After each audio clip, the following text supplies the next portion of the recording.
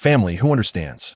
At the very beginning, I witnessed UchihaShisui leap off a cliff before Itachi's eyes, causing Itachi to scream in horror, awakening his Mangekyo Sharingan instantly.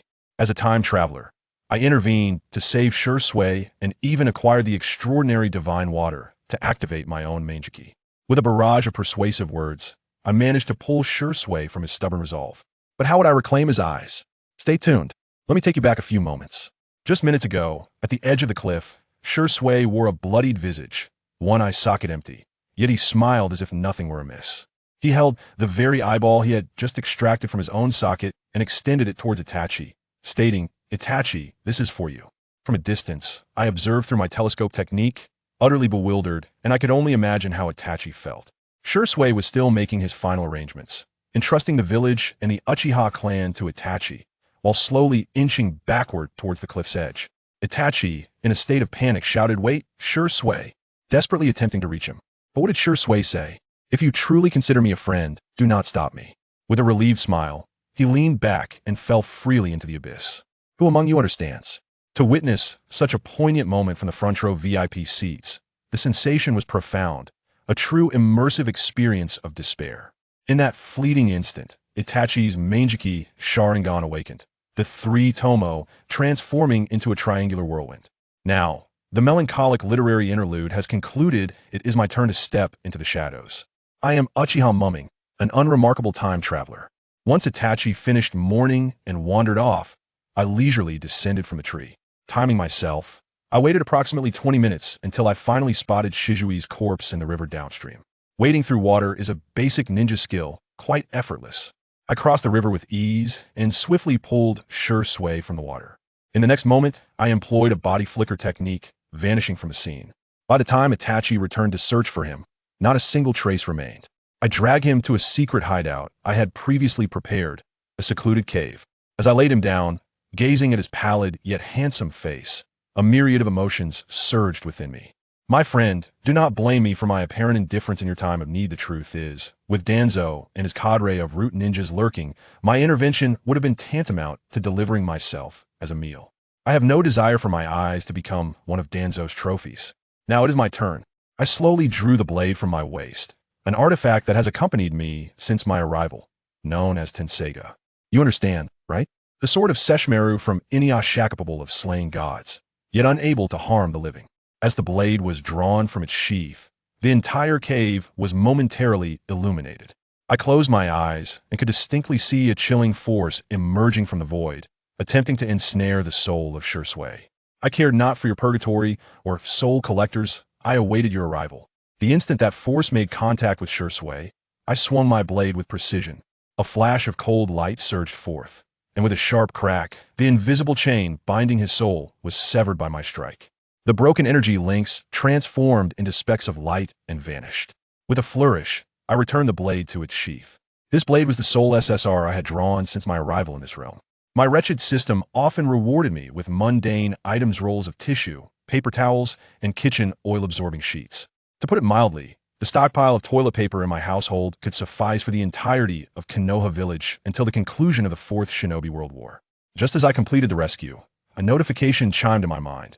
You have altered the fate of UchihaShisui, earning one chance to draw a reward. Draw. I must do so immediately. I cannot contain my excitement. Congratulations, host. You have drawn a bottle of Super Divine Water Dandy's Special Edition.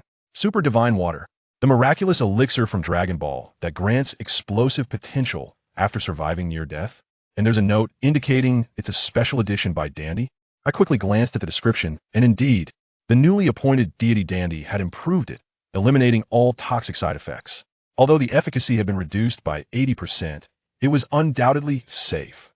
It had become the world's one-eo-vacant, painless version of super divine water. To not consume, it would be a travesty. I promptly uncorked the bottle and drank it down in one gulp. At first, it bore no flavor, akin to drinking plain water. However, 3 seconds later, let me tell you, the sensation was as if I were tossed into a hot oil vat and stir-fried. My face flushed crimson, followed by my neck and arms, my entire body turning as red as a freshly cooked crab. The chakra and mental energy within me boiled and surged like water reaching a rolling boil. Especially in my eyes, it felt as though 2 burning coals had been thrust inside, causing me to writhe in agony. I cannot ascertain how long I endured that excruciating sensation, but eventually it subsided. Like a lifeless dog, I lay on the ground, gasping for breath. When I finally opened my eyes again, the world appeared transformed. How to describe it? It was as if my previous vision, once a smooth 480p quality, had suddenly leaped to a stunning 4K ultra-high-definition mode. I could even discern the intricate patterns on the wings of a moth several dozen meters outside the cave. A cold yet potent power surged within my eyes. Without the need for a mirror, I knew my Sharingan had awakened. At that moment, a familiar voice resounded nearby. This power in your eyes. Is it truly you, Mumming? I turned my head, and to my astonishment, ShisUi had awakened at some point, eyes closed, appearing to see me. He smiled as well. You awakened your Sharingan because of me. Heh, my death has bestowed upon our Uchiha clan 2 pairs of Sharingan. Perhaps it is not such a loss after all.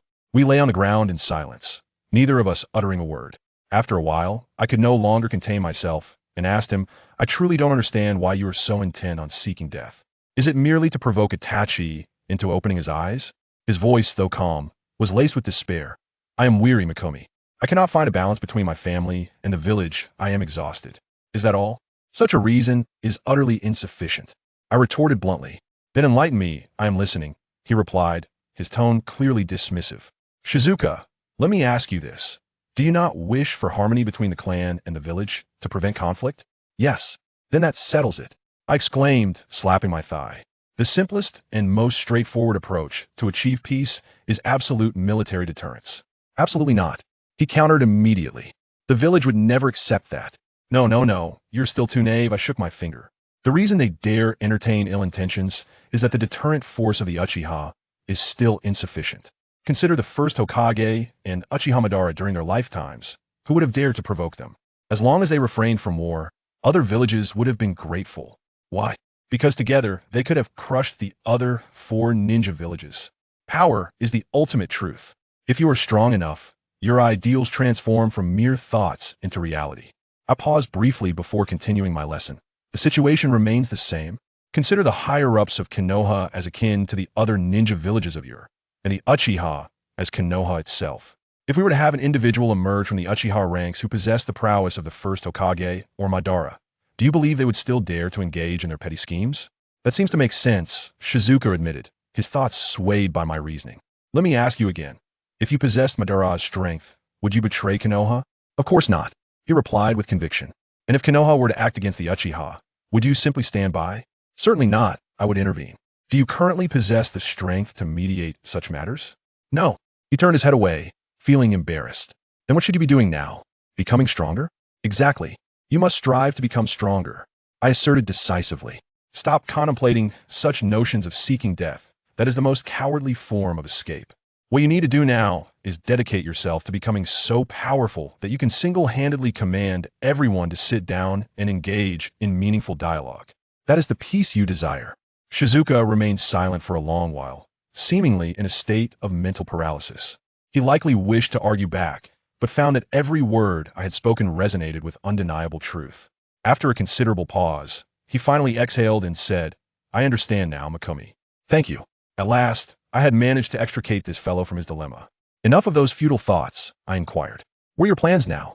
First, retrieve my eyes. Shisui's gaze reignited with determination. As for the one in Itachi's possession, have you devised a plan for that yet?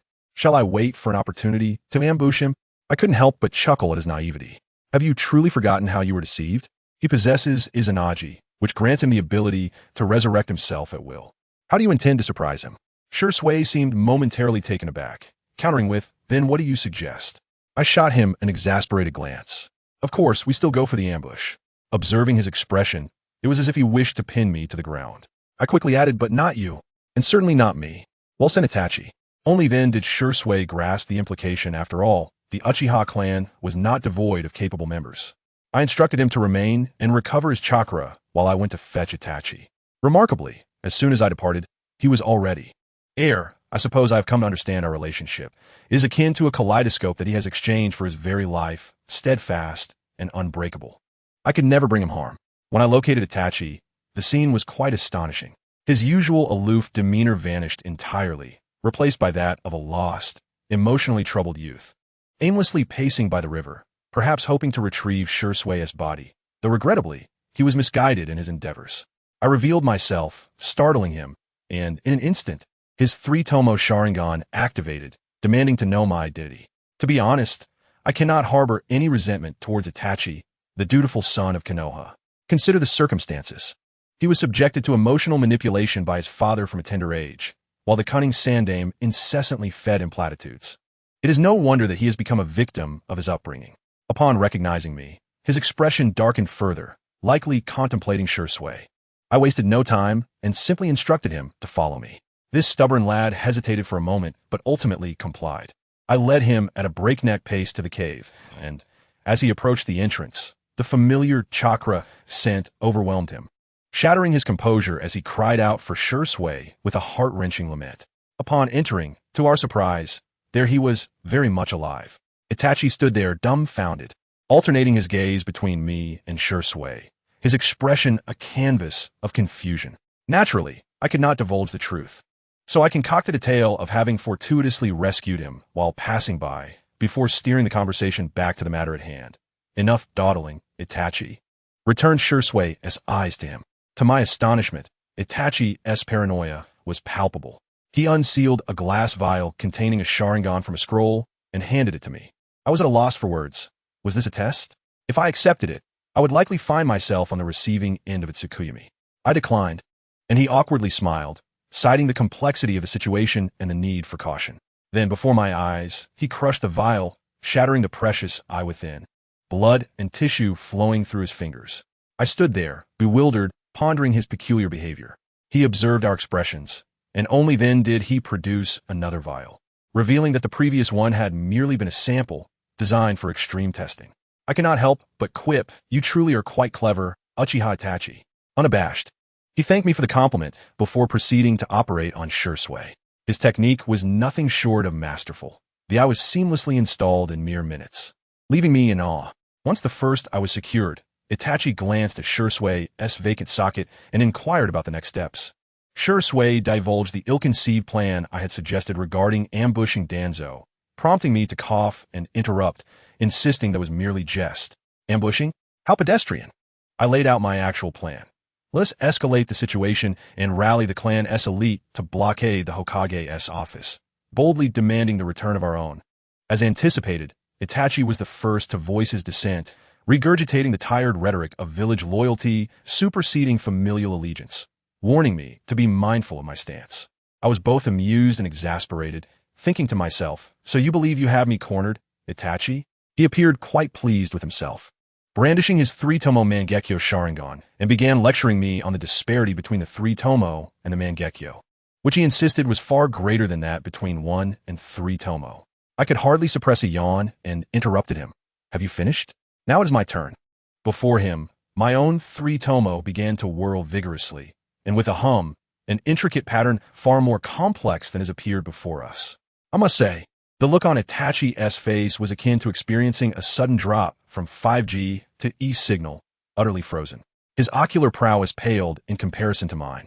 Tsukuyomi was ineffective against me, and he dared not unleash Amaterasu in front of Shisui, leaving him in a precarious position. Ultimately, it was Shisui who diffused the tension, and the two of them retrieved their Sharingan.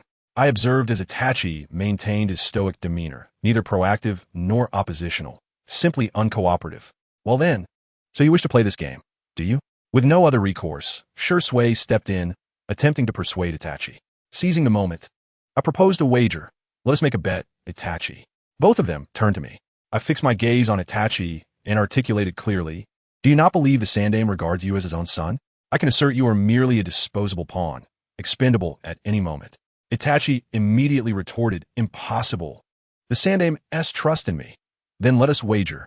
I escalated the stakes. "If you win, I will learn from Uchiha Madara and defect from Konoha, never to return.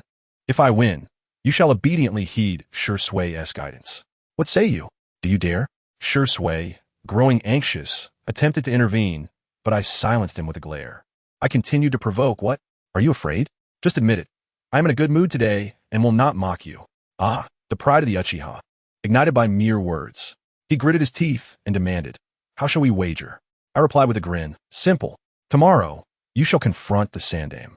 revealing that you too have awakened your Mangekyo, identical in ability to Shisui, both being Kodo Amitsukami. Then, observe his first reaction closely. Is he filled with joy or fear? That will be our wager. Shisui, unable to contain himself, turned away, his shoulders shaking. Itachi found himself trapped, unable to retreat. His pride would not allow him to cheat. Finally, under my relentless taunts, he begrudgingly uttered, I accept. I accept. I assure you, the moment was set. The cunning Mujengai was like oil on water. Swiftly seizing Shisui's arm and making a hasty exit, leaving Itachi behind, lost in existential thought. Who am I? Where am I? What have I just done? Let's not dwell on him for now. Shifting focus, Shisui and I were not idle. Shisui inquired, to the clan leader's residence? I scoffed at the notion of visiting Fugaku, a man too cautious to be of any use. I declared, no, we shall go to the elder's house. This matter requires someone capable of maintaining order. Meanwhile, in the darkest recesses of Konoha, within the root base, Danzo was unleashing a torrent of curses, directing his ire at the elite shinobi before him. Incompetent fools. A critically injured Shisui cannot even be retrieved. What purpose do I have in sustaining you? The subordinates, resembling quails, dare not lift their heads. Though he raged, Danzo understood that these individuals were his prized possessions and could not afford to eliminate them. Ultimately, he could only wave them away, his impatience evident. Once they departed, he called into the shadows, bring me the preparations for an eye transplant. It turned out he had long been scheming, ready to acquire Shisui's remaining eye to complete the pair. Regrettably, his subordinates had failed him, and his plans had crumbled. But Danzo was no fool. He would not let an opportunity slip away. Even a single eye would suffice. It must be implanted immediately. The surgical procedure was executed with remarkable precision, and before long, Danzo emerged from the operating table. I must tell you, as he opened his eyes and felt the power of the Mangekyo, Sharingan, coursing through him, he was lifted by euphoria. The overwhelming sense of strength, particularly in his arm infused with Hashirama's cells, was exhilarating. The previous 3 tomo were rendered toys by comparison, obliterated in an instant. At that moment, he was utterly elated, mumbling to himself, Jisue, please take good care of my other eye. Ah, family, who understands the audacity of someone who directly claims another's eye as their own? Return my precious kaleidoscope, ugh. Meanwhile, Jisue and I hastily arrived at the Uchiha clan's territory, heading straight for the residence of the elder. I knocked on the door with a series of firm raps, and after some time, a drowsy pattering of small feet could be heard from within. When the door finally opened, lo and behold, a 6-year-old little girl with sleepy eyes peeked out and asked in a sweet, childlike voice, who is it? The girl was the elder's granddaughter, named Mei-na. Upon seeing Jisue and me, she yawned and said, Muming-gu, Jisue-gu, what brings you here? I quickly patted her little head and replied, sorry for waking you, little Mei-na. We need to see your grandfather urgently. You should go back to sleep. The obedient girl led us inside before returning to her slumber. Jisue and I wasted no time and made our way directly into the living room. Upon entering, we found the elder Uchiha Kagami already seated, seemingly aware of our arrival. He leisurely held a teacup and spoke. What brings 2 prodigies like you to disturb this old man in the middle of the night? Just as he was halfway through his sentence, he abruptly halted. His gaze, akin to that of a magnifying glass, instantly locked onto Jisue's empty eye socket. The area around it was flat and slightly sunken. A child might not grasp the situation, but could this old man not understand? In an instant, the elder's face darkened, his voice growing grave. What happened to Jisue's eye? He quickly realized that someone had indeed targeted the Uchiha. I stepped forward, my expression serious enough to wring out water, elder. It's an emergency. We must summon all high-ranking members immediately for an urgent meeting. The elder glanced at me and then at Jisue, who silently indicated for me to take charge. Without further ado, he bellowed outside, someone, notify the clan leader and all elders, including the captain of the guard, for an emergency assembly in the council hall. Quickly, a figure instantly appeared and vanished, demonstrating remarkable efficiency. When the 3 of us arrived at the council hall, to our surprise, everyone was already present, including the clan leader, Fuyu. As we entered, dozens of eyes swiftly focused on us, and inevitably, every gaze landed on Jisue's hollow right eye. Fuyu spoke first, his expression grim. Elder, what has happened to Jisue? The elder waved his hand dismissively. Don't ask me, I don't know either. Muming, you explain. All eyes then turned to me. I wasted no time and dropped a bombshell. Clan leader, esteemed elders. Jishui was ambushed and pursued by Danzo and his root members a few hours ago, and one of his eyes was stolen. If I hadn't fortuitously passed by to save him, he might not have returned tonight. I deliberately made the situation sound dire, omitting the part about Jishui's escape, emphasizing the tragedy of the event. Boom! Upon hearing this, the council hall erupted into chaos. Everyone, without exception, sprang to their feet, their crimson Sharingan igniting in an instant, filling the room with an atmosphere of hostility, as if they could skewer me with their gazes. Even the usually mild-mannered third elder, a Dove faction member, trembled in rage. To steal an eye, this was akin to brazenly defiling the entire Uchiha clan. Who could tolerate such an affront? Fuyu fixed his gaze on Jishui, his voice trembling. Jishui, is what Muming said true? Yes, esteemed clan leader. Jishui replied with remarkable calmness. The more composed he appeared, the more frenzied the others became, each wanting to barrage him with questions. I felt exasperated. The urgency of the situation demanded action rather than endless inquiries. Taking a deep breath, I raised my voice, though not too loud, but sufficient for all to hear. Everyone, please listen to me first. The eye stolen from Jishui is no ordinary three-tomo Sharingan. It is a Mangekyo Sharingan. Thunderous silence enveloped the room. The impact of my revelation far more potent than the previous one. I exchanged a knowing glance with Jishui, who understood my cue. In the next instant, the three-tomo in his remaining left eye spun and fused into a distinct pinwheel pattern. Indeed, it was a Mangekyo. The elder's eyes nearly bulged out of their sockets in astonishment. His face flushed with excitement. He trembled with anticipation. This elder, older than the third Hokage, had witnessed the era of Uchiha Madara and fully comprehended the significance of the Mangekyo. All hands on deck. Target route. Eliminate Danzo. The elder roared, completely losing his composure. The hawkish elders were ready to launch a signal flare and rally their forces, eager to storm the Hokage building and confront Sarutobi Hiruzen. The Dove faction attempted to intervene, but their protests were silenced by the furious glares of dozens of Sharingan, leaving them too intimidated to speak.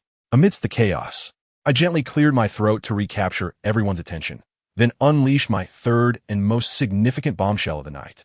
Furthermore, I must announce another piece of news. I paused, locking eyes with everyone, speaking each word deliberately. In fact, I have also awakened my Mangekyo Sharingan.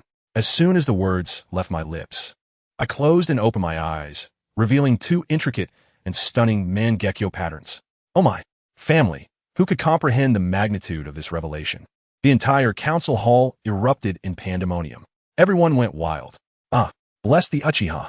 The elder, in a moment of exuberance, leapt onto the nearest table like a monkey, raising his hands to the heavens and howling in triumph. Beside him, Fuyu's face turned crimson with excitement as he shouted, "This heralds a great resurgence for our Uchiha clan. At last, fortune has smiled upon us." The hall was filled with jubilant cheers, and everyone was dancing as if they had won the lottery. After decades without witnessing a Mangekyo, tonight was a double blessing. Once their excitement settled somewhat, I spoke slowly. "Everyone, hold your applause. We have yet to address the pressing matter at hand." My words instantly brought silence to the room. The elder, realizing his previous outburst, blushed in embarrassment and clumsily descended from the table, his movements a picture of disarray. He likely contemplated whether to eliminate us to keep the secret under wraps. Clearing his throat, he attempted to regain his composure. Ahem, Muming, what do you suggest we do next? We are all ears. Look at that. The worth of the Mangekyo.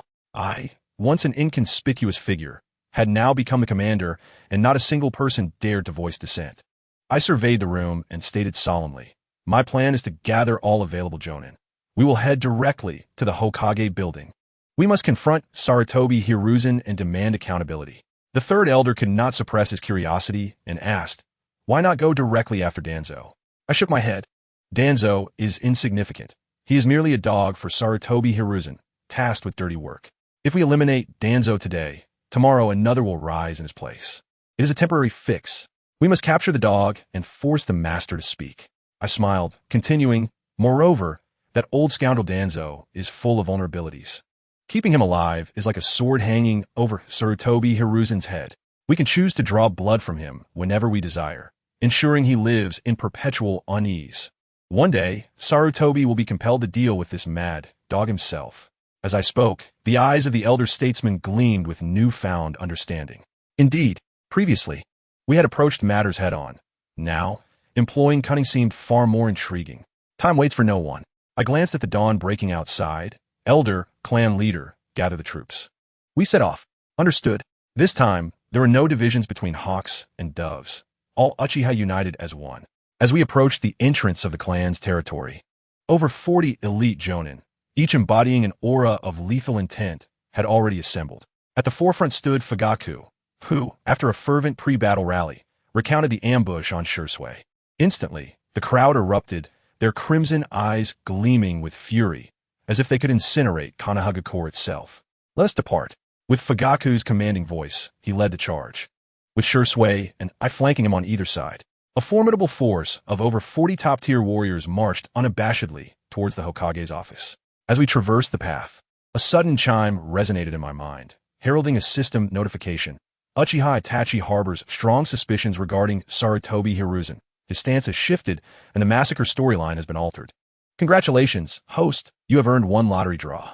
A grin graced my lips as I silently rejoiced. System, lottery draw. Meanwhile, as our army mobilized, Itachi's figure had already materialized like a specter before the Hokage's office at the break of dawn.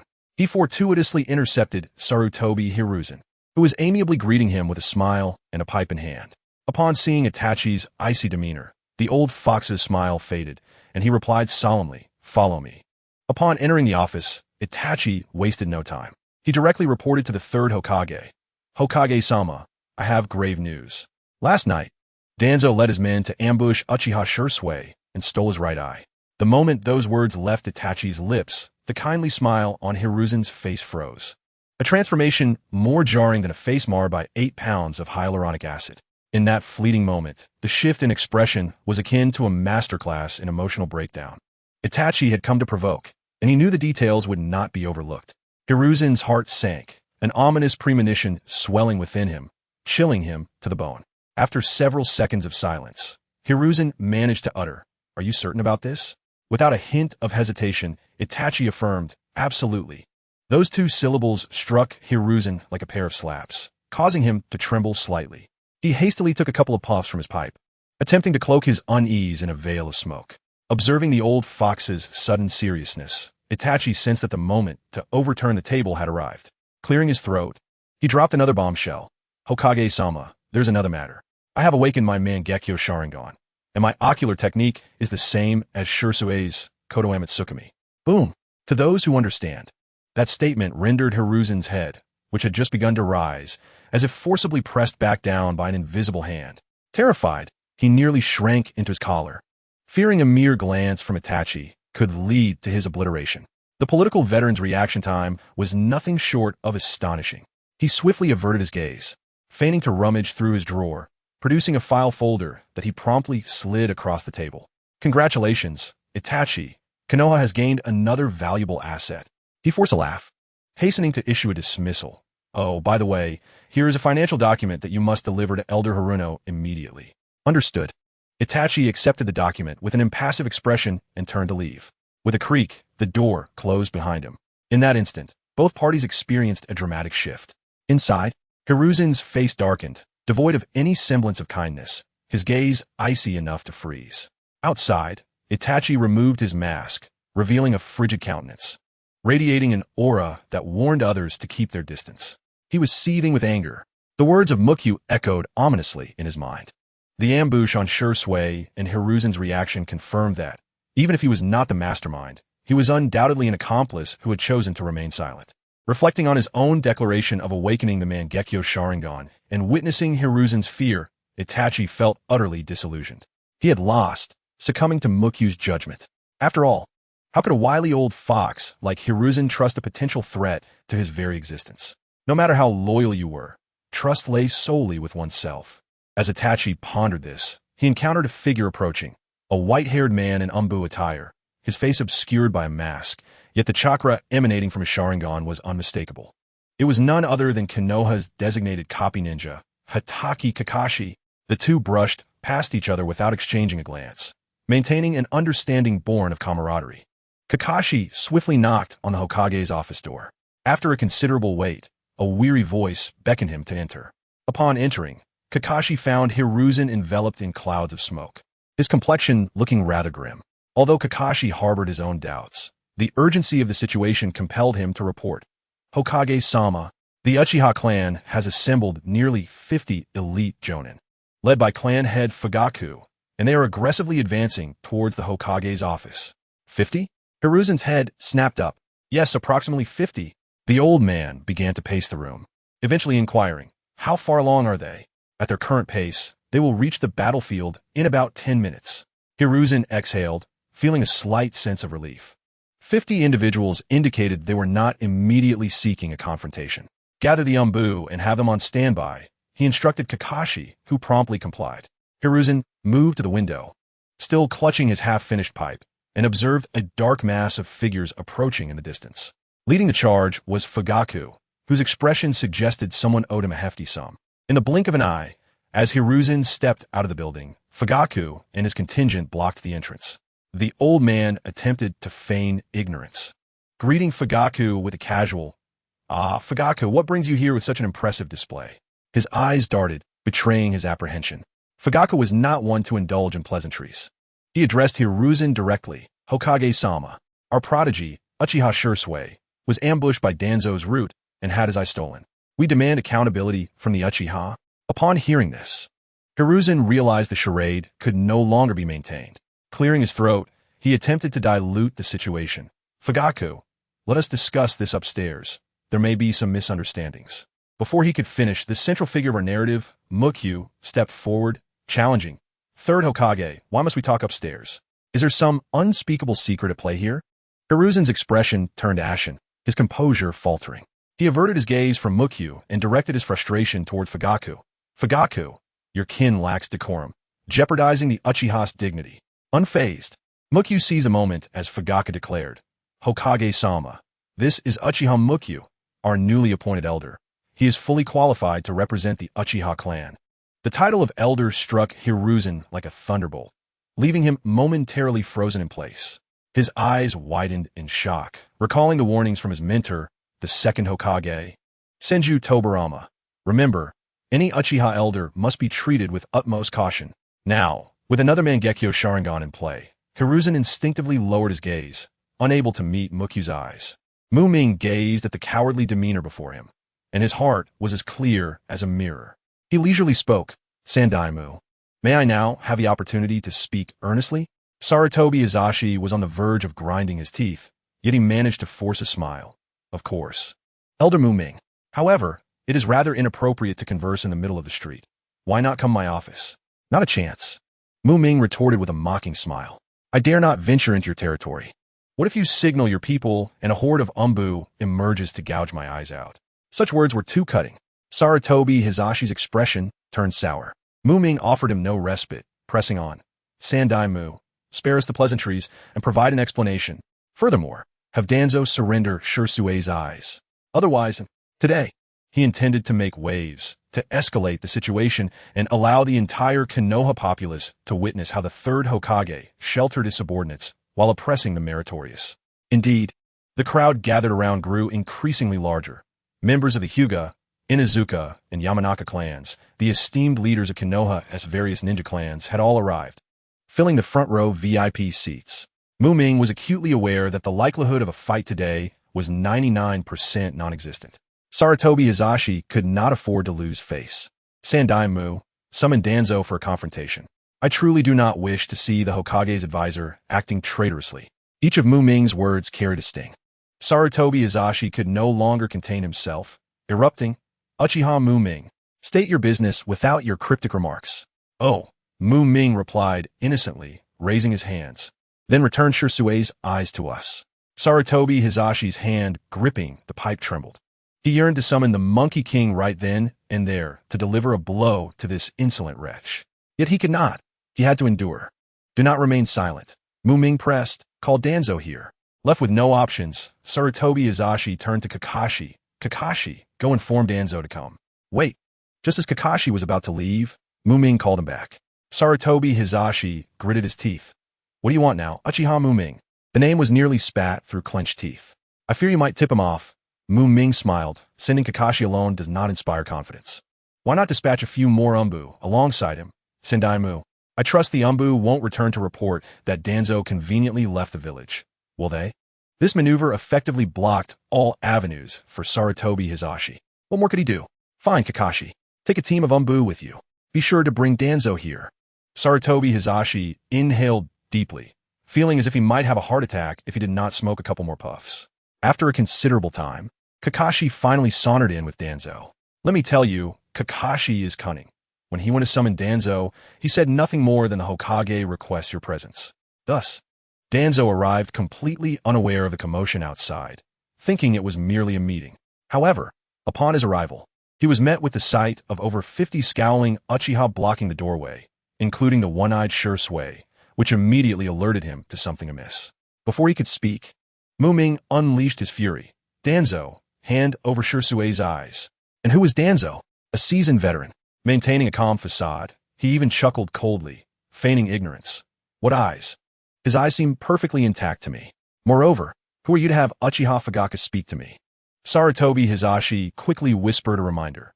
He is the newly appointed elder of the Uchiha clan, UchihaMuming.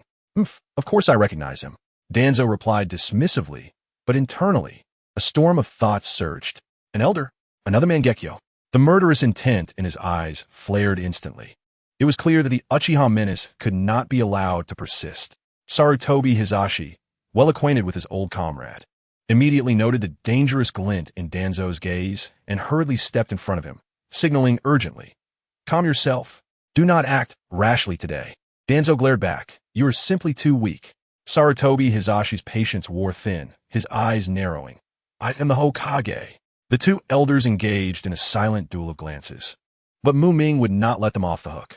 He interjected, Danzo, enough with the pretense. I will say this one last time. Hand over Shisui's eyes. Danzo stubbornly refused, defiantly proclaiming, You little brat from the Uchiha. I have said I do not know. Upon hearing this, I could not help but chuckle in disbelief and turn to the previously silent Sarutobi Hizashi. Sandai Hokage, will you simply stand by and watch? Your partner is nearly boasting beyond reason. Finally, the old man ceased his charade, his expression darkening, impatience radiating from him as he retorted, UchihaMuming, you must provide evidence for your claims. You cannot expect me to take down a decades-long ally solely on your word. The moment he uttered those words, I felt a surge of confidence. It was clear these two old men were conspiring together. I would not rest until their true colors were unveiled. I smiled, unperturbed, and asked, then, Sandai, what kind of evidence do you seek? Sarutobi Hizashi, upon witnessing my grin, likely felt a chill run down his spine, an ominous premonition brewing. Yet he maintained his facade. As long as you can prove your claims, any evidence will suffice. And if I present it, I continued to press, relishing the sight of him torn between outrage and restraint. Sure enough, he faltered, offering no promises, mumbling, present it first, then we shall discuss. At that moment, a divine spectacle unfolded. A series of sharp clinks emanated from behind Sarutobi Hizashi. The surrounding villagers and ninjas erupted in chaos. What in the world is that? How revolting. What is that growing on his arm? A monster. Our Konoha leadership is a monster. The unease within Sarutobi Hizashi skyrocketed as he turned abruptly, his expression blank. He understood. Danzo's time was up. Before him lay Danzo's right arm and eye bandages, along with several metallic braces, now scattered on the ground. For those who understand, there lay a ghastly white arm resembling a prosthetic, adorned with a multitude of crimson Sharingan like a cluster of grapes. And there, within his eye socket, the bizarre pattern of a Mangekyo. Now, the evidence was irrefutable, a damning revelation. Danzo, stunned, reacted with a furious roar. UchihaMuming, what have you done? I simply spread my hands, feigning innocence, embodying purity. I have done nothing, Sandai. Did you see me make a move? I have merely stood here. Amidst the crowd, voices chimed in. Yes, Danzo's bandages fell off on their own. All eyes turned towards me in unison, their gazes practically accusing. You did this. I remain composed. Why are you all looking at me? I have no idea. It must be your doing. Danzo seethed, his teeth grinding, his glare filled with venomous hatred. Sarutobi Hizashi's distress was palpable. I could almost hear his internal lament. This is a disaster. Indeed, it was my turn to shine. I gestured towards Danzo, addressing Sarutobi Hizashi. Here you go, Sendai Mu, the evidence you sought. Now it is your turn. Let me tell you, at that moment, Sarutobi Hizashi felt as though icy water had been poured into his spine, paralyzing him with dread. This evidence was too solid, capable of burying Danzo deep in the earth. What would he do now? Could he truly eliminate his old comrade? The very thought was quickly snuffed out. After a long pause, the old man, having contemplated deeply, surprisingly tossed the ball back into my court. UchihaMuming, how do you propose we handle this matter? I could scarcely suppress my laughter. Me? Do you think I will be heard? You speak first, and then we shall negotiate. His tone was noticeably shaky. Very well, I nodded. First and foremost, return every single one of our Uchiha eyes. As for the rest, we can discuss that later. Upon uttering these words, Sarutobi Hizashi realized that Shisui's eyes were beyond saving. In full view of the public, any attempt to protect them would be utterly disgraceful. Without hesitation, he issued a direct command. Kakashi, take action. Towanzo, taken aback, widened his eyes in alarm. Hizashi, you dare. Just as he attempted to form a hand seal to resist, he found himself immobilized. Unbeknownst to him, dozens of our elite Uchiha Jonin had surrounded him, their crimson Sharingan fixed upon him, creating a scene reminiscent of a blood-red spectacle. I stepped forward, casually removing the black contact lenses from my eyes to reveal my Mangekyo Sharingan, and calmly remarked, Third Hokage, your assistance to the Hokage appears to suggest treachery against the village. Our security forces are entirely justified in intervening. Towanzo surveyed his surroundings, despair washing over him. Surrounded by numerous Uchiha experts, with my Mangekyo glaring at him, he understood that resistance would lead to his demise. This old fox, however, was cunning. With a swift mental calculation, he opted to surrender. Kakashi, accompanied by a member of the Umbu, moved with remarkable efficiency, swiftly extracting Shisui's eye from Towanzo's right eye socket and placing it into a nutrient solution vial, which he then respectfully handed to me. I received the vial and immediately passed it to Fugaku, instructing him to arrange for the clan's medical ninjas to perform an immediate transplant for Shisui. It was a joke to trust anyone under Sarutobi Hizashi's command. The surgery proceeded swiftly, and when Shisui opened his eyes once more, his previously blind gaze now sparkled with two flawless Mangekyo Sharingan. A chime echoed in my mind, incrementing my lottery chances. What a stroke of luck. We erupted in cheers, our collective gaze shifting to Towanzo's revolting arm. Just as Kakashi's team was about to assist in removing the eyes, Towanzo flatly refused. No need. I shall do it myself. With an expressionless demeanor, he conjured a sharp wind-released chakra blade in his left palm and, without hesitation, severed his right arm with a swift motion. Blood sprayed across the ground. The onlookers were left dumbfounded. This old man was truly ruthless. Another chime sounded in my mind, increasing my lottery chances once more. I squinted. The system only indicated the loss of Shisui's eyes, which meant Towanzo had further plans in store. Indeed, his actions were calculated. By severing his own arm, he preserved his life. Otherwise, had others removed the Sharingan from his arm, the cells of Hashirama would rebel, and he would instantaneously become a tree. This old fox had a sharp mind. Kakashi's team carefully extracted 10 Sharingan from the severed arm, 2 with 3 Tomo, 3 with 2 Tomo, and 5 with 1 Tomo. The sight of these vials brought tears to our Uchiha eyes, our fury threatening to ignite the very roof. Fugaku stepped forward, sealing all of these eyes within a scroll. Once he completed his task, Sarutobi Hizashi exhaled a puff of smoke and leisurely stated, The Sharingan has returned to its rightful owner, UchihaMuming. Now, it is your turn. I interrupted him, but there is one remaining. The atmosphere instantly fell silent, all eyes shifting from Towanzo to me. I had not even glanced at Towanzo. My gaze was firmly fixed on Kakashi. Kakashi immediately grasped the implication, his body stiffening as a chill coursed down his spine. Indeed, there remained one Sharingan that did not belong to the Uchiha, the one given to him by Obito before his demise. The attendees were not fools. My hint had become nearly explicit, and even our own Uchiha members began to take notice. Sarutobi Hizashi hastily defended Kakashi, UchihaMuming. That I was a parting gift from Obito, and clan leader Fugaku has consented to this. Your actions may not be appropriate. Then, the most explosive moment transpired. Our usually reticent clan leader, Fugaku, unexpectedly stood up, directly contradicting Sarutobi Hizashi. Hokage, you may be mistaken. I never gave my consent. I merely remained silent. What a revelation. Sarutobi Hizashi was left speechless, his face turning crimson. He recalled how he had earnestly pleaded with Fugaku, who had remained silent throughout, ultimately standing up and leaving. He had assumed consent, only to discover that Fugaku had been waiting for this moment. Seizing the opportunity, I delivered the final blow. So, third Hokage may I? Kakashi was utterly disarmed, glaring at me with clenched teeth, his eyes ablaze with fury. I maintained my cheerful demeanor. Do not look at me like that. I am merely reclaiming the bloodline limit of my clan. In the grand scheme of the shinobi world, I am entirely justified. After all, this was the Kamui Sharingan. Would I leave it for Kakashi? What if Obito returned and they paired up to unleash a complete Susanoo against me? I was not insane. Such an act of aiding the enemy was out of the question. I stood here, demanding it openly, daring anyone to oppose me. Kakashi attempted to resist further. UchihaMuming, this is the legacy of my dearest friend. It holds immense significance for me. I interrupted him, enough.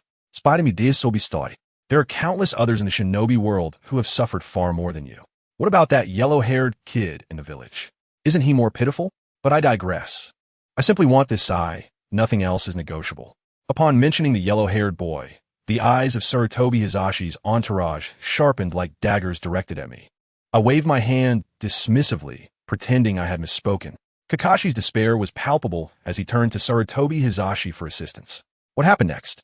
Sarutobi Hizashi slowly turned his head away, feigning interest in the scenery, puffing on his pipe, deliberately avoiding eye contact with Kakashi. Kakashi's heart sank, feeling a chill run through him. His signature white hair drooped in defeat. In the end, Sarutobi Hizashi could no longer withstand my unwavering gaze and sighed, addressing Kakashi. Kakashi, take it easy. I will find you a suitable eye later. For now, hand it over. Once again, the Umbu swiftly and efficiently extracted Kakashi's eye. I made sure to keep this precious treasure for myself, not giving it to Fugaku. After all, this was a rare gem.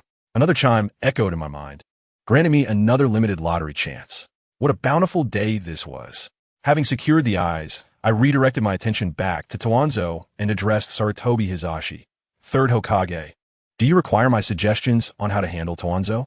Pray, enlighten me, he replied, resuming his smoking. Drawing a deep breath, I calmly dropped a bombshell. Quite simply, all involved parties must face the death penalty.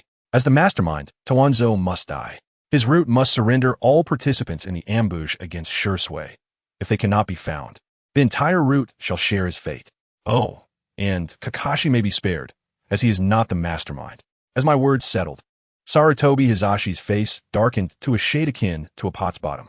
Without hesitation, he firmly declared, that is absolutely unacceptable. Toanzo is a high-ranking member of Konoha, with commendable achievements. How can he be executed so lightly? I regarded his protective demeanor and countered. You asked for my suggestions, yet upon hearing them, you refused to agree. What was the purpose of soliciting my opinion? Merely to hear my thoughts? Toanzo remained remarkably composed, as he had anticipated that Sarutobi Hizashi would protect him.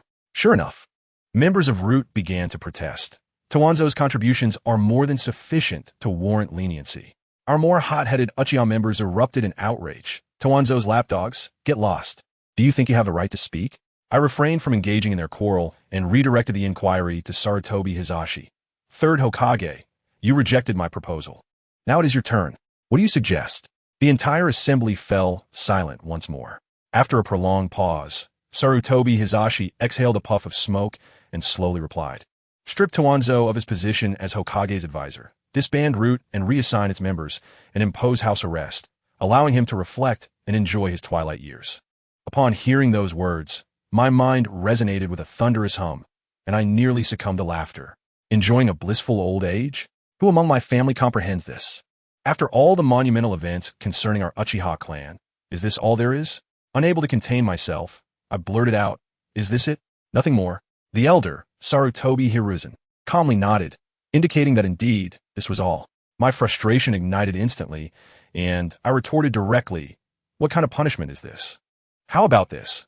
I will replicate the actions Danzo took against my brother Shisui upon your beloved son Asuma. After that, I will resign from the elder position and confine myself at home. Tell me, does this seem fair? As soon as the words left my mouth, Sarutobi Hiruzen's countenance darkened significantly, his presence radiating an oppressive aura that chilled the atmosphere. He gritted his teeth and asked, what do you mean? I could see he was agitated. A smug smile crept across my face as I replied, "It's quite simple. Third Hokage.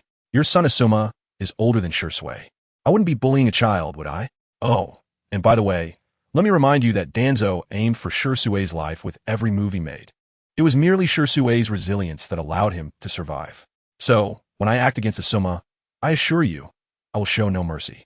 Whether he survives will depend solely on his own fortune. Ha ha ha. You dare, UchihaMuming." Sarutobi Hiruzen exploded in fury. His forehead veins bulging as chakra surged from him like boiling water. Asuma was his Achilles heel, having lost his wife, firstborn, and daughter-in-law. He was left with only a son and a grandson. My words felt like a dance upon his red lines.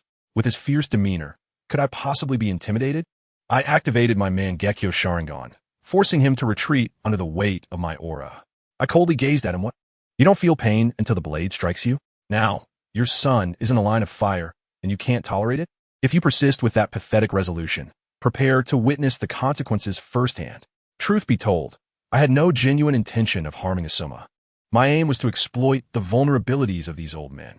Killing seemed trivial. The essence lay in striking at the heart. Inflicting this visceral pain would be far more agonizing than a swift demise. Sarutobi Hiruzen appeared momentarily subdued by my presence, his expression shifting several times before he finally managed to squeeze out, "Absurd. Danzo has made immense contributions to Konoha. What gives a mere child like you the right to compare?" Upon hearing the word contribution, I nearly spat in his face. Contribution? Very well. Enumerate for me his deeds. Did he not drive Konoha's white fan to his death? Was he not complicit with Orochimaru in human experimentation? Did he not shift the blame for the Nine-Tails incident onto us Uchiha, leading to the demise of the fourth Hokage and his wife? Would you dare utter such vile deeds before everyone here? He was left speechless, his mouth agape, unable to produce a single word. Seeing his constipated expression, I knew I had the upper hand. I clapped my hands to break the awkwardness. "So, third Hokage, have you thought of any contributions?" His old face flushed as he attempted to salvage his dignity.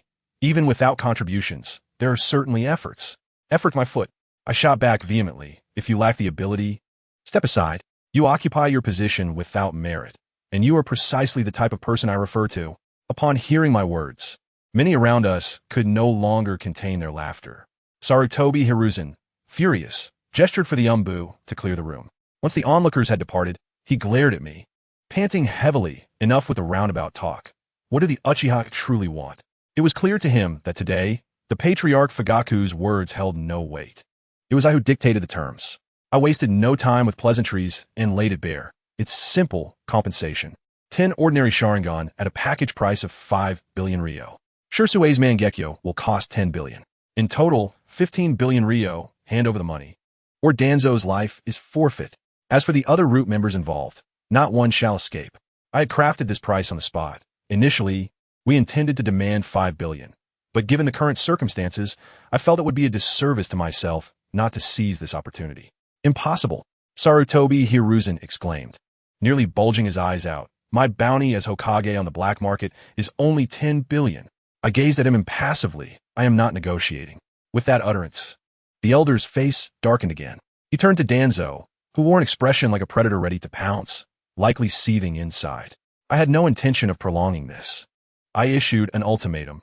If you refuse to pay, and Danzo is not killed, then from this day forth, those within the Hokage's faction should tread carefully when they step outside, and pray that no accidents befall them. The moment those words left my lips, fear washed over the faces of those present. It was no jest. Being targeted by a prodigious wielder of the Mangekyo Sharingan left little room for survival. They would likely find themselves sleeping with one eye open. "UchihaMuming, are you planning to betray the village?" Sarutobi Hiruzen trembled with rage.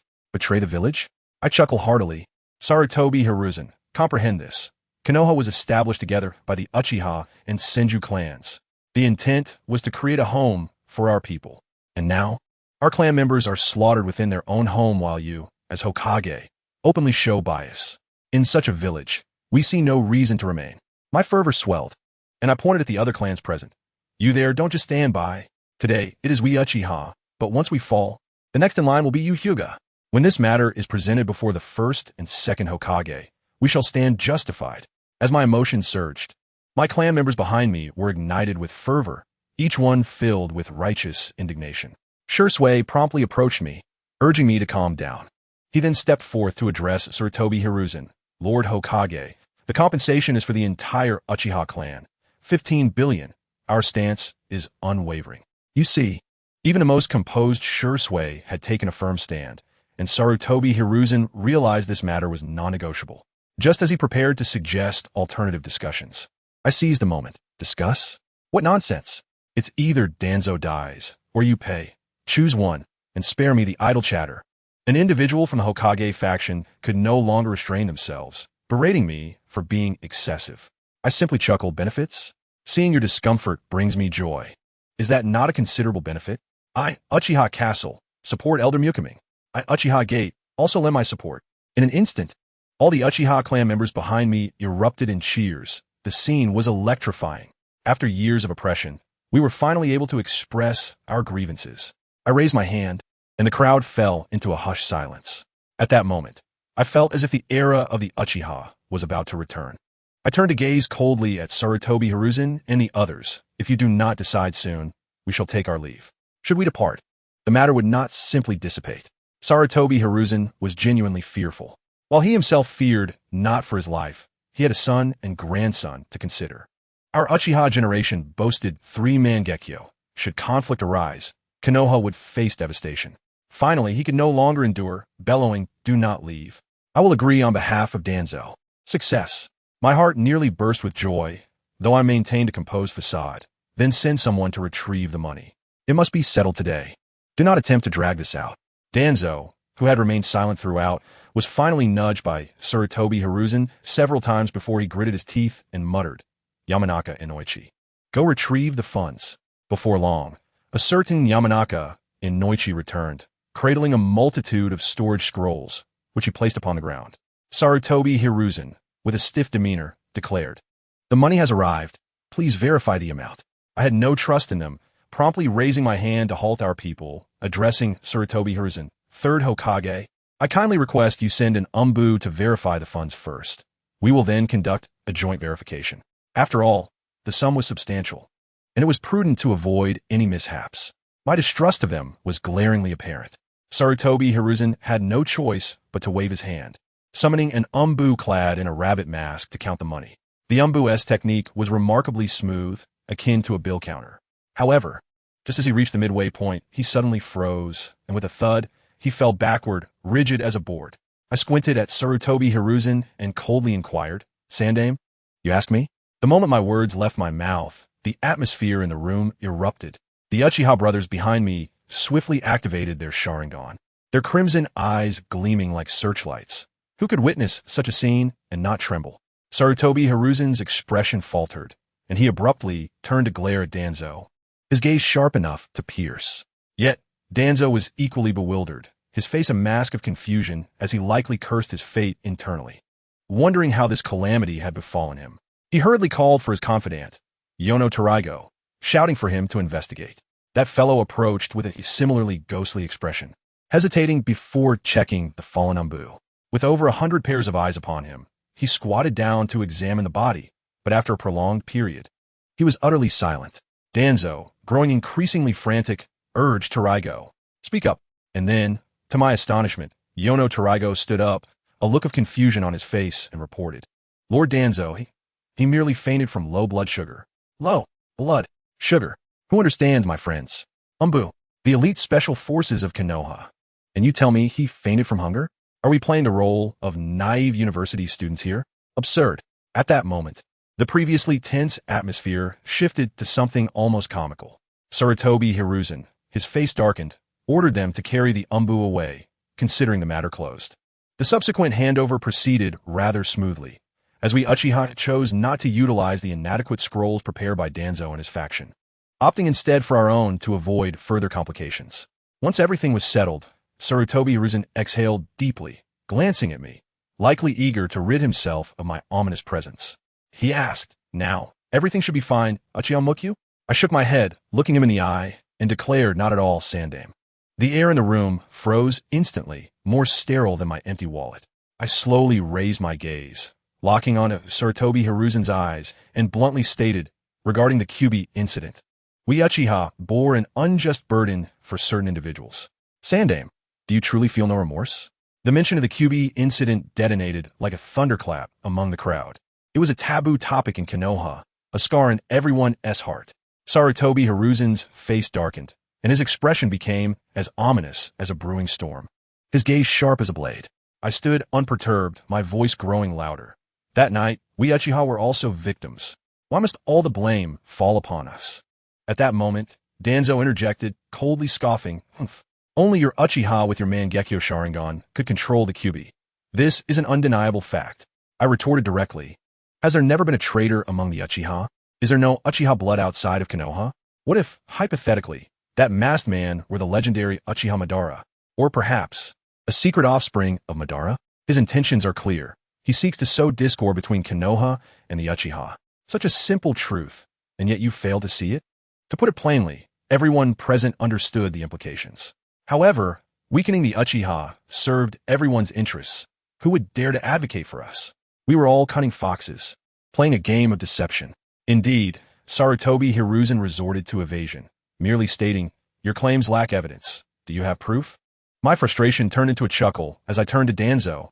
How do you explain your actions in preventing us Uchiha from offering assistance back then? Are you unwilling to take responsibility? That old man feigned ignorance, pretending to be oblivious, embodying the essence of invisibility. Very well, how shameless. I gave Danzo a thumbs up. Lord Danzo, in terms of audacity, I, UchihaMukyo, humbly concede to you, and I shall name you the strongest. Sarutobi Hiruzen persisted like a broken record. Where's the evidence? Present the evidence. Oh, splendid. I chuckled coldly, reaching into my robe, slowly retrieving a tape. Here, that's the evidence you seek. This is footage of the night Danzo intercepted us. Do you want me to play it now? I assure you, in that instant, both Sarutobi Hiruzen and Danzo's eyes nearly bulged from their sockets. The two old men exchanged frantic glances, their minds racing, likely overheating. You were recorded? I forgot. What now? Destroy it.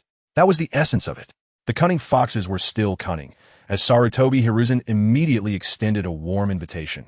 In that case, everyone, follow me upstairs. We shall view it in the conference room. Thinking to deceive me, I swiftly produced a storage scroll, slamming it onto the ground, releasing the seal. And with a loud thud, a portable projector appeared. No need for further inconvenience. I prepared well in advance. Danzo, sensing the situation turning against him, quietly signaled Yono Tarigo to prepare for some underhanded action. I saw it all clearly and leisurely added, "Oh, I almost forgot to mention, this tape is merely a backup. The original has been securely stored away." As my words fell, two violent coughs echoed in the room. Sarutobi Hiruzen and Danzo were both choking on their own saliva. Their expressions priceless. I didn't give them another moment, directly inserting the tape. The projector whirred to life, and, as the image emerged, the enormous, shadowy form of the QB filled the screen, plunging the room into silence, as if everyone was transported back to that bloody night. Scenes flashed by, filled with screams and explosions that sent shivers down spines. Sarutobi Hiruzen's face turned as dark as the bottom of a pot, and he finally couldn't contain himself. Shouting to stop, he understood that if it continued, the footage of Danzo blocking our Uchiha would soon be revealed. He took a deep breath, fixating his gaze upon me, and ultimately conceded, "Speak. What do you Uchiha desire?" I smiled. This admission equated to an acknowledgement of the tape's authenticity. Quite simply, I extended two fingers, stating first, the Hokage building must issue a statement to restore our Uchiha's honor. Second, return our ancestral land to us. The moment these words left my lips, the old men's expressions grew even more grim. Who was unaware that our ancestral land had long been divided among the four clans, now covered with luxury homes and shops? What a farce. Sarutobi Hiruzen gritted his teeth and squeezed out a few words. "Just tell me, how much do you want?" "Not much." I wore a beaming smile, declaring, "A flat sum of 2 billion ryo." 2 billion. Nara Shikamaru screamed in disbelief. I shrugged nonchalantly. "Is that too steep? Then we can forego the land. I'm not picky. You would not believe it, but they indeed opted to pay. After all, it was far more cost-effective to part with some wealth than to dismantle their own homes. Those old men did not dare to delay for even a moment, delivering the money with remarkable speed, fearing I might concoct yet another scheme.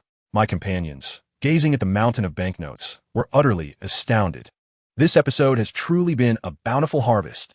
The transaction was completed without a hitch, and before they could even exchange pleasantries. Sarutobi Hiruzen and his entourage scurried back to Hokage Tower, their retreat utterly disheveled. No sooner had they departed than a member of the Umbu emerged, affixing a notice to the bulletin board, claiming that during the Ninetales incident, the Uchiha clan had been diligently supporting the village and safeguarding its citizens. Can you believe such a trivial announcement? Suddenly, a notification from the system echoed in my mind. Uchiha reputation restored. Reward of 1 additional lottery draw. I was at a loss for words. It was evident how tarnished our reputation had been.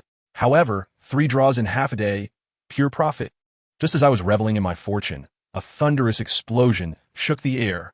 Lo and behold, the Hokage residence had erupted into a dazzling display of fireworks. Countless explosive tags followed suit, crackling everywhere as all the ninjas rushed madly towards the commotion. Of course, the explosion was my doing. Time rewinds to half an hour earlier, when I was confronting Sarutobi Hiruzen downstairs. A figure clad in a black robe with a yellow whirlpool mask, ghost-like, stealthily infiltrated the heavily guarded Hokage residence. You might think it was a Beto? Wrong. That was my shadow clone. My clone executed its duties with unparalleled finesse, rendering all barriers and seals before it as flimsy as paper, and swiftly arrived at the secret chamber housing the sealing scroll. Upon sighting the towering scroll, it grinned and, with brute force, triggered the scroll's self-destruct mechanism. Just as the scroll was about to shatter, time seemed to freeze. My shadow clone produced a treasure, a bag of memory bread drawn from the system. Similar to Doraemon-esque gadgets, those in the know would understand. It was not greedy. It quickly rummaged through the soon-to-be-destroyed scroll and, with deft movements, inscribed the 3 supreme forbidden techniques. Multiple shadow clone jutsu, flying thunder god technique, and Edo Tensei, onto 3 slices of bread. After completing this task, the clone, with a sense of decorum, retrieved a bottle of juice from its storage space, sat down, and with a bread slice followed by a sip of juice, swiftly consumed the 3 forbidden techniques, leaving it satisfied with a hearty belch. You might think this was the end? No. Once satisfied, the clone had to attend to business. I tell you, this shadow clone possessed an extraordinary advantage. Upon dispersal, all memories and learned skills would directly sync with the original body, effectively functioning as a learning cheat, maximizing efficiency. Once the knowledge from the sealing scroll filled its mind, the kaleidoscope closed and the scroll crumbled into dust. Then this clone, stepping on the scattered powder, nonchalantly took out a large black bag from its storage space and dropped it in the center of the room. Immediately, it produced a hefty stack of explosive tags, plastering the entire room up, down, and all around. With everything in place, the clone nodded in satisfaction, concentrated, and with a pop, vanished. Meanwhile, I was still facing Sarutobi Hiruzen. Suddenly, my body shuddered, and a notification rang in my mind. The memories and plans had synced. I nearly burst into laughter, the corners of my mouth rising as I coldly chuckled at Sarutobi Hiruzen. Lord Third, what would you do if I could present evidence revealing certain truths? With that, I activated my kaleidoscope. Of course, I'd already donned black contact lenses, so no one could discern anything amiss. Let me tell you, my eyes are no trifling matter. The left eye, with the ocular technique time domain, allows for manipulation of time. I can accelerate, decelerate, or even pause time within this area. For those who understand, I can even conceal myself within the rifts of time to evade attacks. Utterly unfair. The right eye is even more outrageous, named Illusionary Realm. In this domain, anything I find displeasing can be rendered intangible, effectively erased from existence. Previously, I had stripped that old fool Danzo of all his bandages and restraints in this manner. The only drawback is that it cannot be used against others, but simply having this ability is already beyond comprehension. As the scene shifts, the timeline resumes post-explosion. When Sarutobi Hiruzen and his entourage arrived at the site, they were utterly stunned. Where once stood the Hokage residence, a deep crater now smoldered, reminiscent of a meteor strike. Sarutobi Hiruzen, visibly shaken, bellowed, "What on earth has happened?" Just moments ago, he had been infuriated by our Uchiha clan's actions, and now his own home was in ruins. The first thought that crossed his mind was Uchiha, but he quickly dismissed it. The incident had been instigated by Danzo, and the timing did not align. Furthermore, the style of such a conspiracy was too divergent from our Uchiha pride. Having just extorted a hefty sum in the morning, It would be foolish to stage an explosion in the evening, as it would only cast suspicion upon oneself, much like the Nine-Tails incident. Thus, the more he pondered, the more he felt something was amiss. It seemed someone was framing the Uchiha clan. I stood nearby, observing the myriad expressions on his face, shifting from pale to flush. It was a struggle not to laugh out loud. I had to pinch my thigh hard to stifle my amusement. In truth, the explosion process was far more thrilling than the aftermath.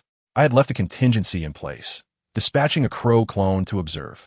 An hour before the explosion, an Umbu had stealthily entered the building and left after a quick survey. Minutes later, another Umbu discovered the explosives and, in alarm, called for the patrolling ninjas. At that moment, my crow clone seized the opportunity. It transformed into a masked Umbu, blending into the crowd, and began to incite panic, tremblingly shouting, "Oh no! Explosives! Such a large quantity! Who can use lightning release? Hurry, we must dispose of it." As fate would have it, a hot-headed youth stepped forward, rapidly forming hand seals, lightning release, exploding thunder. Just as the situation reached a critical point, a senior figure nearby shouted, "Wait!" Quickly informed the Hokage. Alas, it was too late. My crow clone had already cast a small illusion on the hot-headed youth, effectively blocking external distractions, focusing solely on the task at hand. In the world of ninjas, it is common knowledge that lightning release counters earth release, just as Sasuke had done against Deidara. However, this was no ordinary explosive. It was high-grade dynamite from the system. Attempting to slice it with lightning release would not defuse it, but trigger an explosion. With a thunderous roar, a blinding light erupted, illuminating the world. The Umbu, alongside my crow clone, was obliterated in an instant, all neatly dispatched. After enjoying the spectacle, we, the Uchiha clan, had no desire to engage in idle chatter with Sarutobi Hisashi. We simply packed up and departed. Upon returning to our clan grounds, the clan leader, Fugaku, promptly convened a clan assembly to recount the events of the day in their entirety. Initially, the clan members displayed signs of impatience, but as the tale unfolded, the atmosphere erupted with fervor. Everyone was chanting my name in a frenzy. UchihaMuming. The scene resembled that of a grand concert. Fugaku declared on the spot that I would henceforth serve as the deputy chief of the security department. A notification chimed in my mind, indicating a reward of a lottery draw. No one in the clan voiced any objections. After all, with the Mangekyo Sharingan bringing such prestige to our clan, who would dare dissent? Fugaku summoned me to the podium, urging me to say a few words. Gazing down at the sea of fervent faces, I took a deep breath and boldly proclaimed, "I shall dedicate myself fully to ensuring that the glory of our Uchiha clan shines throughout the entire shinobi world. I aim to make it known to all that Uchiha is undeniably the strongest name." The crowd erupted in thunderous applause once more. Regarding the compensation of 3.5 billion, I proposed during a high-level meeting that the clan should not keep a single penny. Instead, it should be evenly distributed among all clan members. We Uchiha do not lack for wealth, but many ordinary clan members are in need. Once this news was announced, my reputation within the clan soared to unprecedented heights. That evening, I declined all dinner invitations and returned home alone. After a shower and changing in my sleepwear, I sat cross-legged on the floor. The main event had arrived. It was time for the blind box reveal. I must tell you, my excitement at that moment surpassed even my elevation to deputy chief. This time, the haul was substantial, comprising 4 ordinary draws and 1 limited draw. I decided to wager all on the ordinary ones. And guess what? Congratulations, host.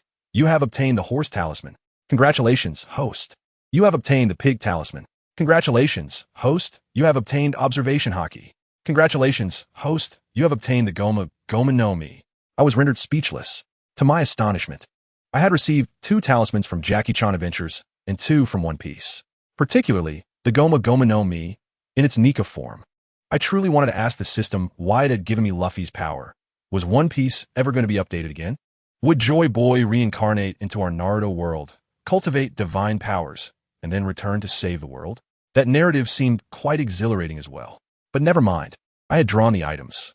Holding the pig talisman in my hand, I stepped outside to test it. With a mere thought, I felt a surge of warmth in my eyes, and with a fierce glare, 2 beams of laser shot forth. With a resounding bang, a small crater over a meter wide and less than a meter deep was blasted into the ground. I was momentarily speechless at its power. It seemed rather weak. At best, It matched the level of a C-rank great fireball, and it didn't compare to the ones I could conjure effortlessly. It would suffice against a chunin. But against a jonin, it was merely a light scratch, a clear misplacement of such extravagant fortune. Yet upon reflection, the talisman had its merits. For instance, its activation speed was instantaneous, requiring almost no hand signs, and most crucially, it consumed no chakra.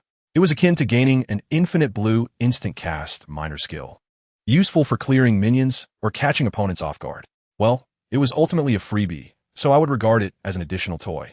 I shook my head, stowed the pig talisman away, and turned my gaze to the horse talisman that I had been clutching in my right hand. After testing the lackluster pig talisman, my expectations for the horse talisman had plummeted dramatically. However, testing was still necessary. To maximize its effect, I resolved to first expend some of my own power. I steadied myself, took a deep breath, and closed my eyes. In the next instant, my chakra and ocular power surged forth like a torrent unleashed. My three-tomo Sharingan spun into a blur, merging with intensity. Mangekyo Sharingan, activate! With my shout, a terrifying aura erupted instantly. But that was not the end.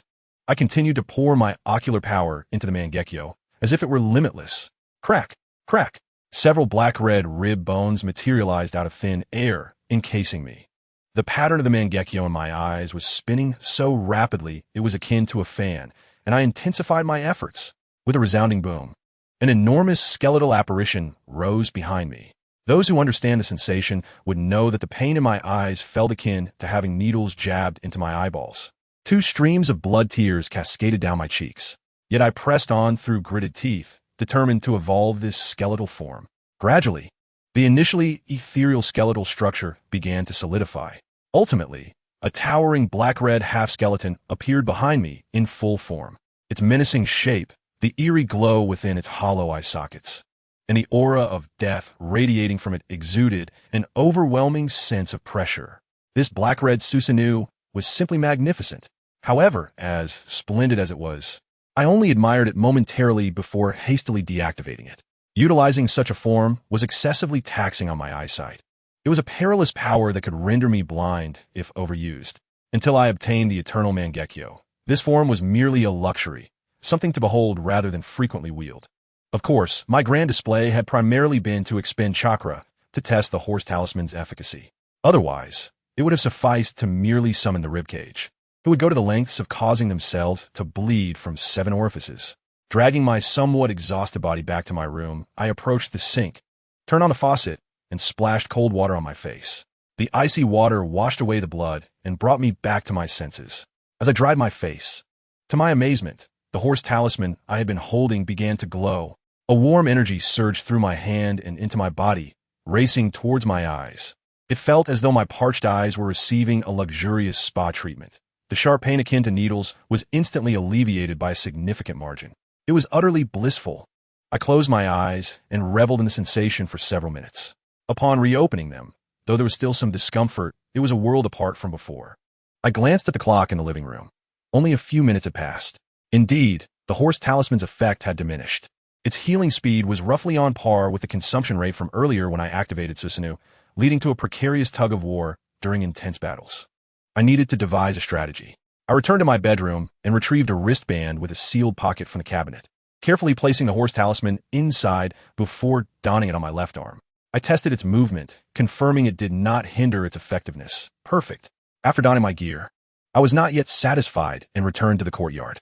Once more, Mangekyo Sharingan, activate. Boom. My ocular power erupted again.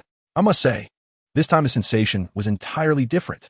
One side felt like my eyes were about to explode from excruciating pain, while the other side was flooded with the horse talisman's ceaseless warmth. Truly a contrasting experience. Who could comprehend such delightful agony? Susanoo arise. This time, the appearance of Susanoo bypassed the skeletal formation stage and manifested directly as a half-skeleton form. It appeared my proficiency had indeed improved. As Susanoo emerged, the pain in my eyes intensified, yet the warm flow from the horse talisman also surged, as if engaged in a tug-of-war with my body's expenditure. There is potential. My heart soared, realizing the horse talisman still harbored great promise. Without hesitation, I slightly bent my legs, adopting a stance to channel power, and urged, "Infuse me with all your might." Before my eyes, the surface of the half-skeleton began to sprout countless fine veins, followed by flesh, and finally, it was enveloped in a layer of black-red chakra. The second form was achieved. I wiped my face. Fortunately, what flowed down was tears, not blood. This indicates that the healing power of the Ma Fu Zhou is, for the time being, sufficient to match my consumption. I stroked my chin, pondering the situation. Logically, the second form of Suzhou should come with a dedicated weapon. For instance, Itachi has the Yada Mirror, and Sasuke wields the Tensigen. Yet here I am, empty-handed and weaponless. Where's my divine artifact? Such a substantial artifact, where could it possibly be? No, I must force it out today. I need to level up. Shunli, give me all your power. I roared inwardly, my kaleidoscope eyes nearly smoking, blood seeping from the corners of my eyes once more.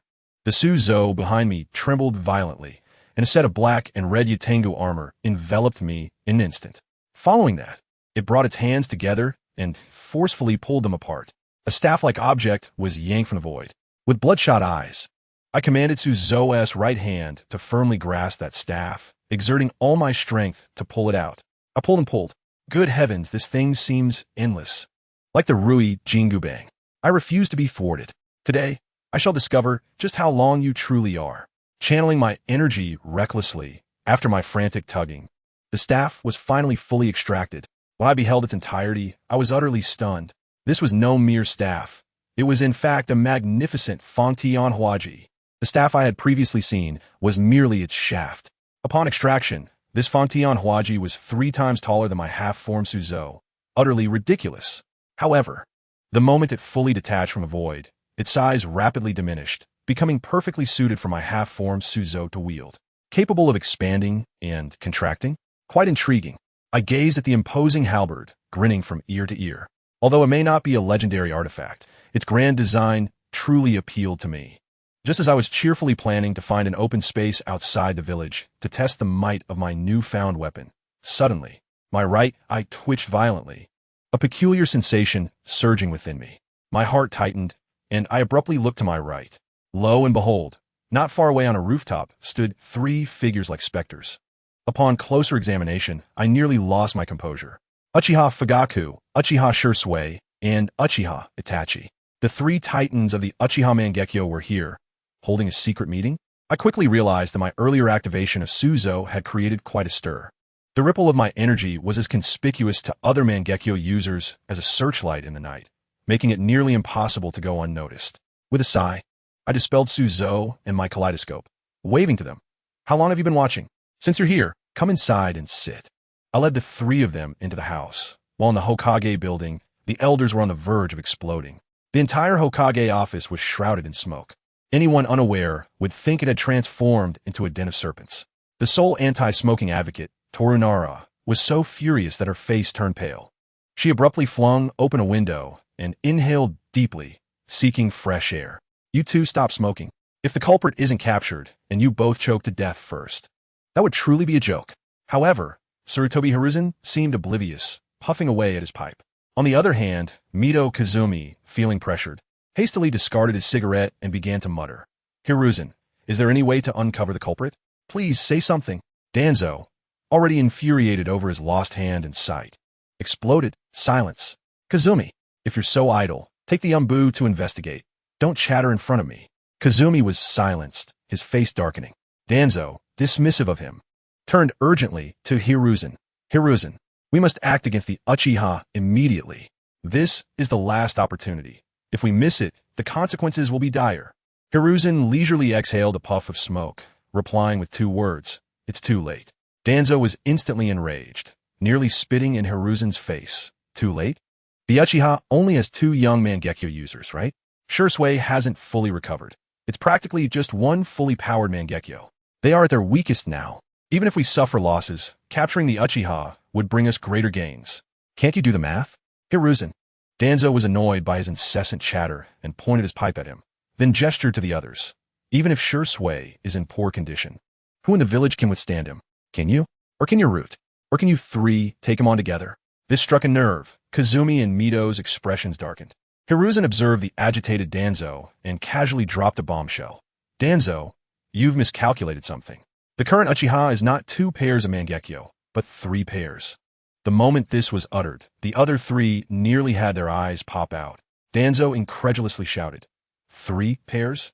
Aside from Shisui and Fugaku, who else? Could it be that useless Fugaku? Hiruzen spoke with an unusually grave tone. It's not Fugaku, it's Uchiha Itachi. Danzo braced himself against the table, fixing a fierce gaze on Hiruzen. Are you certain it's Itachi? Absolutely. This morning, he told me in person. The room fell into an eerie silence.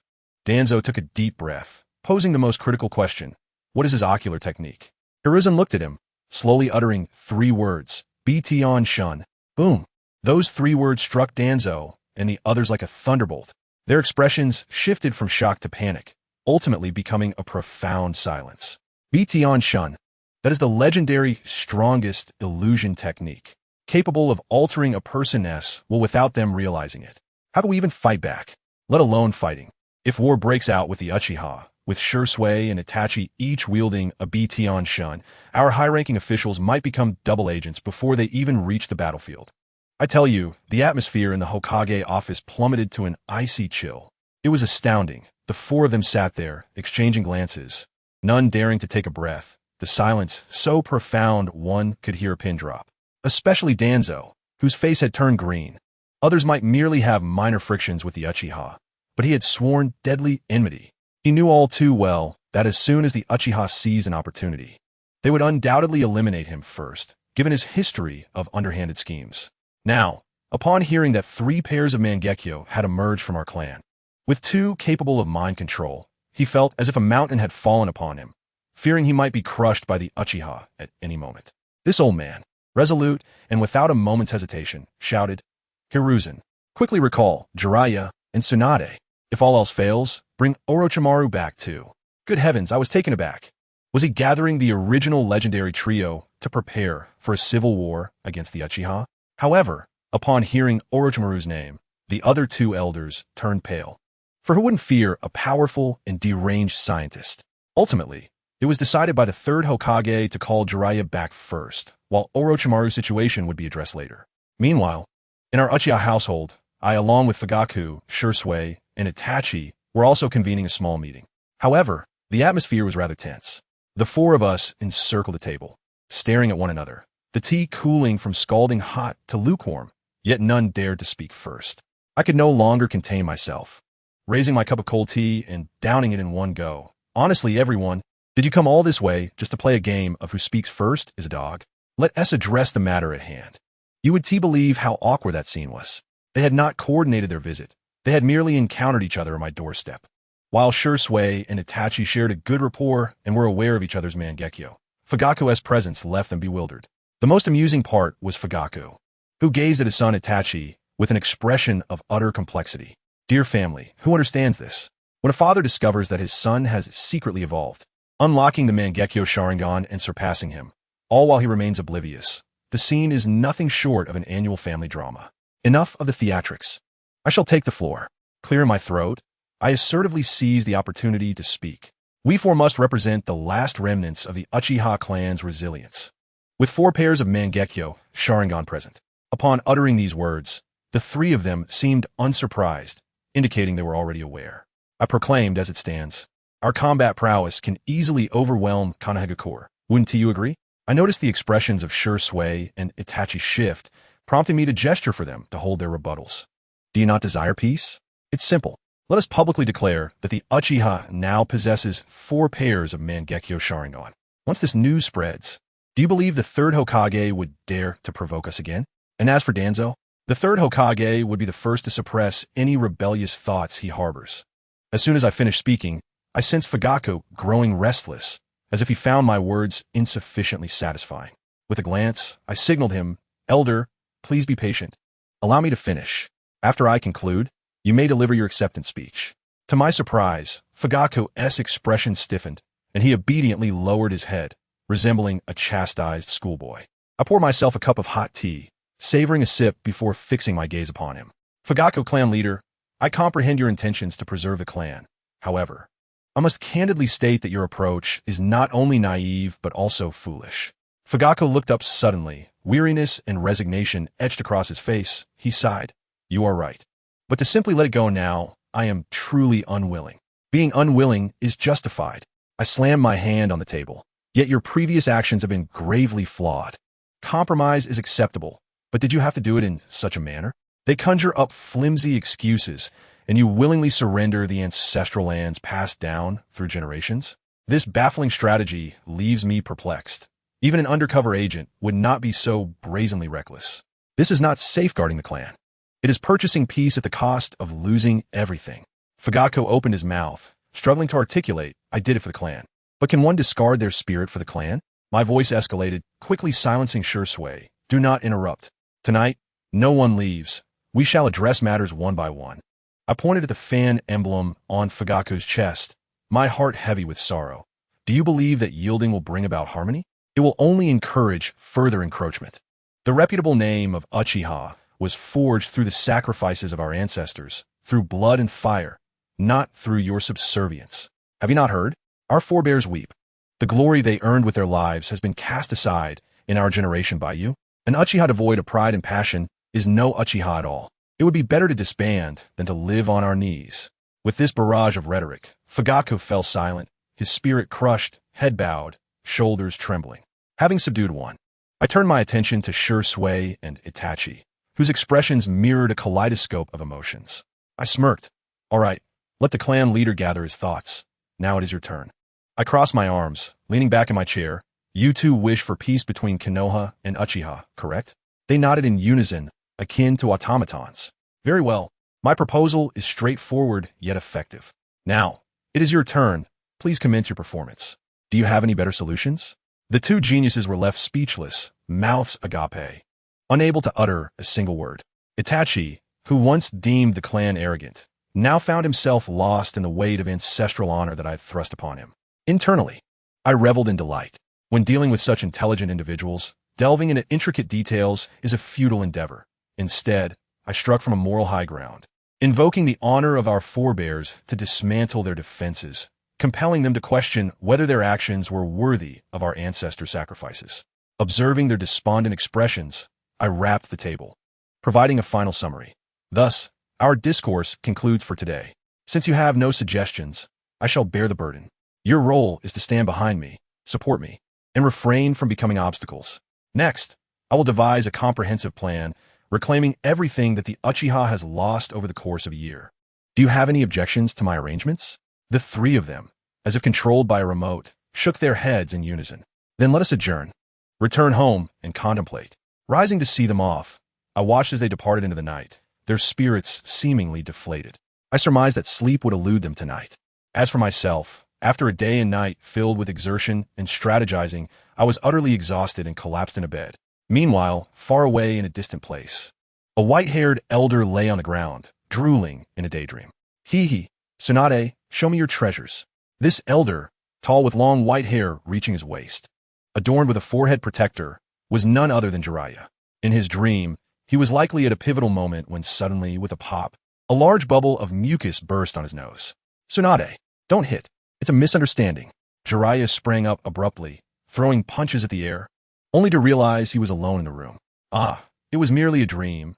What a pity, he chuckled foolishly, stretching his hand into his clothing to scratch an itch, shuffling towards the restroom. However, just as he reached the doorway, he paused, his previously lewd expression transforming into one of sharp focus, uttering softly to the window, "Come out." As soon as the words left his mouth, a masked Umbu member leaped in, kneeling on one knee. "Greetings, Lord Jiraiya." Upon seeing a member of the 3rd Hokage's team, Jiraiya's demeanor instantly deflated, reverting to that of carefree elder, grinning broadly. "Oh, don't be so serious. What brings you here?" The Umbu member respectfully presented a scroll. "A secret order from the Hokage," to which Jiraiya waved his hand dismissively without even glancing at it. "Let us not rush. We can discuss that later. Nature calls. I must attend to some personal matters first." With that, he swaggered into the washroom. After an undetermined amount of time, the familiar sound of flushing echoed, and Jiraiya leisurely emerged.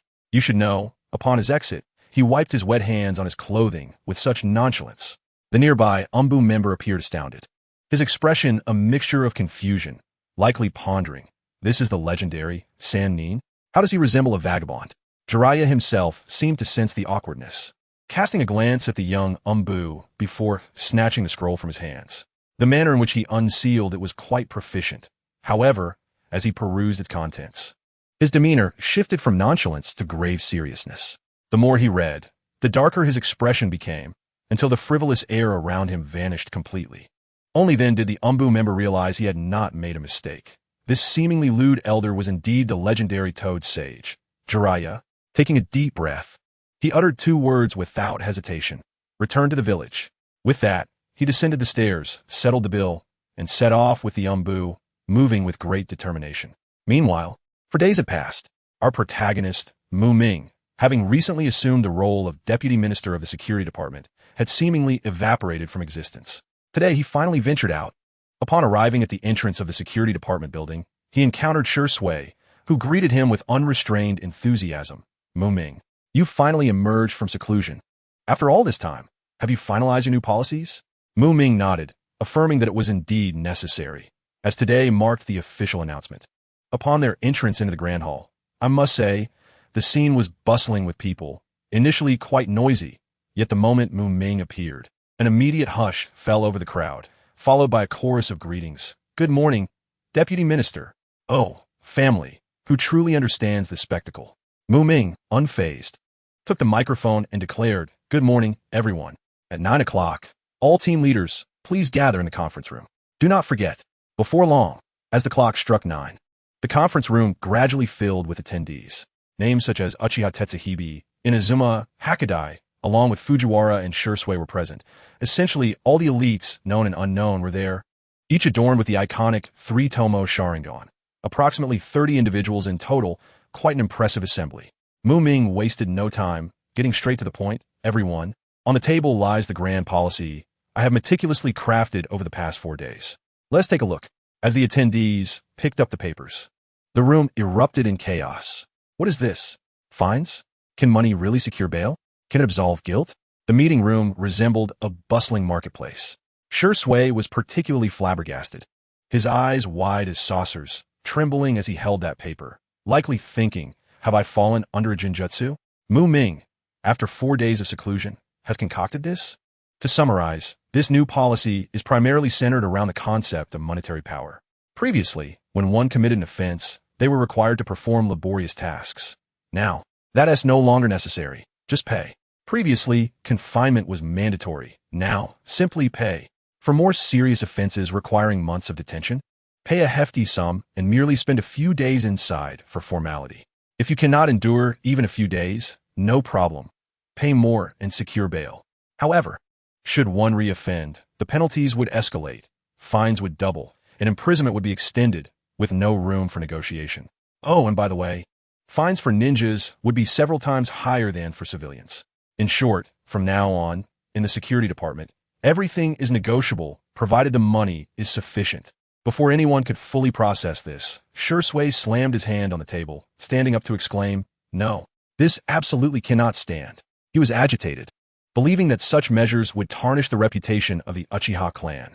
Muming, however, remained remarkably composed, as he had anticipated ShisUi's reaction.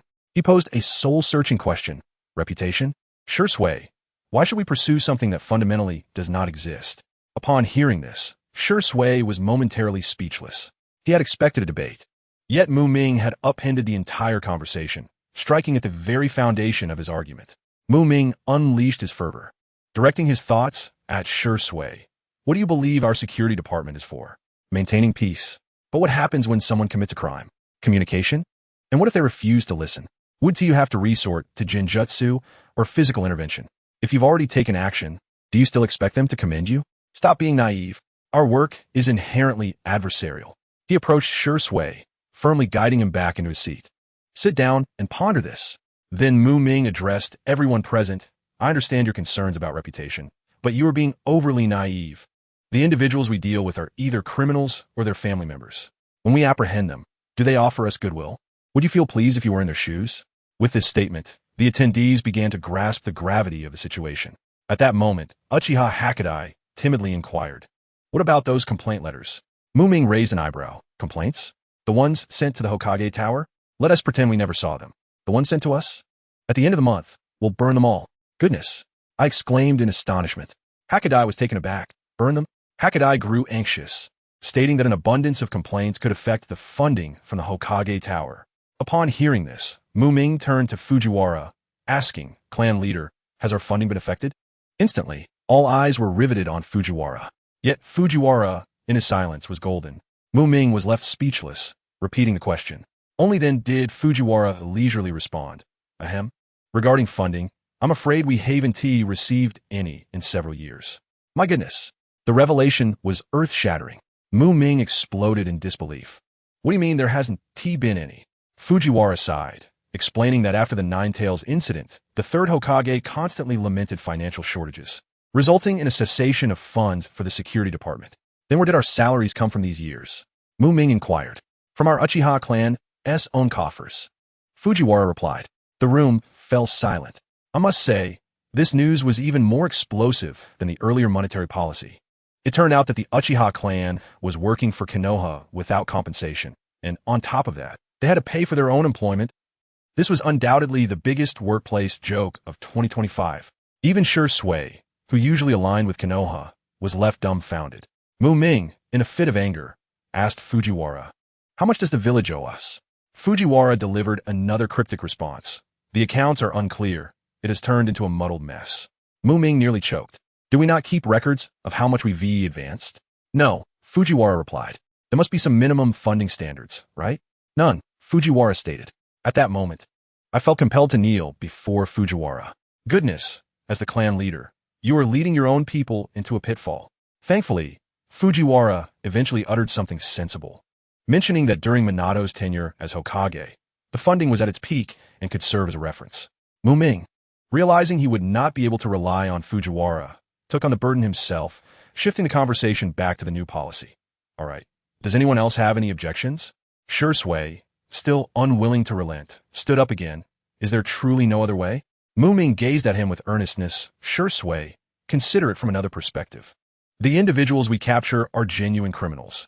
Allowing them to roam free is a disservice to the innocent. People often claim that the Uchiha clan enforces the law too rigidly. But in reality, all of this is to maintain the peace and stability of Konoha. Let me ask you, ShisUi, have you comprehended this? If we do not enforce the law strictly, are we not gambling with the safety of the entire village?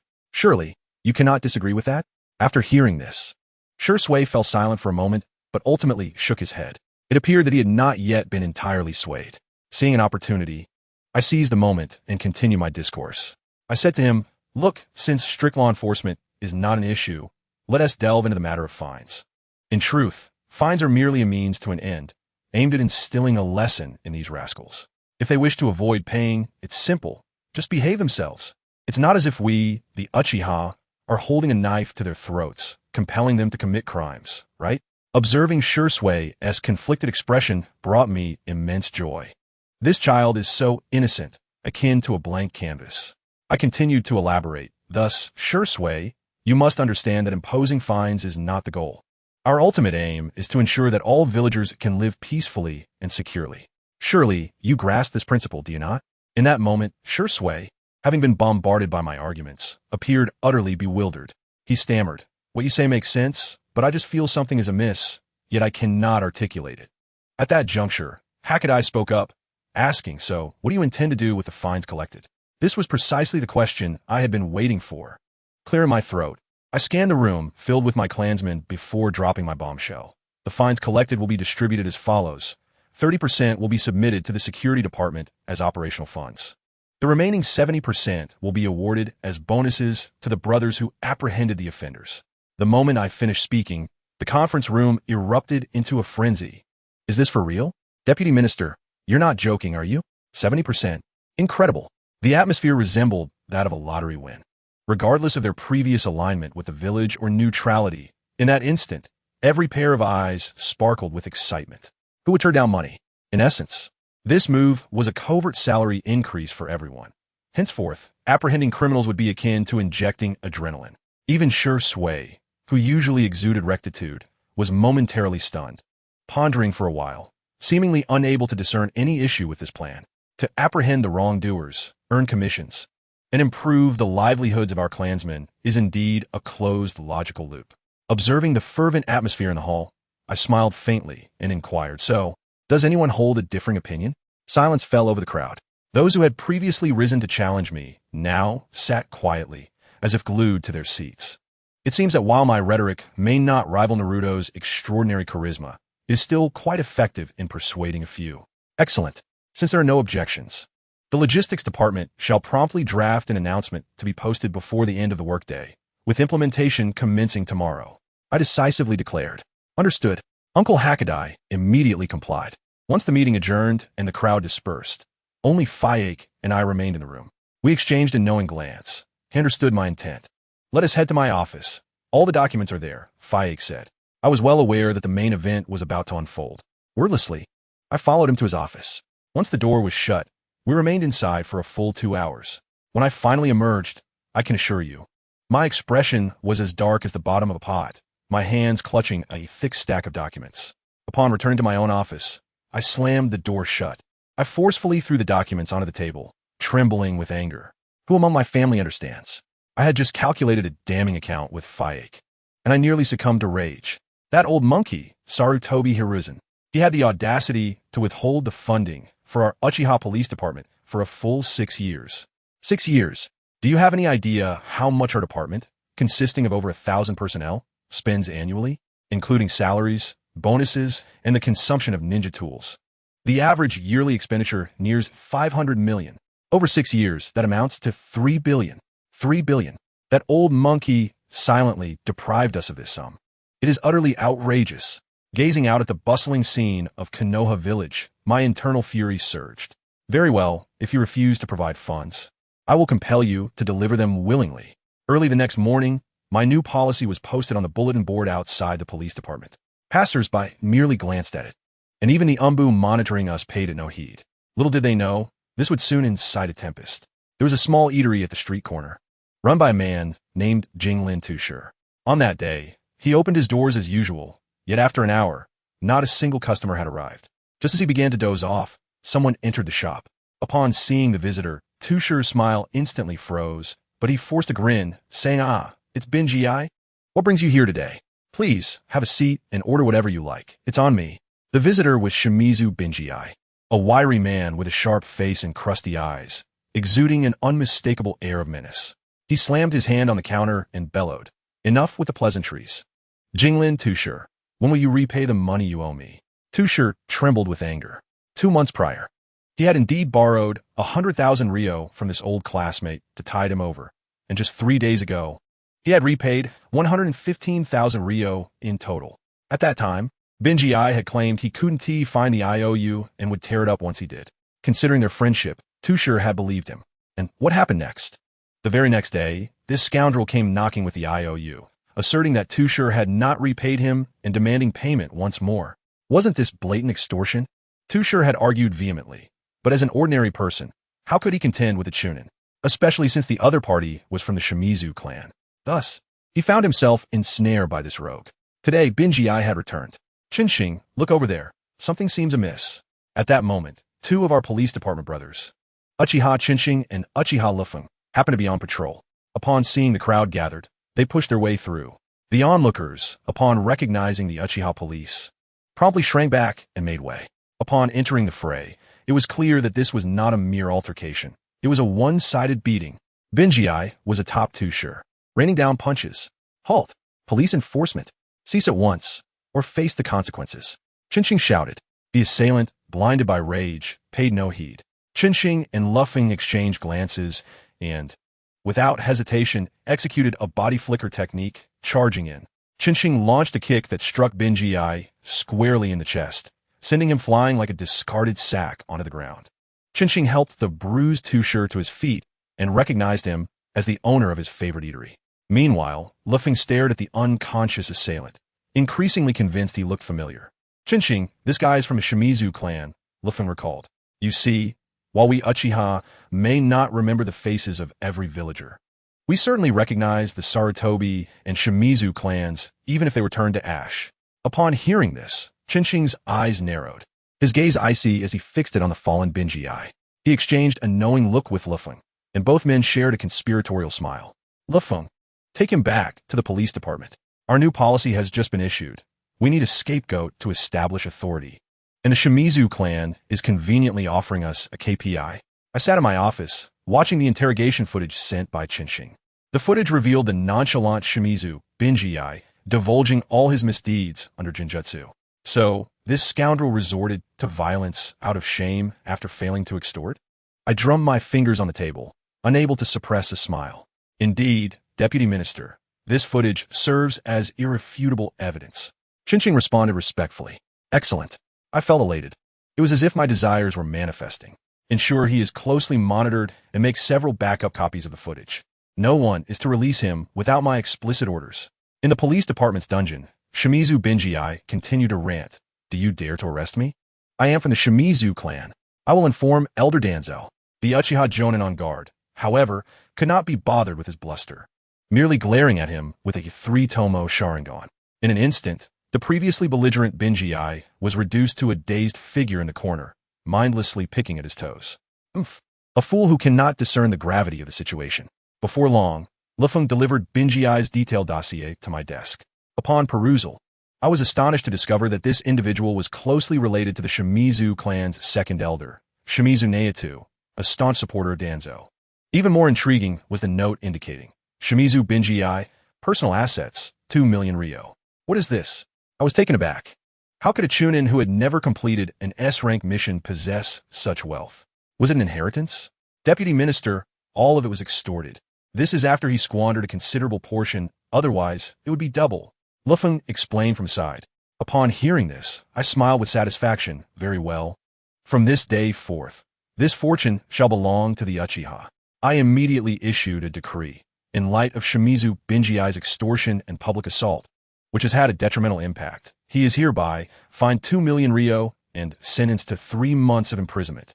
Lifeng was utterly flabbergasted, his jaw nearly dropping to the ground.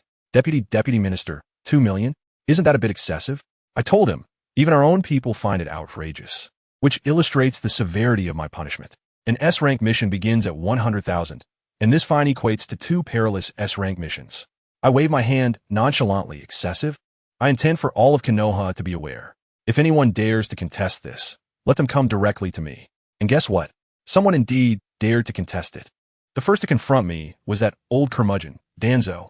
I must say, when the penalty notice was posted, it caused quite the uproar throughout Konoha. The very next moment, the door to the Hokage's office was kicked open, and Danzo stormed in like a firecracker, banging on the table. He pointed at the third Hokage, Sarutobi Hiruzen, and unleashed a tirade. Hiruzen, look at this. What does UchihaMuming intend to do? Was it merely a fight? Is imprisoning him not enough? He has to be fined 2 million ryo? Have the Shimizu clan committed murder or arson? Good heavens, I couldn't help but chuckle when the Umbu relayed this to me.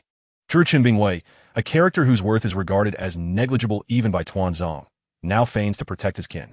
To put it plainly, he perceives our actions against his subordinate as a public humiliation, a slap to his pride. He even claims that we deliberately investigated the young man's assets to impose a fine that equates to his worth, clearly indicating that we are targeting him. But who understands the underlying dynamics? He fails to reflect on who instigated this situation. You sent individuals to extract the eyes of our talented members. And now, when we retaliate by imposing a fine on a distant relative of yours, you howl in outrage? This double standard is nothing short of textbook hypocrisy. Sarutobi Hiruzen, though internally vexed, attempts to mediate. Tuanzong, calm down. There may be a misunderstanding. I will summon Uchiha Fugaku to clarify. Despite his outward calm, he is acutely aware that he and Tuanzong are allies. The fine is trivial, yet he cannot abide by the idea of our police force altering the rules, which signifies an expansion of power. He is anxious. Thus, he promptly instructs the Umbu, go, bring Uchiha Fugaku to me. What transpired? The Umbu returned shortly, but instead of bringing our amiable clan leader, they accompanied me. Upon entering, Tuanzang's singular eye blazed with fury. UchihaMuming? What brings you here? Where's Fugaku? Is he dead? I retorted without hesitation. Silence, old fool. If you are so idle. Our Uchiha clan has a need for someone to clean the latrines. Would you care to take on the task? At that moment, Tuanzong's face transformed from pale to green, then to a deep purple, his fingers trembling as he pointed at me. How dare you speak to me like that? I dismissed him with indifference, standing there, conveying through my gaze. You? worthy of my concern? The third Hokage, recognizing the need for diplomacy, coughed lightly to regain control. All right, let us discuss the matter at hand. Mumming, what is the situation regarding the police department's announcement? Is there an error? If there is, correct it quickly to avoid embarrassment. He wished for a swift resolution, fearing I might incite further distress among his allies. I scoffed, thinking to myself, at least you are quick on your feet. Clearing my throat, I boldly proclaimed, what issue could there possibly be with our announcement? There is absolutely no problem. With that, I strolled over as if returning to my own home, casually pulling out a chair and reclining with nonchalance. To further emphasize my indifference, I leisurely retrieved a bottle of juice from my pocket, popped it open with a satisfying sound, and took a hearty sip. The fluidity of my actions left the two elders in stunned silence.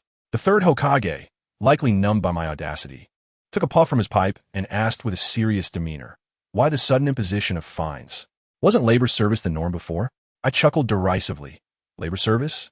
What tasks remain for them to perform? Our punitive measures aim to instill respect for the rules. Is there truly a difference between monetary fines and labor penalties? This concerns the very foundation of Konoha's legal system. It cannot be altered lightly. Sarutobi Hiruzen, the cunning old fox, attempted to impose his values upon me. I countered directly. What constitutes the foundation of a law? The principle of for every crime, there's a corresponding punishment is the very essence. Replacing street sweeping with fines, how does that undermine the foundation? Moreover, there are already individuals employed for street cleaning and weeding. We cannot jeopardize their livelihoods merely to penalize one person. Thus, we engaged in a spirited exchange of words. His hastily conceived arguments were no match for the carefully prepared points I had crafted over several days. I offered him no quarter, countering each of his statements with tenfold rebuttals. Adhering to the principle of you say your piece, I considered a loss. As he struggled to keep pace with me, Sarutobi Hiruzen shifted tactics. What the fines amount? Is there not an issue there? I replied unequivocally. There is absolutely no issue. Our police department has conducted thorough discussions and precise calculations. Every penny accounted for. Upon hearing this, the third Hokage's face darkened considerably. It was evident. We had meticulously uncovered every detail of Shimizu B's financial standing, even the hidden money beneath his bed. How could there be any discrepancies? He then began to plead earnestly. The amount is excessive. It will destabilize Konoha. Fines are acceptable, but not to such an extent. I merely tilted my head, refusing to even glance at him, adopting an attitude of disinterest. The third Hokage, feeling cornered, finally resorted to the truth. In any case, the fine must be adjusted. I interrupted with a derisive laugh. I do not care for your sentiments. I care for my own. As for the fines, you need not concern yourself. For our police department will adhere strictly to protocol. Sarutobi Hiruzen, his anger flared, his beard bristling in fury as he threatened. If you persist in this obstinacy, your police department's financial allocations may. He faltered mid-sentence. I observed the transformation of the third Hokage's expression, shifting from pale to green, then finally to a deep crimson as realization dawned upon him. Years prior, in an effort to restrain us Uchiha, he had halted the financial allocations to the police department. He had severed the very reins of control he sought to maintain. Seeing the myriad of emotions play across his face brought me immense satisfaction.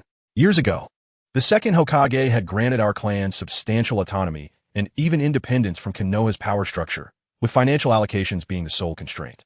Yet now, Sarutobi Hiruzen had discarded that final card. Our police department now operated independently, thriving without his oversight. What leverage could he possibly wield against me?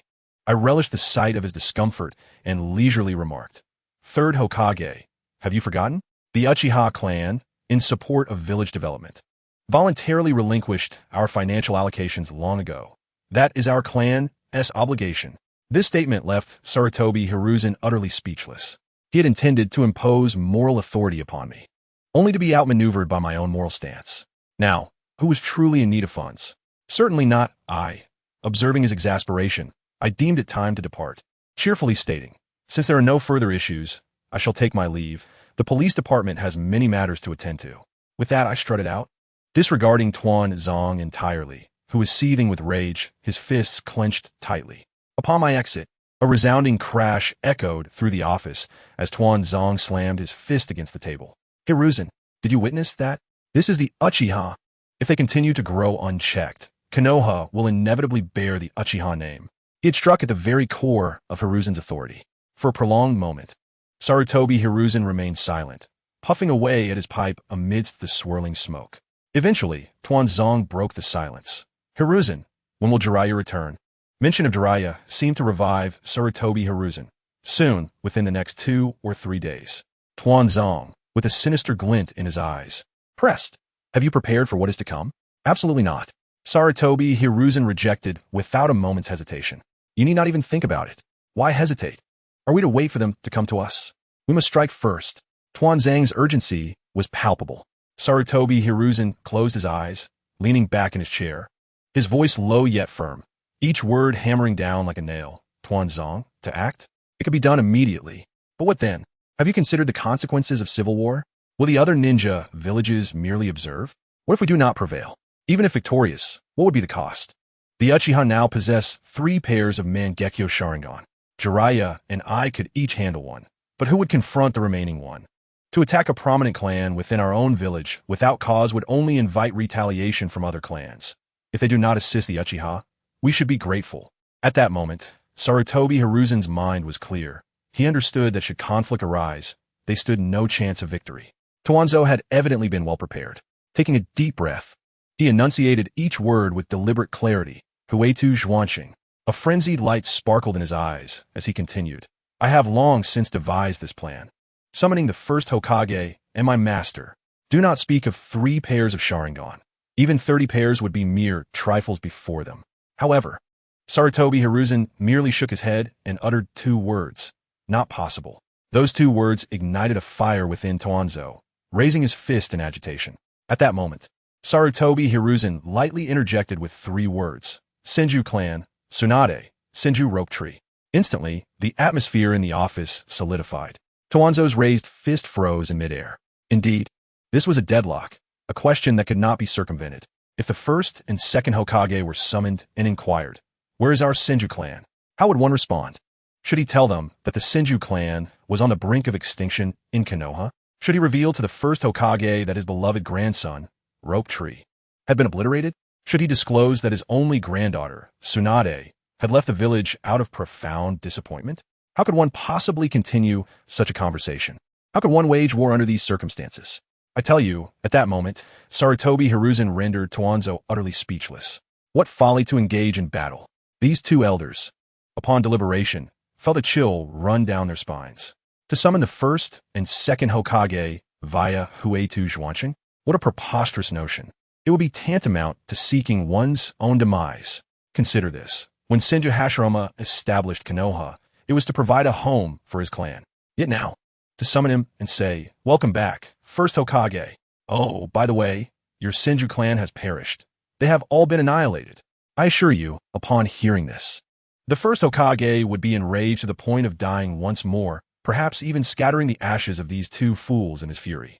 The more Sarutobi Hiruzen contemplated, the more dread filled him, his voice quivering. Moreover, Tuanzong, have you forgotten? Even if the Uchiha were to rebel, the first Hokage's character would dictate that he would first capture them. He would never resort to lethal force. If he were to learn that the Uchiha were provoked into rebellion by us, the consequences would be unimaginable. He could not continue his thoughts. Tuanzong, too, imagined the scene, both men shivering in unison. The thought was too horrifying to bear. Thus, Sarutobi Hiruzen firmly concluded, no, this is absolutely out of the question. Unless the village is on the brink of destruction, no one shall disturb the peace of the first and second Hokage. Tuanzong, realizing the weight of this truth, relented. He contemplated the implications. While the situation with the first Hokage was uncertain, his master, Senju Tobirama, was indeed a formidable figure. Could he possibly conceal his clandestine maneuvers from the all-seeing eyes of the second Hokage? Perhaps as soon as he was summoned, Tobirama would perceive him as a traitor and purge him immediately. Yet, Tuanzong remained unconvinced. Could the Uchiha continue to grow unchecked? Sarutobi Hiruzen sighed. If they can expand, why can't our people? Let us not dwell on oppression. This is a time of peace, and we must adopt a different approach. Tuanzong coldly scoffed. Ha, peace? You remain so naive, Hiruzen. Just as the 2 were about to erupt into another argument over peace versus war, a sudden crash from outside disrupted the atmosphere, creating chaos. An Umbu member tumbled in, breathless. Hokage-sama. It's bad. The Uchiha, Sarutobi Hiruzen's brow furrowed. Calm down, speak slowly. What has happened with the Uchiha? Meanwhile, Towanzo was almost grinning from ear to ear. Upon hearing of trouble with the Uchiha, he was more delighted than anyone. However, when the Umbu finally caught his breath, his next words shattered Towanzo's smile. The second elder of the Shimura clan has caused a disturbance at the security department and has been imprisoned by the Uchiha. What? Towanzo's expression shifted from glee to horror, his composure fracturing instantly. Who could understand this feeling? Just a moment ago, he had been reveling in the misfortune of others, and now his own house was collapsing. Time rewinds, and let us observe how this unfortunate elder found himself in this predicament. The elder in question, Shimura Nabito, was leisurely sipping tea in his courtyard when a panicked clan member rushed in. Second elder, it's terrible. The Uchiha have arrested Bayu. The elder was taken aback. What nonsense! The Uchiha dare to arrest someone from the Shimura clan? Indeed, it was true. A notice had been posted. Why? The notice proclaimed that Bayu had attempted extortion and, upon failure, had resorted to violence. Upon hearing this, Shimura Nabito frowned, pondering the situation. A mere scuffle? How trivial. Extortion? If it was unsuccessful, then there was no evidence, was there? This was merely the Uchiha seeking trouble. He had already classified this incident as a malicious provocation from the Uchiha. He calmly raised his teacup and inquired, how many days will he be detained? In his view, this was a minor issue, not worth his direct involvement. However, the clan member stuttered for some time before, shaken by a shout, finally stammering, a fine of 2 million ryo and 3 months in prison. Repeat that. Shimura Nabito exploded, the teacup shattering on the floor, leaving him utterly dumbfounded. After confirming the details, his rage ignited. He slammed his palm on the table, splintering it into pieces. Preposterous. Have these Uchiha gone mad? Let us go. Bring everyone. We are going to the security department. If I do not receive an explanation today, I will not let this rest. With that, the elders stormed out, followed closely by several subordinates. Meanwhile, the Uchiha security department was teeming with people, both those seeking assistance and those who had been apprehended. Just then, Shimura Nabito and his entourage burst in like crabs, shouting, "Make way! Make way!" They forcibly carved a path through the crowd. One of his subordinates boisterously yelled, "Silence!" The entire room fell silent. Shimura Nabito cleared his throat, adopting an authoritative demeanor. "I am Shimura Nabito. I have heard that members of the Shimura clan have been apprehended by you. I have come to investigate the matter." No sooner had he spoken than Uchiha Hakadai, an elder of the same generation, leisurely descended the stairs from the second floor, halting midway to look down at him with a condescending gaze, as if regarding a fool. What was the point of making such a fuss? Did he fear that others would not know of the Shimura clan's embarrassment? The tension between these two elders was palpable, igniting an immediate conflict. Shimura Nabito, feeling provoked, retorted, "Humph, you old fool are still alive. The Uchiha do not have as many idle elders as your Shimura clan." With this remark, he struck a nerve. Shimura Nabito's face turned pale, and he hastily attempted to change the subject. "Enough with the nonsense. Hand over our people. It's just a brawl. What is the big deal?" Uchiha Hakadai replied with a cold smirk. "Old fool, do not be deluded. Breaking the rules comes with consequences. This is an order from Deputy Minister UchihaMuming himself. Either pay the fine or serve time. There is no room for negotiation. I tell you," Shimura Nabito was truly enraged. Akin to Towanzo, he had grown accustomed to the previously meek Uchiha, and their newfound assertiveness was jarring. Unbeknownst to him, Uchiha Hakadai was deliberately provoking him, having been orchestrated by our protagonist, UchihaMuming, as a calculated trap. As expected, Shimura Nabito, infuriated, lost his composure. His face flushed with rage as he pointed an accusatory finger at Uchiha Hakadai, then abruptly gestured to his subordinates, shouting, "Rescue our people. Charge in." One audacious choice. Rather than pay the fine or face imprisonment, he opted for a jailbreak. His subordinates, equally reckless, yelled and surged forward.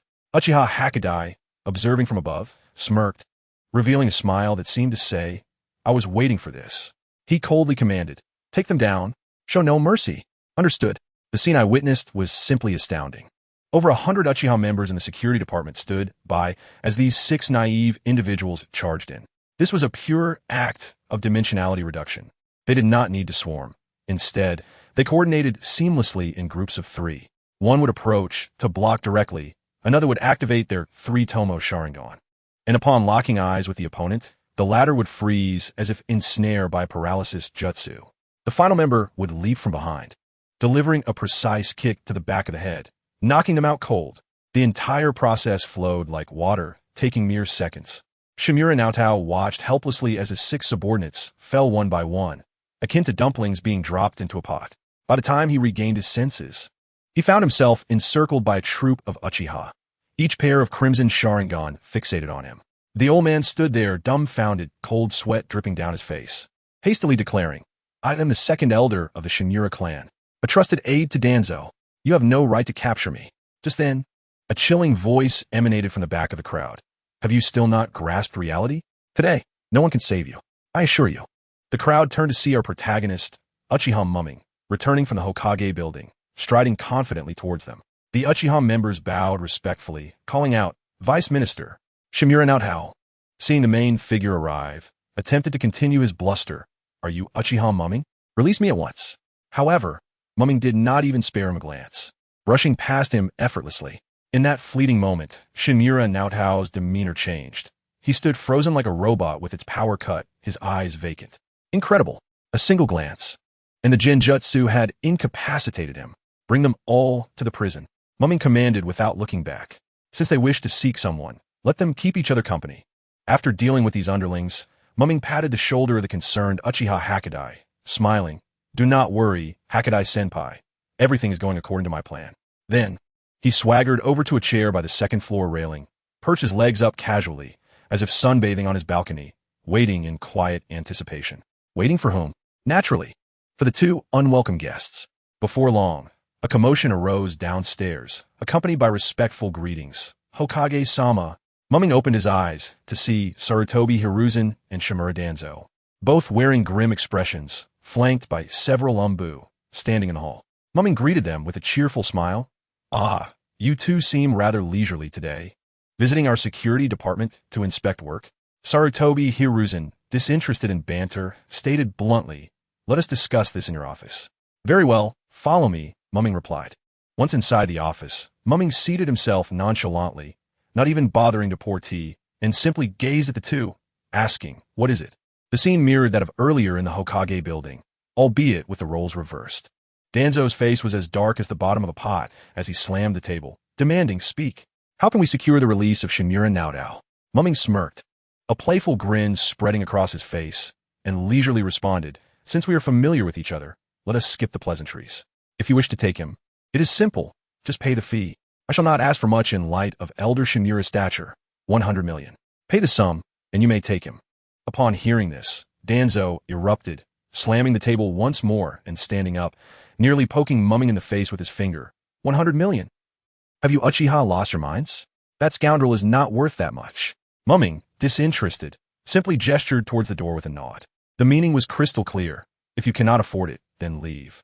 Danzo trembled with fury, words stuck in his throat. He shouted, "That amount is impossible. He is merely an elite jounin. How can he be worth so much?" Sarutobi Hiruzen shook his head, sighing internally, quickly placing a hand on the furious Danzo, signaling for him to calm down. Hiruzen sighed again, thinking to himself that this old man had truly lost touch with the changing times. The ransom was prepared. Yet UchihaMuming, that clever little rascal, received the money but only released one person. The payment was not an issue, and immediately they could bring Shimura Naotao up. Muming's tone was akin to that of a mafia boss collecting protection fees, exuding an air of superiority. Danzo's face turned pale. Anyone could see the implications. This was clearly a demonstration to establish Uchiha's authority. When Naotao was finally brought out, Danzo wasted no time and fled with his men, a hasty retreat indeed. Naotao, bewildered, called out, "Danzo-sama, our people," but Danzo cut him off with a sharp command, "Silence." It was evident he had already cursed Naotao 100 times in his mind. On the journey back, Danzo explained to Naotao that this was to provide an explanation to the Uchiha, that someone had to take the blame. Upon hearing this, Naotao turned pale. It was clear his life was at stake. As anticipated, Danzo returned to report to the Shimura clan leader, effectively stripping Naotao of his position.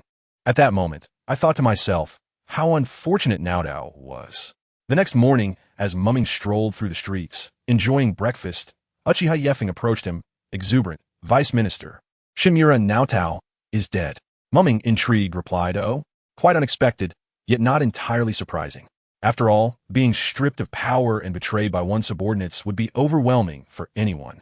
Yefeng, gleeful at the misfortune of the Shimura clan, seemed ready to celebrate with firecrackers. Muming mused to himself about Yefeng's grudge. Just then, Yefeng pointed ahead, exclaiming, Vice Minister, look at that person. Muming looked up to see an elderly man in a red vest with white hair. Was that not Jiraiya? Considering the timeline, he should be returning soon. Yefeng, curious, asked, who is he?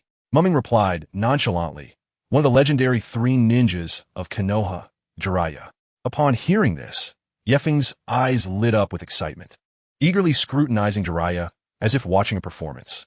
Jiraiya, sensing their gaze, looked up to see 2 Uchiha, especially identifiable by their attire. He approached, and Muming thought to himself, this old pervert isn't planning to cause trouble, is he? To his surprise, Jiraiya was quite polite, greeting, hello, Mr. Jiraiya. Jiraiya was taken aback. Oh, you know me? Muming smiled faintly, opting not to elaborate. Jiraiya pondered to himself, what is the Uchiha clan up to? Are they studying famous figures? However, Muming had no time for idle chatter, stating directly, the security department has matters to attend to. I must take my leave. As they brushed past each other, Jiraiya suddenly inquired, what is your name, young man? Muming did not look back, replying, Muming, UchihaMuming. Upon hearing this, Jiraiya froze. I must say, things were becoming quite intriguing. It turned out that the 3rd Hokage had already listed UchihaMuming as a subject of special concern. This name was familiar to Jiraiya from classified documents. Jiraiya found himself in a state of confusion. The plot was veering off course. Upon returning to the office, Muming felt a nagging sense of something amiss. Jiraiya had returned to the village prematurely. Suddenly, it dawned on him. The plot had changed. The recent actions of the Uchiha deviated from the original narrative. This was illogical. With the plot altered, where are my rewards? System, come forth. Where are my rewards? Muming silently called for the system. A message soon arrived. Host has detected a system bug. Repairs are currently underway. Upon reading this, Muming realized, it seems the system has encountered a bug. The system was attempting to fix the chain reward mechanism, no longer able to dispense rewards as casually as before. Muming thought to himself, well, never mind. I hadn't held out much hope anyway. Checking the repair time, he noted there were still 20 minutes left. Muming closed his eyes, preparing to take a brief nap. Suddenly, a notification chimed. System bug repair completed. Upon the completion of the system repair, I was astounded when a grand gift package was bestowed upon me. It was said that my previous alterations to the narrative, one involving Jiraiya's premature return to the village, and the other transforming our entire Uchiha clan into spirited youth, merited rewards and compensations, culminating in a quintuple draw. Although I believe my contributions were far more numerous, the system remained as taciturn as a sealed jar, offering no inquiries. Nonetheless, I felt content. After all, such a rigid program provided a sense of security, unlike those flashy intelligent systems that might betray me at any moment. With that thought set aside, I proceeded to draw. At that moment, a singular thought consumed me. All in. Bestow upon me gold. Ding. The first item, a complete set of League of Legends equipment slots. Ding. The second item, the Zonya's Hourglass. Ding. The third item, the Death Cap of the Doomsayer. Ding. The fourth item, the Glint Fruit. Ding. The fifth item, 2 loyalty tokens. Goodness. My eyes widened in disbelief. The items I received were formidable. This was a stroke of fortune, a display of sheer stability akin to a seasoned veteran. I hastily examined these treasures. The equipment slots, although intangible, evoked the sensation of 7 invisible pockets adorning my being. Even more astonishing, one of the slots contained an oracle lens, akin to a scanning device in the game. I tested it, and with merely a thought, a crimson radar circle with a 50-meter radius buzzed forth, lasting 10 seconds. This was extraordinary. The system's description indicated it could reveal anything that contradicted reality. Those aware would understand. This was the nemesis of illusions. Should anyone dare to employ the Sharingan before me, I could simply scan and expose them. With a cooldown of 1 hour, infinitely usable, it was a delightful boon. Next, I examined the Zonya's Hourglass. Its functionality was straightforward. Upon activation, I would be invulnerable for 10 seconds. Immune to all harm, no one could touch me. It refreshed daily at dawn. Was this not the embodiment of a golden body in the world of Naruto? A divine life-saving technique. I immediately placed it within the equipment slot, feeling an immense sense of security. This item was to be reserved for critical moments, so I refrained from testing it further. Then, I turned to the third item, the Death Cap of the Doomsayer. Its effects were astonishingly straightforward. An increase of 300 in spell output. What did this mean? With the same chakra, the potency of my ninjutsu would triple. Previously, my great fireball technique expanded to a diameter of 10 meters. Now, donning this cap, it would manifest as a colossal 30-meter inferno blast. Who could withstand such power? I promptly adorned the cap, and while I felt no immediate change, I understood that from this moment forth, I would be the Uchiha Mobile Artillery. The first three items were already explosive in their potential, but the fourth item sent me soaring. The glint fruit from the world of One Piece, a natural type devil fruit. It was that very fruit of Admiral Kizaru. A golden, intricately patterned orb appeared in my hand, causing my heart to skip a beat. This fruit was undeniably powerful. It granted lightspeed kicks, laser beams, and the ability to elementalize, rendering physical attacks ineffective. However, a concern arose. Consuming it would render me vulnerable to seawater. What if the waters of this world also posed a threat to me? I was not willing to gamble. Just as I pondered, a light bulb moment struck me. Did I not possess equipment slots? Could this fruit not be considered equipment? Without hesitation, I resolved to proceed. I focused my thoughts, silently commanding, embed itself within me. In the next instant, the glint fruit vanished from my grasp. When I gazed at my hand, I was astonished to discover it had transformed into pure light. Ha ha ha! I had succeeded. I erupted into laughter in my office. Rushing to the window, I pointed toward an open space in the distance. With a gentle flick of my finger, a beam finer than a hair shot forth, instantly creating a small hole in the ground. But that was not the end. I had to test elementalization. I retrieved a shuriken and struck my palm. But to my surprise, there was no blood. Only a glowing fissure appeared. Gritting my teeth, I steeled myself and slashed my arm with a decisive stroke. Those who understand will know, I was committed to being ruthless with myself. My entire arm fell to the ground, the severed end devoid of any hair, radiating blinding light. Then, a miraculous occurrence unfolded. The severed limb transformed into a stream of light, swiftly returning to me, restored to perfection, with even my sleeve intact. At that moment, I comprehended that as long as I willed it, no one in this ninja realm could harm me, even a hair. I had become a walking bug. After laughing for quite some time, I recalled the final item, 2 loyalty tokens. These tokens, products of the cultivation world, require my blood to be applied to another, ensuring their unwavering loyalty to me while preserving their full strength and intellect. Was this not a permanent version of the BT on Shun? However, the drawback was that they were time-sensitive, their energy gradually dissipating. If not utilized within 2 hours, they would become worthless. Just then, a realization struck me. The loyalty tokens originated from the cultivation world. This meant I could use them as anchor points to conduct a limited world lottery. The cultivation world, where treasures far surpassed those of Dragon Balls or Devil Fruits. Without hesitation, I commanded the system to initiate the lottery. Congratulations, host.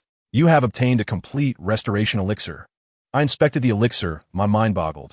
It resembled a large brown mangosteen. It bore no scent, yet I found myself irresistibly compelled to consume it. My body instinctively informed me that I was in need of this. Without further thought, I took a couple of bites and swallowed it whole.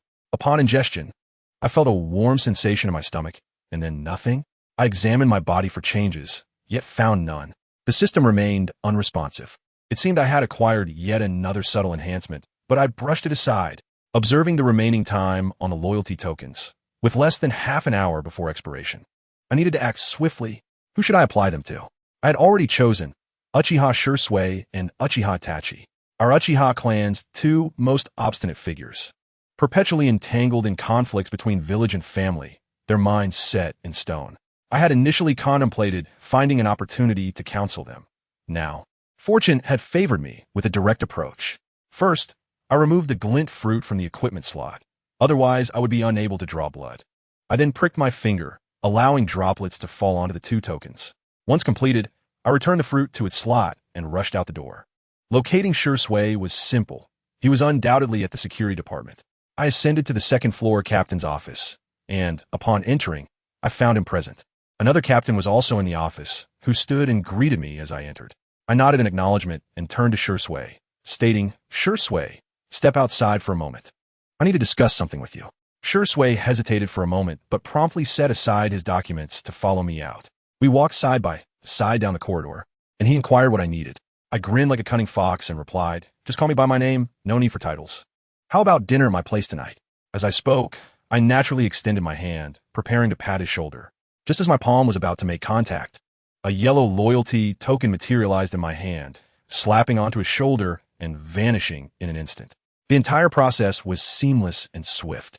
Shisui remained oblivious, nodding and saying, all right, if there's nothing else, I'll get back to work. I waved goodbye with a smile, my heart soaring with joy. I tell you, once Shisui departed, a significant weight lifted from my chest. His reaction clearly indicated that the loyalty token had taken effect. Come dinner time, I would certainly test its efficacy. With the last loyalty token in hand, I took a deep breath and with a thought, activated the Flying Thunder God technique to return to my bedroom. I must say, utilizing the Flying Thunder God for commuting was remarkably satisfying. My next target, Uchiha Itachi. His residence was not far from mine. I leaped through the window and, like a shadow, traversed the rooftops, swiftly arriving at the entrance of the Uchiha compound. Knock, knock, knock, I politely rapped on the door. As it swung open, to my surprise, it was not just any family member, but Meichin Jie. How could I possibly address that youthful visage with the term aunt? I simply couldn't bring myself to utter it. I quickly mustered a smile and said, Meichin Jie, I am here to see Itachi. Meichin Jie was exceptionally gentle, smiling as she ushered me inside. Ascending to the second floor, she knocked on Itachi's door and called out, but there was no response. Observing the situation, I quickly said, Meichin Jie, leave this to me. You may go about your business. With a worried glance at the door, Meichin Jie finally nodded and mentioned she would prepare some fruits for us before heading downstairs. Once she departed, I felt no need for decorum. Knocking? Not a chance. I simply reached out and swiftly pulled the door open. Upon entering, a wave of familiar melancholy enveloped me. The curtains were drawn tightly, casting the room into darkness akin to a cave. Itachi lay there, still as a sleeping beauty. Without further ado, I briskly approached the bedside and gently tapped his arm. With a swift motion, I affixed a talisman to him, simple, direct, and efficient. Leaning closer, I whispered, remember to come to my house for dinner tonight. I will be cooking, and Shisui will be there too. In that instant, I perceived a thought. I will go. Success. I had no desire to linger at the Fujiwara residence. So I bid farewell to Meichin Jie and slipped away. Unlike those peculiar time travelers, I harbored no inappropriate thoughts towards married women. Besides, Itachi was rather taciturn, and being around him would stifle me. As I strolled down the street, I gazed at the sky and couldn't help but sigh. Alas, I truly could not be a noble hero. It was far more gratifying to remain an ordinary person. Otherwise, I would have long since returned to the office via the Flying Thunder God technique. Who in their right mind would rush back to work? Although I was enjoying myself.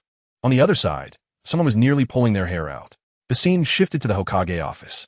Goodness, the Konoha F4 along with Jiraiya had all gathered, and the atmosphere was intense.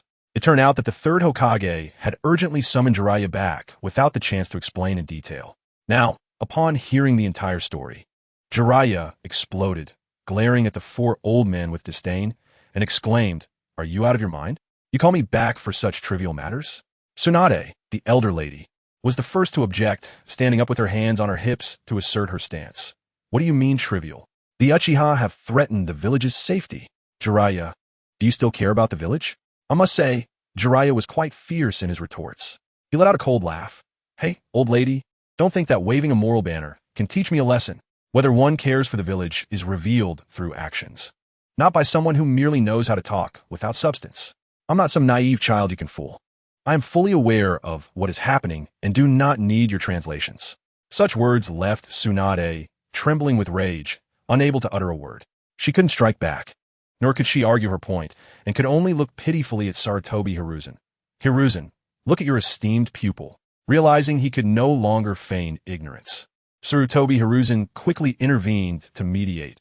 All right, let's all calm down. Jiraiya, Tsunade is older. Can you give her a break?" However, Jiraiya, in his fury, disregarded even his teacher's authority, unleashing a torrent of verbal fire. Give a break? If she is aware of her age, she should promptly relinquish power and go home to tend to her grandchildren. What is she still doing here, causing chaos? Frankly, If you old folks were out of the picture, we would have half as many problems. Those words darkened the faces of the Konoha F4 immediately. Jiraiya.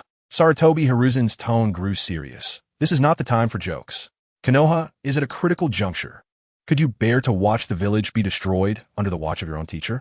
With that, the old man began to play the emotional card, sighing deeply and feigning vulnerability. I can assure you, Jiraiya was one to respond better to pity than to anger. Seeing the old man's woeful expression, he found himself at a loss. He understood clearly that the root of this issue lay with Danzo, who had rashly sought to seize Shisui's eyes, leading to a village-wide manhunt. The Uchiha clan had finally produced a genius with a Mangekyo Sharingan, and with the way they were treated, could they possibly remain calm? Who wouldn't be anxious in their position? Consequently, they were pushed to their limits, resulting in not one, but two new Mangekyo. Now, Itachi and I made 3 pairs of Mangekyo Sharingan within the Uchiha clan. The higher-ups in Konoha were utterly flabbergasted. They had overstepped their bounds. Jiraiya was acutely aware that resolving this matter was simple. Sarutobi Hiruzen and the others needed to offer Shisuai a satisfactory compensation and cease their antagonism towards the Uchiha. Given his understanding of Shisuai, he was optimistic about an 80% chance of reaching an agreement. However, therein lay the complication. He knew all too well how stubborn Sarutobi Hiruzen and his cronies were. For them to cease their targeting of the Uchiha, it was a task more challenging than ascending to the heavens. Even if they agreed now, they would undoubtedly renege later. Their decades-long prejudices were ingrained in their very bones and could not be altered. The office fell into a profound silence. After a lengthy pause, Jiraiya finally spoke. Old man, let me see the detailed intelligence on Uchiha Shisuai, UchihaMuming, and Uchiha Itachi. Without hesitation, Sarutobi Hiruzen tossed several scrolls over. Jiraiya received them and began to open them one by one. The more he read, the graver his expression became. After finishing the last scroll, he sighed deeply, utterly stunned. So, the heavens have gifted us not 1, but 2 pairs. You lot are truly formidable. Exceedingly formidable indeed. With that, he tossed the scrolls back to Sarutobi Hiruzen and moved to the window, flinging it wide open. Old man, tonight, I will have a word with Mukai and Shisuai. In the meantime, you all, especially Danzo, need to keep those little schemes to yourselves. While the thought of Konoha's demise is terrifying, it is even more dreadful to think we might be the ones pushing it into the abyss. As soon as he finished speaking, Jiraiya leaped through the window and vanished. Danzo, seeing him depart, attempted to grumble further. Hiruzen, look at this Jiraiya. Enough, Danzo. Sarutobi Hiruzen interrupted directly. Jiraiya is right. For now, everyone needs to keep a low profile. Konoha cannot withstand any more turmoil. The old man was frightened. Throughout his life, he had valued power and reputation above all else. Should a conflict arise with the Uchiha, regardless of the outcome, Konoha would be doomed, and his own reputation as Hokage would be obliterated. Such a fate would be far worse than death. Danzo rebuffed, scoffed disdainfully. Humph, you are nothing but a coward now. Sarutobi Hiruzen was not one to be trifled with. He raised his head, his gaze sharp as he fixed it upon Danzo, enunciating each word. Enough, Danzo. Remember, I am the Hokage. Such a statement was tantamount to a dagger to the heart for Danzo, who valued the Hokage position above all else. It rendered him speechless. With a cold snort, he stormed out, leaving the remaining 2 elderly gentlemen to be dismissed by Sarutobi Hiruzen. Soon, the office was left in solitude, with him alone, puffing away at his cigarette. Looking utterly despondent, the scene shifted back to my home, where I had already begun preparing for the evening's barbecue feast. Meat, fish, all were arranged. In the backyard, a barbecue grill stood ready, charcoal lit, awaiting the guest's arrival. As fate would have it, just as I finished my preparations, Shisuai and Itachi arrived together. Shisuai gazed at the large bowl of meat I had prepared, his eyes wide with astonishment. Wow, you cooked so much meat? Are there others coming? I waved my hand dismissively. No, just the 3 of us. We'll eat as much as we can. Saying this, I summoned a small flame of fire release to ignite the coals. Come on, don't be shy. Help yourselves and grill whatever you wish. Wait, you invite us and expect us to do the cooking? Shisuai teased with a smile, yet his hands were already busily threading shrimp onto skewers. I chuckled softly, exclaiming, doesn't this indicate that you don't regard us as outsiders? As soon as my words fell, the figure of Itachi, who had been silently grilling meat, momentarily halted his movements but quickly resumed his task. At that very moment, A hearty laughter erupted from the rooftop. Ha! It seems I have arrived, just in time for a grand feast. With a resigned expression, I shouted towards the roof, "Come down, Jiraiya-sensei. If you keep trampling on my roof, it might collapse, and you shall be liable for the damages." In truth, I had sensed his presence the moment he arrived, using my Kinbunchika haki. "Don't worry, little brother. That's impossible," Jiraiya declared, and with an effortless leap, he descended from the rooftop, plopping down beside me and reaching for the meat on the grill with tongs. Observing his overly casual demeanor, I smiled and, without any preamble, directly inquired, "Jiraiya-sensei, your unexpected visit today must have some significant purpose, correct?" Jiraiya, caught off guard by the heat of the grilled meat, exclaimed, "Ouch! Hot, hot!" He chuckled awkwardly, "Huh? You are indeed astute, mumming." His gaze darted between ShisUi and Itachi, clearly wary of speaking freely in their presence. I reassured him, "You need not concern yourself with them. The three of us form an unbreakable triangle, steadfast as old dogs. If there is a matter at hand, they will undoubtedly stand with me." I was acutely aware that this old fox, Jiraiya, was most anxious about the potential discord among our trio of Sharingan wielders. Should internal strife arise, Konoha would truly be in dire straits. He was well aware that not a single high-ranking Uchiha supported Konoha, since ShisUi's unfortunate incident. The so-called Dove faction had long since ceased to exist. Presently, the Uchiha was divided solely between radicals and even more radical extremists.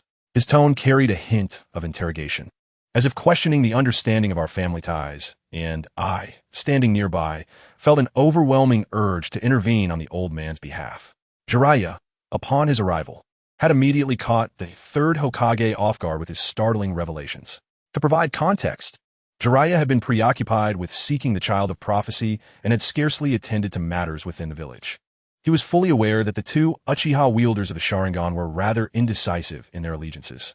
Should another internal conflict arise within the Uchiha, it would spell catastrophe for Konoha. Moreover, the Uchiha leadership showed little regard for Konoha. Since the incident involving ShisUi, the Dove faction had been utterly extinguished, leaving the Uchiha rife with radicals and a veritable breeding ground for terrorism. Jiraiya mused that ShisUi and Itachi could no longer be relied upon. He also recognized that the blame could not fall solely upon the Uchiha. The elder Sarutobi and his cohorts had acted with considerable impropriety. Were I in the Uchiha's position, I too would harbor deep resentment. The crux of the matter was that the Konoha leadership currently found themselves unable to intervene in Uchiha affairs. If a conflict were to erupt within the Uchiha, the entire village would suffer the consequences. What was worse, there could be no prior evacuation of the populace. How could this be managed? With a heavy sigh, Jiraiya inquired about Mumming's perspective on Konoha. Mumming, displaying an uncanny calmness, caught ShisUi and Itachi's attention. Their eyes sharp and focused upon Jiraiya. Jiraiya felt a sudden tension, pondering if he had misspoken. Mumming subtly signaled, "Jiraiya-sensei, why don't you share your thoughts first?" Instantly, ShisUi and Itachi understood, resuming their grilling and expertly serving Mumming. Jiraiya paused, offering a wry smile. "Me? I am unlike the old men, otherwise I wouldn't be sitting here today." Mumming boldly criticized Sarutobi, asserting that he was ineffective. Jiraiya furrowed his brow, contemplating how to respond.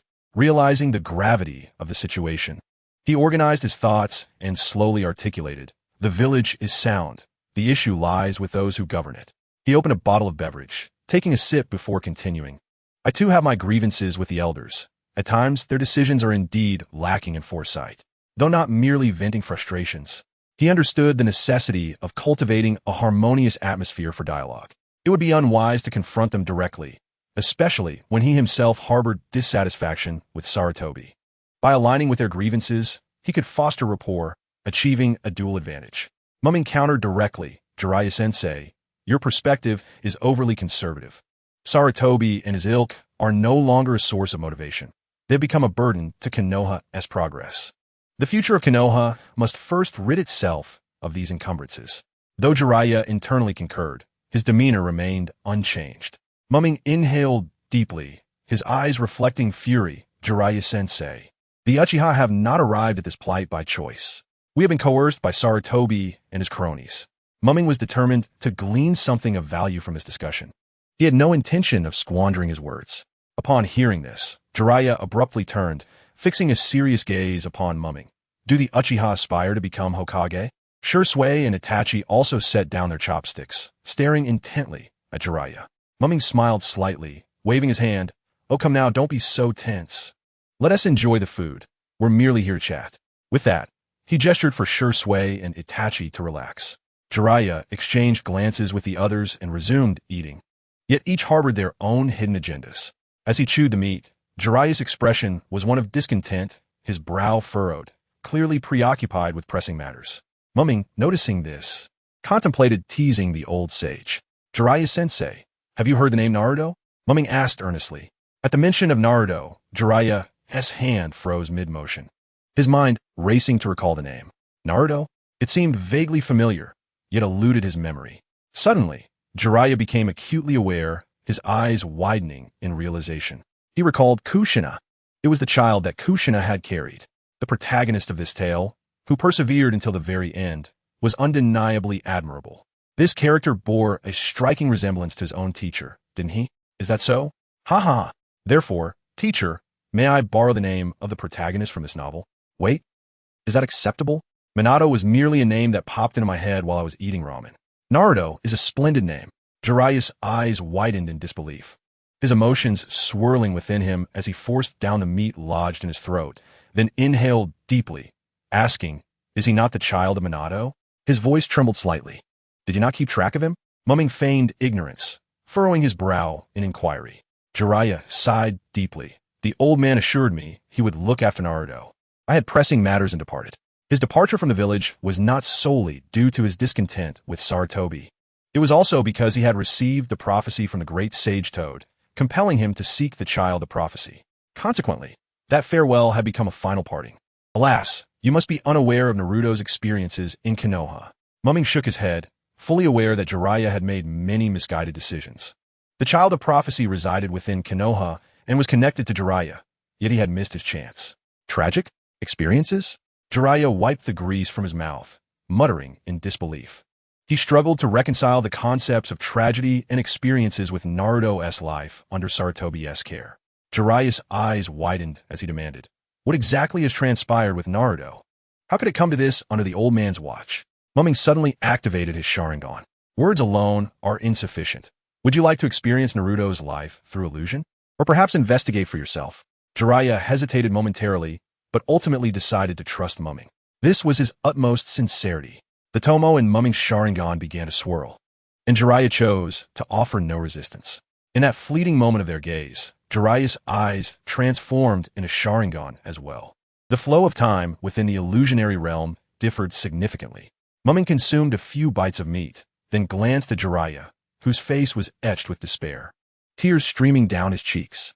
He clenched his fists tightly, veins bulging.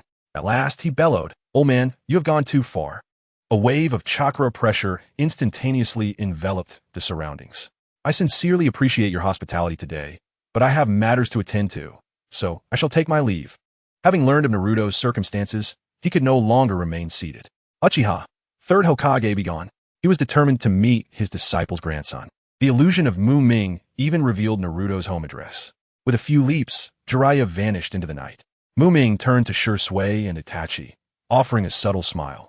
Let us not concern ourselves with him. Let us continue our meal before it grows cold. Shisui and Itachi nodded in agreement. Jiraiya's outburst provided Muming the opportunity to discern the intentions of Shisui and Itachi. Earlier, he had mentioned their mutual interests and their unwavering support for him. Observing their expressions, they showed no dissent nor reluctance. The loyalty symbol had activated. Henceforth, regardless of the challenges they faced, Shisui and Itachi would unreservedly stand by him. Meanwhile, Jiraiya stormed forth like an enraged, white-maned lion, his fury fully unleashed as he sprinted with unprecedented speed, faster than when he had once fled from insurmountable foes. The fire of wrath within him blazed ever more fiercely. Upon arriving at Naruto's residence and witnessing the deplorable state of his single-room apartment, his anger could no longer be contained. Jiraiya shot a glare at the nearby tree, then averted his gaze. He took several deep breaths, striving to calm his tumultuous emotions. Just as he approached the door, a shadowy figure appeared, obstructing his path. Lord Jiraiya, please desist. It was an Ambu ninja. Jiraiya was momentarily taken aback, but swiftly regained his composure. He was not one to take his frustrations out on others. Suppressing his ire, he asked in a measured tone, "Why you stop me?" Lord Jiraiya, The Hokage has issued an order prohibiting any ninja from approaching the Jinchuriki, the Umbun ninja replied, keeping his head bowed in deference. Even in the presence of someone as esteemed as Jiraiya, he maintained the appropriate respect. However, upon hearing the term Jinchuriki, Jiraiya's anger morphed into a bitter laugh. Jinchuriki? You dare refer to him as such? He dismissed the Umbun member, moving to peer through the window. The room had already succumbed to darkness, enveloped in silence. After a moment of quiet contemplation, Jiraiya departed without uttering a word. The Umbun member exhaled a sigh of relief before swiftly retreating into the tree, resuming his surveillance of the Jinchuriki. On another front, Jiraiya, brimming with rage, was resolutely set on confronting Sarutobi Hiruzen. He hastened towards the Hokage Tower. Indeed, Sarutobi was present. Ever since the Hokage residence had been reduced to rubble, the Hokage Tower had commenced its reconstruction. To facilitate efficient coordination, Sarutobi had taken up residence within the tower. That night, as tranquility blanketed the surroundings, Sarutobi had just fallen asleep when a sudden crash shattered the stillness. Jiraiya forcefully kicked open the door to Sarutobi's office. Startled from slumber, Sarutobi instinctively sprang from his bed in a manner unbecoming of an elderly gentleman. "Who dares?" he shouted in indignation. Upon recognizing Jiraiya, his expression transformed into one of amusement.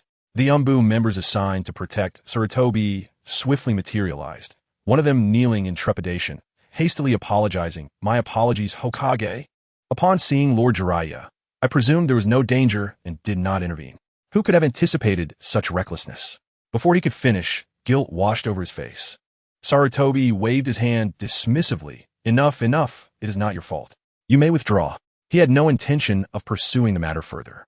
Sarutobi was known for his leniency towards his subordinates, especially regarding trivialities. Faced with the scene before him, he remained unfazed, treating it with nonchalance. Jiraiya barged in, his visage a portrait of fury, his chest heaving as if overwhelmed by indignation. Sarutobi mused, what has set Jiraiya off this time? Could it be something from Danzo's roots that has incited him? Otherwise, who could provoke such ire? Yet, it appeared unrelated to Uchiha. Otherwise, he would not have stormed into his office. Viewed through this lens, the likelihood of it being Danzo had significantly increased. Just as Sarutobi contemplated this, Jiraiya declared loudly, "Old man, there is but one matter I wish to discuss. I have come tonight to inquire about that boy Naruto." No sooner had he spoken than Sarutobi, engaged in rolling tobacco, froze in place, his entire being becoming still. Time seemed to stand still, and silence enveloped the room. I shall tell you at that moment. My master Jiraiya's fury surged, his eyes wide as saucers, fixated on the third Hokage, his gaze practically demanding, "Old man, do you still have a heart?" The third Hokage, meanwhile, feigned contemplation, leisurely fiddling with his pipe before finally uttering a response, questioning if it was the Uchiha clan who had informed him. Upon hearing this, my master nearly exploded with rage. He stepped forward, shouting back, "Who told you anything? I demand an explanation. My disciple, Minato, entrusted his son to you, and I, your own disciple, place my trust in you as well. And yet, this is how you treat his child? Speak." The third Hokage was left speechless, ultimately resorting to his old refrain. "There is no explanation. The facts are as they are." I can assure you, this truly incensed Jiraiya. He was never one for lofty rhetoric, especially when it felt as though someone was attempting to dupe him with such nonsensical platitudes. He charged forward, seizing the third Hokage's collar with a grip akin to iron, their faces nearly touching, saliva flying as he roared, "As Hokage, do you not possess any humanity?" The Umbu outside, alerted by the ruckus, swiftly surrounded the area. The third Hokage, valuing his dignity, hastily dismissed his guards before slowly turning to my master. "Is this how you intend to converse with me?" Upon hearing this, my master regained a measure of composure, releasing his grip and stepping back. They stood in a tense standoff, the atmosphere thick enough to draw water from. Ultimately, it was the third Hokage who broke the silence, his eyes closed, adopting a sorrowful demeanor as he lamented, "Naruto has suffered greatly over the years. I carry guilt in my heart, guilt towards Minato, and guilt towards you. Yet everything I do is for the sake of Konoha. Who among us understands this for the sake of Konoha?" My master erupted, "Spare me your grandiose rhetoric. For the sake of Konoha? Naruto suffers for the sake of Konoha? If you were to live a good life, would Konoha erupt in flames, or what? He is but a child. Why must he bear the brunt of your upper echelon's failures?" My master, typically perceived as a bit disheveled, exhibited remarkable clarity in this critical moment. He laid bare the third Hokage's duplicity. To put it simply, it was all about shifting blame. The Ninetales incident claimed countless lives, and the villagers harbored resentment. They needed an outlet for their anger. Naruto, the Jinchuriki of the Ninetales, became the perfect scapegoat. By channeling all hatred towards him, the higher-ups could emerge unscathed, while simultaneously placing the blame on the Uchiha clan, achieving two objectives with one stroke. My master articulated these points with clarity, and the third Hokage's face shifted through shades of pale and flush, ultimately rendering him speechless, tacitly conceding.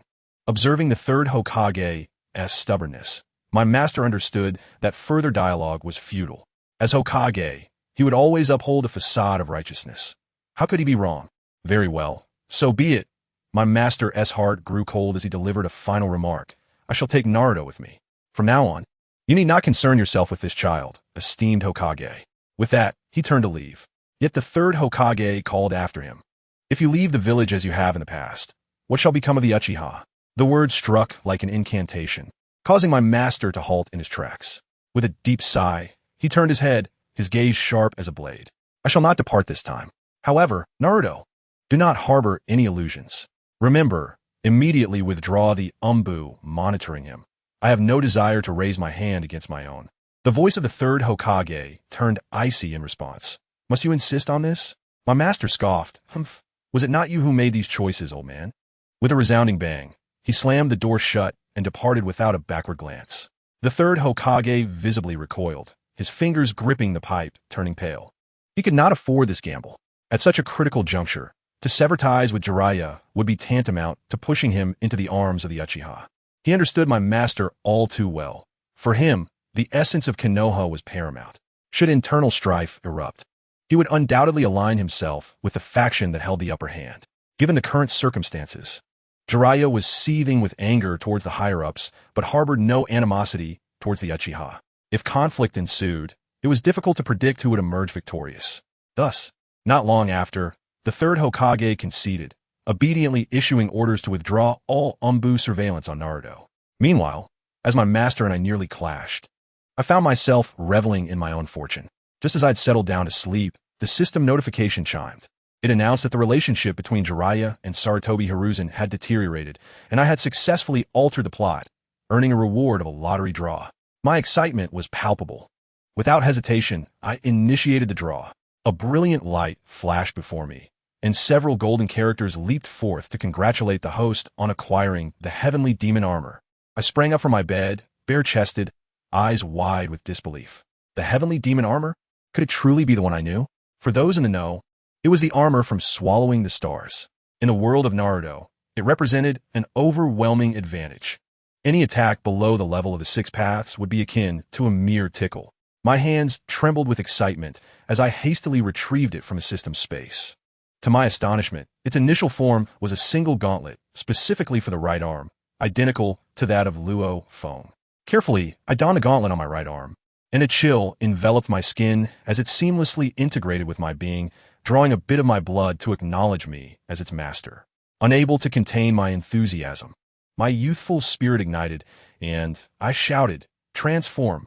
In an instant, the black gauntlet spread across my entire body like liquid, ultimately encasing my head completely. Rushing to the mirror, I was met with the sight of a striking black and red warrior, the armor shimmering with a radiant glow, truly magnificent. I leaped in place, executed a high kick, followed by a spinning kick. The movements were so fluid, they did not hinder my agility at all. Despite its seemingly heavy appearance, it felt as light as air. Remarkable. However, to be honest, the advanced design of this armor clashed somewhat with the ancient aesthetic of Konoha, as if I had stumbled onto the wrong film set. With a mere thought, the armor retracted back into the gauntlet, proving to be exceptionally convenient. With such divine attire, should I not storm into the Hokage's office and proclaim, "The Hokage rotates. This year it's my turn"? No, that would be quite dull. You see, it's akin to playing a game with cheats. While it's exhilarating at first, the thrill wanes after a few days. In my previous life, I was a master of in-game purchases, fully aware of the loneliness that accompanies invincibility. The current shinobi world felt like an expansive single-player game to me. I was well-versed in the narrative, ready to plow through it, but what remained after completion? An endless void. I had no desire to become like Saitama from One Punch Man, possessing strength devoid of emotion. Thus, while I embraced my newfound power, I resolved not to misuse it recklessly. It was imperative to adhere to my plan. As long as life persists, so too shall my endeavors. I would deliver a subtle shock to the Uchiha while simultaneously accumulating rewards from a system.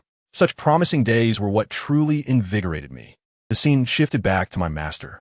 He returned to the vicinity of Naruto's dilapidated abode, and soon after, two Umbu appeared like shadows, greeting one another as they prepared to withdraw. Before departing, they politely intended to greet my master. However, he was seething with anger and did not spare them a glance. The thought that Naruto had been bullied right beneath their noses, while they stood like wooden posts, ignited a desire to unleash a Rasengan upon each of them. Had reason not prevailed, he might have acted on that impulse. Upon witnessing Jiraiya's dark expression, the two Umbu quickly fled, terrified. My master remained beneath a large tree outside Naruto's home, sitting from dusk until dawn. As the first light of day broke, he formed a hand seal and, with a pop, summoned a shadow clone. Before he could utter a word, the clone, intuitively grasping the situation, declared, "Understood, I will go buy food. Make sure to get plenty of what children enjoy, right?" My master nodded. "Yes, get extra. The Uzumaki clan can eat quite a bit. And this child surely has a healthy appetite." In an instant, the clone dashed off. Before long, it returned, laden with 2 large bags of food, appearing as if it had fled from a disaster. At that moment, my master noticed some commotion within Naruto's house. The clone hurriedly thrust the bags of food into the hands of the original before vanishing with a loud pop.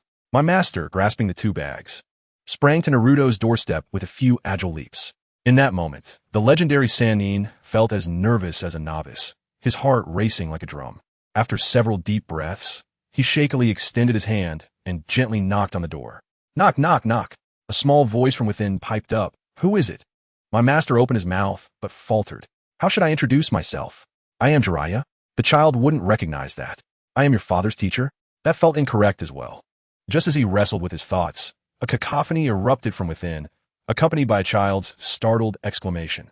"Ah, hot, hot, hot." My master's heart raced as the door was abruptly yanked open from the inside. A young child in green frog pajamas appeared at the threshold, barely reaching my master's waist. Before he could clearly see the child's face, he was taken aback by the chaotic scene inside. A bucket of instant noodles had toppled over, spilling broth everywhere, with noodles strewn across the room. The space was a veritable disaster. Clothes and trash mingled together, empty food wrappers littering the floor, and the sink piled with dirty bowls surrounded by a swarm of flies. At that moment, the little one looked up. In that instant of eye contact, my master felt as though he had been struck by lightning, frozen in place. That face, those blue eyes, that golden spiky hair, it was uncanny. His lips trembled, and he instinctively blurted out, "Minato." Was this not a younger version of Minato? Exactly the same. "Hey, little one, you bear a striking resemblance," my master murmured to himself. Naruto, perplexed, stared back. "Hey uncle, what's wrong? Why are you staring at me?" My master snapped back to reality, feeling immensely awkward. He scratched the back of his head and laughed nervously. "Oh, ha ha ha, it's nothing, just reminiscing about some old times." Naruto blinked his big eyes, seemingly not entirely convinced by Jiraiya's explanation, but still warmly invited. "Oh, is that so? Then uncle, please come in." He stepped aside, allowing my master to enter his humble abode. Upon stepping inside, Jiraiya surveyed the surroundings, noting the utter disarray. Particularly, the bed was piled high with Naruto's unwashed clothes, leaving little room to sit. However, Naruto appeared completely unfazed by the chaos. As for why Jiraiya was allowed in by Naruto after uttering just a single phrase, it is essential to recognize that Naruto possesses an extraordinary sensitivity to malice due to the formidable QB sealed within him. However, the presence of Jiraiya before him emanated a comforting aura, starkly contrasting the negativity he often sensed from the villagers. It was this very essence that made Naruto wholeheartedly welcome Jiraiya into his modest abode, despite its lack of cleanliness and comfort. "Please wait a moment, sir," Naruto said, his gaze anxiously fixed on the doorway. Only when he saw Jiraiya step into the room did he promptly close the door, dashing to the bedside like a gust of wind. Once at the bedside, Naruto disregarded his disheveled and soiled clothes, carelessly shoving them aside. In that moment, his only thought was to clear a space for the uncle who did not harbor any ill will toward him. "Please, take a seat here," Naruto said, a shy and apologetic smile gracing his face as he gestured toward the area he had just cleared. "Thank you, Naruto," Jiraiya replied with a slight smile. Graciously accepting the hospitality offered, he approached the bedside with steady steps, carefully placing the 2 heavy bags of food he had brought to the side before settling down in the space Naruto had prepared for him. At that moment, a loud and urgent gurgle sound erupted, revealing that Naruto's stomach was protesting from hunger, as if shouting, "I need food. I need food. Oh no, my breakfast," Naruto exclaimed, slapping his forehead as he gazed at the spilled cup noodles, remorse evident on his face. However, just as disappointment began to creep in due to his missed breakfast, a rich and mouth-watering aroma wafted through the air, slithering into his nostrils like a playful serpent. Instinctively, he twitched his nose, inhaling deeply. Soon, he confirmed that the enticing scent emanated from the 2 bags Jiraiya had set aside. Hey, it seems our little Naruto is quite hungry. How about we tidy up the table first, and then enjoy a delightful breakfast together?" Jiraiya teased, looking at Naruto. Sure. Naruto enthusiastically nodded. For a famished Naruto, nothing could be more alluring than a sumptuous meal at that moment. Moreover, he understood that these delicacies were likely purchased by Jiraiya specifically for him, a gesture of kindness that filled him with warmth and happiness. Let us get started. At this point, Naruto was already ravenous, his stomach growling loudly. Jiraiya could hardly bear to watch Naruto suffer from hunger. Thus, the 2 of them swiftly sprang into action, preparing to indulge in the splendid feast. They quickly tidied up the cluttered dining table, with Naruto carefully tossing the spilled cup noodles into a trash bag.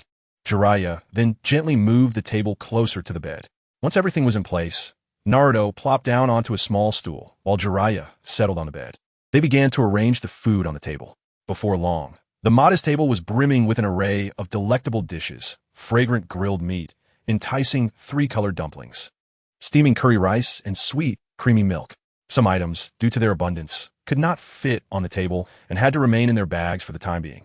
"Wow, everything looks so delicious," Naruto exclaimed, his eyes sparkling with delight, and he couldn't help but drool at the sight. Despite his ravenous state, he restrained his appetite and turned to Jiraiya, asking, Uncle, can I really eat all of this?" In the past, there had been those who would tease him with food, so Naruto always approached such situations with caution, wanting to confirm beforehand. Fortunately, Jiraiya was nothing like those with ulterior motives. Naruto felt no trace of malice from him. Ha, go ahead and eat, little one. Enjoy these treats. They are all yours. Eat as much as you wish, and if you find insufficient, I can always buy more. Your uncle, have plenty of money, Jiraiya jovially replied. Yet, as he observed Naruto's innocent and understanding demeanor, a wave of unexplainable sorrow and guilt washed over him. He was acutely aware that Naruto had lost his parents at a young age and had endured numerous hardships under the manipulation of Sarutobi Hiruzen. And as a mentor who should have been a father figure, he had failed to provide adequate care and affection. This sense of self-reproach left him feeling increasingly uneasy, compelling him to laugh heartily to mask his inner turmoil. Upon hearing Jiraiya's words, Naruto nodded with joy. "Okay, uncle, I'm gonna dig in now. Wow, this grilled meat is incredibly delicious," he exclaimed, eagerly grabbing a hefty piece of grilled meat and stuffing it into his mouth, his cheeks puffing up like a cute little squirrel. "Eat slowly, be careful not to choke. Here, drink some milk to soothe your throat," Jiraiya said, quickly opening a carton of milk and placing it within Naruto's easy reach. As anticipated, in his haste, Naruto accidentally choked on his food. He coughed vigorously while frantically gulping down the milk. Once he finally caught his breath, he promptly thanked Jiraiya, cough, "Thank you, uncle. Please eat too. There is no way I can finish all of this on my own." With that, he stuffed another piece of grilled meat into his mouth, wearing a blissful and satisfied smile. "Okay, uncle is starting too," Jiraiya chuckled as he picked up a skewer of 3-colored dumplings.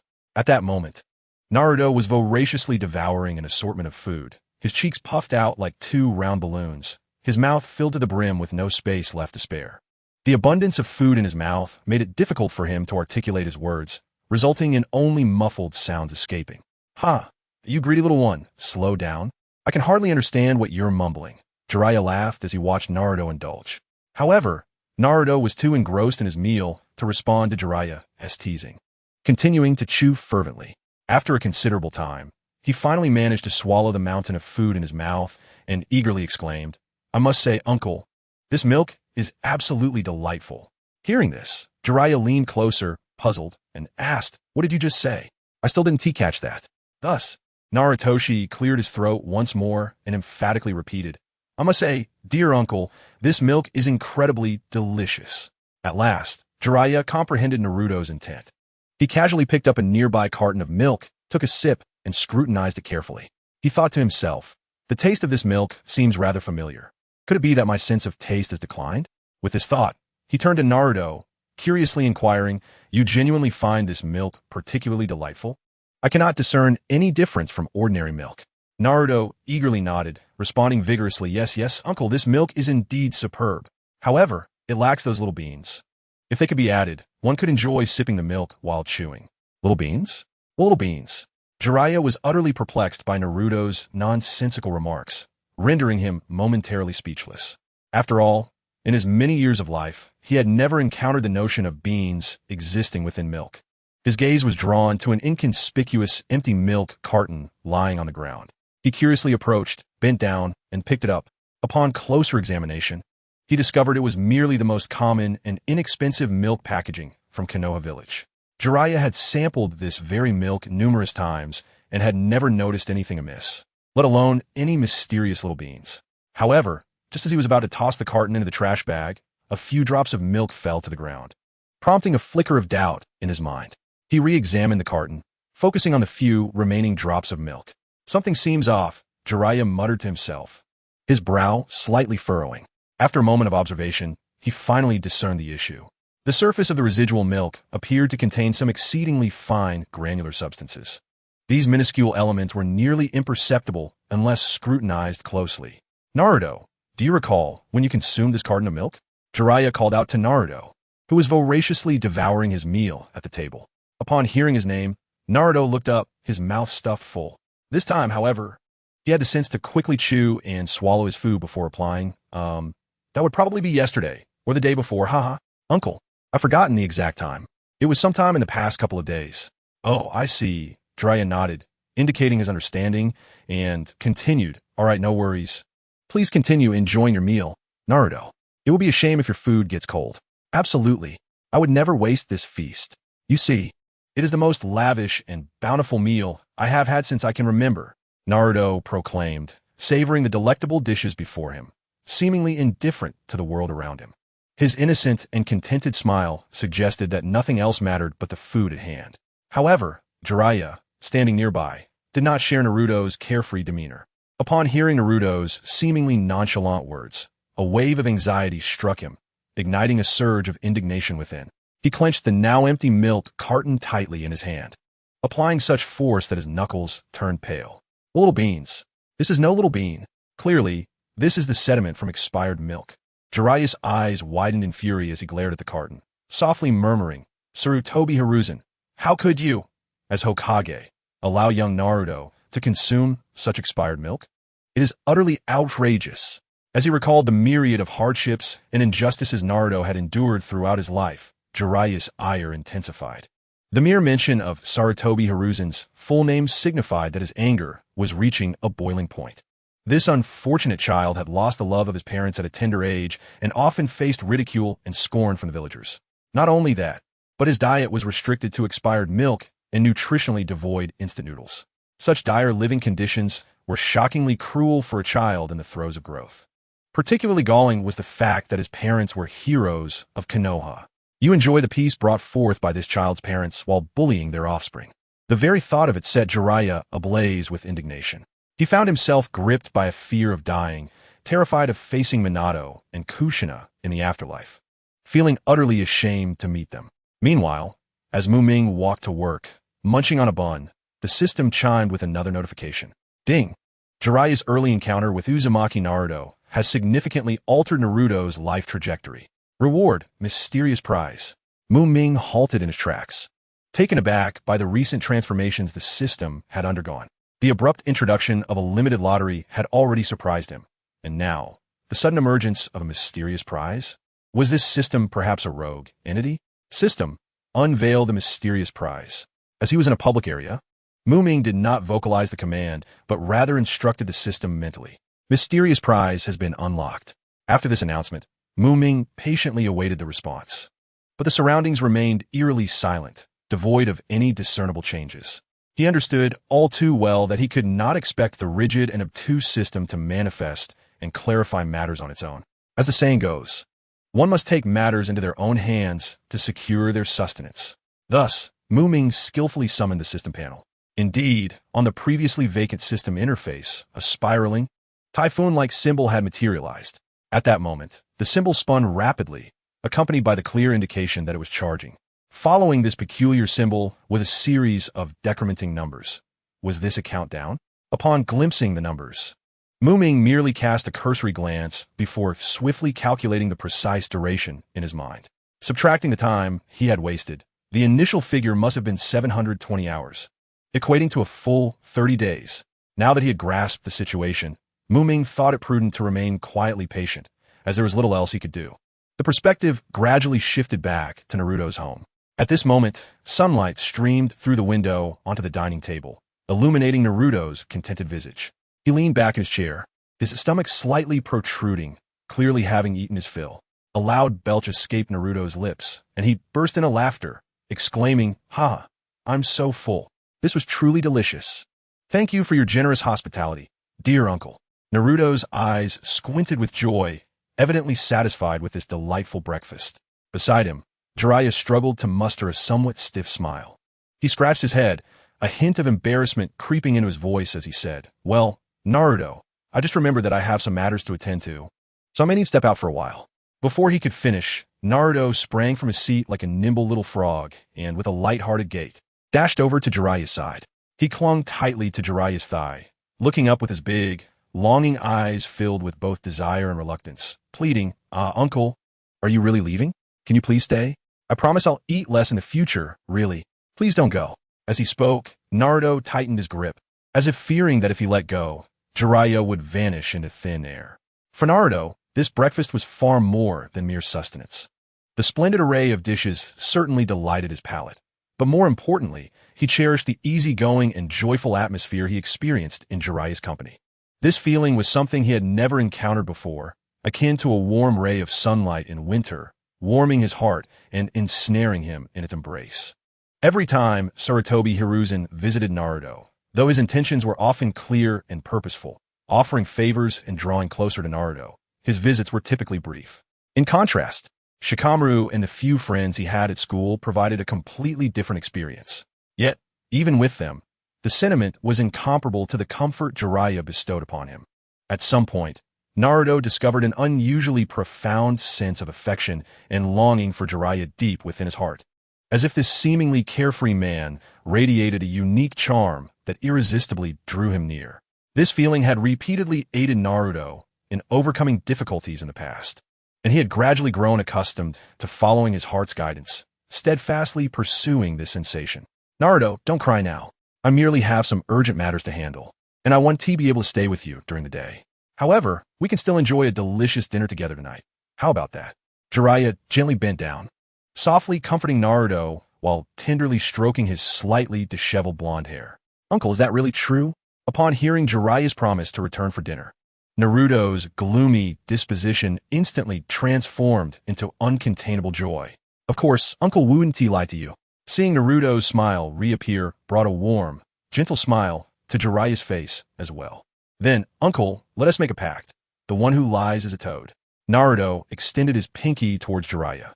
All right. Then it's settled. The one who lies is a toad." Jiraiya, with a somewhat peculiar expression, extended his own hand, entwining their pinkies together. "I'll bring back food tonight, Naruto, so we'll see each other later." See you tonight, Uncle." "Let us proceed with this matter," Sarutobi Hiruzen said slowly, sitting at his desk with a serious and composed expression. "As you wish, Hokage-sama," the Umbu ninja respectfully replied, bowing slightly before preparing to withdraw. At that moment, they were in Sarutobi Hiruzen's office within the Hokage building. The room was simply yet elegantly furnished, exuding an air of authority, adorned with portraits of past Hokages and important maps of Konohagakure. Suddenly, a loud crash echoed through the space. The sound was deafening, as if the entire Hokage building trembled. When they looked closer, they saw that the door to Sarutobi Hiruzen's office had come loose from its frame and crashed to the ground. Laying there silently, as though recounting the violence it had just endured, Sarutobi Hiruzen's gaze quickly shifted to the entrance, a flicker of surprise and confusion crossing his features. Meanwhile, the Umbu ninja reacted swiftly, drawing a kunai from his waist and adopting a highly defensive stance, unhesitatingly positioning himself in front of Sarutobi Hiruzen to shield him from any potential danger. "This is not your concern. You should step outside," a familiar voice rang out. Upon hearing it, Sarutobi Hiruzen's taut nerves relaxed slightly. It was Jiraiya, who had, since last night, treated the door with such disregard for the second time. Clearly, it could no longer withstand the onslaught of his formidable strength and had resigned itself to an early retirement, transitioning from guarding the Hokage's entrance to providing warmth within the Hokage building. "All right, you may withdraw now. Stand guard outside and keep a close watch on the surroundings. No one is to approach this place without my explicit orders," Sarutobi Hiruzen instructed solemnly, his gaze sharp as an eagle, fixated on Jiraiya. At that moment, he was far from oblivious. Seeing Jiraiya's furious expression, as if he were about to breathe fire, made it evident that the source of this anger had to be related to Naruto. As for the specifics, Sarutobi Hiruzen, with his years of experience and insight into the situation, could make a good guess. "Understood, Hokage-sama." The Umbu ninja respectfully bowed to Sarutobi Hiruzen and, seemingly oblivious to Jiraiya's anger, walked past him without a sideways glance before striding out of the room. Jiraiya, you've truly opened my eyes today. In just one day, you've kicked my office door twice. I don't recall ever teaching you such rude behavior," Sarutobi Hiruzen said, arms crossed, reclining in his chair with a feigned look of surprise. "Stop pretending. Don't act like you don't know why I'm here." Jiraiya glared at Sarutobi Hiruzen with wide eyes, speaking bluntly. "Oh, is that so? I genuinely didn't know," Sarutobi Hiruzen replied, maintaining his innocent facade. However, Jiraiya was all too familiar with Sarutobi Hiruzen's usual tactics. Realizing that his opponent was intentionally evading the topic, Jiraiya took a deep breath, steadied himself, and stated directly, "Cut the nonsense. Hand over everything related to Minato and Kushina, including their house and the inheritance they left behind, that no longer exists. Ever since the night of the QB incident, Minato's home was destroyed. Subsequently, the village faced the arduous task of reconstruction, and all the inheritance left by Minato and his wife was invested in that effort," Sarutobi Hiruzen replied calmly. In truth, the inheritance had long been spent, and even if he wished to hand it over, there was nothing left to give. What he just said is not entirely a lie. He merely concealed a portion of the truth. During the initial rebuilding of the village, a portion of the funds was indeed utilized. However, the remaining amount was quietly funneled into the Sarutobi family. Today, this wealth has become an integral part of the Sarutobi family's substantial legacy and, naturally, cannot be returned. Upon hearing this, Jiraiya trembled with rage, his eyes wide with disbelief as he glared at Sarutobi Hiruzen, unable to fathom the audacity of his actions. It is essential to remember that Minato had a child. For the sake of the village, a little expenditure would have been acceptable, even if Minato were aware. He would likely have said nothing. Yet you left this child with nothing, not a single coin, and squandered it all. He was entirely oblivious to the specifics regarding Minato's inheritance, having only visited Minato's former residence prior to arriving here. As expected, the place was no longer the house he remembered. The occupant was no longer the person he once knew. Furthermore, you spent the money. You should have taken care of that child. These should have been the very aspects that allowed people to better care for the heroes after their sacrifice. Yet, look at what Naruto is enduring today. Even the war orphans in the orphanage who do not know their parents do not suffer such torment. With this thought, Jiraiya's fury intensified. When patience runs thin, it is no longer necessary to endure. Jiraiya stormed toward Sarutobi Hiruzen, each step resonating with the weight of his anger. The floor creaking underfoot. He approached Hiruzen's desk without hesitation, raised his hand high, and with all his might, brought it crashing down. The loud bang echoed as the seemingly indestructible desk could not withstand the force, splitting open with a long, shocking crack that ran from the surface to the legs, as if it were being torn asunder. Jiraiya's eyes blazed with fury as he fixed his gaze on Sarutobi Hiruzen, bellowing, "This child's parents sacrificed their lives for our village, leaving behind a precious legacy that should have secured this child's future. Yet you callously invested it into the village's development. And now, this unfortunate child has not received the love and care he deserves. Instead, he is forced to consume expired, spoiled food to stave off hunger. Even worse, He suffers the rampant bullying and vicious insults from those wretched villagers. Sarutobi Hiruzen, you are fully aware of these matters. Yet you choose to turn a blind eye. Do you have no shred of humanity left? Faced with Jiraiya's vehement accusations and furious outburst, Sarutobi Hiruzen sat in his chair, his countenance dark and foreboding. He lowered his head slightly, unable to meet the fiery gaze of Jiraiya. At that moment, despite the discomfort swirling within him, he found himself unable to refute a single word Jiraiya uttered. He knew that the truth was like a sharp sword, piercing directly into his heart, leaving him no escape. Jiraiya's descriptions of Naruto's tragic plight were irrefutable, solid evidence that could not be dismissed. No matter how he might argue or explain, it would not alter the reality of what had transpired. Thus, Sarutobi Hiruzen could only maintain his silence, enduring Jiraiya's scorn and contempt in quiet resignation. Observing Sarutobi Hiruzen's impenetrable demeanor, as though he were an unyielding statue, Jiraiya's disappointment surged like a tidal wave, drowning any remaining flicker of hope. You have changed, truly changed. The kind teacher I once knew is no more. Jiraiya's voice was low and filled with sorrow, his words piercing like a dagger into Sarutobi Hiruzen's heart. Moments ago, Jiraiya had unleashed his furious tirade, but Sarutobi Hiruzen had remained impassive, devoid of emotion. Yet now, this seemingly innocuous statement caused Hiruzen's heart to tremble, as if the tranquil surface of a lake had been disturbed by a massive stone, sending ripples of turmoil throughout. Jiraiya, Sarutobi Hiruzen's lips quivered as he attempted to speak, but his throat felt constricted by an invisible hand, and he could only muster a brief, powerless exclamation. Enough. No need for further words. Take care of yourself from now on, teacher. With that, Jiraiya's once blazing fury was extinguished in an instant, vanishing without a trace. He cast one last, lingering gaze at Sarutobi Hiruzen, filled with a complex array of emotions: anger, nostalgia, and profound disappointment. Then, with resolute determination, he turned away, striding toward the door with unwavering purpose. Jiraiya, Sarutobi Hiruzen, seeing this, hurriedly stood, reaching out in an attempt to grasp the hem of Jiraiya's clothing. Alas! His actions were a moment too late. Jiraiya effortlessly waved his arm, slipping from Hiruzen's grasp. Subsequently, Sarutobi Hiruzen could only watch helplessly as Jiraiya's figure receded into the distance, ultimately vanishing from sight. With Jiraiya's departure, it felt as though every ounce of strength had drained from Sarutobi Hiruzen's body, and he slumped heavily into the chair that symbolized the power of the Hokage. In that instant, the office was enveloped in a suffocating silence, broken only by the sound of Sarutobi Hiruzen's labored breathing. He stood there, lost in an abyss of sorrow and despondency. Sarutobi Hiruzen recognized that, from this moment on, he had once again lost a disciple, and this time it was his last. Orochimaru, Tsunade, Jiraiya, why have you all treated me in such a manner? Sarutobi Hiruzen murmured, his voice laden with deep resignation and pain. Memories of his time with the three disciples surged forth like a tidal wave. Orochimaru's cold, yet gentle smile, Tsunade's boisterous laughter, and Jiraiya's seemingly carefree, yet righteous grin played vividly in his mind. Soon, a photograph of the four of them together surfaced in his thoughts. In the picture, they smiled radiantly, as if time had frozen in that beautiful moment.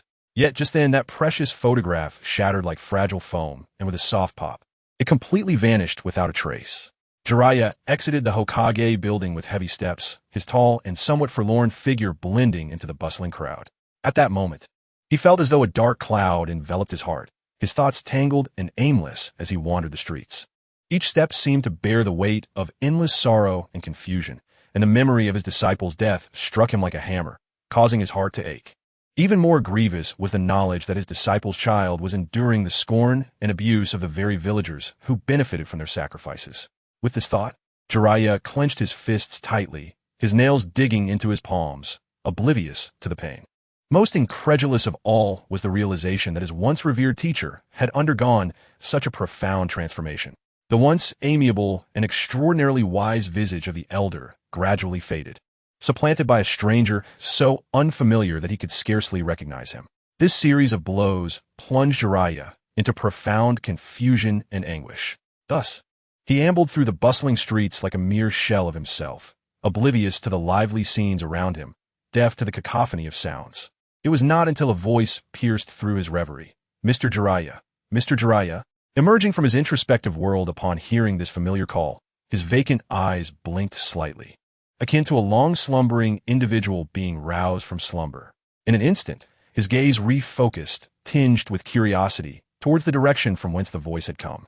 There, at a window seat in a nearby barbecue shop, sat UchihaMuming. At that moment, Jiraiya realized, almost inadvertently, that he had wandered to the vicinity of the security department. He lifted his head, gazing around in a daze, murmuring softly, "I can't believe I have come this far."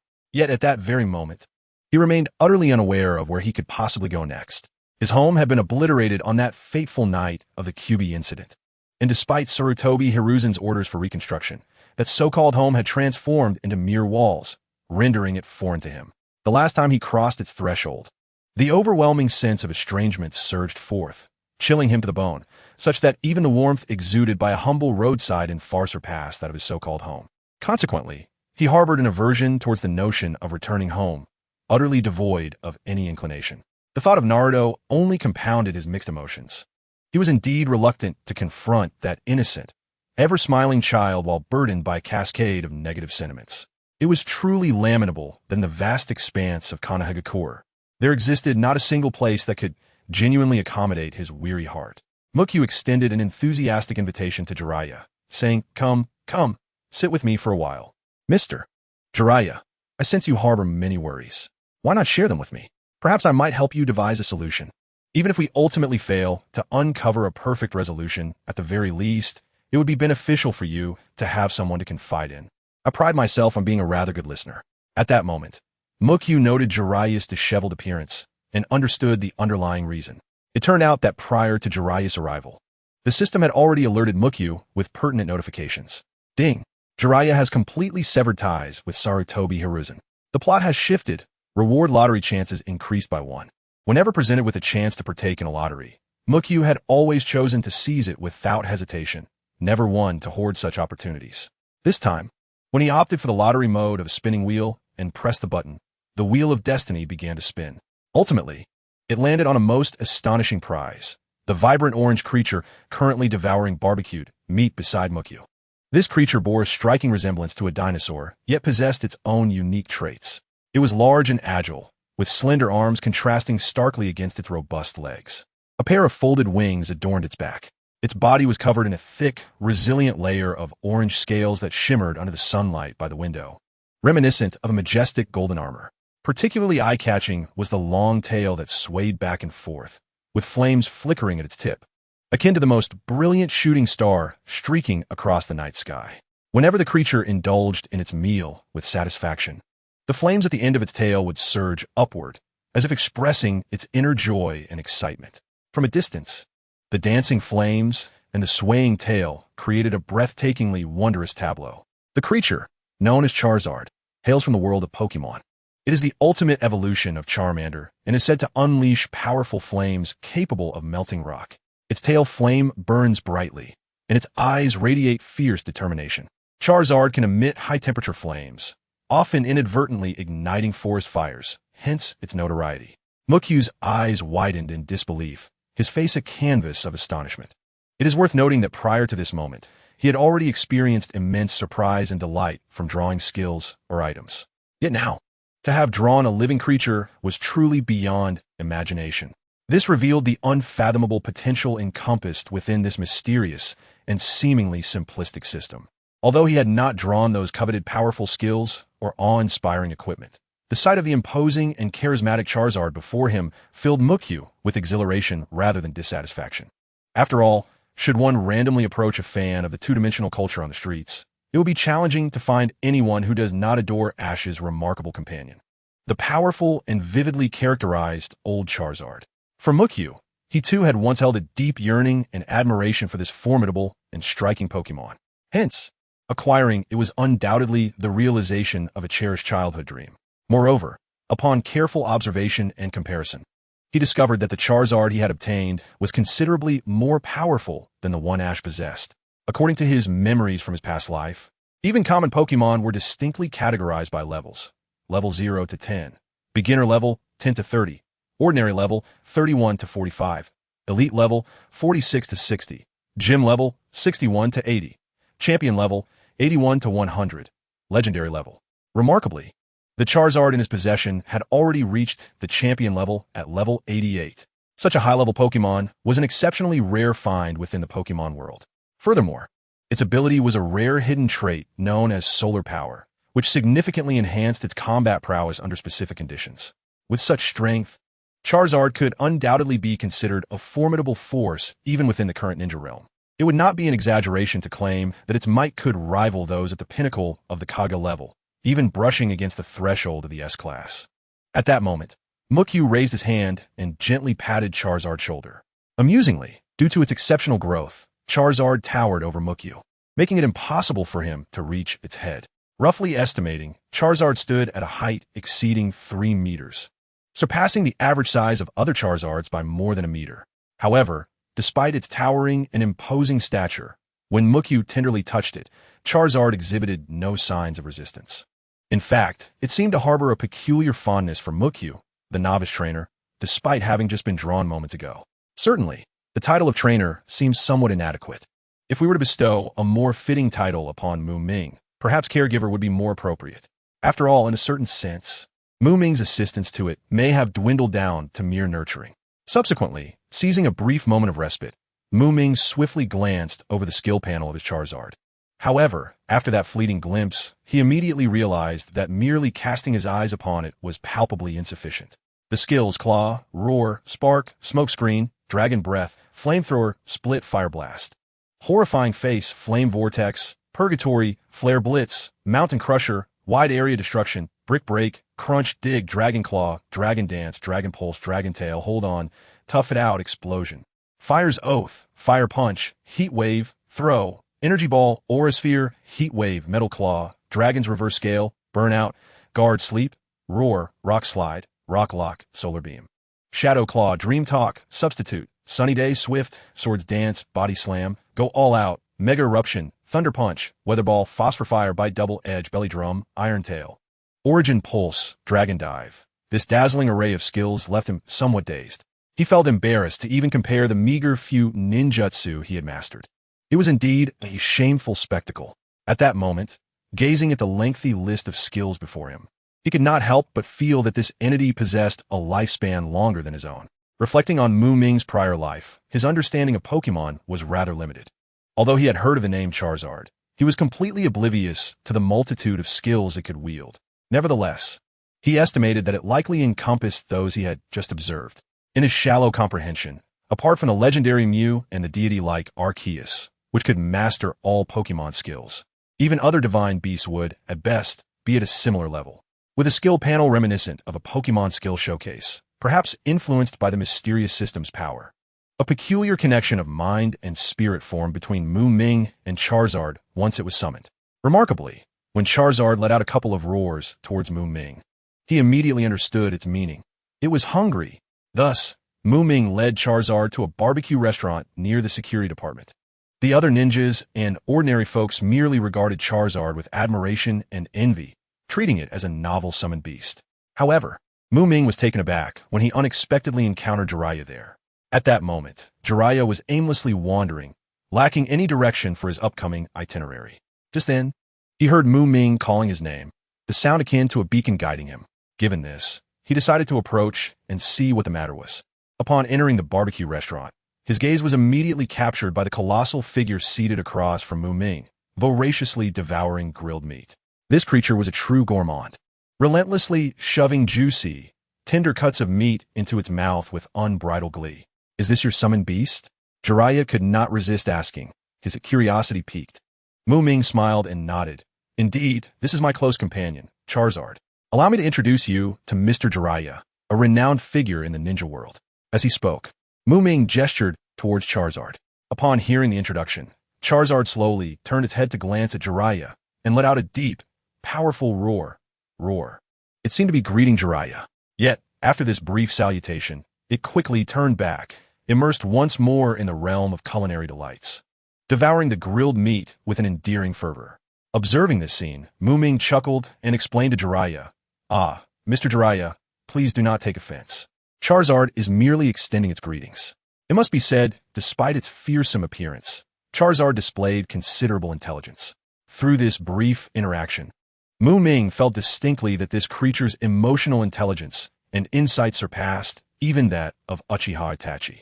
Indeed, when it came to strength, it was now slightly superior to Itachi as well. Greetings to you too, Jiraiya replied, leisurely settling beside Muming. He watched with great interest as Charizard continued its hearty feast, each claw grasping a skewer of grilled meat, its cavernous mouth eagerly consuming delectable morsels with astonishing speed. Before Muming, there stood 6 barbecue grills, each laden with enticing, sizzling meat. Yet, even with all 6 grills in operation, the cooking speed could hardly keep up with Charizard's ravenous appetite. In the blink of an eye, the once overflowing platter of grilled meat was devoured in a whirlwind, leaving only an empty tray and a few remnants of grease, testament to the former bounty. Muming diligently flipped the succulent pieces of meat on the grill with his tongs, the aroma wafting enticingly through the air. Simultaneously, he engaged Jiraiya in conversation. Mr. Jiraiya, you seem a bit downcast. Is something troubling you? Muming inquired with a smile, casting a glance at Jiraiya. However, Jiraiya merely surveyed his surroundings in silence, not responding immediately. Sensing this, Muming chuckled and scratched his head, saying, I apologize. It seems this is not the best place for a serious conversation. Perhaps we can move to my office? It's quiet and comfortable there. At that moment, Charizard, having thoroughly enjoyed its meal, finally ceased its eating. The plate before it was entirely cleared, not a scrap remaining. With a contented expression, it opened its mouth wide and let out a hearty belch, a wave of hot air accompanied by sparks erupting forth. Had Muming not reacted swiftly, he might have ignited the restaurant's curtains. Hey, take it easy, will you? If you're not careful, my wallet will suffer dearly. Muming shook his head in exasperation, though his eyes shimmered with affection. After all, one must spoil their own dragon. After settling the bill, Muming, Jiraiya, and the satiated Charizard each held a cup of hawthorn juice as they leisurely exited the barbecue restaurant. Charizard cradled a specially designed, oversized cup filled with icy, sweet-sour hawthorn juice. Thus, the 3 of them walked towards the security department, engaged in cheerful conversation.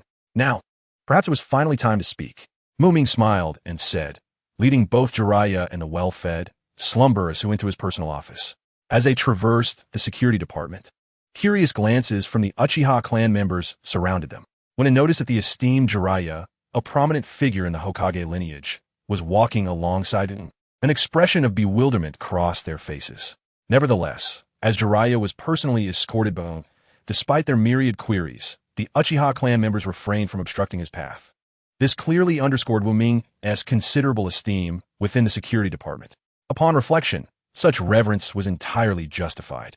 After all, since Ming had implemented a series of innovative policies, the Uchiha clan members had unexpectedly enjoyed a substantial increase in income, thereby indirectly enhancing their overall welfare. With a leader so empathetic and concerned for his subordinates, how could the clan members not be wholeheartedly devoted? Once inside the office, Jiraiya and Muming sat face to face on the sofa.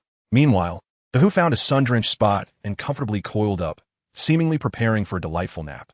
After a brief silence, Jiraiya broke the tranquility, stating, honestly, I am at a loss as to where to begin. Muming nodded slightly, indicating his understanding, and gently inquired, it must pertain to Sarutobi Hiruzen, correct? As he spoke, a subtle glimmer flickered in his eyes, as if he had already formulated some plans in his mind. Upon hearing the mention of Sarutobi Hiruzen, Jiraiya nodded gravely, sighing indeed. That old man has transformed profoundly. The change is so immense that it feels as if the person before me is hardly the one I once knew. At the mere mention of Sarutobi Hiruzen, Jiraiya's once bright eyes dimmed, as if stripped of focus, and he appeared to be drawn into a realm of his own. This was entirely understandable, given the staggering impact of power. Muming nodded slightly, fully empathizing with this phenomenon. Throughout the tumultuous world of shinobi, and even in the intricate political arenas of his past life, there are countless examples of how power can radically alter an individual's character and behavior. What are your intentions moving forward? Muming inquired directly, choosing not to dwell on Sarutobi Hiruzen any further. At this moment, Jiraiya was visibly troubled. If Fubing continued to discuss the merits and demerits of Sarutobi Hiruzen, it would only exacerbate Jiraiya's agitation, potentially drawing ire upon himself, an outcome he wished to avoid. I don't know. Right now, I only wish to care for Naruto, Jiraiya replied, shaking his head in confusion, his voice heavy with despair. He was utterly lost, unable to discern his life's direction. Even the matter of the child of prophecy, which he had long pursued, failed to ignite any interest within him at this moment. For years, he had sought traces of the child of prophecy, yet had come up empty-handed. He had sacrificed so much for this elusive goal, his home, his most talented disciple, and now his rift with his mentor. Even the one he secretly admired was drifting further away. All that he once cherished had dissipated like smoke, leaving him with nothing but fatigue and profound sorrow. Do you recall the matter I previously mentioned? Muming asked, fixing his keen gaze upon the disheartened Jiraiya. What matter? Jiraiya replied, his expression vacant, as if he had lost his very soul. Observing his demeanor, Muming suppressed a smile and decided to administer a potent remedy. Tsunade. Oh, Tsunade. What? Tsunade. Jiraiya, who had been in a daze, immediately snapped to attention at the mere mention of her name, his eyes widening in astonishment. As anticipated, the mention of Tsunade elicited a reaction from him. Satisfied, Muming continued, indeed, it is Tsunade. I have given this considerable thought. With the current chaos in Konoha, it is time to invite Tsunade back to restore order. Tsunade, Jiraiya murmured, his mind involuntarily conjuring the image of the fiery, courageous woman with a striking figure. Indeed, the village was in disarray, and with Tsunade, the granddaughter of the first Hokage, Senja Hashirama, stepping forward, she could undoubtedly restore justice to the village her grandfather founded. As his thoughts crystallized, Jiraiya increasingly aligned with Muming's perspective, and his longing for Tsunade intensified. All right, in that case, I shall gather my things and set off to find Tsunade. Unable to contain his excitement, Jiraiya rose to prepare for his journey, especially when his thoughts drifted back to cherished memories. The image of a graceful, golden-haired figure unfurled before him like a painting. After all these years, her precious treasure must have grown significantly. Just then, a voice rang out urgently. Wait a moment. Muming, noticing Jiraiya's intent to depart, swiftly called out to halt him. Startled by the call, Jiraiya paused. Confusion etched on his face as he turned to Ming and asked, What is it? Muming, with a serious expression, replied, You have many responsibilities. There is no need for you to personally seek Tsunade this time. What responsibilities do I have? Jiraiya instinctively retorted, but as soon as the words left his mouth, he noticed the intensity of Muming's gaze, which seemed to carry deeper implications. Then he heard Muming softly remind him, Naruto. At the utterance of these two syllables, Jiraiya's complexion flushed crimson. While he might boast a thick skin, he was not devoid of shame. He had just resolved to care for Naruto, only to have nearly forgotten him. Even someone as thick-skinned as Jiraiya felt a wave of heat wash over him. Indeed, he had been preoccupied with thoughts of Tsunade, but he also bore an undeniable responsibility towards Naruto, especially after the rift he had just experienced with Sarutobi Hiruzen over Naruto's matter. If he abandoned Naruto now and left the village, how would he differ from Sarutobi and the others? However, what troubled him at this moment was not the task at hand, but rather the implication that he could not accompany Tsunade while remaining in the village to oversee Naruto. Jiraiya furrowed his brow, arguing, What do you mean I must stay behind? Why can't it be the other way around? Why must I be the one to remain in the village to watch over the child while you seek out Tsunade? Oh, my apologies, I misspoke just now. Muming candidly acknowledged his minor oversight without a trace of hesitation. Jiraiya, with a smile, nodded in agreement. However, he soon added, I must correct my previous statement. This time, it doesn't matter who you send to find Tsunade, but you are the only one who cannot go. Jiraiya, who initially regarded the matter with indifference, widened his eyes in bewilderment upon hearing this, questioning with a puzzled expression, What nonsense are you talking about? Why can't I go? You must provide me with a reasonable explanation. In response to Jiraiya's serious demeanor, Muming remained composed and replied calmly, The reason is quite simple. Mr. Jiraiya, you must understand that the current relationship between our Uchiha clan and Konoha is exceedingly precarious, akin to a fragile piece of window paper that could be pierced by the slightest disturbance. During this sensitive period, only you can play a crucial role in easing the tensions between both sides. After all, as long as you serve as that buffer, we can at least ensure that the Uchiha and Konoha will not completely sever ties and plunge into open conflict. After delivering this statement, Muming cast a meaningful glance at Jiraiya. While he possessed absolute confidence in defeating Sarutobi Hiruzen and his allies, such a direct physical confrontation was not aligned with the script he had meticulously crafted. What he desired was to strike at the heart and mind. Muming recalled a popular post from his previous life concerning endings. The powerful reduced to dust, the proud left wanting, the libertine perishing in loyalty, the schemer undone by fidelity, the thief dying in selflessness, and the selfish meeting their demise through sacrifice. The childhood friends turned adversaries, the star-crossed lovers bound by circumstance, the mutual secret admirers forever missing their chance, and those who shared countless moments yet harbored hidden agendas. The epiphany that comes too late. The reunion that reveals the passage of time. The hedonistic enchantress perishing from love, the schemer falling to loyalty, the traveler dying to return home, and the shepherd succumbing to faith. The twilight giant collapsing before dawn, the blazing sun extinguishing the ancient star's light, the dreamer who never existed, the thief left with nothing, the voyeur dying in pursuit of knowledge, the insomniac falling into eternal slumber, the key to the stars trapped in the cosmos, the wandering mage never returning home, and the serpent of fate being swayed by destiny. All of these represent the most sorrowful of conclusions. Conversely, they also signify the harshest of punishments for those individuals. In the intricately woven narrative conceived by Muming, the character of Sarutobi Hiruzen is imbued with multiple traits. He is deeply enamored with his esteemed reputation, exhibiting an insatiable obsession with power. Moreover, he is a quintessential double standard bearer, consistently favoring his own family and allies without discernment. Based on these characterizations, Muming is well prepared for the subsequent trajectory of the narrative, with a clear and highly targeted objective. In Muming's script, death is not an immediate offering to Sarutobi Hiruzen, but rather a climactic event reserved for the conclusion. Before that, Sarutobi will endure a series of trials, including the shattering of power, the ruination of reputation, and the fracturing of family. However, to ensure that these dramatic sequences unfold flawlessly, a vital witness to the entire process is indispensable. Undoubtedly, Sarutobi Hiruzen, as the central figure of the event, becomes the ideal choice for this role. At this moment, the opening act of Sarutobi Hiruzen's narrative, the dissolution of power, begins. Observing Jiraiya fall into silence, Muming understood that the other party had tacitly approved his proposal. If Mr. Jiraiya has no objections, then the matter is settled. In a short while, I shall arrange a suitable residence for you and Naruto within the Uchiha clan's territory, where you both may reside comfortably. Muming gazed steadily at Jiraiya before slowly speaking. Move into the Uchiha clan territory? Meet and Naruto? Upon hearing Muming's suggestion, Jiraiya's eyes widened in astonishment, his expression frozen in shock as he appeared utterly flabbergasted. This is far too dangerous. Jiraiya frowned, shaking his head. He could hardly fathom how Muming would propose such a reckless idea. Jiraiya was acutely aware of how highly Sarutobi Hiruzen and the other high-ranking officials regarded Naruto. Now, Muming wanted Naruto to boldly move into the Uchiha clan's territory, directly challenging the bottom line of Sarutobi Hiruzen and others, incessantly provoking and testing their limits of patience. That has precisely the effect I desire. I want them to be as anxious as ants on a hot stove.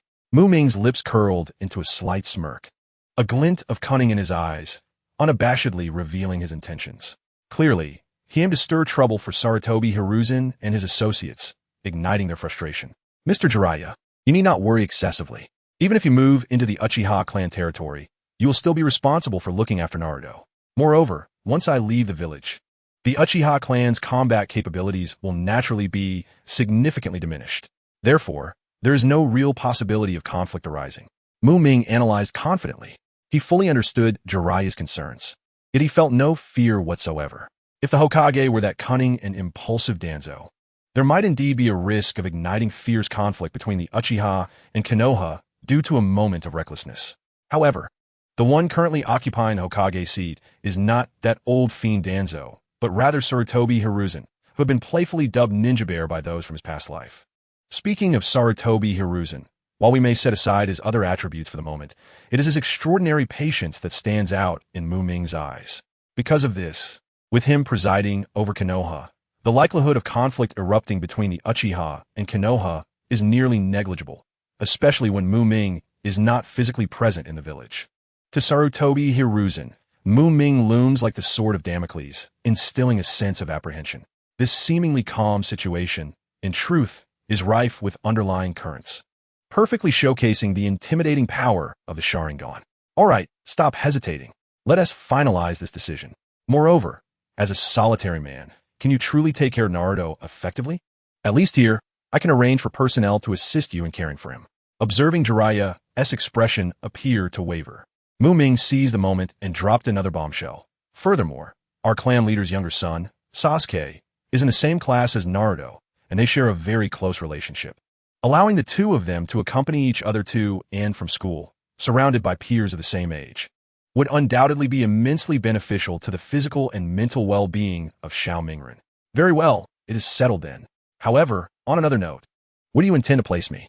It wouldn't be near the Fuyue residence, would it? Jiraiya inquired, his expression one of skepticism as he gazed at Muming. Upon hearing such a question from Jiraiya, Muming regarded him with a look that seemed to question whether he was still half asleep and lost in a daydream. Jiraiya-sensei, are you not aware of your reputation in the village? I would not dare to take such a significant risk by placing you near the clan leader's home. After delivering this remark, Muming could not resist casting a disdainful glance at Jiraiya. It is important to note that if he were to actually house Jiraiya near the Fuyue residence, that raucous clan leader would undoubtedly come knocking with a sword in hand, seeking retribution. Moreover, Fuyue, as the distinguished leader of his clan, wields far greater power than I, a mere deputy director of the security department.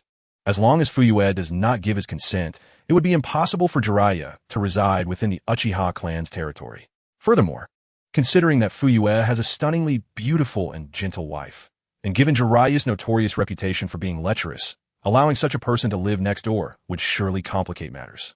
After contemplating all this, Muming could not help but sigh inwardly. It seemed that persuading Fuyue to allow Jiraiya to reside in the Uchiha territory would present considerable obstacles. Aha, Muming, my dear friend, those are all just grave misunderstandings about me. As the countdown to the new year begins, allow me to wish all the esteemed bosses a happy new year in advance. I must commence a thorough cleaning. Besides, I am not a lecherous person at all.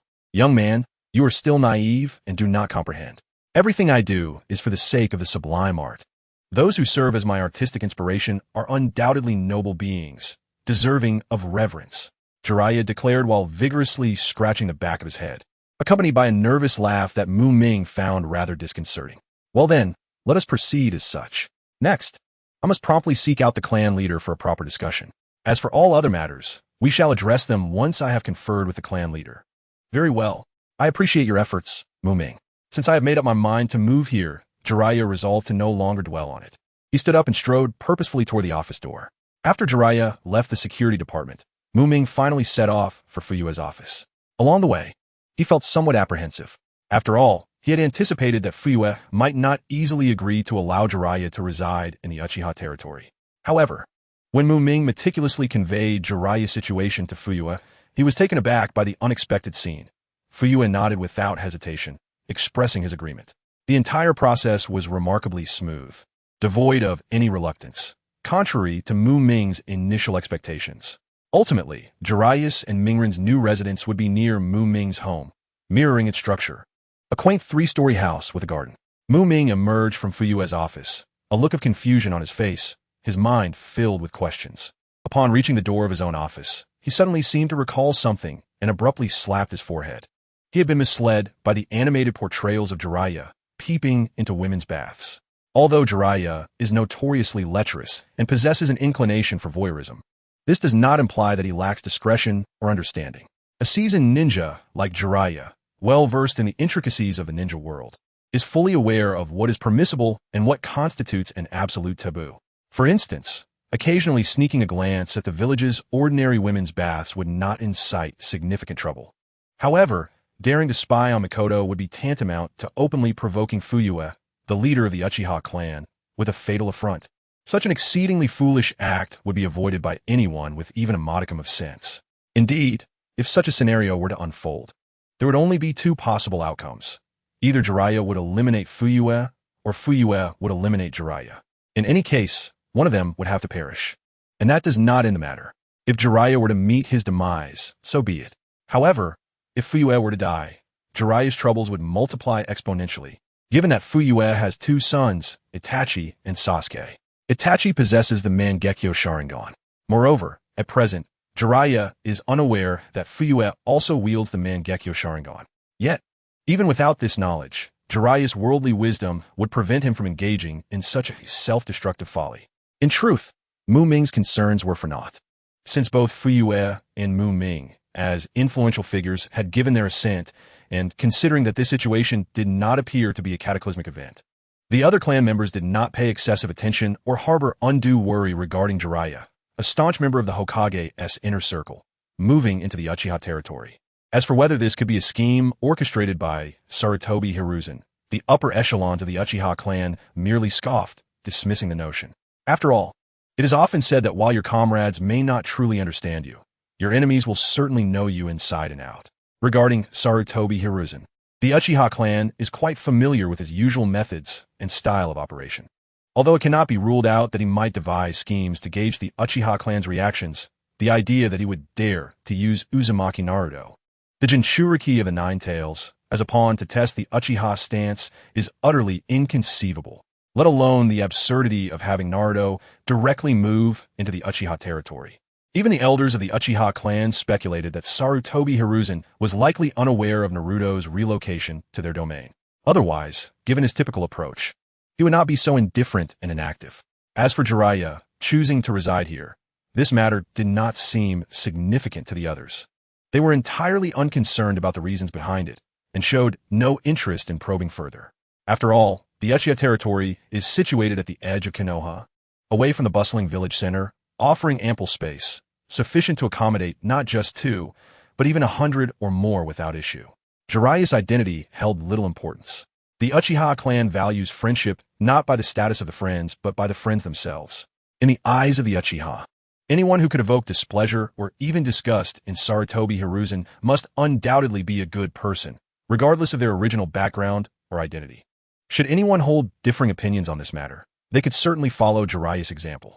As long as you can bring back a Jinchuriki of a tailed beast and have them reside in the Uchiha clan grounds, there is no doubt that you will also become a good friend of the Uchiha clan.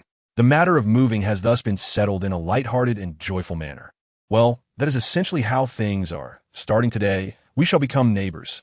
With a beaming smile, Muming arrived at Naruto's home and recounted the news to Jiraiya and Naruto. At that moment, Jiraiya was leisurely seated at the table, enjoying his dinner, while Naruto was voraciously stuffing food into his mouth, curiously gazing at the unexpectedly arrived Muming. Upon hearing the news, Jiraiya merely nodded slightly, seemingly unfazed by the revelation. Given his vast experience and wisdom, he had anticipated this outcome long ago. However, Naruto, on the other hand, instantly became exuberant, his large eyes sparkling with excitement. "Are you saying that I will be neighbors with that arrogant brat, Sasuke?" Naruto eagerly inquired, his words betraying an unmistakable joy. Arrogant brat? Muming was amused by Naruto's unique nickname for Sasuke, raising an eyebrow as he thought how fitting and vivid the moniker was. Indeed, Sasuke had yet to grow into the mature, composed, and cheerful boy known as Sunny Sasuke in the future. Observing Naruto's expectant gaze, Muming replied with a smile. "Huh, that's right, little Naruto. From now on, not only will you be neighbors with Sasuke, but you will also be able to walk to and from school together every day. Isn't that wonderful?" Yes, yes, yes. I'm so happy." Naruto eagerly nodded, his face radiating a brilliant smile akin to the warm sun of spring. Just the thought of attending school with Sasuke every day and sharing those delightful moments filled his heart with uncontainable joy. Soon after, Muming pulled a brand new key from his pocket and presented it to Jiraiya, saying, "This is the key to the new house. Whenever it is convenient for you, feel free to choose a day to move in. I have already tidied up the house on the right side of mine. I believe Mr. Jiraiya is familiar with its exact location. Well, Naruto doesn't have much stuff, so we can handle the organization ourselves." Jiraiya squinted slightly, recalling the vicinity of Muming's home, quickly realizing which house he referred to. "Are you planning to set off immediately?" Jiraiya asked as he accepted the key from Muming, sensing a tone in his voice that suggested he was about to embark on a journey. It wasn't merely preparation. Based on the current time, his main body should have already left the village. Muming raised his head, his gaze falling upon the clock on the wall, and then gave a somewhat uncertain reply. "All right." Jiraiya nodded casually, indicating that he had no strong objections. After all, he had merely asked out of curiosity. As for Sarutobi Hiruzen, however, before Muming could finish his thought, Jiraiya interjected, "Don't worry, I'll take care of this matter." Hearing Jiraiya's prompt agreement, a look of relief crossed Muming's face. He then nodded gently to Jiraiya and little Naruto, saying, "In that case, Mr. Jiraiya and dear little Naruto, I shall take my leave now." No sooner had he spoken than Muming's figure suddenly expanded, followed by a muffled bang, as his entire body transformed into a dense cloud of white smoke that erupted. In the blink of an eye, the smoke dissipated into the air, and Muming himself vanished without a trace, as if he had never been there. Wow, so cool. Little Naruto exclaimed excitedly, his bright eyes sparkling like dazzling stars. Just moments ago, the scene of the clone dissipating into smoke had left him utterly astonished. At that moment, Jiraiya approached with a smile, gently ruffling Naruto's hair, saying, "Little Naruto, do you like this? Even your uncle can do it. If you want to learn, your uncle can teach you in the future." Upon hearing this, Naruto immediately looked up, his eyes brimming with anticipation and joy, eagerly nodding in agreement. Yes, yes, yes. That sounds great. Thank you, uncle. I will definitely learn well. He then beamed a radiant smile at Jiraiya, his pearly white teeth glistening under the light. Meanwhile, not long after departing from Konohagakure, Muming suddenly sensed a familiar fluctuation.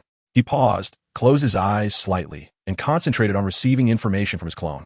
After a moment, Muming slowly opened his eyes, a subtle smile gracing his lips. The matters here had finally reached a temporary conclusion.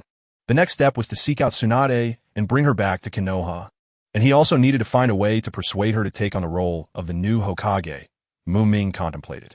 With this thought in mind, Muming ceased his hesitation, took a deep breath, and then explosively propelled himself forward.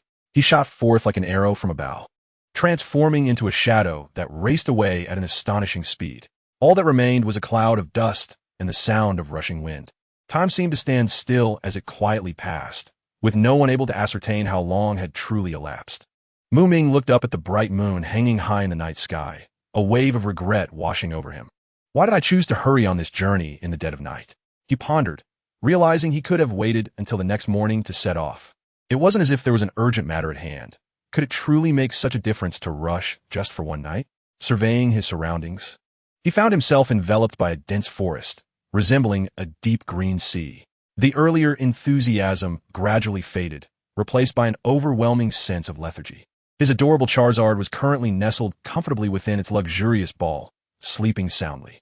Thus, Muming found himself devoid of even the slightest motivation to continue his journey. Consequently, he spotted a large tree that seemed inviting. With agility akin to that of a monkey, he swiftly climbed up the tree trunk, reaching the treetop in the blink of an eye. Just as he carefully selected a suitable branch for resting and settled down, a faint rustling sound reached his ears from a distance. Though the noise was subtle, it was unmistakable. Someone was approaching, and it appeared there was more than one person. Muming instantly became alert. After all, he had been in a ninja world for quite some years. Despite having spent most of his time in the rare, peaceful era of Konoha, without stepping onto a battlefield shrouded in smoke, his combat experience was not to be underestimated. It is essential to remember that the act of taking a life does not solely occur in the midst of brutal and bloody warfare. Muming slowly straightened his posture, his previously dark pupils transforming into a striking crimson under the moonlight, resembling flickering blood.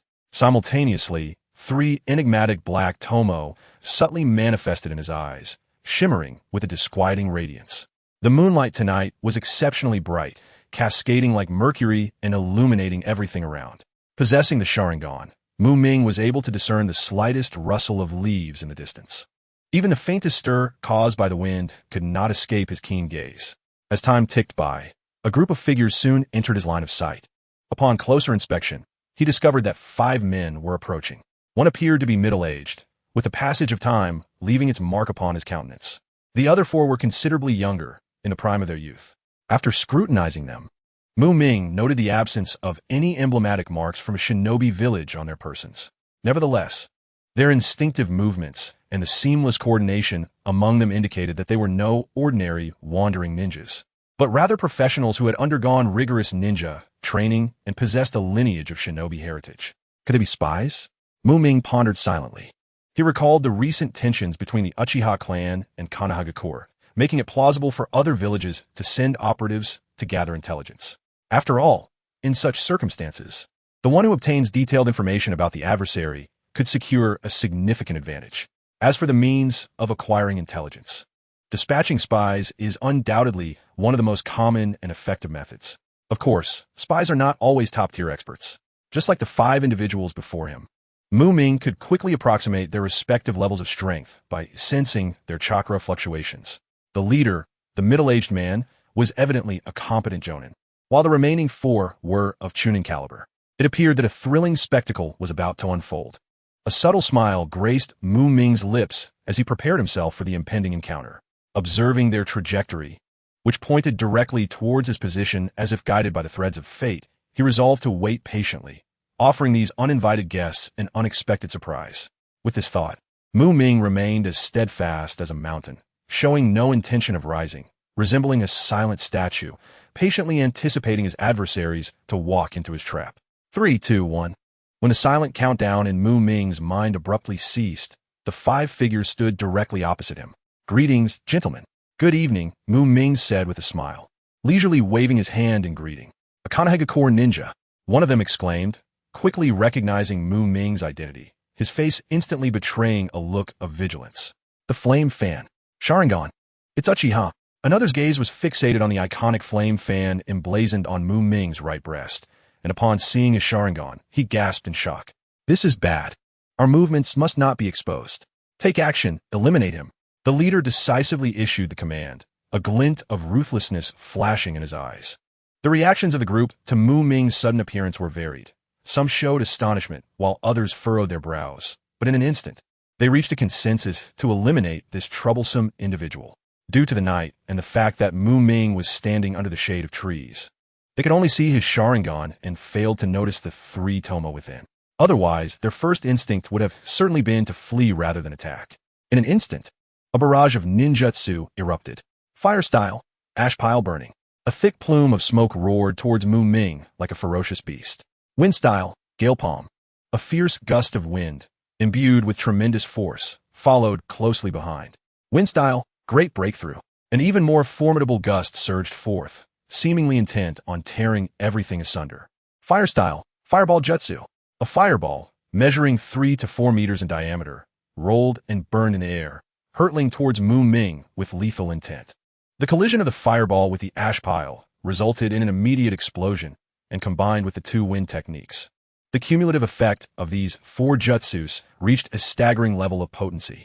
Witnessing the seamless execution of a wind-fire combination jutsu that required a high degree of teamwork, Mu-Ming was already certain, without a doubt, these were spies from one of the 4 other great shinobi villages. To attempt fire techniques before an Uchiha? How audacious! Allow me to show you what true mastery of fire style looks like. Accompanied by a cold chuckle, Mu-Ming's icy and disdainful gaze swept over the audacious opponents daring to flaunt their skills before a genuine Uchiha. With swift precision, he formed hand seals and intoned. Fire style, great fireball jutsu. In an instant, an intensely scorching flame erupted from Mu-Ming's mouth, akin to a reborn sun, majestically pouring forth. The earlier attempts of the group to assault Mu-Ming with fire style now seemed laughably trivial in comparison. The scale and power of Mu-Ming's great fireball jutsu far surpassed the combined efforts of the 4 individuals. The formidable wind-fire combination jutsu was utterly devoured upon encountering Mu-Ming's colossal fireball, vanishing without a trace. Furthermore, Mu-Ming's fireball continued its relentless advance, bearing down upon the group with apocalyptic might. "This is bad. Quickly evade," the leader exclaimed, sensing the imminent danger. In a split second, the sound of 4 bangs echoed as the 4 men hastily employed the substitution technique, narrowly escaping the gigantic fireball, which measured about 40 to 50 meters in diameter and blazed like a small sun. My goodness, is this truly the famed fire style of the Uchiha clan? It's indeed as legendary as they say. One of the fortunate youths, who had narrowly escaped, stared in horror at the receding fireball, murmuring in trepidation. Just then, a humble and courteous voice suddenly resonated from behind him. "Thank you for your kind words, but such trifling techniques are hardly noteworthy among the Uchiha clan." Following this, a heavy object fell to the ground. Subsequently, Mu-Ming emerged. At that very moment, 4 additional versions of Mu-Ming appeared from various directions. Each clone of Mu-Ming was grasping one of the men, while Mu-Ming himself stood atop another. In just a brief span of 10 seconds, all 5 men had been subdued, marking a complete rout. It is worth noting that Mu-Ming did not take their lives. He merely rendered them unconscious. It was not due to mercy or reluctance to act decisively. Rather, he had an intriguing game in mind that he wished to unfold. Once Mu-Ming's clones had securely bound the 5 men, they compelled them to kneel on the ground. Then, Each clone mercilessly delivered a resounding slap to the face of the man kneeling before them, forcibly rousing them from their stupor. It should be noted that these 5 individuals were all genuine ninjas. Generally speaking, when confronted with such dire circumstances, ordinary individuals would likely succumb to panic and outcry. However, these 5 individuals exhibited an extraordinary calmness. As they gradually regained consciousness and discerned their predicament, none of them raised their voices or struggled recklessly. It was evident that they understood their situation with crystal clarity. At that moment, they had become mere prey on another's chopping board, vulnerable to the whims of their captors. Engaging in senseless shouting would not only prove futile in altering the perilous circumstances, but could potentially incite further wrath from their captors, thereby inviting additional unforeseen dangers and troubles. Thus, remaining silent was undoubtedly the wisest course of action. At this juncture, Mu-Ming surveyed the captives before him, who displayed a semblance of decorum and understanding. A satisfied smile graced his face as he nodded slightly, remarking, "Well done. I have always favored those who possess the wisdom to gauge the situation. Given this, I shall refrain from further inquiries. Instead, I invite you to voluntarily confess. Remember, if you can provide me with information that pleases me, congratulations, your lives may be spared. Now let us begin with the first on the left and demonstrate your so-called sincerity one by one." Mu-Ming was indeed pleased with their demeanor. Had he encountered those with muddled minds who screamed upon awakening, he would not have granted them a second breath of life. After all, Mu-Ming was not one to show mercy. Just then, one of the young men spoke up. "We hail from Cheyenne Village." However, before he could finish his statement, Mu-Ming waved his arm, effortlessly launching a razor-sharp kunai. The kunai sped like lightning, precisely embedding itself in the young man's forehead. With a dull thud, he collapsed to the ground, lifeless. Without a flicker of emotion, Mu-Ming retrieved another pristine kunai from his thigh pouch. He casually looped his index finger through the ring at the end of the handle, spinning the weapon idly. Meanwhile, he coldly addressed the remaining captives. "Continue." Upon hearing this, the second young man involuntarily swallowed, his heart brimming with dread and tension. Yet, compelled by circumstance, he mustered the courage to say, "We come from Cheyenne Village." No sooner had he uttered these words than another swift thud echoed. A kunai of the same design, propelled with equal speed and precision, pierced through his forehead at the same spot. In an instant, blood spurted forth, and the second young man crumpled to the ground, lifeless as well. Witnessing this, the third man understood the gravity of their situation. Their village had undoubtedly been compromised. With death inevitable, further quibbling over this matter would only be a futile endeavor, leading to their demise. Taking a deep breath, he feigned calmness and knelt, awaiting Mu-Ming's next move.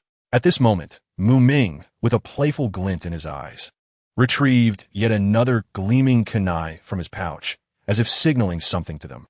"Continue." We are from Cheyenne Village," the third man stammered. Upon completing this statement, he felt an invisible force compelling him to lift his gaze directly towards Mu-Ming, who stood before them like an unyielding statue, his expression devoid of any fluctuation. It seemed that nothing in the world could stir the depths of his heart. His profound and frigid gaze rendered it impossible to discern his true thoughts and intentions. The third man swallowed hard, the sound echoing clearly in the tense silence. Just as he swallowed, an unexpected event transpired. A razor-sharp kunai suddenly appeared before him, and, with blinding speed, plunged downward. With a soft thud, the kunai embedded deeply into his forehead, and he fell to the ground without a sound, unable even to scream. The remaining 2 men, upon witnessing this, realized he had lost all semblance of life. His eyes closed and his expression tranquil, as if in slumber. The abruptness of this occurrence left the 4th young man and the middle-aged leader in a state of shock, their minds blank as they stared at the unfolding scene. Completely at a loss, after a considerable pause, they seemed to awaken from a dream, casting terrified glances towards Mu-Ming. "Do not look at me," Mu-Ming spoke slowly, his voice low and devoid of emotion. When he stated they were from Cheyenne Village, he exhibited an unsettling calmness, further proving the veracity of his words.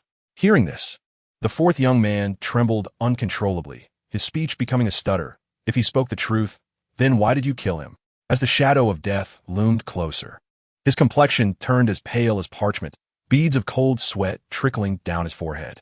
After all, he was next in line for interrogation, and anyone in such a predicament would undoubtedly feel fear and trepidation.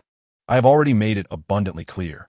As long as you speak the truth and provide me with satisfactory information, you shall live. Yet, if he had simply confessed as before, how could he be so nervous, swallowing repeatedly?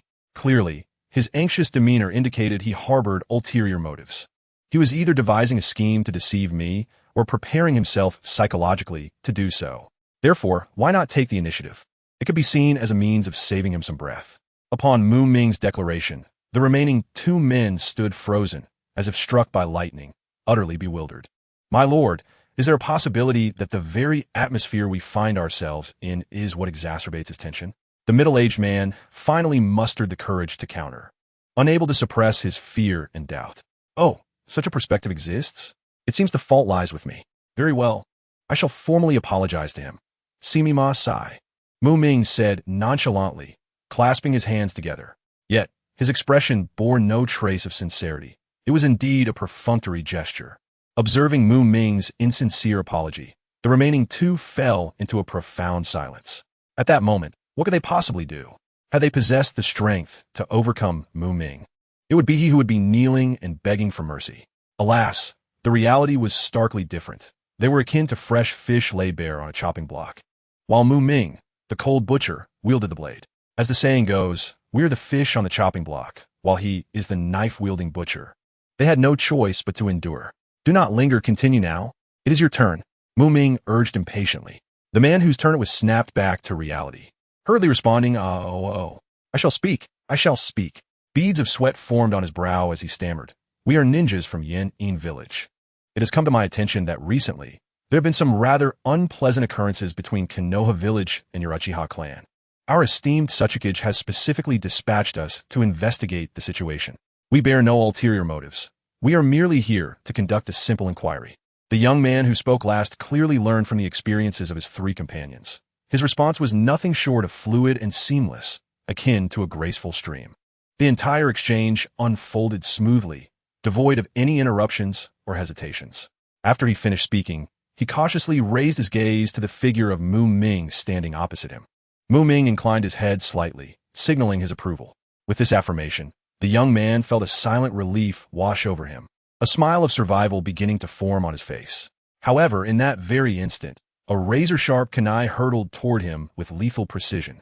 It struck the same spot on his forehead, embedding itself deeply within his skull, leaving only the handle protruding. In an instant, blood sprayed forth, and the young man slumped to the ground, lifeless.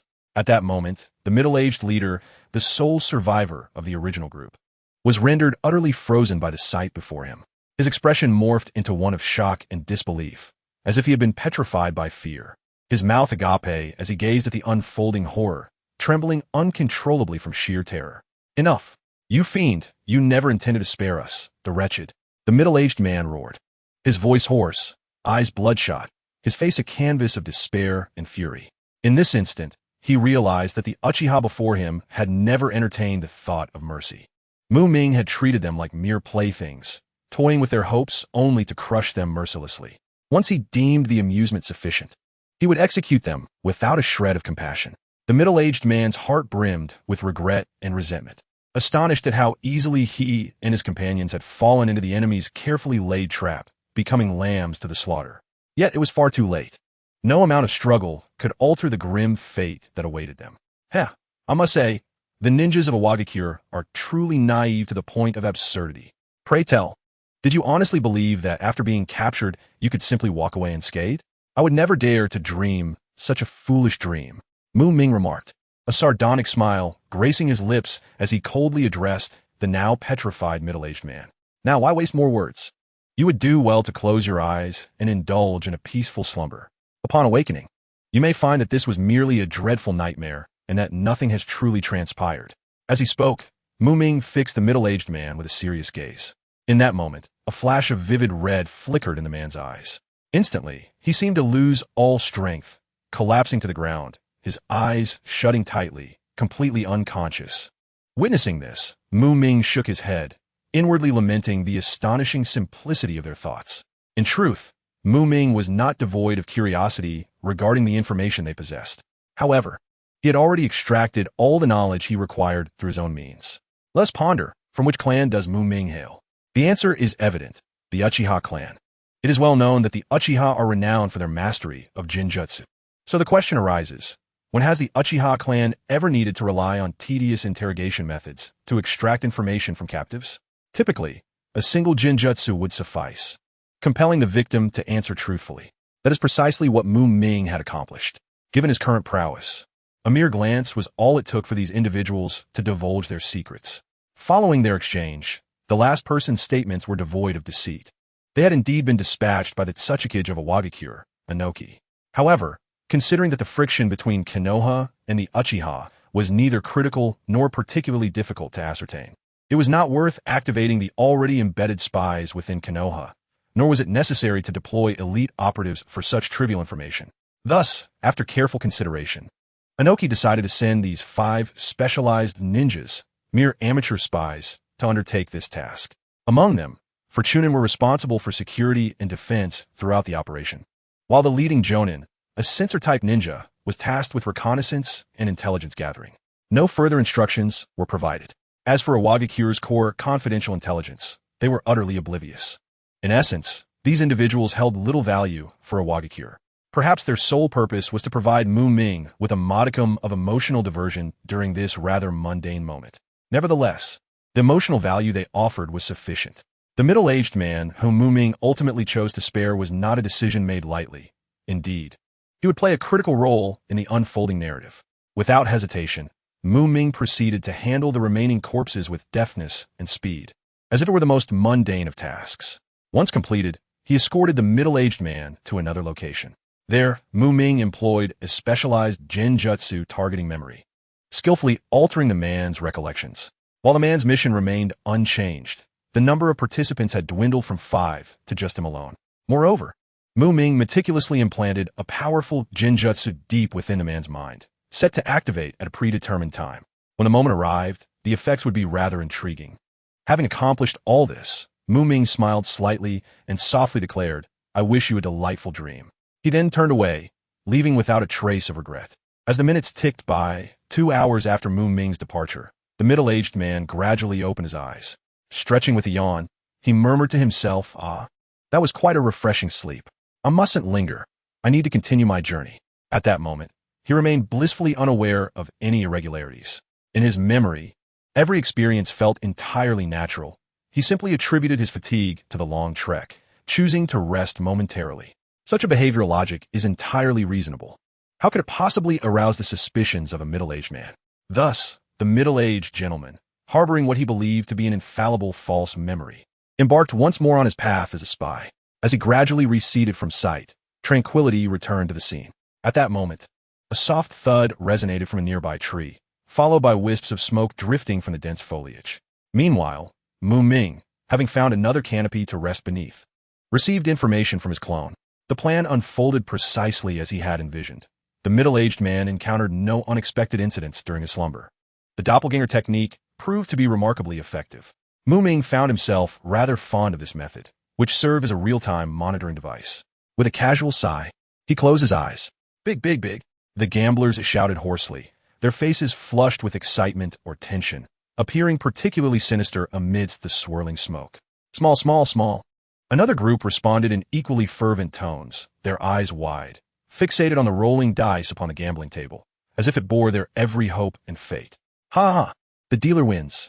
As the croupier announced the outcome, the entire casino erupted in chaos. Yet, there were no cheers of celebration.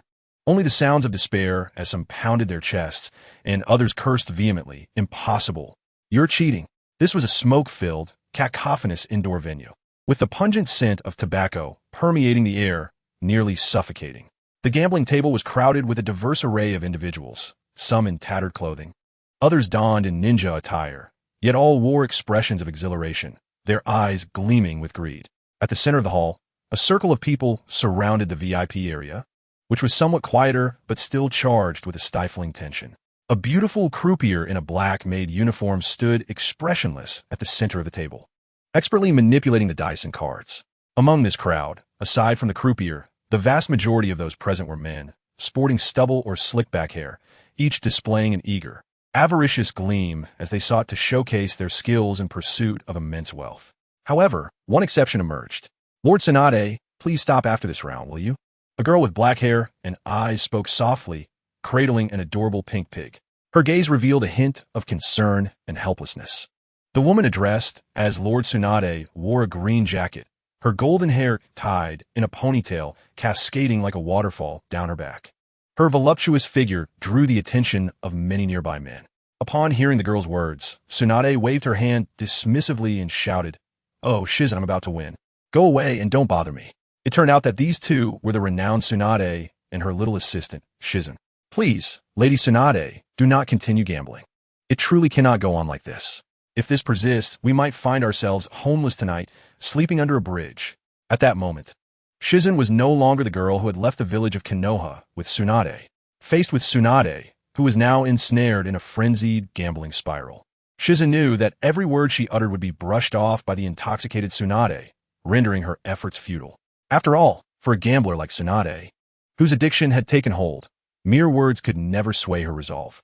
Anyone naive enough to believe Tsunade's so-called last-round claims would inevitably find themselves curled up on the streets, enduring the biting cold and the scrutiny of passers-by. Such experiences were lessons etched into Shizen's memory, gained through countless nights spent on the streets after Tsunade's gambling escapades had left them penniless. Of course, expecting Shizen to persuade Tsunade to abandon gambling was akin to chasing a dream. In the brief span of half an hour, from Shizen's heartfelt pleas for Tsunade to cease, to the moment they exited the casino in defeat, everything transpired with astonishing rapidity. The price they paid was evident. Neither could muster even a meager sum for a bun. "Ha ha ha, Shizen, please do not be upset. This time, I had calculated everything perfectly. I thought I was certain to win, only to find myself at a loss. It must be this cursed place that is against me. Yes, this venue is the problem.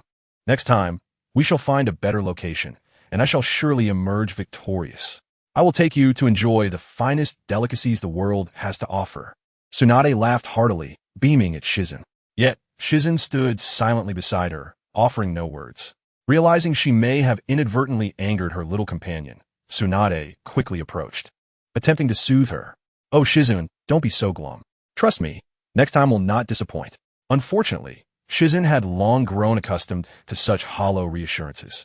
After years of following Tsunade through various adventures, she had heard countless similar empty promises. Each time Tsunade vowed to treat her to lavish meals, they ended up with nothing.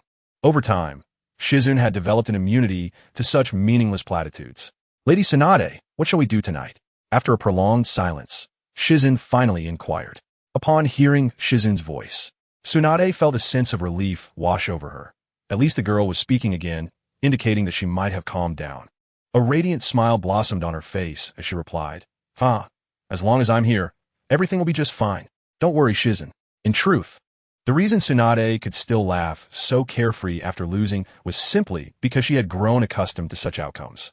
After all, in her life, losing at gambling was hardly a rarity. Winning, on the other hand, was what truly posed a problem. Therefore, she did not dwell on her losses, considering them merely a minor hiccup in life. "I vaguely remember that there is a cave not far from here. If we are fortunate and it hasn't been claimed by others or wild beasts, we might manage to spend the night there. Tomorrow, we can seek out some bandit hideouts and clean them out. Then, we will surely acquire ample wealth," Tsunade declared, embodying a sense of ease in their current predicament. After all, such situations were no strangers to them. Tsunade and Shizen had traversed the ninja world for many years. Over the years, the financial resources sustaining their living expenses and various costs predominantly relied on two avenues. One of these avenues involved acquiring wealth through the activities of bandits, a form of black-on-black crime that is low in risk, yet yields considerable profits. The other avenue stemmed from Tsunade's expertise in her original profession, providing medical consultations to affluent clients. One must not underestimate this line of work. Given Tsunade's unparalleled medical prowess and esteemed reputation, securing her personal services for healing or saving lives demands a starting fee equivalent to the commission of an S-rank mission, which amounts to a staggering 1 million ryo. Consequently, despite frequently finding themselves in dire financial straits, they managed to navigate the tumultuous and unpredictable world of the shinobi with remarkable ease over the years. After all, Tsunade's ability to generate income is not only swift, but also astonishingly abundant. Otherwise, considering her complete lack of self-awareness and her insatiable gambling addiction, Even the most substantial fortune would likely fail to satiate her bottomless craving for gambling. It is worth noting that with her dreadful luck, tossing billions into a casino would likely yield no more than a few ripples. "I'm off, my stomach is growling," Tsunade declared, wrapping her arm around Shizen's waist. With her spirited and agile figure, she strode into the distance alongside Shizen, their silhouettes gradually fading into the picturesque hues of the evening sky. "Have you seen this person? No. Have you seen this person? No." Thus, Muming tirelessly repeated the same question, hoping to glean any information about Tsunade's whereabouts from the passers-by. Eventually, when he posed a question yet again, he received a different response. Yes, they were here last year. Muming's eyes brightened, and he hastily inquired, "What about now?" "Where are they?" "I don't know." "All right then." Muming, accompanied by his Charizard, departed the casino amidst the anxious watch of the casino's enforcers. Muming's search for Tsunade was far from aimless. In fact, he employed a unique and efficient method. Upon arriving in a new town, he would head straight to the largest casino. Utilizing his formidable Jinjutsu abilities, he would effortlessly seize control of the casino's manager. He would then vividly present Tsunade's image in their minds and inquire if they had seen her. Furthermore, with the aid of his Charizard, capable of soaring through the skies, he could swiftly traverse between towns. This significantly amplified his efficiency in the search compared to others. Often, he merely needed to reach his destination, cast his Jinjutsu to control the target, and pose a couple of questions to determine if there were any leads to pursue. Mounted upon his Charizard, its wings unfurling with a powerful flap, the duo ascended into the clouds. Although he had yet to locate Tsunade, Muming felt no disappointment. After all, obtaining accurate information about Tsunade indicated that his efforts were yielding substantial results, and he was rapidly closing the distance between them. Indeed, the progression of events unfolded as Muming had anticipated. He continued his inquiries across various casinos. "Have you seen this person?" The responses varied. Some would say, "I saw her approximately 9 months ago," while others would reply, "I saw her about 7 months ago." The exchange of questions and answers interwove throughout the day. When Muming inquired, one individual responded, "Yes, they were here just yesterday, gambling." Upon hearing this, a sharp glint sparkled in Muming's eyes. After further questioning, he learned that alongside Tsunade was a girl with black hair, cradling a small pig. Muming nodded thoughtfully and continued, "Will they be coming here today?" The person contemplated for a moment before answering, "I believe they will, as they have been frequenting this place recently."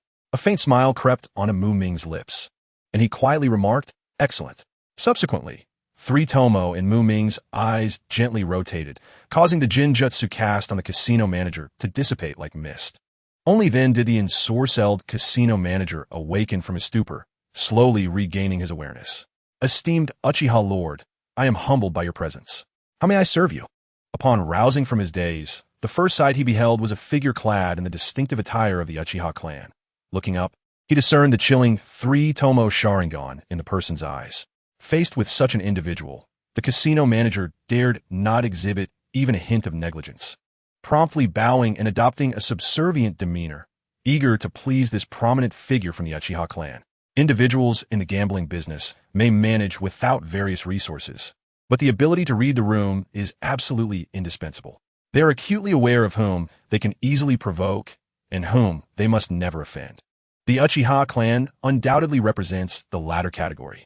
Moreover, the individual before him was not only of Uchiha lineage, but also a formidable wielder of the 3 Tomo Sharingan. Additionally, a fearsome creature, seemingly capable of self-immolation, accompanied him. "Prepare us some food and drink. We shall linger here for a while, awaiting our target," Muming stated nonchalantly, showing no inclination toward pleasantries. For him, the proprietors of such casinos were rarely virtuous. Were it not for his current reluctance to stir trouble, he would have already dealt with these individuals and confiscated their ill-gotten gains to aid the common folk of the Uchiha clan. Presently, merely requesting some refreshments was a trivial matter. "Very well, please allow me to escort you to the second-floor lounge. This place is far too noisy," the casino manager replied with utmost respect, gesturing for Muming to follow. It turned out that the imposing Charizard, towering over 3 meters, stood majestically, emanating a searing aura and formidable pressure that instilled fear in all who beheld it. The presence of such a behemoth within the casino undoubtedly placed immense psychological strain on the other patrons, severely disrupting the normal operations of the establishment. Muming did not express any objections to this. for the downstairs was indeed permeated with an array of unpleasant odors, mingling together to create a pungent stench that greatly diminished his appetite. He mused that the upstairs was far more tranquil, with air quality that surpassed that of the space below. Observing Mu-Ming heed the advice, he ascended to the second floor with a fire-breathing dragon, and the head of the casino hall let out a sigh of relief. For him, Mu-Ming's demeanor was not particularly troublesome. What he feared most were those skilled individuals who neither gambled nor made any demands. When a master appears at the casino without any intentions to engage in gambling or make requests, their purpose becomes all too apparent. They are there for the casino itself, possibly for blackmail or to redistribute wealth. In any case, it would yield no favorable outcome for the casino. In contrast, someone like Mu-Ming, who was merely seeking someone and perhaps a bite to eat, was far easier to manage. Thus, the manager quickly instructed his subordinates to prepare a lavish feast, urging them to act swiftly.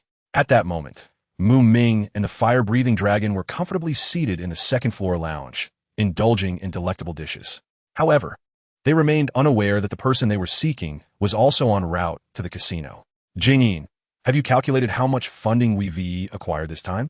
Tsunade inquired as she strode purposefully, glancing back at Jingyin, who was closely following her. The two had just exited the currency exchange, their wallets filled to the brim with cash, buoyantly making their way toward the casino. Jingyin moved gracefully, yet steadily, her petite figure particularly striking under the sunlight.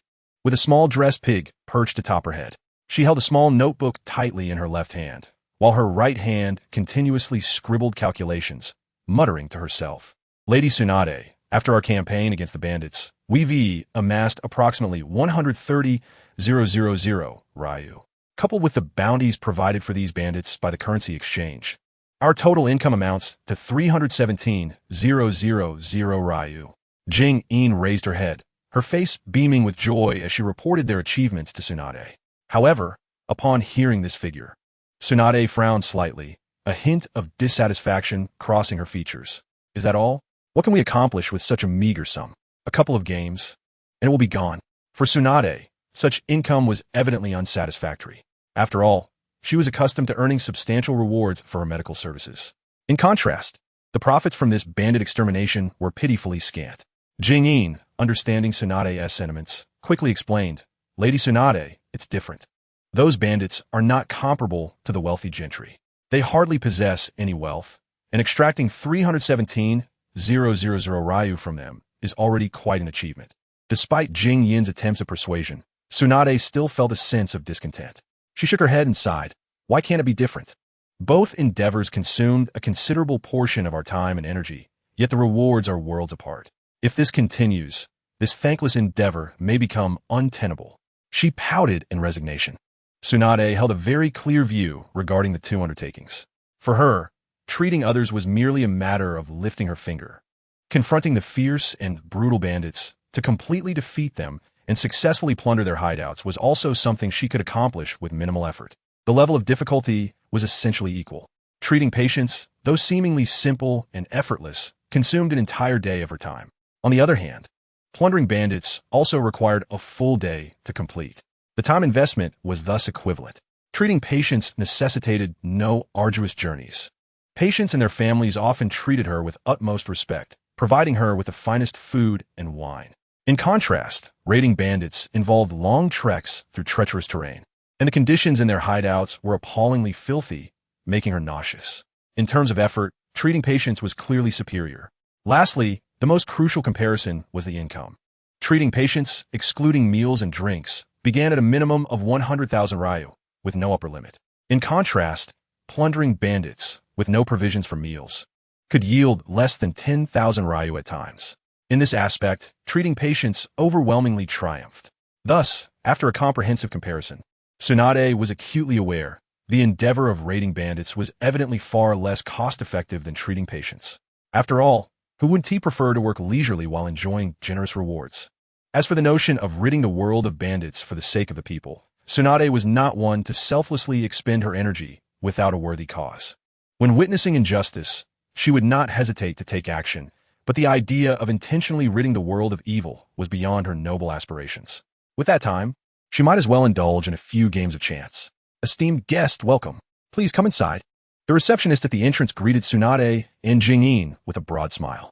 This was not Tsunade's first visit to this casino, so the staff were quite familiar with her. Tsunade maintained her usual carefree demeanor, striding forward, followed by a resigned Jingin. For the casino, patrons like Tsunade were highly coveted. Firstly, she was generous and affluent. Secondly, her gambling behavior was commendable, as she never cheated or caused disturbances. Most importantly, her presence attracted a crowd, bringing significant foot traffic to the casino. However, Tsunade did have a minor flaw. When she lost excessively, she sometimes chose to abscond without settling her debts. Nevertheless, casinos across the land warmly welcomed her presence for as long as Tsunade gambled there. They would reap substantial profits and popularity. This was also why, after Tsunade's departure, the casino she owed money to did not expend much effort in tracking her down. They had already profited immensely from her. Just then, as Tsunade and Jing-in entered the casino, the manager spotted them immediately. His eyes lit up, and he hurriedly approached them. He knew that if it weren't for Muming's prior instructions to keep an eye on Tsunade's movements and inform him promptly, he would not dare to divulge Muming's search for Tsunade. If his indiscretion caused Muming to miss his target, the consequences would be dire. If fortune favored him, he might escape with nothing. If not, he would face severe repercussions. Someone is looking for me? Who? Tsunade raised an eyebrow, inquiring of the casino manager. Despite a hint of curiosity, she did not display excessive surprise. After all, it was common for various individuals to seek her medical expertise, and it was not unusual for such people to come to the casino. Over the years, Tsunade had grown accustomed to this reality. She was well aware that as a distinguished medical ninja, renowned throughout the ninja world, she would naturally attract many patients seeking her out. However, today, she simply wished to relax and savor a rare moment of leisure. Let them wait for a while. Today, I intend to indulge myself thoroughly, and those official matters can be set aside. Tsunade casually waved her hand, her tone resolute.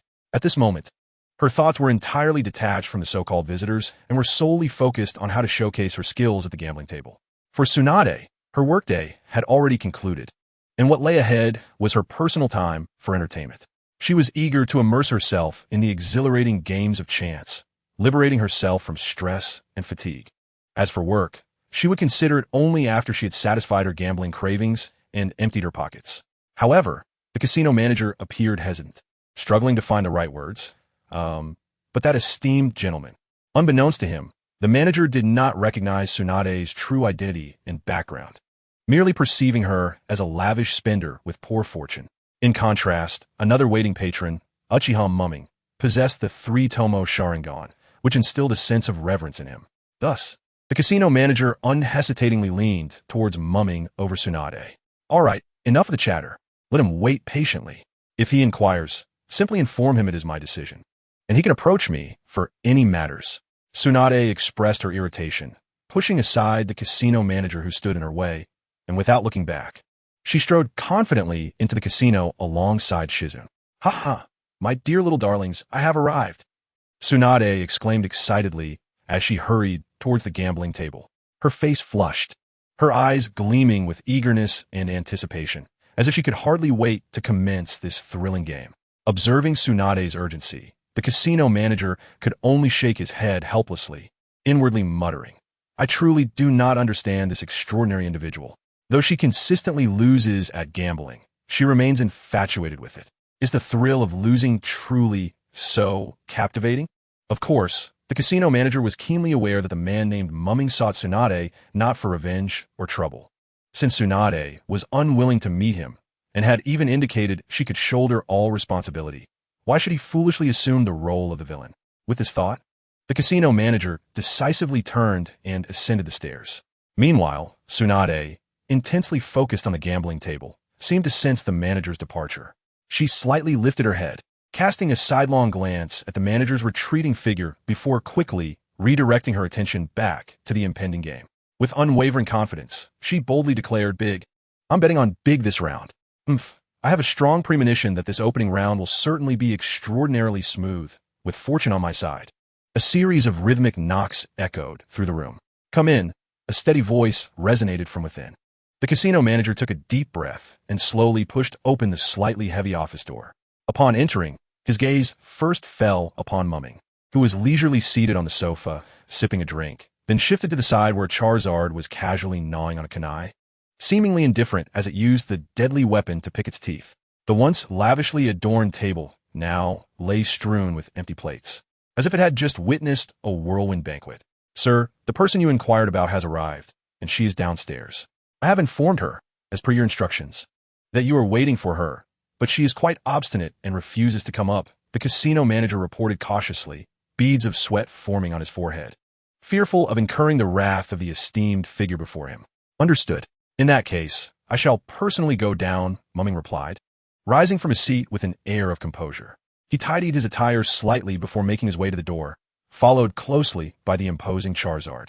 Seeing this, the casino manager dared not impede them, instead trailing behind as they descended together. In the bustling lobby on the first floor, the atmosphere remained vibrant and lively. However, when Mumming and his companions appeared at the stairway, the entire scene abruptly froze, the cacophony of voices falling silent. Following Mumming's gaze, everyone's attention converged on the woman who was triumphantly raising a handful of cash, poised to wager on the big section of the gambling table. "I'm still betting big. I refuse to believe that I can lose 6 times in a row." Tsunade remained oblivious to the change in atmosphere, still shouting her intentions with determination.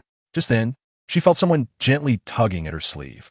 Irritated, she turned to see who had the audacity to interrupt her betting. Upon realizing it was Shizune, she frowned and asked, "What is it?"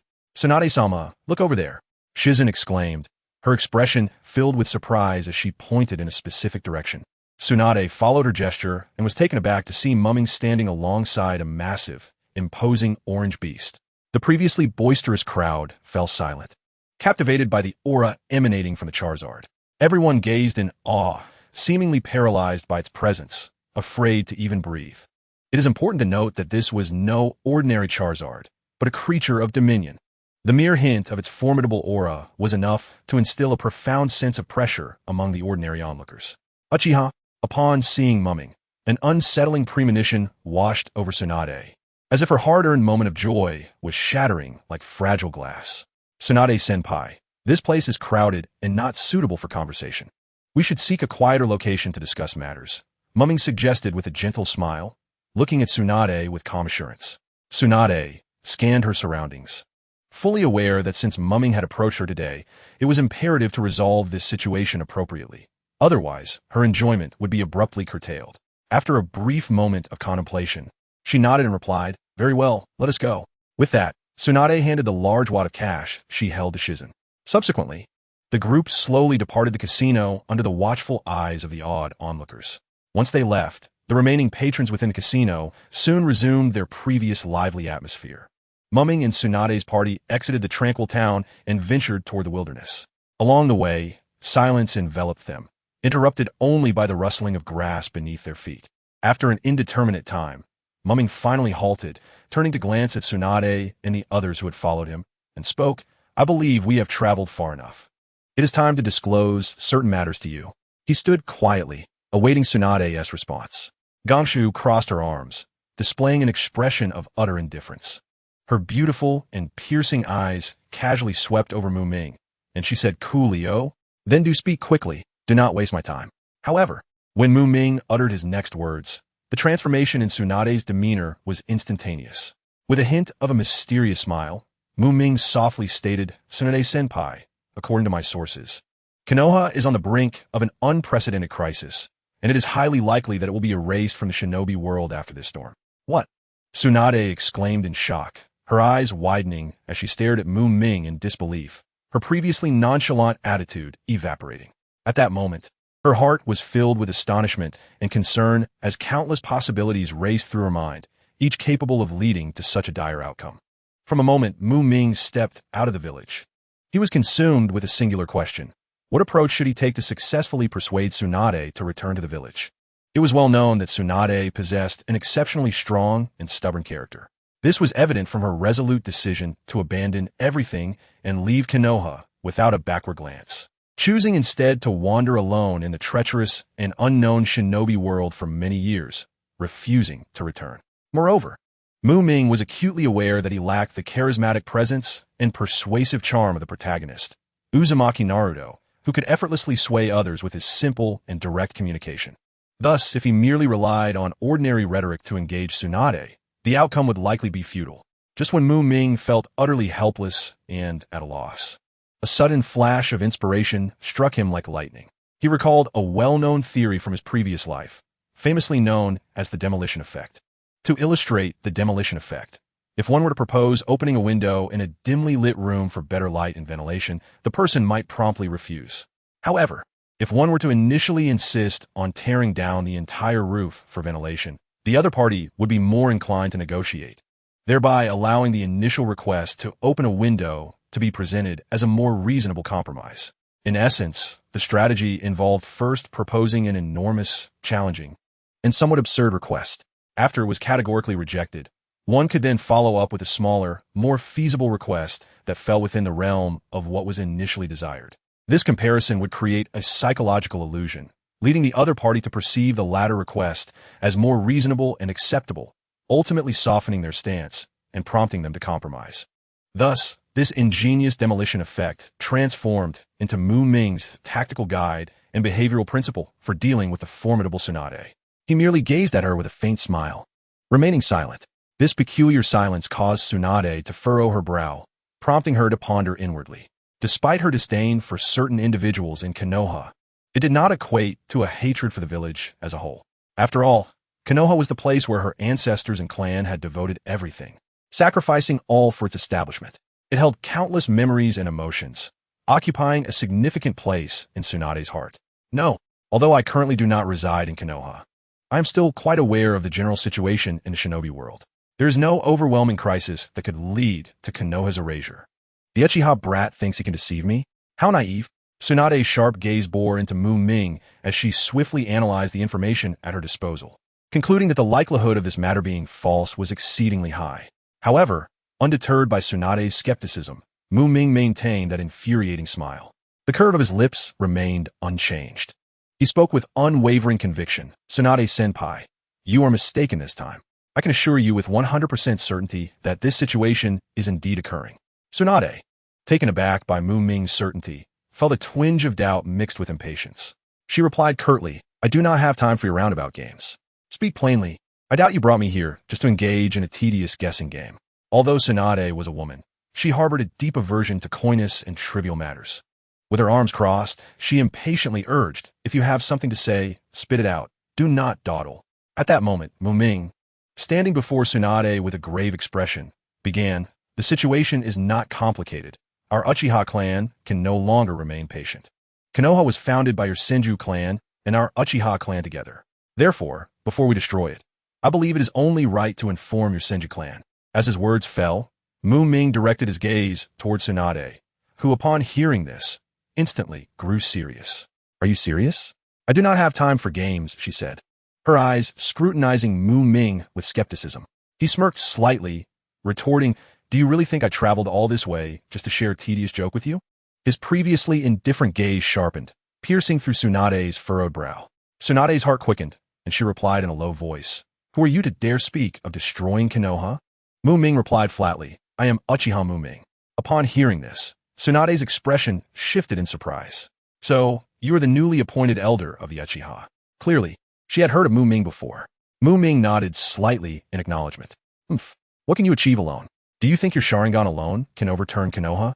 Tsunade challenged without backing down. Though she was aware of certain matters, she lacked comprehensive intelligence and was unaware of some details. Tsunade, as the granddaughter of Senju Tobarama, you must be familiar with the legendary power of our Uchiha clan, Susanoo. Muming fixed his intense gaze upon her. Tsunade's heart trembled. Though she had an inkling of what he meant, she remained silent, only nodding slightly in acknowledgement. You have likely only heard of it and never witnessed it firsthand. How about experiencing it for yourself today? Muming's lips curled into a mysterious smile. As his words echoed, his previously deep, dark pupils underwent a sudden transformation, morphing into the form of the three-tomo Sharingan.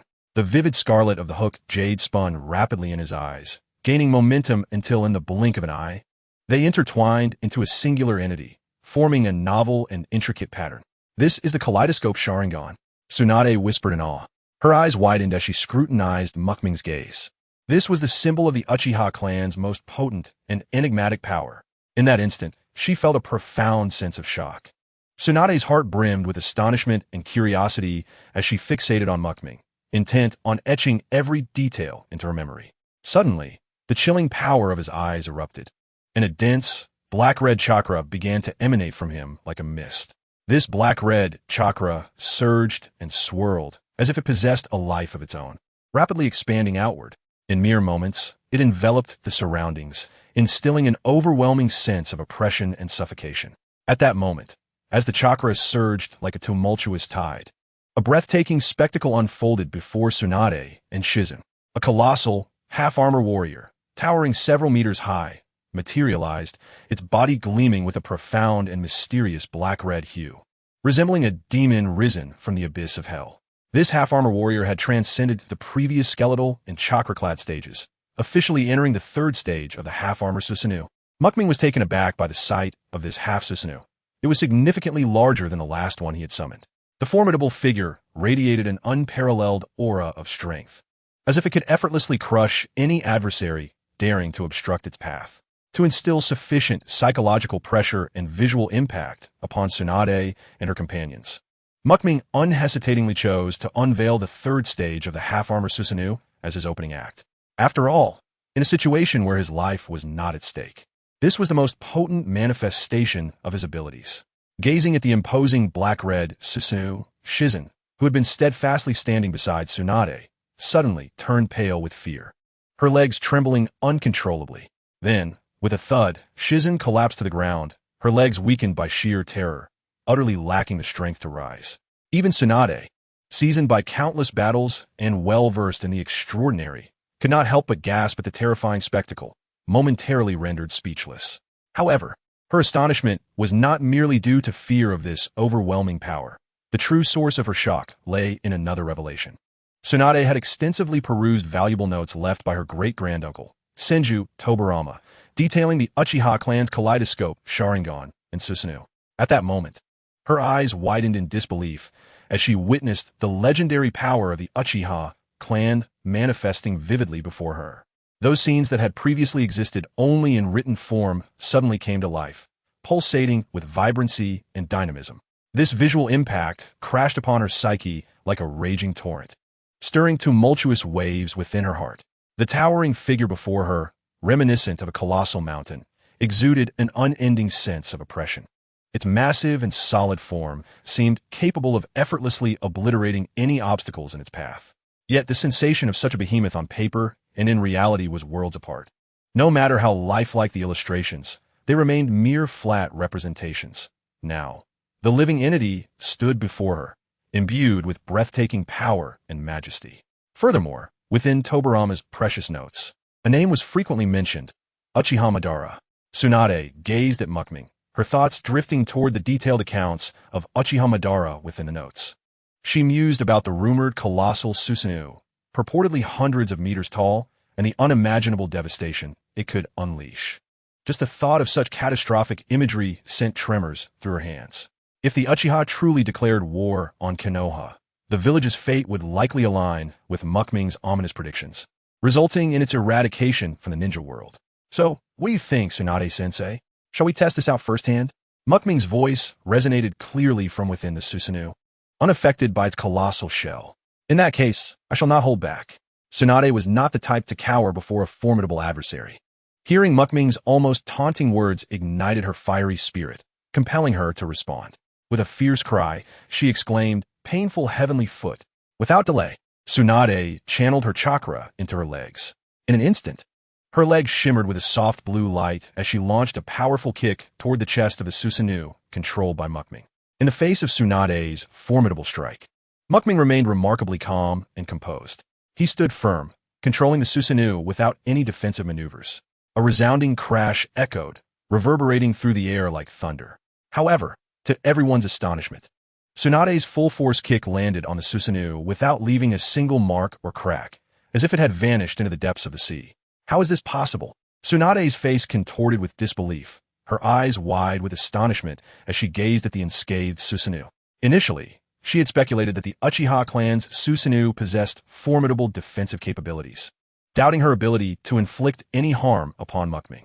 Yet witnessing her all-out assault yield absolutely no results left her utterly dumbfounded. She stared with wide eyes, her expression a mix of incredulity and shock. She had poured all her strength into that attack, and it had failed to inflict even the slightest damage to the outermost layer of the Susanoo. Shall we try again? Mukming smirked, his tone light as he issued another challenge to Tsunade. Of course, I refused to be defeated. Tsunade gritted her teeth, unwilling to concede. Taking a deep breath, she unleashed an enraged roar. Ha! In an instant, she surged forward like lightning toward the immovable and defenseless Susanoo. Ha! Accompanied by shouts of fury, Tsunade unleashed her signature technique, the unmatched strength wave fist. In that moment, her chakra-infused fists rained down upon the Susanoo like a torrential storm. Not only her fists, but also her elbows, knees, and feet launched relentless attacks. Each impact resonated with a dull thud, as if she sought to shatter the Susanoo before her completely. However, regardless of how fervently Tsunade attacked, her efforts seemed to have little impact on the Susanoo before her. Yet, she did not relent, continuously altering her methods of assault and launching relentless offensives. Finally, after a dazzling flurry of strikes, a sharp crack echoed, reminiscent of shattering glass. Upon closer inspection, it became evident that a piece of Susanoo armor, measuring nearly a meter in size, had been shattered by Tsunade and had fallen away. Initially, she believed that breaching this layer of armor would allow her to harm the figure within, Muming. However, when Tsunade gazed at the breach, the flicker of hope that had ignited within her heart was extinguished in an instant. For what lay beneath the shattered armor was not an empty void, but the unwaveringly solid body of Susanoo, complete with sinew and bone. In that moment, Tsunade finally grasped the formidable strength of her opponent, far surpassing her expectations. Helplessly, she ceased her assaults, unable to muster the will to continue. As she retreated a few steps, Muming also retracted his Susanoo. This time, there was no blood or tears from his eyes. Instead, he merely felt a slight soreness accompanied by a warm flow that quickly dissipated any discomfort. Observing Muming standing there with a tranquil demeanor, seemingly unaffected by her earlier onslaught, Tsunade found herself panting, exhausted, and at a loss for words. Was this the so-called confidence of your Uchiha clan? The Mangekyo Sharingan was indeed immensely powerful, and Susanoo was a terrifying technique with a staggering disparity in strength. However, the old man, Sarutobi Hiruzen, was far from the easy opponent you imagined. If your Uchiha clan harbored the delusion that mere Mangekyo Sharingan could vanquish the forces he led in Konoha, Tsunade locked her gaze onto the youthful visage of Muming, which still bore hints of innocence, as a wave of complex emotions surged within her. Confidence? Ha ha ha. Just then, Muming abruptly interrupted Tsunade's words, gently repeating the phrase confidence. He then threw back his head and laughed boisterously. His laughter was wild and unrestrained, reverberating through the surrounding woods, drawing curious glances. Ha ha ha. With Susanoo like this, even excluding myself, there are still 3 others among our Uchiha clan. As he laughed, Muming regarded Tsunade with eyes brimming with confidence and pride.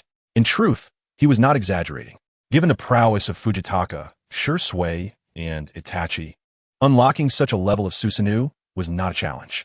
However, the magnitude of power they could wield once activated remained uncertain to Muming. What? There are actually 3 more. In 1 generation, your Uchiha clan has produced a total of 4 pairs of Mangekyo Sharingan. Upon hearing this news, Tsunade's previously composed demeanor underwent a dramatic transformation, her pupils constricting sharply.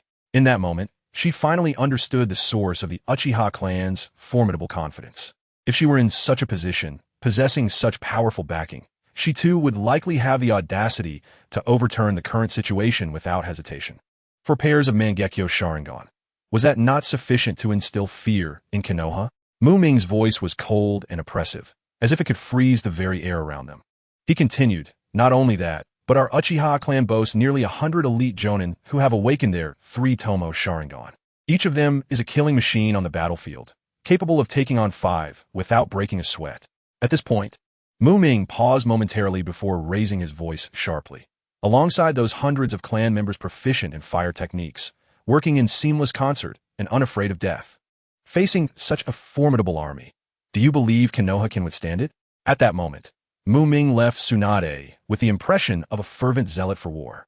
Every word he uttered conveyed a singular message: The Uchiha were not merely posturing, but were resolutely committed to achieving their objectives, even at the cost of mutual destruction. Calm yourself. There is no need for this situation to escalate to such an irretrievable state, Tsunade said helplessly, her gaze fixed on Muming, who was so animated he seemed ready to raise his fist and cry out. For the Uchiha? Faced with such fervor, Tsunade felt a heavy weight upon her mind. Despite her long absence from Konoha, she retained a general understanding of its depths and strengths. She was acutely aware that if the Uchiha clan truly severed ties with Konoha and engaged in a battle with no regard for life, the outcome would only result in mutual destruction, perhaps even a scenario of total annihilation.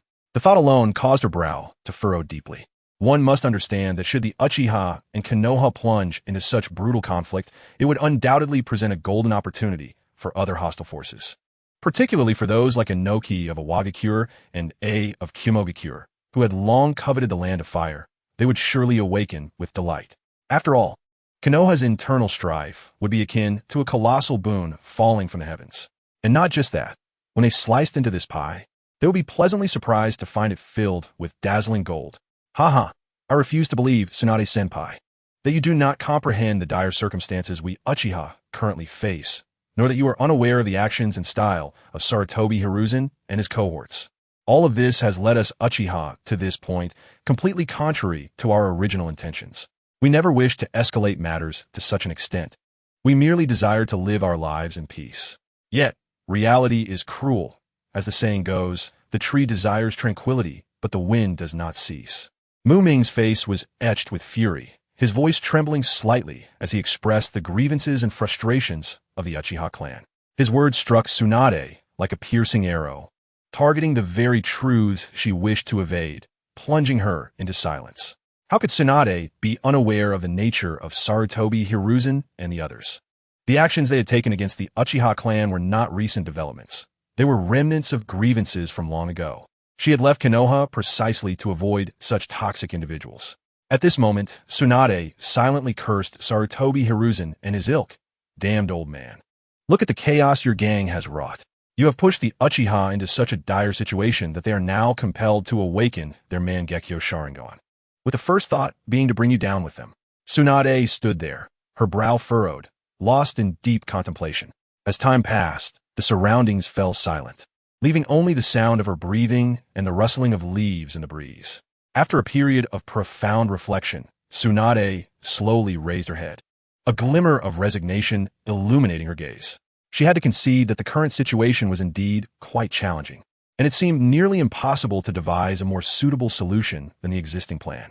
In that case, Tsunade murmured to herself, let us proceed according to the traditional practices of ninjas. In the realm of ninjas, when faced with an insurmountable dilemma, they often resort to a straightforward method of eliminating the source of the problem. At this moment, Tsunade had a clear target in mind. The individuals at the heart of the issue were Sarutobi Hiruzen and the Uchiha clan. However, Tsunade was acutely aware that, given her current strength and status, completely eradicating the Uchiha clan was an unattainable task. On the other hand, the situation concerning Sarutobi Hiruzen was different. As this thought crossed her mind, Tsunade's gaze sharpened. Perhaps replacing the Hokage was not as far-fetched or impractical as it initially appeared. At this moment, she was genuinely contemplating the removal of the current Hokage, Sarutobi Hiruzen. A plethora of potential candidates for the next Hokage flickered through her mind. Jiraiya? His carefree disposition. Could he truly handle such a grave responsibility? Then, there was Orochimaru. Although he had defected, a part of him still held allegiance to Konoha. As for Kakashi, he was certainly a commendable choice given his youth and capability. Among the numerous candidates, Tsunade did not consider herself. In fact, at this juncture, she harbored no desire to become Hokage. Tsunade-senpai, since I have expressed all that I needed to, I shall take my leave now, as I have many other matters awaiting my attention, UchihaMuming said, directing his gaze towards Tsunade, who remained silent, her brow furrowed, her eyes flickering. Noting her demeanor, UchihaMuming slightly squinted, paused momentarily, and then bid farewell to Tsunade. After uttering his words, he turned and strode forward with resolute steps. After taking 3 steps, he suddenly heard Tsunade's somewhat urgent voice calling after him. Wait, I was considering that perhaps we could appoint a new Hokage, someone who harbors no prejudices against your Uchiha clan, akin to the fourth Hokage, Namake's Minato. Miyuki slowly halted his steps, then turned to face Tsunade, his gaze fixed intently upon her. He slightly furrowed his brow and thoughtfully remarked, "Replacing the Hokage, you say? That could indeed be a viable solution to the current predicament. However," he paused for a moment before continuing, "can the newly appointed Hokage truly wield the authority befitting the position? If they cannot fully grasp this power, much like the fourth Hokage, Minato, who was undermined by Sarutobi and others, then such a change in Hokage would lose its original significance." On the surface, Miyuki remained calm, yet deep within, he could not suppress a quiet chuckle. For just moments ago, Tsunade had finally articulated the very words he had longed to hear. Acknowledging Miyuki concern, Tsunade nodded gravely, affirming, "That is indeed a problem.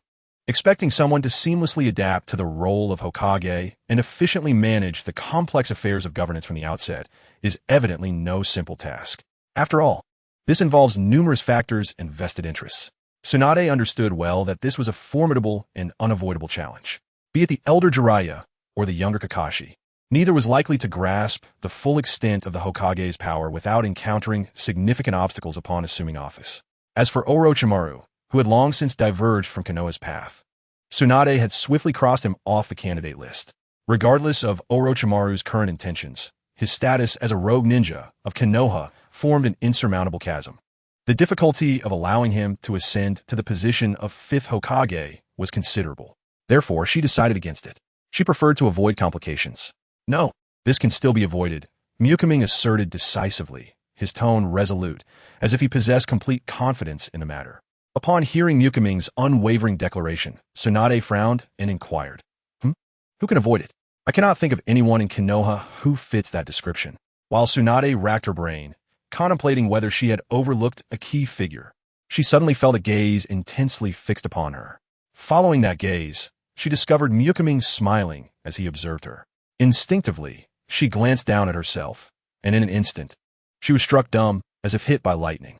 Subsequently, Tsunade seemed to awaken suddenly, raising her head to fix an intense stare at Miyuki, exclaiming, "You little brat from the Uchiha clan. So this is your true purpose for seeking me out." Setting aside the fact that Tsunade had lived under the protection of two Hokage since childhood, thus becoming well-versed in various situations and political machinations. She had been meticulously groomed by Senju Tobirama as the future successor to the Hokage position, possessing exceptional political acumen, sharp intuition, and remarkable wisdom. Now, given Miyuki's evident behavior, how could Tsunade fail to perceive his true intentions for visiting?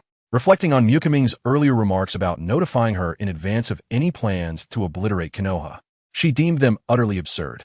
If a fierce conflict were to erupt between Konoha and the Uchiha clan, the Uchiha would likely suffer grievously, leaving little concern for their so-called family honor.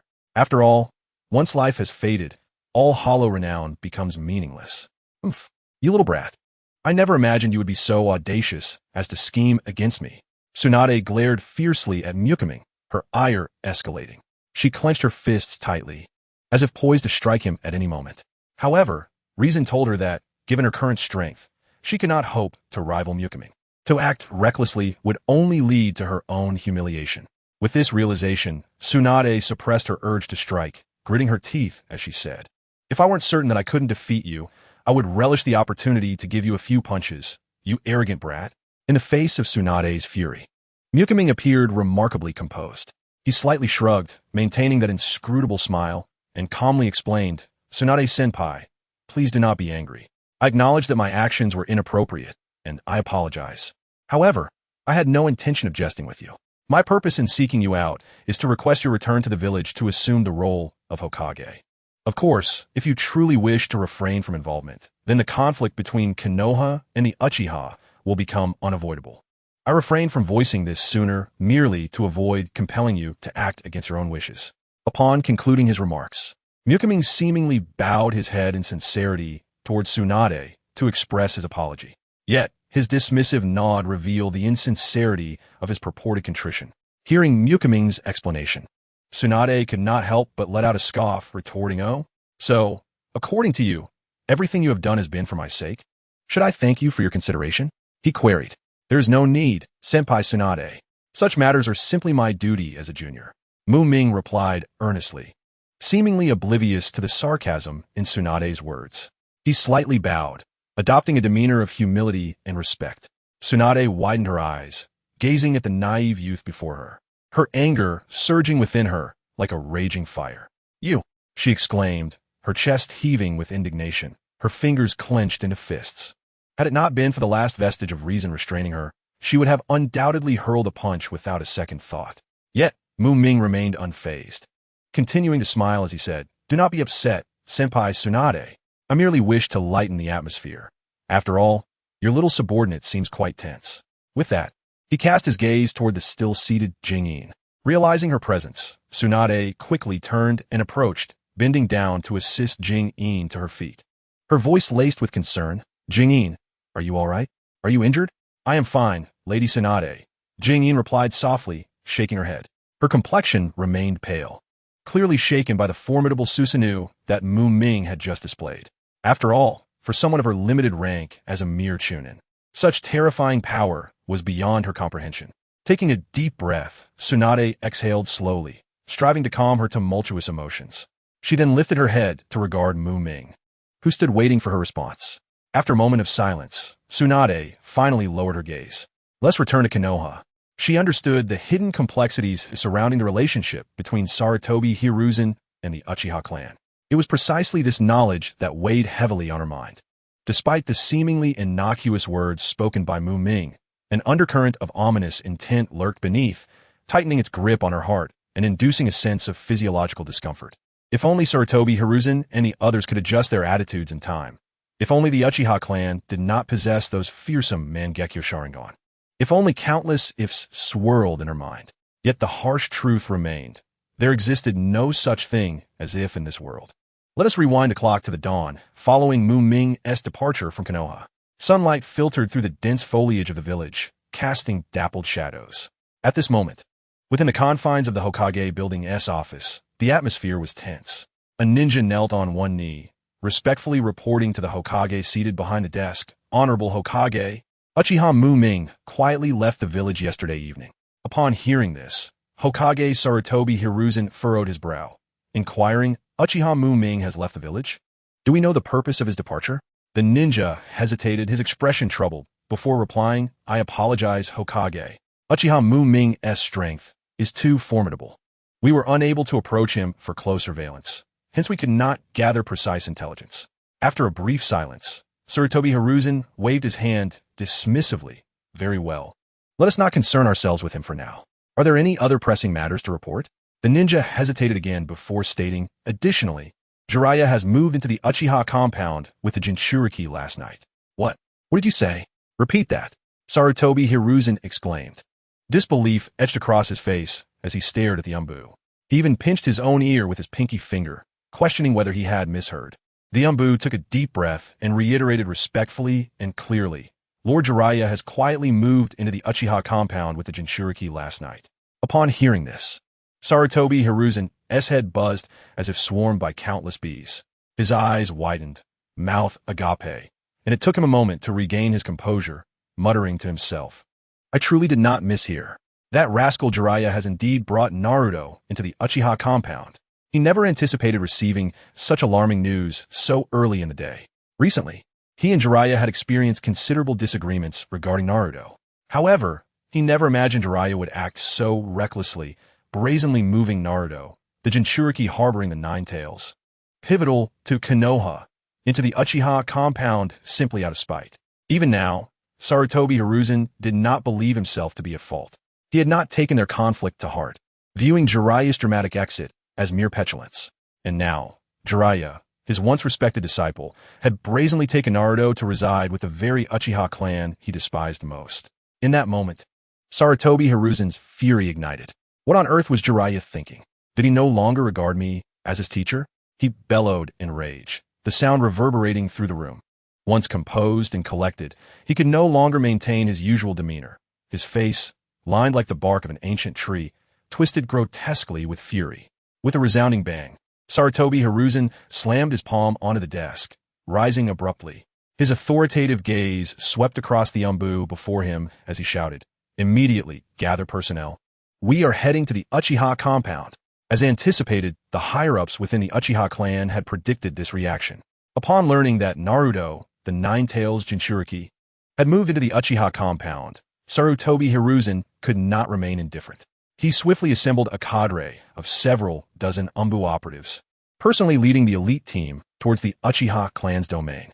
However, to Sarutobi Hiruzen's astonishment, when they arrived at the entrance of the Uchiha compound, Jiraiya had already been waiting there, having been informed of their impending arrival. Spotting Jiraiya standing alone, Sarutobi Hiruzen, anxious and frantic, bypassed pleasantries, immediately inquiring, "Why are you the only one here? Where's Naruto? Where is he? How could you leave him alone in the Uchiha compound?" Faced with Sarutobi Hiruzen's interrogation, Jiraiya scoffed, responding curtly, "Now you remember to concern yourself with Naruto? Where were you before? Let me make this clear from now on. All matters regarding Naruto fall under my jurisdiction. You, as the esteemed Hokage, should attend to your duties and not waste my time here." At this moment, the once deferential Jiraiya no longer indulged his former mentor as he had in the past. His words were sharp and uncompromising. Zulai's words were as sharp as a sword drawn from its sheath, piercing through his weathered face, turning it a deep shade of crimson in an instant.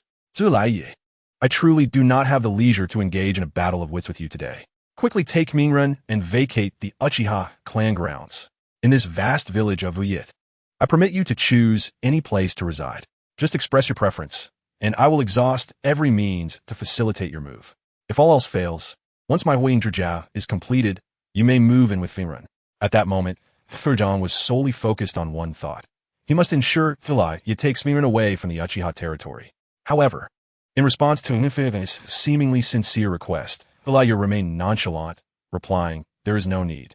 Min and I are quite comfortable here, and I would not wish to trouble you. The ever-busy Daran with the minutiae of our daily lives." His tone exuded an unwavering resolve.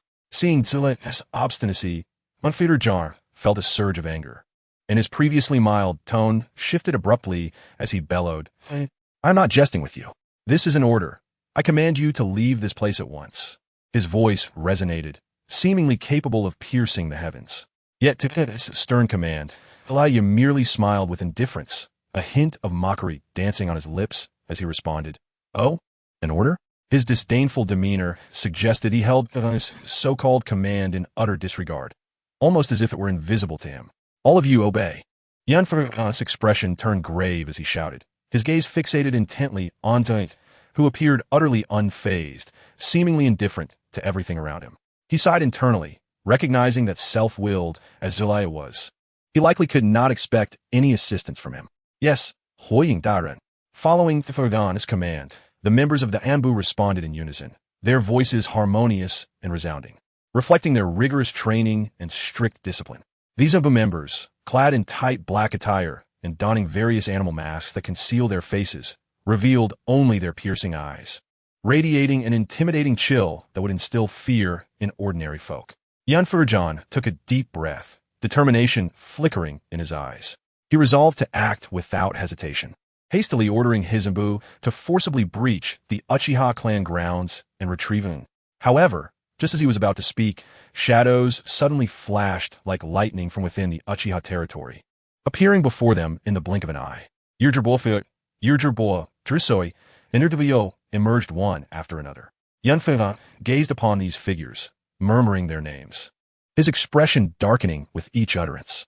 These individuals were all high-ranking members or elite warriors of the Uchiha clan, each possessing formidable prowess. Particularly, the presence of Urduyo and Urduyo at the forefront exuded an unspoken pressure that weighed heavily upon Anfurjan. In that moment, Anfurjan found himself ensnared in a dilemma. To advance meant leading his Anbu members to forcibly breach the heavily guarded Uchiha grounds in front of numerous Uchiha clan members.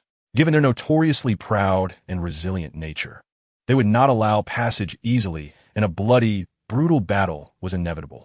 To retreat, abandoning Bungan within the Uchiha territory, would leave Anfurjan's heart, always wary of the Uchihas, unwilling to concede.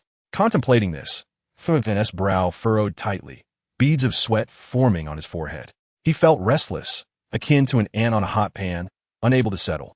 In his desperation, he instinctively cast a hopeful glance toward him, yearning for a semblance of steadfast support from his once promising pupil. However, Yanfurujong was utterly unprepared for what he was about to witness. When he turned to him, he was taken aback to see that, at some point, Zulaya had taken a stand alongside Yurjirboa Jirisoi. Though no words were exchanged, their posture indicated that Laya had unequivocally aligned himself with the Uchiha. Witnessing this, Unfudan, his heart plummeted, utterly disheartened. It was they who had summoned Laya back with high hopes that he would become a formidable ally and a strong support. Yet, contrary to their expectations, Zulaya had transformed into a significant obstacle against the Uchiha clan.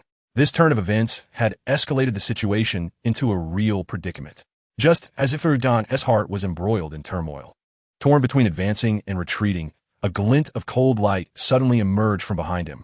A razor-sharp claw appeared like a specter, poised firmly against his vulnerable neck. The unexpected turn of events sent his heart racing, as if it might leap from his throat. He widened his eyes, cold sweat trickling down his forehead, filled with shock and astonishment. However, the combat instincts honed through years of life and death trials kicked in, leaving him no time to think. Almost instinctively, he raised a hand, forming seals with dazzling speed. His fingers danced nimbly, as if orchestrating a beautiful yet lethal melody. The Ti Shun Su, Song Shun Su, and Fun Shun Su were deployed seamlessly, flowing with the grace of a river. In a mere 2 blinks, Unfei's figure vanished like a bolt of lightning. The next moment, he found himself atop a distant rooftop. To his astonishment, there were not one, but Fugan standing back to back, forming an impeccable defensive formation, vigilantly observing their surroundings. At that moment, a round of crisp applause shattered the tense atmosphere. As the clapping echoed, Drusoi emerged with a smile, praising, truly worthy of the jungle of Rungsu, the third coin. Your mastery of Rungsu is indeed well-deserved. Yet, upon hearing Jing's praise, Unfurujan did not ease his tension. Instead, his already piercing eyes were now fixated on Drusoi, revealing a heightened seriousness and gravity. The Drusoi before him now exuded an aura entirely different from the gentle and humble Drusoi he was familiar with. Rather, the current Drusoi instilled in Furujan a profound sense of oppression, evoking an illusion that he stood before UchihaMuming, the very figure who once instilled fear in the hearts of the entire village leadership. Assassinating the Woying, are you of the Uchiha clan intent on betraying the village? Yanfei exclaimed, his eyes wide with shock and fury. He was truly reluctant to reach such a tense standoff with the Uchiha clan. Yet, reality compelled him to confront this intricate predicament before him. At this moment, the Uchiha clan loomed over Sarutobi Hiruzen like a heavy mountain pressing down on his heart. The weight of their presence increasingly burdensome and intolerable. Betray the village? Huh, what a preposterous notion. Konoha Gakure was established by our Uchiha clan. How could there be talk of treachery? At most, we simply no longer wish to play along with you. As for the so-called assassination attempt, it was merely a gentle reminder. Standing opposite him, Shisui maintained his smile, as if everything was firmly within his grasp. However, the words he spoke echoed in Sarutobi Hiruzen's ears, increasingly reminiscent of the arrogant Uchiha Makoto from the past. What exactly does your Uchiha clan intend to do? Sarutobi Hiruzen questioned, suppressing the fury within him. It is not a matter of what we wish to do, but rather, you have been incessantly pressuring us, the Uchiha clan, to make a choice. Which of the shinobi in Konoha is truly foolish? Who could possibly fail to see through your little maneuvers and intentions? Shisui scoffed coldly, his gaze piercing into Sarutobi Hiruzen. At this juncture, he seemed to suddenly recall something, pausing slightly before adding with a smile. Ah, indeed, previously, Itachi and I were akin to 2 fools, unable to discern the reality. Upon hearing this, Sarutobi Hiruzen felt a surge of blood rushing to his chest. Momentarily at a loss for how to respond to Shisui's words, his emotions were a tumultuous blend, exceedingly complex. Once, Uchiha Shisui, Uchiha Itachi, and Jiraiya stood united with him. Yet now, they had turned against him, becoming his adversaries. As for Uchiha Fugaku, he had merely been a gullible ruffian, yet the tides of fate had shifted unexpectedly, altering everything. Third Hokage, the Uchiha clan does not welcome your visit.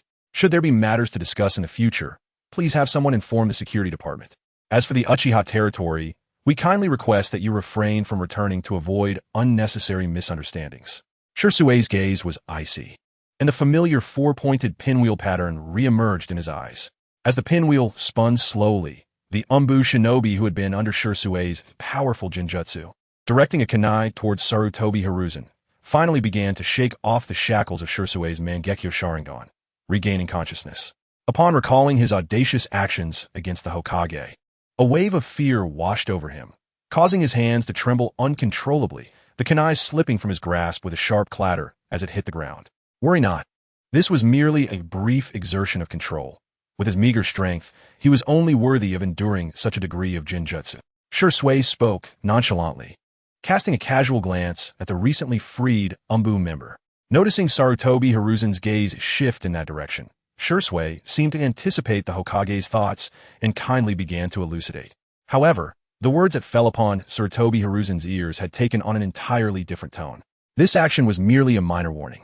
Should there be a next time, it will be under control, and for how long remains unpredictable. Sarutobi Hiruzen took a deep breath, then exhaled slowly, his chest rising and falling violently with each breath. He widened his eyes, fixating on Shursuei, flames of fury igniting within him. Anger, unbridled rage. It had been many years since Uchiha Madara's defection from Konoha. In Sarutobi Hiruzen's memory, since that time, the Uchiha clan had remained compliant, never before so brazenly confrontational towards him as Hokage. What does your Uchiha clan truly seek? Sarutobi Hiruzen barked through clenched teeth. The meaning is quite simple. From this day forth, our Uchiha clan shall heed not proclamations, but only directives. Surely, third Hokage, you remember the night of the Nine Tails incident. At that time, Danzo audaciously impersonated the Hokage, issuing us Uchiha an entirely erroneous command.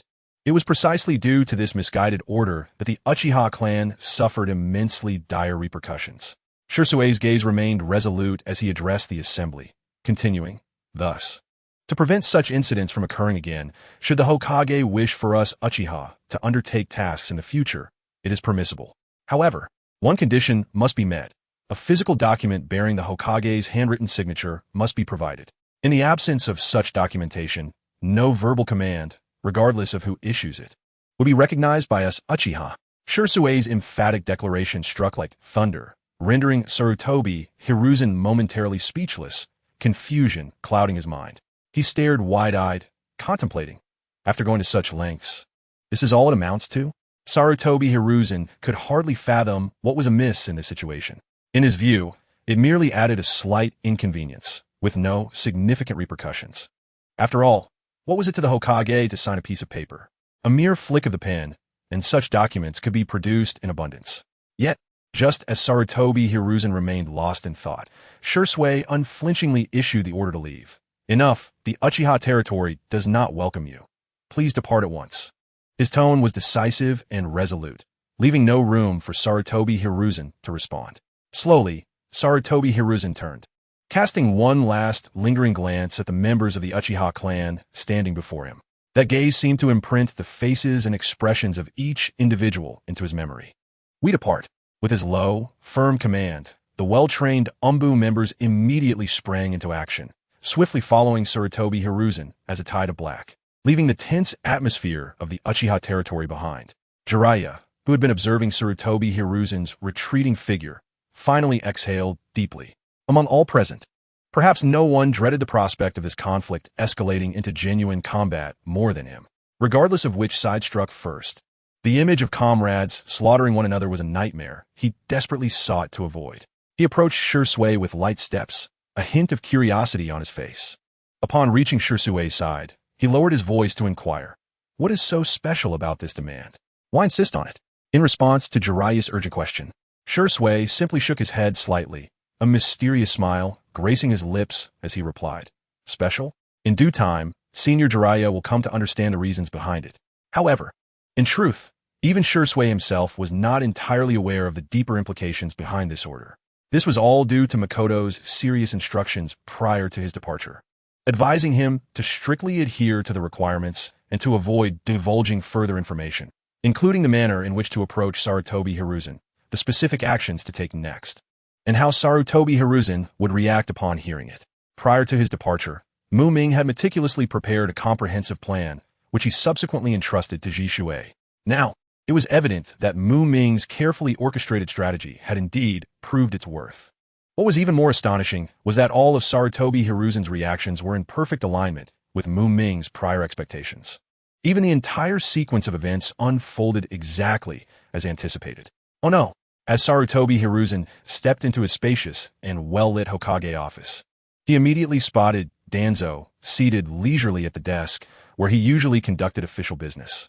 In an instant, Hiruzen's countenance underwent a dramatic transformation, as if struck by a sudden bolt of lightning. He then recalled a critical matter, causing his hand, which held a pipe, to tremble slightly. Hiruzen's original intention in visiting the Uchiha clan stronghold was to safely escort Naruto, the Jinchuriki, back to Konohagakure. However, the current situation revealed that not only had he failed to bring Naruto back, but the Uchiha had also presented him with an exceedingly difficult dilemma. At that moment, he heard Danzo speak in a somewhat light-hearted tone. Hiruzen, in my opinion, it would be more prudent for my route to manage the Jinchuriki. Rest assured, I will do everything in my power to ensure that the Jinchuriki becomes an indomitable blade guarding our village. As for Jiraiya, he has always been an unreliable person. Indeed, Danzo had hastily arrived with the intent of seizing Naruto. His long-standing desire for the boy dated back to the night of Naruto's birth. However, due to the staunch opposition of the third Hokage, Sarutobi Hiruzen, this plan had been shelved until now. Danzo believed the timing was now ripe, and he was closer than ever to successfully controlling the Jinchuriki. Hiruzen replied sternly, "Do not harbor such foolish fantasies. Naruto is currently within the Uchiha territory. If you believe your root possesses the strength to retrieve him, then by all means go ahead. I shall not intervene. However, I must caution you, do not act recklessly. The Uchiha clan is not to be trifled with. They are more than capable of engaging you in combat." At this moment, Hiruzen was disinclined to engage in further debate with Danzo regarding this matter. If Danzo was so determined, then let him proceed. As long as Danzo could successfully extract Naruto from the Uchiha, what harm would it be to hand him over? At the very least, Naruto would be safer in Danzo's hands than in those of the Uchiha. Nonetheless, a necessary warning was still in order. After all, even as Hokage, he had just received threats from the Uchiha. If it were Danzo, the Uchiha might forego threats altogether and take direct action against him. You personally went to retrieve the Jinchuriki, yet failed to bring him back? What does that imply? Did the Uchiha clan dare to take action against you? Danzo's sharp gaze fixed intently on Hiruzen as he attempted to glean more information from his expressions and words. Hiruzen furrowed his brow slightly and replied solemnly, "It seems that the Kodoame Tsukimi truly lives up to its reputation." His expression was exceedingly complex, reflecting both apprehension towards this formidable Jinjutsu and an indescribable sense of unease. Upon hearing this, Danzo's heart skipped a beat. He abruptly stood, his face now etched with wariness as he regarded Hiruzen, who had suddenly transformed into a figure of great danger. "Do not let your imagination run wild. Until the Uchiha have firmly resolved to sever ties with us, they would not dare to employ such forbidden Jinjutsu against me, the Hokage. Moreover, I can assure you that I have not fallen victim to that wretched illusion." Hiruzen quickly clarified, fully aware that he needed to dispel Danzo's suspicions. Otherwise, the fragile balance they had managed to maintain would be jeopardized. However, Danzo clearly did not fully trust Hiruzen's words. He scrutinized the former comrade and current Hokage several times before slowly taking a seat again, this time deliberately choosing a position further away to maintain a certain distance for safety. "So, who exactly fell victim to Kodoame Tsukimi?" Danzo pressed, his eyes still filled with vigilance.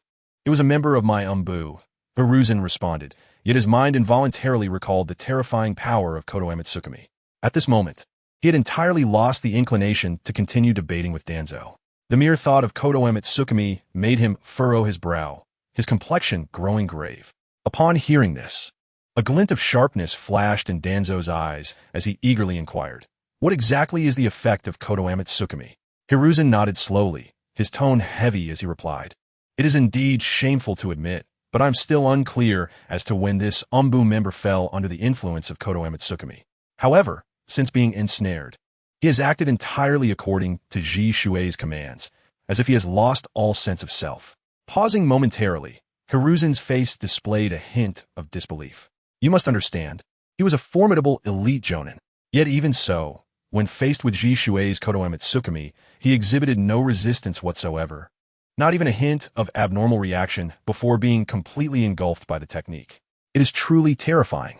Recalling that moment still sent a shiver down Hiruzen's spine. The sense of powerlessness and fear of the unknown lingered in his heart. So insidious? Danzo, being a seasoned warrior himself, was equally astonished by the ability of this genjutsu to silently manipulate another's mind. Generally speaking, a powerful genjutsu is indeed fearsome, but when it possesses such high concealment, it becomes nearly impossible to guard against. Now, Kodoa Mitsukami was not only immensely powerful, but also capable of operating undetected, solidifying its place as one of the most terrifying genjutsu in existence. Hiruzen, we cannot afford to wait idly any longer, Danzo exclaimed anxiously. However, before he could finish, Hiruzen abruptly interrupted him. Do you think I do not wish to act immediately to eradicate the Uchiha? However, the current situation does not permit such actions, Hiruzen said, his brow furrowed and his expression one of distress. Observing Danzo's unwavering obsession, Hiruzen sighed deeply, feeling compelled to break down the present circumstances for Danzo. At this juncture, we hold no advantage in high-level combat against the Uchiha. To make matters worse, Jiraiya has now allied himself with the Uchiha. Hiruzen spoke slowly, his voice tinged with resignation. What? Jiraiya has actually betrayed his mentor and sided with the Uchiha? What on earth did they offer him? Danzo exclaimed, his eyes wide with disbelief. Attempting to empathize with Danzo's narrow and selfish perspective, he likely assumed that the Uchiha had tempted Jiraiya with substantial rewards, perhaps even a pair of their legendary Mangekyo Sharingan.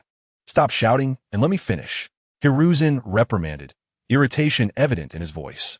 He understood full well that Jiraiya was not one to be swayed by greed.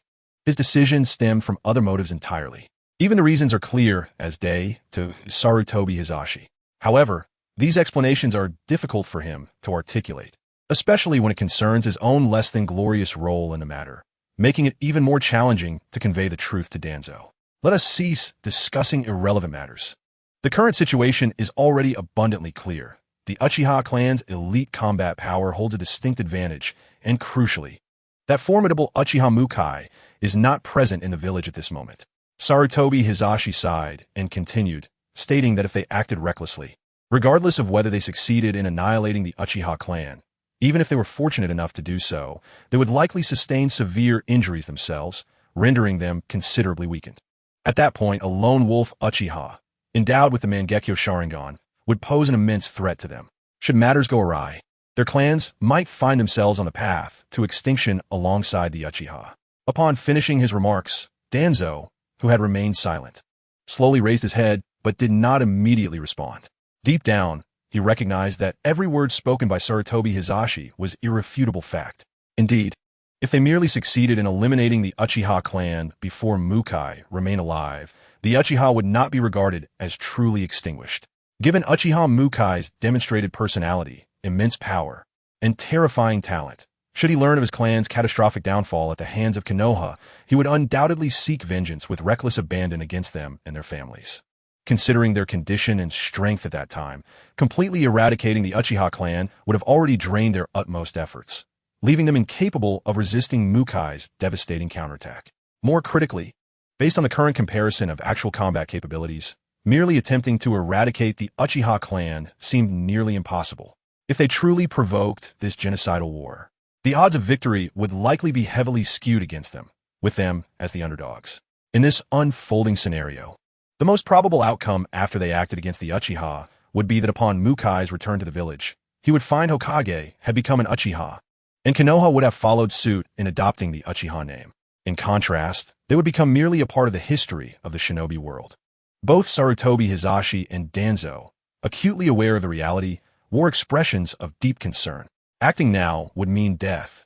Refraining would only prolong their demise. What should they do? Who could guide them in this moment of uncertainty? Over recent days, Sarutobi Hisashi and his companions were deeply troubled by the Uchiha clan's affairs, consumed with anxiety and distress, as if the weight of these worries might crush them entirely. Yet, amidst their frenzied state, with scarcely a moment to catch their breath, an unforeseen upheaval shattered the existing calm. A deafening bang resonated, akin to a thunderclap, echoing throughout Konoha. Upon closer inspection, it became evident that the iconic Hokage Rock, located at the heart of Konoha adjacent to the Hokage building, had inexplicably suffered a violent explosion. Following that initial explosion, a series of subsequent bang-bang-bang sounds erupted, interspersed with the terrified wails of the populace, painting a scene of utter devastation. The Hokage building, where Sarutobi Hisashi and his group stood, was not spared either. It began to tremble violently under the relentless barrage of explosions, threatening to collapse at any moment. Fortunately, despite their advanced age, Sarutobi Hisashi and Danzo remained agile and spry, not yet incapacitated by age. Just as the Hokage building teetered on the brink of total collapse, they acted decisively, employing the body flicker technique to escape the perilous structure in the blink of an eye, successfully reaching a relatively safe location. Once they regained their footing and looked back at the once thriving Konoha, they were met with a transformed landscape, as though it had endured a catastrophic disaster. The explosion echoed like firecrackers during festivities, while the village was engulfed in flames, billowing smoke and littered with debris and injured villagers. Faced with such a grim spectacle, Sarutobi Hisashi and his companions could not help but furrow their brows, lamenting internally. This truly is adding insult to injury. It seems we have encountered yet another significant dilemma. What on earth is happening? Where have the UMBU members gone? Someone, please respond. Sarutobi Hisashi's anxious and furious voice reverberated through the air, seemingly capable of shattering the surrounding atmosphere. In recent days, due to the Uchiha clan's affairs, Sarutobi Hisashi and several other high-ranking officials had scarcely enjoyed a peaceful night's sleep. Perpetually beset by various worries and troubles, their nerves perpetually taut. This sudden, massive explosion nearly sent these venerable elders, whose ages summed into hundreds of years, to their demise. Reporting to you, Hokage-sama, a series of violent explosions has occurred in the village's central area. An UMBU ninja appeared before Sarutobi Hisashi like a flash of lightning, kneeling on one knee, respectfully reporting the current emergency situation. I have seen this. Now tell me what you have discovered. Apologies, Hokage-sama, but we have yet to uncover any information concerning the perpetrators. Could be the Uchiha clans doing again? Upon hearing the UMBU's report, Sarutobi Hisashi instinctively associated it with the recently active and agitated Uchiha clan. Doubts began to creep into his mind as he contemplated. Could this be a deliberate attempt by the Uchiha to create chaos, seeking to deliver a harsh warning to them? However, in response to Sarutobi Hisashi's inquiry, the UMBU ninja did not hastily agree, nor did he recklessly attribute blame to the Uchiha clan. Instead, he replied with a serious demeanor. To Hokage-sama, the true culprit behind this explosion is still under thorough investigation and cannot yet be determined. Clearly, this UMBU ninja adhered to a practical approach, providing accurate and reliable intelligence based solely on existing clues and evidence. First, save the people. The matter of identifying the culprit can wait. Sarutobi Hisashi furrowed his brow, gazing at the chaotic scene before him with grave concern. Centered around Hokage Rock, the surrounding area had suffered extensive destruction, with buildings collapsed, roads fractured, and thick smoke billowing into the sky. Merely from a distance, he could envision the harrowing casualties this disaster would undoubtedly entail.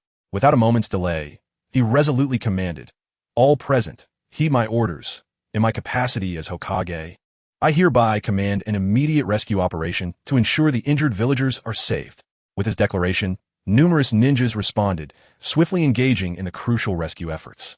It is worth noting that most of those residing in this vicinity were core members of Konoha, essentially Sarutobi Hisashi's own kin.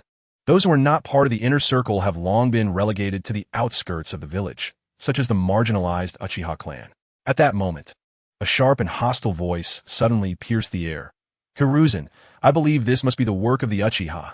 The crowd turned to see that the speaker was none other than Danzo, who had always harbored discontent towards the Uchiha. His cold, sinister eyes were fixated on the distant ruins, as if he had already concluded that this disaster was a carefully orchestrated plot by the Uchiha. Upon hearing Danzo's words, Sarutobi Hiruzen felt a slight sinking in his heart. He was acutely aware of a long-standing animosity between Danzo and the Uchiha. However, to hastily draw conclusions based solely on intuition seemed rather reckless. Yet before he could voice a rebuttal, the nearby Tsunade Koharu surprisingly chimed in, "Hiruzen, I think Danzo has a point this time." This unexpected support caught Danzo off guard. He had assumed that Koharu would, as usual, stand with Hiruzen against his viewpoint. However, with Koharu now siding with him, Danzo's confidence surged, and he could barely contain his eagerness. Observing this, Sarutobi Hiruzen furrowed his brow and gestured to Tsunade Koharu. "Koharu, please share your perspective." Although we currently lack concrete evidence to verify that this incident was indeed the doing of the Uchiha clan, a careful examination of the outcomes presented thus far leads to an inescapable conclusion. One must consider who stands to lose the most from such a violent explosion in the heart of the village. Conversely, who would reap the greatest benefits from it? Through this line of reasoning, the true culprits become glaringly apparent. Tsunade Koharu's implications could not be more straightforward. In her view, the ultimate beneficiary of this incident is undoubtedly the one or the clan most likely to be the mastermind behind it. After all, the explosion occurred in the core area of the village, which has undoubtedly inflicted tremendous damage upon the Hokage lineage. Other ninja clans have also suffered varying degrees of harm due to this sudden disaster. Yet, the Uchiha clan emerged completely unscathed.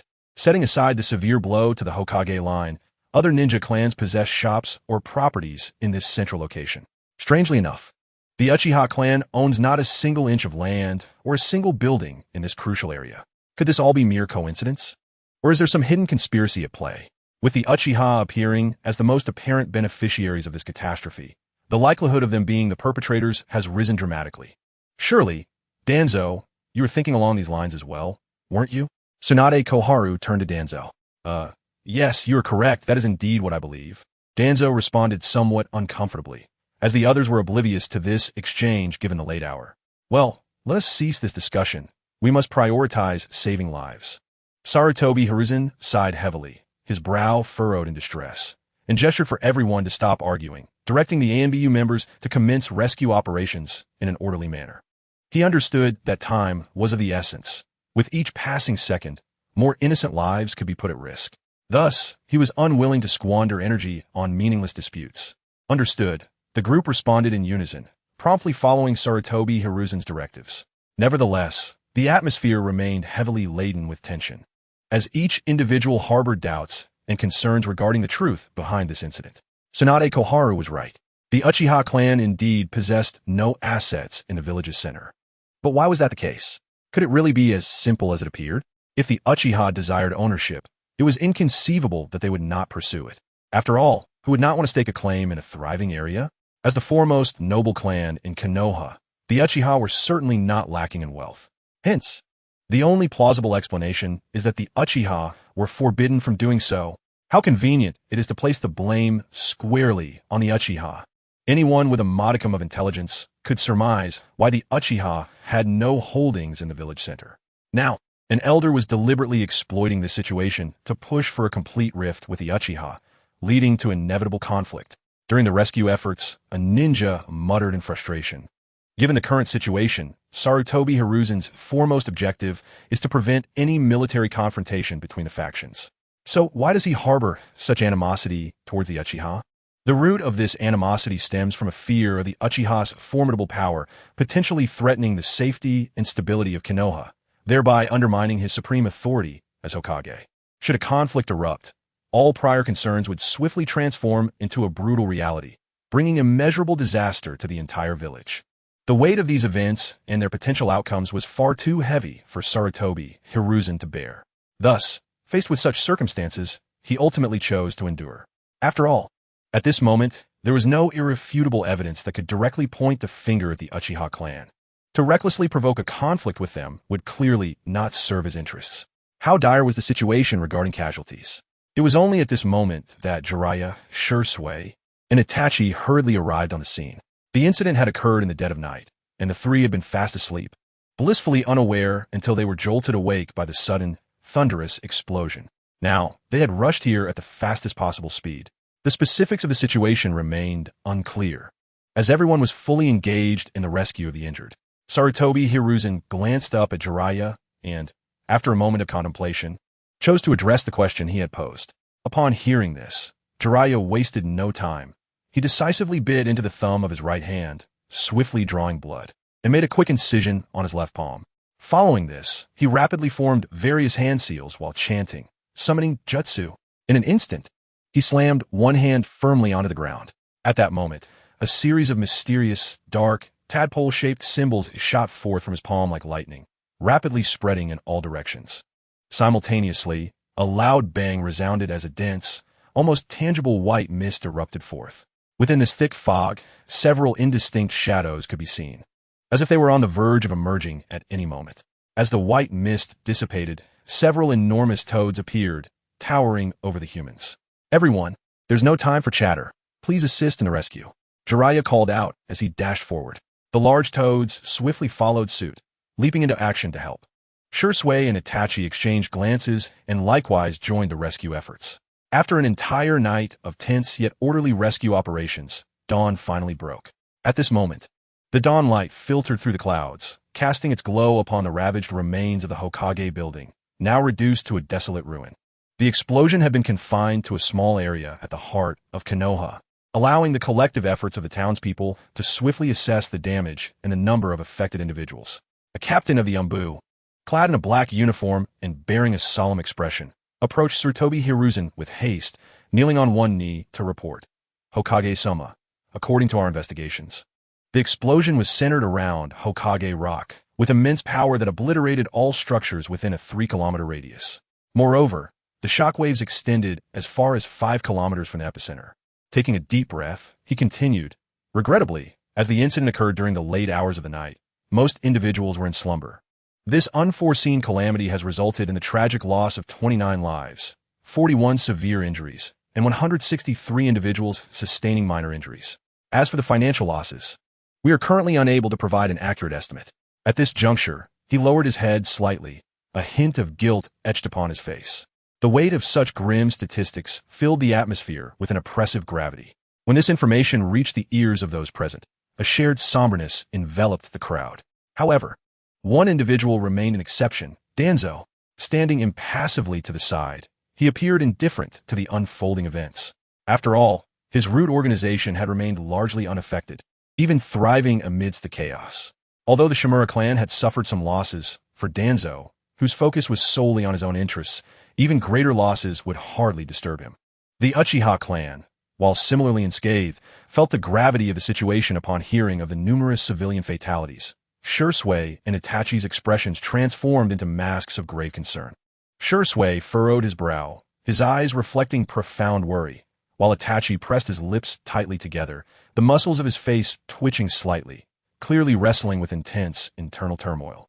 At that moment, Sarutobi Hiruzen, with a serious demeanor, declared, "We must investigate. This matter requires thorough scrutiny. We must unveil the truth and provide the injured villagers with a satisfactory resolution. We also owe it to those who perished tonight to deliver them a measure of justice." As he spoke, he discreetly cast a quick glance at Shisui and Itachi from the corner of his eye. Just then, a distinctive voice, imbued with authority, resonated from behind the crowd. What has transpired? Upon hearing that familiar voice, Jiraiya's heart skipped a beat, and he muttered to himself, That voice belongs to." Instantly, as if drawn by an invisible force, he lifted his head. His inquisitive gaze darted like lightning through the throng, landing squarely on the woman donning a green top standing behind the assembly. "Tsunade, you have finally returned." Jiraiya gazed at Tsunade, a hint of nostalgia flickering in his eyes. His voice trembled slightly, laden with unspoken emotions. Meanwhile, Sarutobi Hiruzen's expression upon seeing Tsunade was a complex tapestry of surprise, relief, and an almost imperceptible thread of concern. However, not everyone present welcomed Tsunade's return. Danzo's disdain was particularly palpable. His darkened countenance resembled the bottom of a pot, coldly fixated on Tsunade, his eyes revealing unmistakable disdain and hostility. He was not oblivious. He understood that Sarutobi Hiruzen's position as Hokage was no longer as secure as it once was. The sudden eruption of such a cataclysmic explosion only served to further tilt the scales in Danzo's favor. The Hokage's seat, a symbol of supreme power, seemed increasingly within his grasp. Yet, unexpectedly, a formidable rival had emerged in Tsunade. The notion of competing fairly with Tsunade for the coveted Hokage title was far too naive for the cunning and ruthless Danzo. Had Tsunade shown no interest in the role, it would have been one thing. However, at this critical juncture, her decision to return to the village, accompanied by the formidable UchihaMuming, clearly signaled her intent to stabilize the tumultuous situation. It was abundantly clear to Danzo, and undoubtedly to Sarutobi Hiruzen as well, that Tsunade's true purpose in returning was to reclaim the Hokage position. With such a transparent motive, It was no surprise that Hiruzen's expression was fraught with complexity. Despite his profound sense of helplessness, he understood that his era as Hokage had irrevocably come to an end. However, if Tsunade were to succeed him, he found himself somewhat accepting of the idea. After all, with her abilities and prestige, she might indeed be worthy of safeguarding Konoha. Speak. When the world has occurred, has someone dared to launch an attack on Konoha? Tsunade rushed to the forefront of the crowd, her expression one of urgency. Upon witnessing the devastation that lay before her, her brow furrowed tightly. The once vibrant and peaceful village center was now a scene of utter chaos, littered with ruins and billowing clouds of smoke. What troubled Tsunade most was that even the Hokage rock, which stood tall as a symbol of Hokage glory, had lost the stone carvings of its predecessors, vanished without a trace. These carvings were not merely the spiritual emblem of Konoha. They represented the achievements of her ancestors and bore witness to the village's rise and fall. The calamity befalling them was heart-wrenching. Recalling her earlier discussion with Makoto, they had hastily returned, aided by Makoto's fire-breathing dragon, whose remarkable flight capabilities allowed for their swift arrival. However, to Tsunade's dismay, despite their haste, they had arrived too late. Anxious and restless, she yearned to uncover the identity of the audacious individual bold enough to inflict such devastation upon Konoha. Thus, she began to inquire loudly among those around her while striding toward the heart of the ruins. Yet, in response to her questions, the crowd fell into an unsettling silence.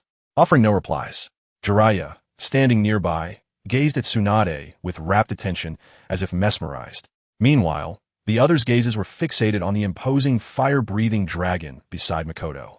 This dragon, massive in stature, exuded an aura of dominance. Its fiery red scales glittered dazzlingly in the sunlight, while flames danced fiercely at the tip of its tail.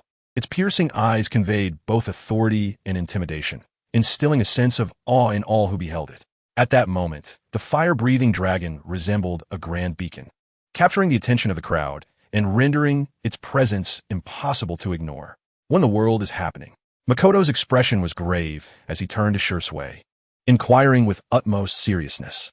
Shisui promptly responded, "Honorable Deputy Minister, the situation is as follows. Late last night, for reasons unknown, a series of violent explosions suddenly occurred in the central area of the village. The devastation you now witness is the aftermath of that explosion." Unlike the previous silence when Tsunade inquired, it was evident that both Shisui and Itachi would not disregard Mumming's question. However, before Mumming could respond, Tori and Kamachi eagerly interjected, loudly accusing, "UchihaMuming, is this not a grave dereliction of duty on the part of your security department?" Clearly, this old fellow still harbored resentment over the previous incident when Mumming did not show them due respect and seized the opportunity to strike back. In the face of Tori and Kamachi's reproach, Mumming stood his ground, his gaze abruptly shifting to Sarutobi Hiruzen, demanding, "Dereliction of duty in the security department? Is it possible that you share this view, Third Hokage?" Sarutobi Hiruzen was taken aback by Mumming's unexpected retort. Yet with all eyes in the room focused on him, remaining silent would leave him in an untenable position. It was indeed the responsibility of the security department to maintain the village's safety, so Torian's statement held some validity. Time was of the essence, and Hiruzen racked his brain, yet he remained oblivious to the hidden traps concealed within Mumming's question. Reluctantly, he resorted to his innermost thoughts and responded accordingly. Responsibility? If my memory serves me right, the investigations and operations concerning espionage and sabotage were taken over years ago by your umbu from the security department, transitioning from joint efforts to an outright prohibition on Uchiha involvement. Now, when issues arise, are we to bear the inexplicable blame for it? What is this? Are we Uchiha merely meant to shoulder your burdens? Is there no sense of justice in this? This was precisely the moment Mumming had been waiting for. Years ago, due to the undue pressure exerted by Sarutobi Hiruzen and his associates, the Uchiha clan was forced to abandon their ancestral lands.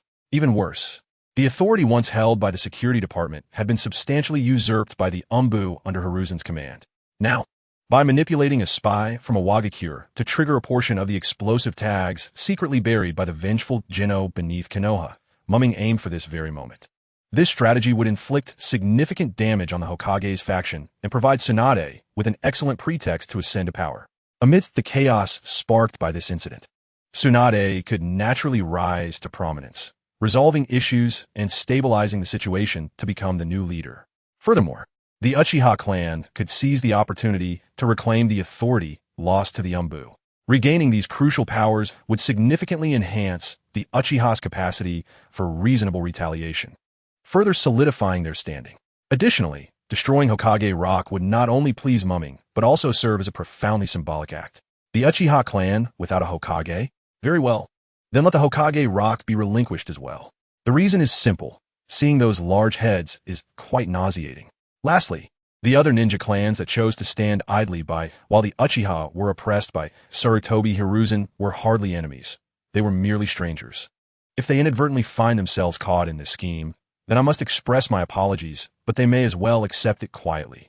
In summary, this can be described as a plan that achieves multiple objectives.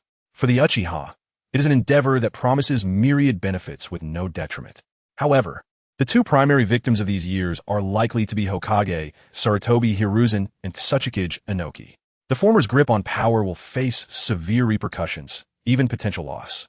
The latter's carefully orchestrated espionage has led to deaths, and the remaining operative unexpectedly serving the Uchiha, rendering all plans futile. Nevertheless, as long as Mumming himself suffers no loss, there is little cause for concern. Upon hearing Mumming's counter, Sarutobi Hiruzen was taken aback, his throat constricted as if choked by an unseen force, leaving him momentarily speechless. Indeed, as Mumming pointed out, he had genuinely forgotten this matter. The Umbu's forcible takeover of certain powers from the security department had transpired long ago. Moreover, this authority was not obtained through normal or lawful means. They had managed to operate without incident all this time. Uchiha Fugaku had seemingly refrained from voicing objections or interference. Yet, if the matter were to be scrutinized now, even if this power nominally belonged to the security department, Sarutobi Hiruzen could hardly afford to confront them at this juncture. After all, anyone with a modicum of insight would understand the underlying reasons. Should Hiruzen insist on quarreling over this issue, adamantly pinning the blame on the Uchiha, it would undoubtedly inflict a significant blow to his long-accumulated prestige. Nevertheless, Mumming's unrelenting exposure of the truth behind this cover-up had already impacted Sarutobi Hiruzen's reputation to some extent. However, it was certainly preferable to him shamelessly attributing blame to the Uchiha. Now, is the responsibility clear? Mumming surveyed the gathering crowd, his gaze sweeping across the solemn and serious expressions of those present. The upper echelons of various ninja clans had also arrived, and the atmosphere grew tense and oppressive. Just moments ago, Mumming's words had clearly resonated in everyone's ears, devoid of any ambiguity or subtlety. Each person understood the implications with crystal clarity. Third Hokage. The perpetrator behind this explosion needs no further introduction. Their heinous actions have inflicted immense damage upon the village, and such villains must face death without question. However, the Umbu responsible for the security of this region have exhibited severe negligence in their duties, and as the highest authority of the Umbu, you cannot escape culpability. Mumming gazed unflinchingly at the third Hokage, Sarutobi Hiruzen, his eyes glimmering with a piercing intensity. This blunt accusation struck like a sword, piercing the hearts of everyone present and instantly silencing the previously chaotic scene. All were acutely aware that their respective clans had suffered notable losses in this incident. It was clear that someone needed to step forward and assume responsibility for this calamity. As for the individual who orchestrated the explosion, everyone internally scoffed at the absurdity of the notion. Even if he miraculously survived, what wealth could he possibly offer in compensation? It was essential to recognize that the losses affected not just one or two clans, but numerous ninja clans collectively. How could he alone possibly compensate for the immense losses suffered? Thus, this unfortunate soul was entirely excluded from consideration. So, who would ultimately bear the responsibility for this matter? The gaze of the crowd involuntarily oscillated between Sarutobi Hiruzen and Uchiha Makoto. Only by firmly placing the blame on these two families could there be any hope of compensation for the losses they had endured. However, given the current circumstances, it had become patently impossible to expect the Uchiha clan to willingly bear such a heavy burden. Thus, the only remaining candidate for this predicament was the venerable third Hokage, Sarutobi Hiruzen. At that moment, Sarutobi Hiruzen, keenly aware of the peculiar glances directed at him from the surrounding crowd, experienced an instantaneous shift in his expression. His already troubled visage was now shrouded in a thick layer of ominous clouds, rendering it exceedingly grim and foreboding. Cough, cough. Since matters have progressed to this point, The Uchiha clan has no further involvement here. Please, feel free to proceed as you wish. Hoka, Shurs, Itachi, let's take our leave.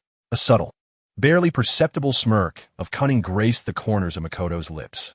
Without hesitation, he turned on his heel, striding purposefully and swiftly alongside Hoka, Shirzue, and Itachi, departing the scene without a backward glance. After all, this place had become utterly irrelevant to the Uchiha clan. While the ensuing spectacle of infighting among the remaining parties was undeniably captivating, Makoto had far more pressing and paramount matters to attend to. Indeed, he was eager to return home for a refreshing hot bath, followed by the delightful preparations for his lottery draw. It was worth noting that after the arduous effort of bringing Tsunade back to Konoha and successfully reclaiming the lost authority of the Uchiha Security Department from Yambu, the system had graciously awarded him 2 precious opportunities for the lottery. Regrettably, he had yet to utilize either of them. It was somewhat lamentable, for reasons unknown. Whenever he spent an extended period in Tsunade's presence, he would inexplicably feel a sense of discomfort, as if he had become enshrouded in misfortune. Thus, he deemed it prudent to hasten home and cleanse himself thoroughly, ridding himself of this vexatious stroke of ill luck. As the Uchiha clan gradually receded from view, a profound silence enveloped the scene, with no one daring to utter a word. All eyes converged upon Sarutobi Hiruzen, who understood that the immediate priority was to swiftly identify the true culprit behind the explosion. After a prolonged silence, Sarutobi Hiruzen finally shattered the stillness. But his words merely echoed the thoughts of the assembly, eliciting little reaction.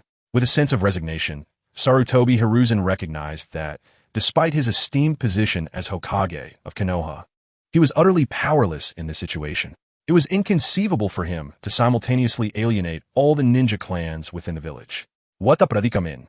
In ordinary circumstances, he would have had 2 scapegoats to divert responsibility, the first being the Uchiha clan.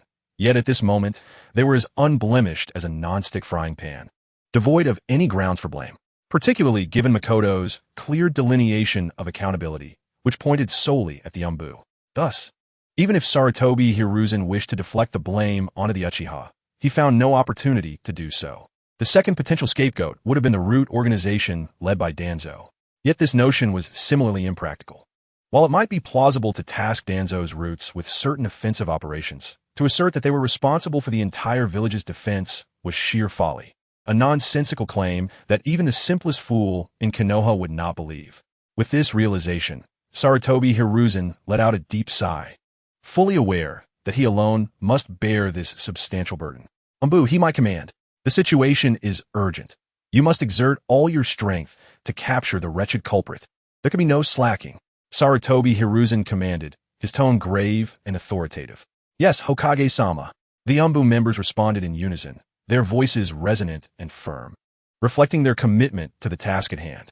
Sarutobi Hiruzen then turned to Tsunade and Jiraiya, saying, Tsunade, Jiraiya, come with me. With that, he took the lead, striding purposefully in a specific direction. Tsunade and Jiraiya exchanged a glance before resolutely following suit. The trio's figures gradually faded from sight, soon disappearing from the onlooker's view. Observing Sarutobi Hiruzen's decisive actions, the other ninja clans exchanged glances. Some families had initially considered approaching Sarutobi Hiruzen to discuss compensation regarding the incident, but witnessing his resolute and hurried demeanor, they ultimately swallowed their words. Had Makoto been watching from afar, he would have understood that Sarutobi Hiruzen's dog training technique had indeed proven effective. Not only these ordinary ninja clans, but even the proud Uchiha clan had once teetered on the brink of being tamed by Sarutobi Hiruzen's subtle influence. Unfortunately, this endeavor ultimately culminated in failure, necessitating a harsh resolution to eliminate the Uchiha, the wild hound of Konoha, striving to break free from its restraints. Meanwhile, several members of the Uchiha clan returned to their ancestral grounds. Upon arriving, they parted ways according to their individual destinations. Shirzue and Itachi, the inseparable brothers, bid each other farewell before heading home. Having been tirelessly engaged in rescuing the injured throughout the night, a wave of profound fatigue washed over them, enveloping their weary bodies and minds. Simultaneously, Makoto and his companion, Hoka, embarked on their journey home. In a short while, they arrived at Makoto's doorstep. Upon entering, Makoto wasted no time resting and immediately began preparing for the lottery draw. He skillfully followed the familiar routine.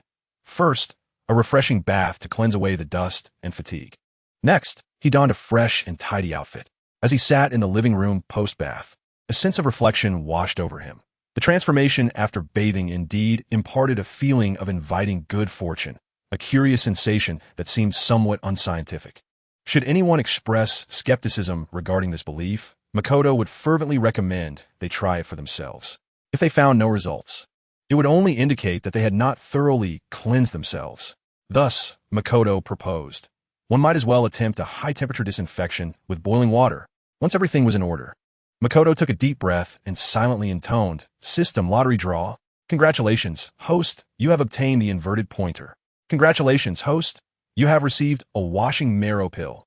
Makoto's eyes widened in disbelief as he stared at the two prizes before him, momentarily frozen as if under a spell. The item known as the washing marrow pill was somewhat comprehensible.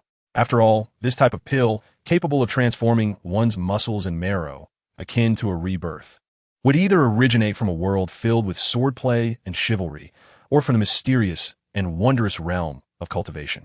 Regardless of the world of origin, such treasures are undoubtedly coveted rare gems in the realm of Huaying. However, when his gaze fell upon another prize, Dian Dao Zhizhan, he was left in a state of bewilderment. He had a vague recollection of it, yet the details were scant. No matter how hard he pondered, he could not ascertain the origins of this familiar yet alien artifact. A flurry of conjectures raced through his mind, but none could provide him with certainty. In the face of such confusion, Muming resolved to set aside his doubts and meticulously examine the description of this item. He extended his hand, and a remarkably peculiar object materialized in the palm of his hand. This implement measured roughly the length of chopsticks, with arrows at both ends. One end bore a vivid yellow arrowhead, while the other was a striking red.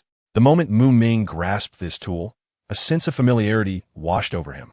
Yet, despite his efforts to recall, the memory remained elusive. With curiosity and anticipation, Muming finally turned his attention to the accompanying text. As he delved deeper into the reading, his expression shifted from confusion to clarity, culminating in a moment of enlightenment. Dian Dao Zhizhan, originating from the world of Doraemon. It is an arrow with differently colored tips. When the red arrowhead touches anything, that object will become its opposite.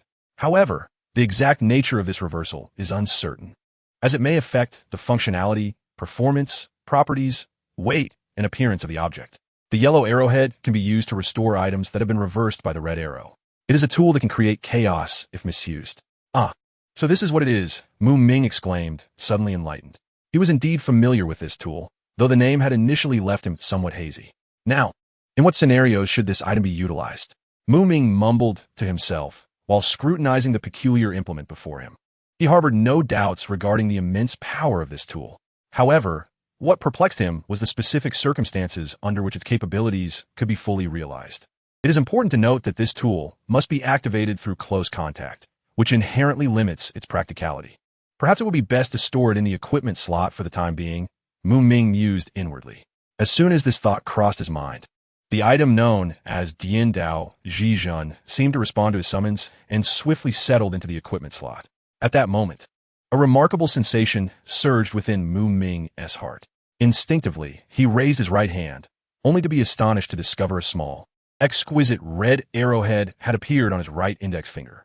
Subsequently, as if drawn by some mysterious force, Muming slowly raised his left hand. Unsurprisingly, at the corresponding position on his left hand, a vividly colored yellow arrowhead manifested. Muming retrieved a rice ball from the refrigerator. Gripping it in his right hand, he activated the Dian Dao Zhili. However, nothing seemed to change. No lights, no stars, no special effects. Even with the keen observation of his Sharingan, he could discern no difference. Without further thought, Muming popped the rice ball into his mouth. As he chewed slowly yet powerfully, the rice ball gradually disintegrated, retaining its familiar flavor. Once he swallowed the entire rice ball, time passed quietly. Soon, his expression began to take on a peculiar cast. His brow furrowed, lips parted as if he wished to speak, yet he faltered. Finally, he could not help but mutter, "So this is how the rice ball's effect has transformed." It is worth noting that the rice ball's primary function is to alleviate hunger. Yet, after undergoing this transformation, its efficacy had fundamentally altered. It had morphed from a mere sustenance into an appetizing delicacy. In other words, consuming this rice ball not only failed to satiate Muming, but instead intensified his hunger. stimulating his appetite further. At this juncture, Muming comprehended that there was no need to continue testing the Diandao Zhizhan.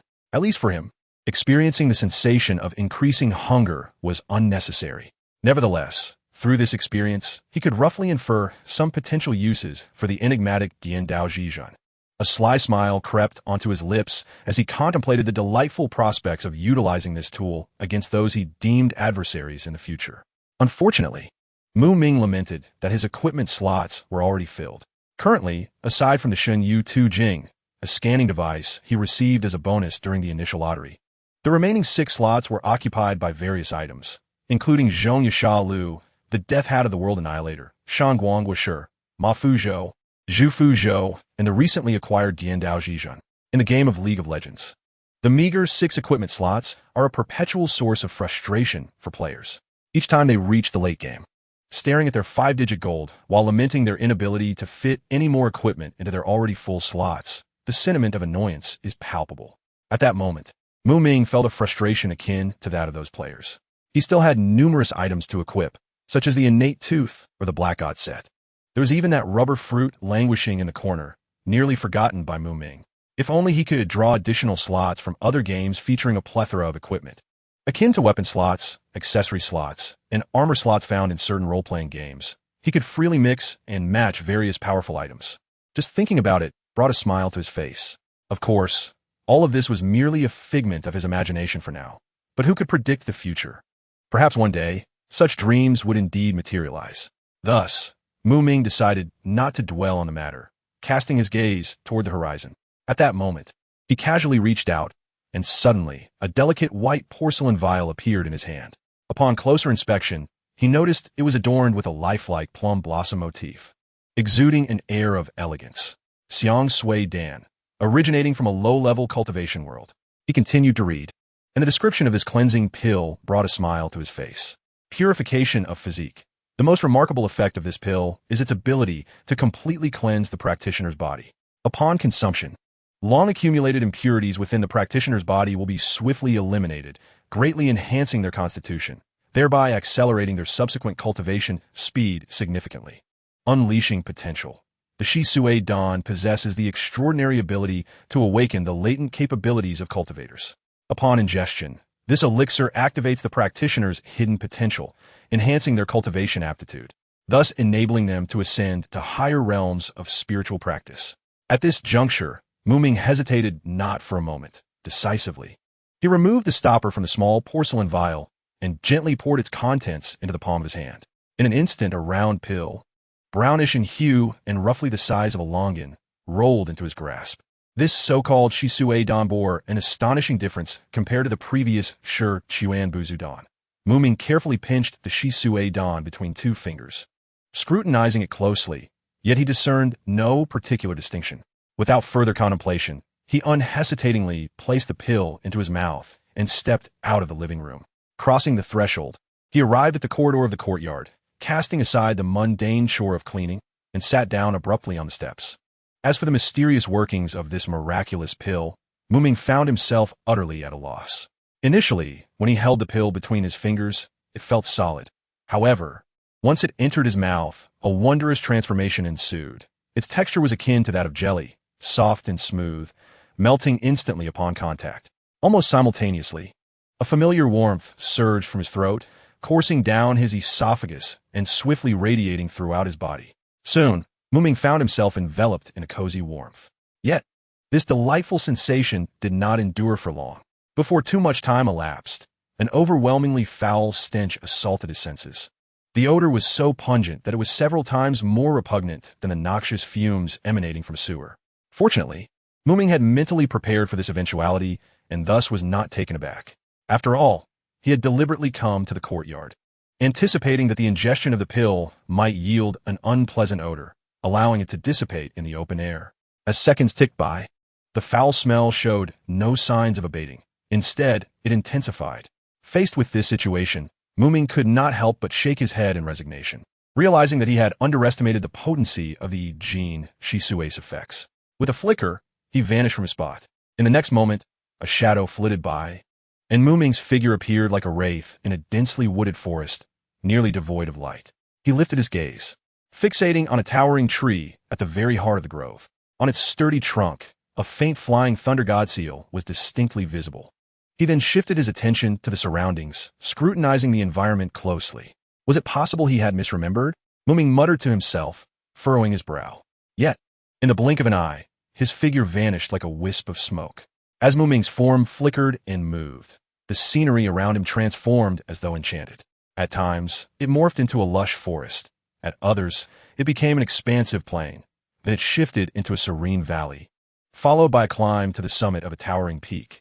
And at times, he found himself by the shimmering banks of a river, even briefly appearing inside a bustling inn. Meanwhile, that inn's room had already been occupied by other guests. When Muming's figure flitted through the room, the entire process took less than a second. Aside from the repulsive stench, nothing remained. Yet, this sudden foul odor wreaked havoc on the unfortunate traveler who resided in that room. Ugh, what is that horrid smell? Boss, your toilet has exploded. Damn it, refund me. The unfortunate guest cried out, covering his mouth and nose while cursing the innkeeper in anguish. Muming, having just exited, hurried back at his utmost speed. At last, he successfully reappeared by the crystal-clear riverbank. However, the noxious odor emanating from him had become increasingly unbearable. Reluctantly, he swiftly shed his garments, and like an agile fish, he dove into the refreshing river, hoping to cleanse himself of the offensive scent. Fortunately, the weather was still warm, and, as his body soaked in the cool waters, an indescribable sense of comfort enveloped him. Looking around, he noticed that from the center of the river, ripples of dark, inky water radiated outward in concentric circles. Had this been a tranquil hot spring instead of a flowing river, it would have long since been rendered unusable due to the impurities. At this moment, Muming felt his chakra and ocular power surging at an unimaginable and extraordinary pace. If his prior rate of cultivation growth was likened to a mere one, then at this moment, that rate had skyrocketed to an astonishing 1,000. Thus, Muming reclined peacefully in the river, allowing his body to drift with the current. As for the robe he had originally worn, now reeking from prolonged exposure to the dark impurities, he cast it aside without a second thought. As time passed quietly, Muming became acutely aware that both his chakra and ocular power had reached a pivotal threshold. Just as he sensed this critical moment, he abruptly opened his eyes. In an instant, his Sharingan, adorned with the kaleidoscope pattern, activated uncontrollably. At the same time, Muming could perceive his Sharingan functioning like a high-performance machine, operating at an extraordinary speed. He slowly lowered his head and gazed at the placid surface of the water. Beneath the gradually clarifying water, his reflection appeared. Yet, unlike before, his striking Sharingan was spinning at an astonishing velocity, as if attempting to draw in everything around it. At that moment, a powerful and mysterious force surged forth from the depths of his pupils, ceaselessly manifesting itself. This force was so overwhelming that Muming's ocular power inched closer to a critical breaking point. As time progressed, the pressure intensified, akin to a volcano on the verge of erupting with earth-shattering energy. Suddenly, with a pop, that critical point shattered like a fragile bubble. Instantly, the heavy sensation that had weighed upon him vanished without a trace. Muming keenly sensed that his ocular prowess had finally succeeded in breaking through the seemingly insurmountable threshold, stepping into an entirely new realm. With widened eyes, he scrutinized the reflection in the water, witnessing the once familiar kaleidoscopic pattern of the Sharingan undergoing a marvelous transformation. The outermost layer of the design manifested as a perfect circle, resembling a sun radiating intense heat. Its vibrant base color was strikingly vivid, akin to a flame ablaze. Encircling it was a large black ring, reminiscent of a bottomless chasm, exuding a disquieting depth. It also resembled an impenetrable mist, concealing all truths within, steeped in mystery. And like a towering mountain, its imposing presence evoked a sense of reverence. At the very core, evenly distributed around the center, were 3 black magatama-shaped patterns. These magatama extended outward like the elegant blades of a pinwheel, not entirely straight, but adorned with graceful curves, akin to silken ribbons waved by a dancing fairy. The tips of each magatama pointed in different directions, forming precise angles of 120 degrees between them, creating an unparalleled symmetry reminiscent of nature's masterful handiwork. At the center, a pattern composed of numerous red concentric circles resembled the pupil of a lively eye. This pupil featured a small, exquisite, and tightly knit red at its innermost layer. akin to a dazzling ruby embedded within. Gradually, several increasingly larger red rings encircled it, interlocking seamlessly like ripples gently spreading across a tranquil lake. Within the central area, closely surrounded by the three magatama, existed a small concentric circular structure akin to an eye's pupil. This structure artfully blended hues of red and black, intertwining and complementing each other to form the core of this eye. Observing the intermediate zone where the magatama extended outward and the outer black ring encircled inward, the pattern bore a striking resemblance to a unique fusion of the kaleidoscopic designs of UchihaMuming and UchihaShisui. This distinctive combination retained the characteristics of both while forging a novel visual experience that captivated the eye. The new pattern displayed a stark contrast of red and black, possessing a powerful visual impact that symbolized the Uchiha clan's formidable and unique bloodline limit. This was my own, the one and only eternal kaleidoscope Sharingan. Muming slowly extended his right hand, gently caressing the slightly warm eye socket as if touching a rare treasure. The moment his fingertips made contact, an overwhelmingly powerful conviction surged from within him like a volcanic eruption. In an instant, the tranquil river was stirred into tumultuous waves by the chakra surging from Muming, splashing water everywhere. Subsequently, a colossal figure of black and red surged forth from the river with thunderous force. It continuously ascended, first reaching 10 meters, then rapidly climbing to 50 meters, followed by a jaw-dropping 100 meters, even soaring to 500 meters. Yet this was merely the beginning. As the earth trembled and the wind howled, the giant's form continued to rise, resembling an immovable mountain piercing the clouds. Finally, when its growth ceased, its immense feet firmly planted in the raging river, its head broke through layers of mist, reaching the boundless sky. The complete body of Susanoo had made its grand entrance. Muming stood at the brow of the towering giant, filled with indescribable excitement. The once distant white clouds now floated beneath him, inducing a dreamlike sensation that compelled him to spread his arms wide and shout triumphantly towards the heavens. Ea! His voice resonated through the universe, echoing endlessly. After venting his long-suppressed emotions, the overwhelming excitement gradually receded like a tide, restoring rationality that had been clouded by impulse. He dismissed the awe-inspiring complete Susanoo, and as the radiant light faded, the imposing armored figure vanished, leaving Muming standing alone. Following this, he concentrated, reaching into the system space to retrieve a new set of short-sleeved clothing, which he swiftly donned. In the next moment, his figure vanished like lightning, reappearing in his familiar courtyard. Muming walked briskly into the living room and immediately spotted the dozing Charizard sprawled on the floor, snoring softly with its mouth ajar, occasionally emitting gentle snores and even sporting a glistening droplet of saliva at the corner of its mouth. Observing its endearing demeanor, Muming couldn't help but shake his head in resignation, thinking to himself, this fellow must be sleeping soundly, completely unaware that I had just stepped out. Thus, he chose to ignore the slumbering Charizard and turned towards the table. Upon reaching the table, Muming sat cross-legged, closing his eyes to reorganize his thoughts.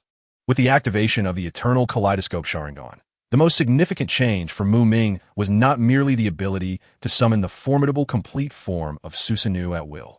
More importantly, he discovered that the consumption of his ocular techniques had significantly diminished. Previously, due to the overwhelming power of his Sharingan techniques, each use required an enormous expenditure of ocular energy, an unprecedented toll. Thus, after employing his Sharingan technique during the confrontation with Danzo, he had refrained from using it lightly, knowing that frequent use could lead him to the brink of blindness. However, the situation had now transformed. What was once a last resort technique had successfully evolved into a regularly employable starting technique. Contemplating this, a surge of confidence and anticipation welled up within Muming. This advancement represented a substantial enhancement to his combat prowess. Now, should he accelerate their progress? While Muming was wholly focused on enhancing his abilities, three legendary figures of Konoha, Sarutobi Hiruzen, Jiraiya, and Tsunade, were engaged in a seemingly hasty and improvised conversation. They had convened beneath a secluded tree, surrounded by serene silence, with only the gentle rustle of leaves in the breeze breaking the tranquility. At that moment, the straightforward Jiraiya, unable to contain himself, broke the silence, saying, "Third Hokage, what exactly do you wish to discuss with us? Please speak plainly."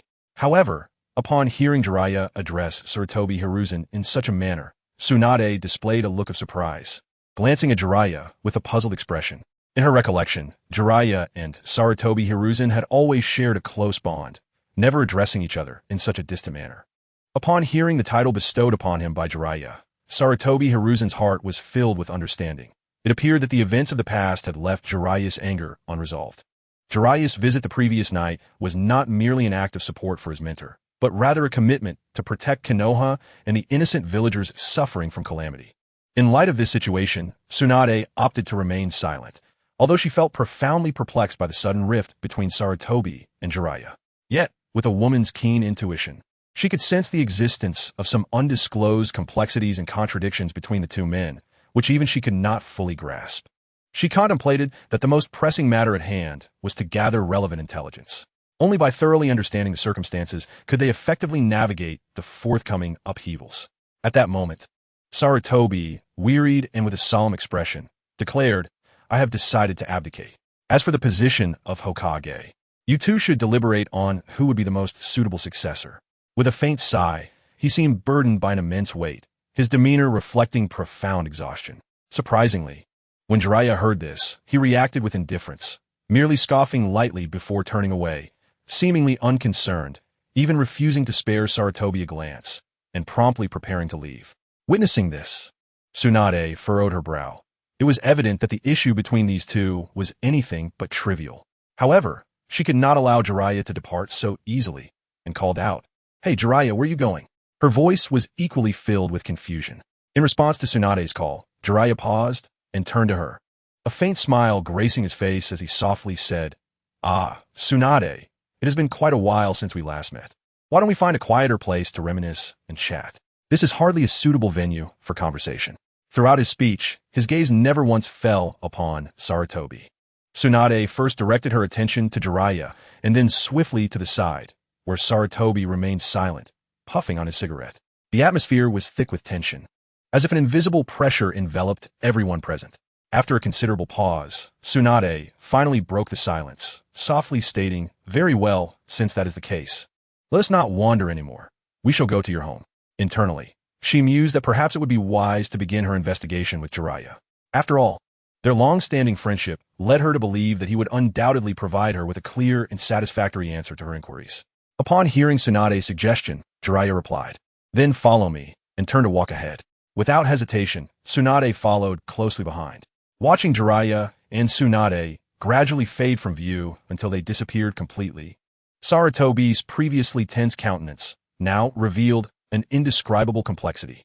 Yet, he remained silent, even as he witnessed their figures vanish from sight. Thus, Jiraiya led Tsunade onward until they arrived at the residence that belonged to him and Naruto, situated within the Uchiha clan territory. Tsunade was unaware of the true nature of this place, but the prominent flame fan insignia visible around her made her instantly understand its significance. Noticing the look of confusion in Tsunade's eyes, Jiraiya refrained from offering immediate explanation, simply stating, "Tsunade, the backstory is rather intricate. It would be difficult to clarify in a short time. However, rest assured, once we enter, I will explain everything in detail." As they slowly entered the house, the first sight that greeted them was an empty living room. Naruto was not home. Nevertheless, Jiraiya appeared unfazed by this absence. Since moving here to live alongside the Uchiha clan, he had undergone a significant transformation in his perception of them. The deeply entrenched prejudices he once held had gradually dissipated. It must be said that while the Uchiha did possess certain minor flaws, they were far from comparable to the likes of Danzo and his ilk. Indeed, it could be said without exaggeration that the Uchiha were not even worthy of being compared to the depths of depravity exemplified by Danzo's group. In reality, most Uchiha were merely somewhat proud, often unwilling to engage with those they deemed beneath them. Their approach was straightforward and decisive. But such traits should not be simplistically categorized as evil. As for Naruto, when not at home, he was most likely playing at Fugaka's house with Sasuke, a fact that Jiraiya had long grown accustomed to. He warmly invited Tsunade to take a seat, then swiftly retrieved several plates of delectable snacks from the cupboard, neatly arranging them on the antique wooden table. Afterward, he produced 2 large bottles of crystal-clear sake from beneath the cabinet, gently placing one in front of Tsunade. He then sat directly across from her, and, without hesitation, uncorked the bottle, choosing to drink directly from it rather than using a cup. Upon witnessing Jiraiya's demeanor at that moment, Tsunade felt a heaviness in her heart. His face was grave, his eyes reflecting deep worry and helplessness, as if he bore an immense burden. Just that one glance conveyed to Tsunade the gravity of the situation. Without hesitation, she reached for the sake bottle before her, uncorked it, and took a generous swig. The slightly spicy yet rich liquid flowed down her throat, bringing with it warmth while also allowing her to relax somewhat. Observing Tsunade's bold action, Jiraiya was momentarily taken aback before a relieved smile spread across his face. Haha, it's been far too long since we've enjoyed a drink together like this. I can hardly recall when it was. Tsunade smirked slightly and replied, indeed. It has been quite some time since such a scene has unfolded. With that, she took another hearty gulp, and the tension in her heart seemed to ease with the effects of the alcohol. The atmosphere lightened a bit, and Jiraiya, filled with enthusiasm, proposed, "Come, let us toast." He raised his bottle high. Tsunade, naturally, responded with eagerness, firmly grasping her bottle and gently clinking it against Jiraiya's. The crisp sound echoed, reminiscent of two hearts resonating in that moment.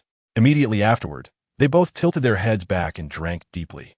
Once they set down their bottles, Tsunade casually grabbed a handful of peanuts from the table, savoring them slowly.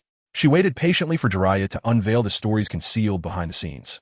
Ultimately, this matter is one of my and Sarutobi Hiruzen's shortcomings towards Namake's Minato. Jiraiya finally began to speak, his voice laden with guilt and self-reproach. He took a deep breath and began to recount to Kongsho the myriad tribulations he had endured during this period, ever since the tragic demise of the Mizukage couple. Naruto's fate had been irrevocably sealed. He not only suffered the relentless bullying and discrimination of the entire village, but was also covertly schemed against by the third Hokage, Sarutobi Hiruzen. The unfortunate Naruto was left to subsist on expired milk, barely managing to satiate his hunger. Amidst the vast and bustling Konoha, he appeared so diminutive and helpless, confronting the indifference and malice of those around him. Each step he took was fraught with hardship. However, even in such a dire environment, Naruto persevered, striving to adapt to a world rife with suffering. Alas, I'm truly sorry for them, Jiraiya lamented, his voice trembling with emotion. I have betrayed the trust that Minato and Kushina placed in me. I can scarcely imagine what heartbreak would ensue if they were to learn that their child, little Naruto, is enduring such a wretched existence. At this juncture, a tear silently traced down Jiraiya's cheek, an outpouring of the boundless guilt and sorrow within him. He instinctively raised his hand to gently wipe away the tear brimming with grief. Subsequently, seeking to numb his pain with alcohol, he seized a nearby bottle and tilted his head back, gulping down a generous mouthful. Kongsho, who had been listening intently, now fully comprehended the gravity of the situation. Her acute political instincts allowed her to swiftly discern the role Sarutobi Hiruzen played in this series of events and his true intentions. Regarding the seemingly venerable Hokage, a deep disdain surged within Kongsho. How can this be considered a good person? What genuine virtuous individual would consort with treacherous figures like Danzo? Observing Jiraiya's frail demeanor, as if he had lost all strength to support himself, a blend of sorrow and helplessness welled up in her heart. She found herself at a loss for words to comfort her longtime friend.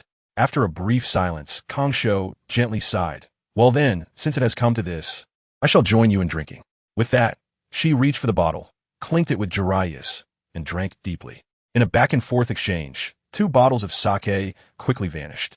Yet for individuals like Jiraiya and Kongsho, 2 bottles were merely a prelude. Without hesitation, Jiraiya turned and retrieved an entire case of sake from the corner, placing it heavily upon the table, exclaiming, "Today, let us drink to our heart's content." Thus, the two began to compete, gulping down the sake as if in a race. Before long, the air was thick with the rich aroma of alcohol. Seizing the moment of inebriation, Kongsho suddenly inquired, "What exactly is the situation with the Uchiha?" While she had grasped the conflict between Jiraiya and the third Hokage, the myriad mysteries surrounding the Uchiha clan still lingered in her mind. Hearing her question, Jiraiya slowly set down his bottle, casting a slightly inebriated gaze upon her as he countered, "What aspect do you wish to inquire about?" Kongsho shook her head, indicating her ignorance regarding the Uchiha.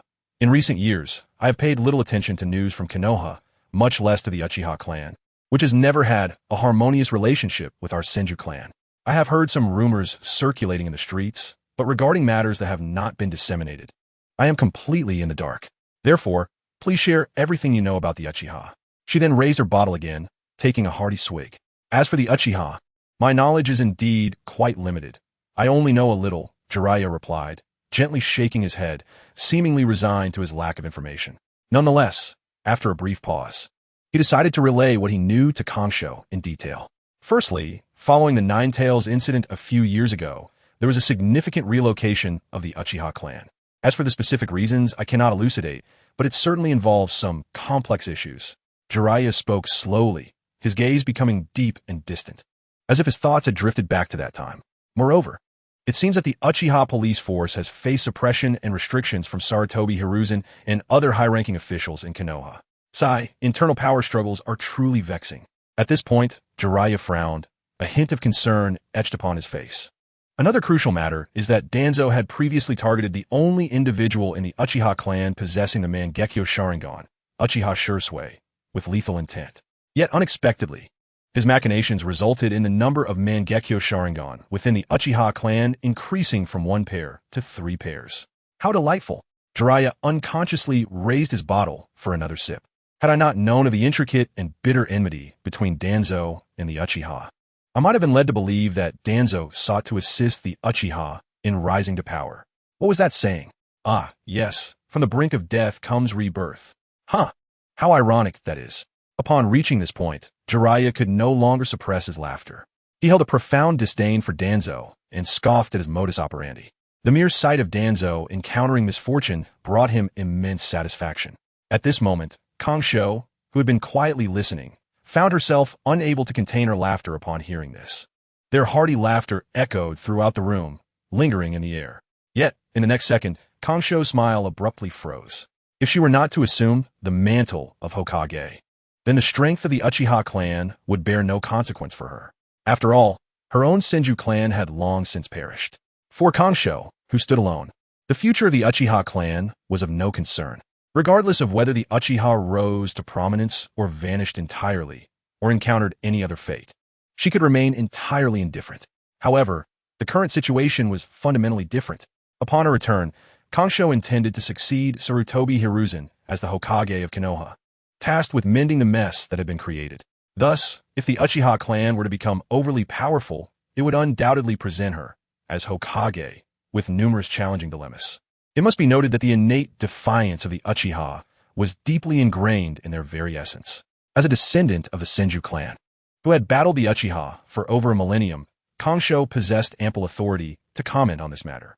At this moment, Kongsho fixed Jiraiya with a piercing gaze and solemnly asked, "Jiraiya, you have resided here for quite some time. In your opinion, what are those individuals in the Uchiha clan truly like?"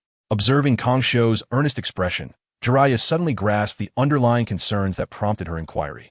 It is evident that she harbors a deep-seated fear that the Uchiha clan might instigate a rebellion, or even resort to violent means to usurp power. In response to Tsunade's inquiry, Jiraiya momentarily froze, but then a subtle smile graced his lips. "Tsunade, you need not worry about the Uchiha clan. While I cannot guarantee that there are no individuals among them who harbor ambitions of seizing power through force, I can assert that anyone with such intentions lacks the capability to bring them to fruition. It is indeed somewhat perplexing that the current pillars of strength within the Uchiha family are not those who are typically eager to chase power. Their true desires are rather simple. They merely wish to lead peaceful, stable lives as ordinary individuals." As a staunch pacifist, Jiraiya naturally pays close attention to the Uchiha clan's remarkable Sharingan, for it embodies an immensely powerful and mysterious force. Throughout the millennia of Uchiha history, very few have possessed such strength. In terms of influence within the Uchiha clan, the holders of the Mangekyo Sharingan, Uchiha Shisui, Uchiha Itachi, and Uchiha Makoto stand out.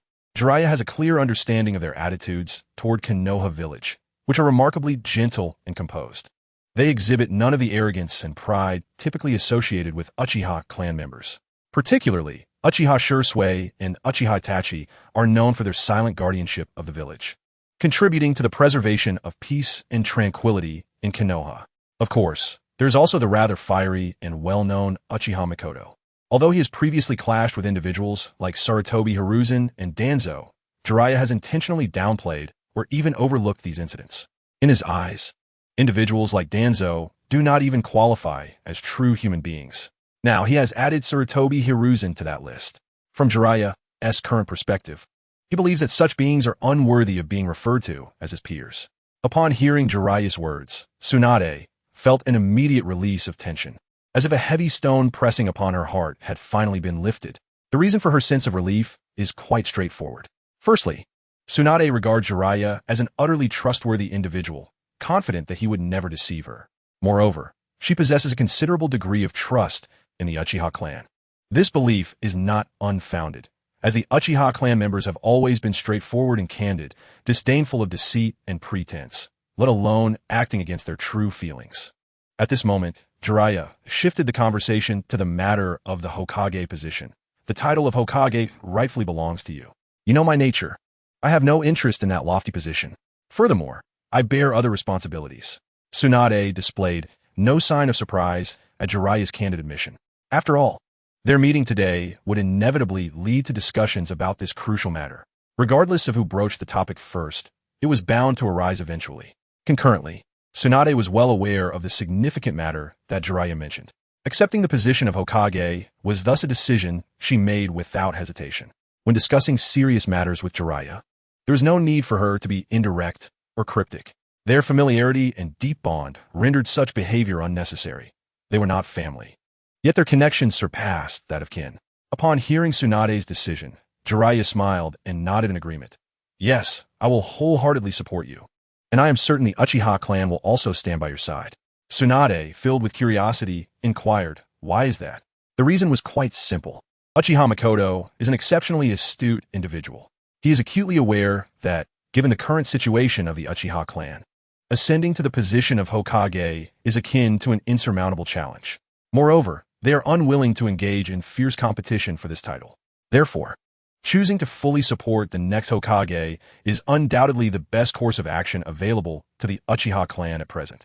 Jiraiya confidently explained to Tsunade that his understanding of the Uchiha clan surpasses hers.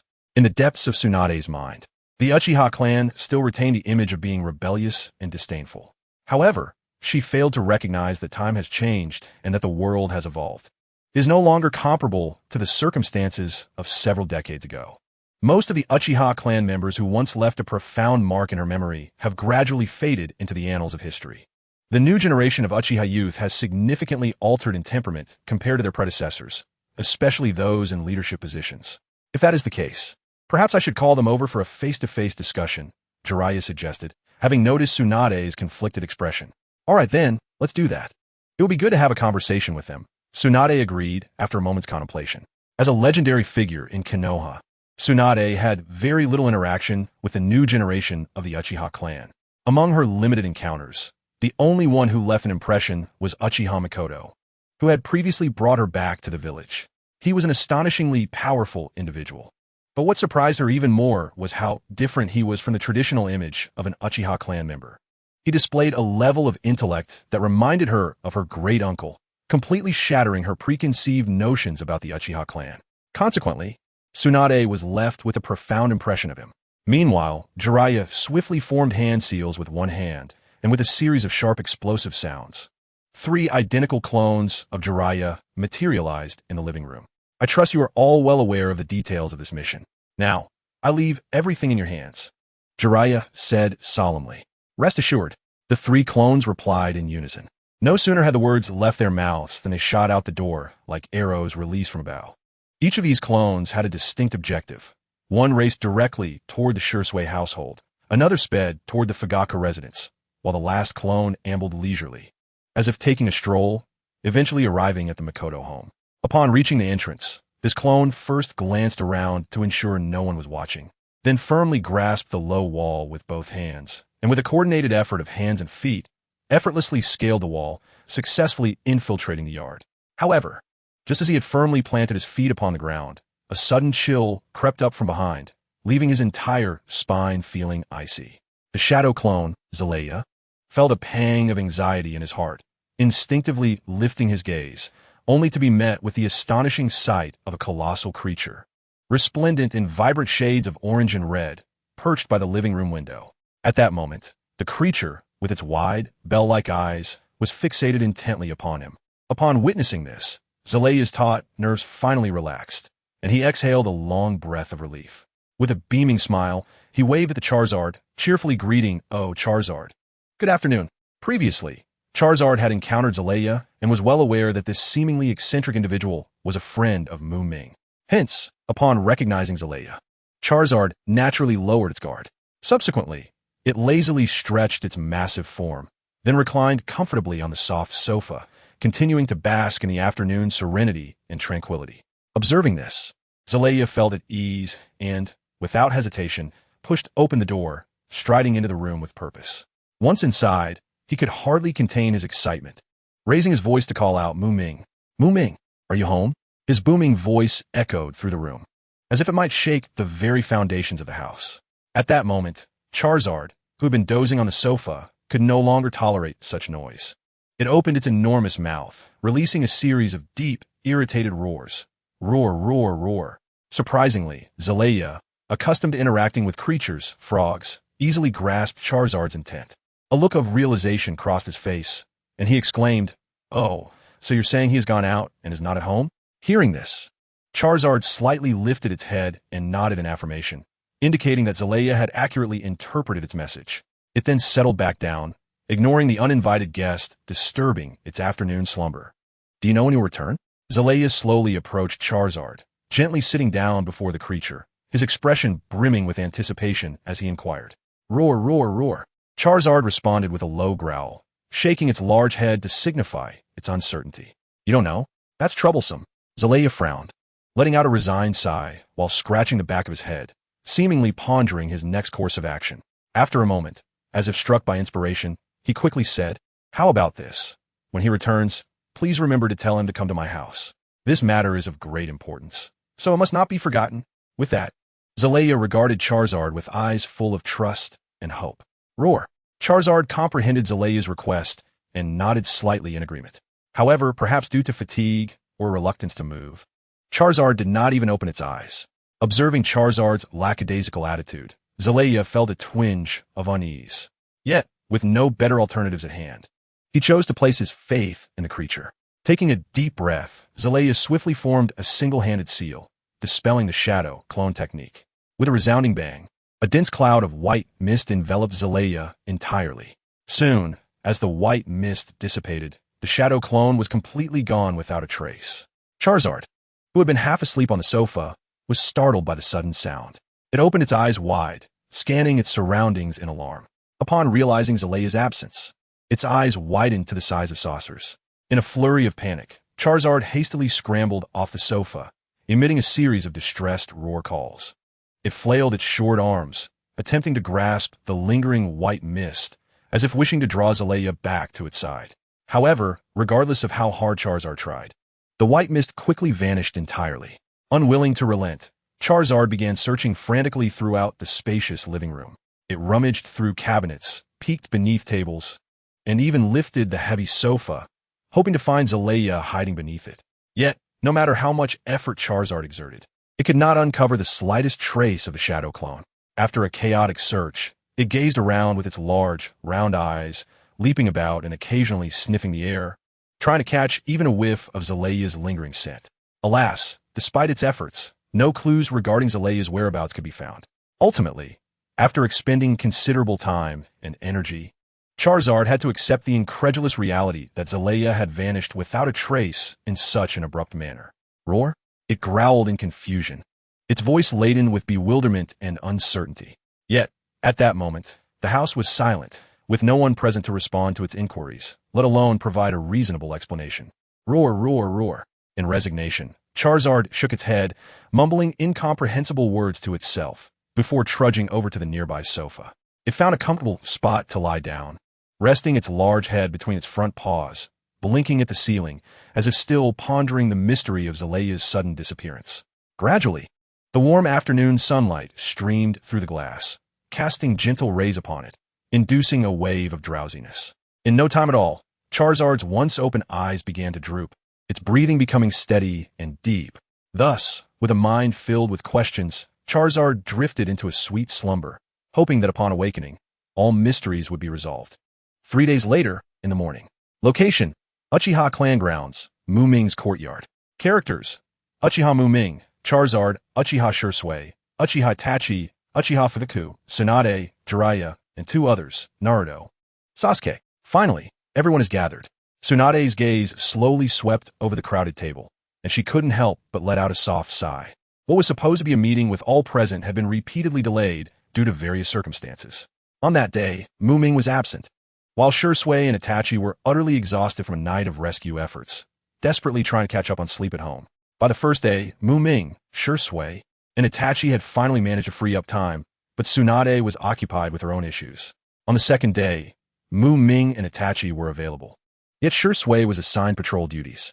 Then, on the third day, Muming and Shisui were finally able to attend, only for Itachi to be caught up with his stubborn younger brother, Sasuke, who insisted on special training. Thus, the back and forth continued, delaying the gathering until this moment. When everyone was finally assembled, along with the unexpected presence of Uchiha Fugaku. Since everyone is gathered, let us dispense with any pretense and speak plainly. Muming, with a piercing gaze, fixed his eyes on Tang Shi and stated unequivocally, "We, the Uchiha clan, are willing to wholeheartedly support your ascension to the position of Hokage. However, what tangible benefits can this confer upon our Uchiha clan?" Upon the utterance of these words, the other Uchiha members turned their attention toward Tang Shi, awaiting her response. Tang Shi's expression was exceptionally grave as she spoke earnestly. "I assure you that if I assume the role of Hokage, I will accord the Uchiha clan the respect it rightfully deserves. The previous phenomenon of the Uchiha being systematically suppressed by the higher echelons of Konoha will, I guarantee with my integrity, never occur again." Nevertheless, upon hearing her words, Muming shook his head resolutely, expressing his dissatisfaction, and replied candidly, "Is that all?" "It is far from sufficient." Instantly, the atmosphere in the room grew tense, as if a fierce confrontation was imminent. "What more do you Uchiha desire?" Tang Shi's beautiful visage slightly furrowed, her slender eyebrows trembling in discontent at the demands posed by those before her. The corner of Muming's mouth lifted into a smirk, as he slowly articulated, "It is not a matter of what we want, but rather what you, esteemed Hokage, can offer us." Although his words seemed somewhat convoluted, the astute Tang Shi understood their deeper significance. Muming was acutely aware that if he were to propose demands aligned with the Uchiha's interests, Tang Shi, with her steadfast and obstinate nature, would most likely reject them outright. Therefore, he resolved to reverse the approach, compelling Tang Shi to first present her terms or promises. This way, an agreement could either be reached smoothly, or, should that fail, both parties could continue to negotiate and seek a mutually acceptable compromise. On what grounds? Tang Shi, true to form, refused to back down, her bright eyes glaring fiercely at Muming, her tone resolute and unyielding. Faced with Muming's slightly provocative demeanor, she could not easily concede. At that moment, Muming smiled faintly and turned to his companions, Shisui, Itachi, and Fuyu. They exchanged knowing nods before simultaneously activating their respective Mangekyo Sharingan. In an instant, 3 powerful and enigmatic Sharingan flared to life. Under the intense gaze of these 3 Mangekyo Sharingan, Tang Shi felt an unprecedented weight of pressure enveloping her. She instinctively drew a deep breath, striving to steady her nerves as she met the oppressive stares. The atmosphere had reached a breaking point, as if the very air had solidified. "Is this sufficient?" Accompanied by this understated inquiry, Muming's lips curled into a slight smile, observing Tang Shi, whose forehead began to bead with perspiration. Tang Shi's countenance was serious. Her breaths slightly hurried, clearly feeling the immense pressure. Yet, she remained undaunted, gritting her teeth and retorting loudly, "Not enough." No sooner had her words fallen than a formidable surge of chakra erupted from within her, sweeping outward like a roaring tide. However, despite Tang Shi's utmost effort to unleash her chakra, when confronted with a trio of Mangekyo Sharingan wielders, she could only manage to barely protect herself. It was evident that Tang Shi was at a distinct disadvantage, the situation becoming increasingly precarious. Seeing this, Jiraiya, standing nearby, realized the gravity of the situation. He understood that Tang Shi could handle such potent Mangekyo Sharingan on her own. However, the dilemma lay in the fact that there were not 1, but 3. Without hesitation, he summoned all of his chakra, his presence surging towards Tang Shi's side, swiftly joining this intense contest of wills. In an instant, the odds shifted to 2 against 3.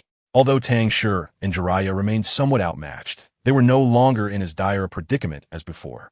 Yet, just as neither side was yielding, a loud crash resounded as the sturdy wooden table between them splintered under the force of their clashing energies, sending shards flying. Is this enough? Just as Tang Shi and Jiraiya were still reeling from the astonishing revelation that Fuyu also possessed a Mangekyo Sharingan, Muming's eyes narrowed, and an even more terrifying and boundless cold power erupted forth. At that moment, he activated his eternal Mangekyo Sharingan. Instantly, the entire space seemed shrouded in Muming's overwhelming cold gaze. Even those not directly affected, such as Sasuke and Naruto, felt an instinctual shiver run through them. In contrast, the power of the others appeared utterly trivial, akin to mere children playing at the park. At that moment, Muming embodied an invincible war god descending upon the earth, his formidable presence instilling fear. A suffocating force surged forth, forcibly separating the energies clashing between the two parties with an absolute might, as though invisible hands effortlessly subdued those energies, relentlessly driving them back into their respective hosts. The onlookers, stunned by this display, could hardly fathom the spectacle before them. Aside from Naruto and Sasuke, whose ignorance rendered them somewhat composed, the others stood in disbelief. Particularly Fuyu, whose lips trembled as he struggled to articulate a coherent thought, overwhelmed by shock. Muming nodded slightly in acknowledgement, then spoke slowly, indeed. As you have witnessed, this is the eye of the same caliber as UchihaMuming, the evolved form of the Mangekyo Sharingan, the eternal Mangekyo Sharingan.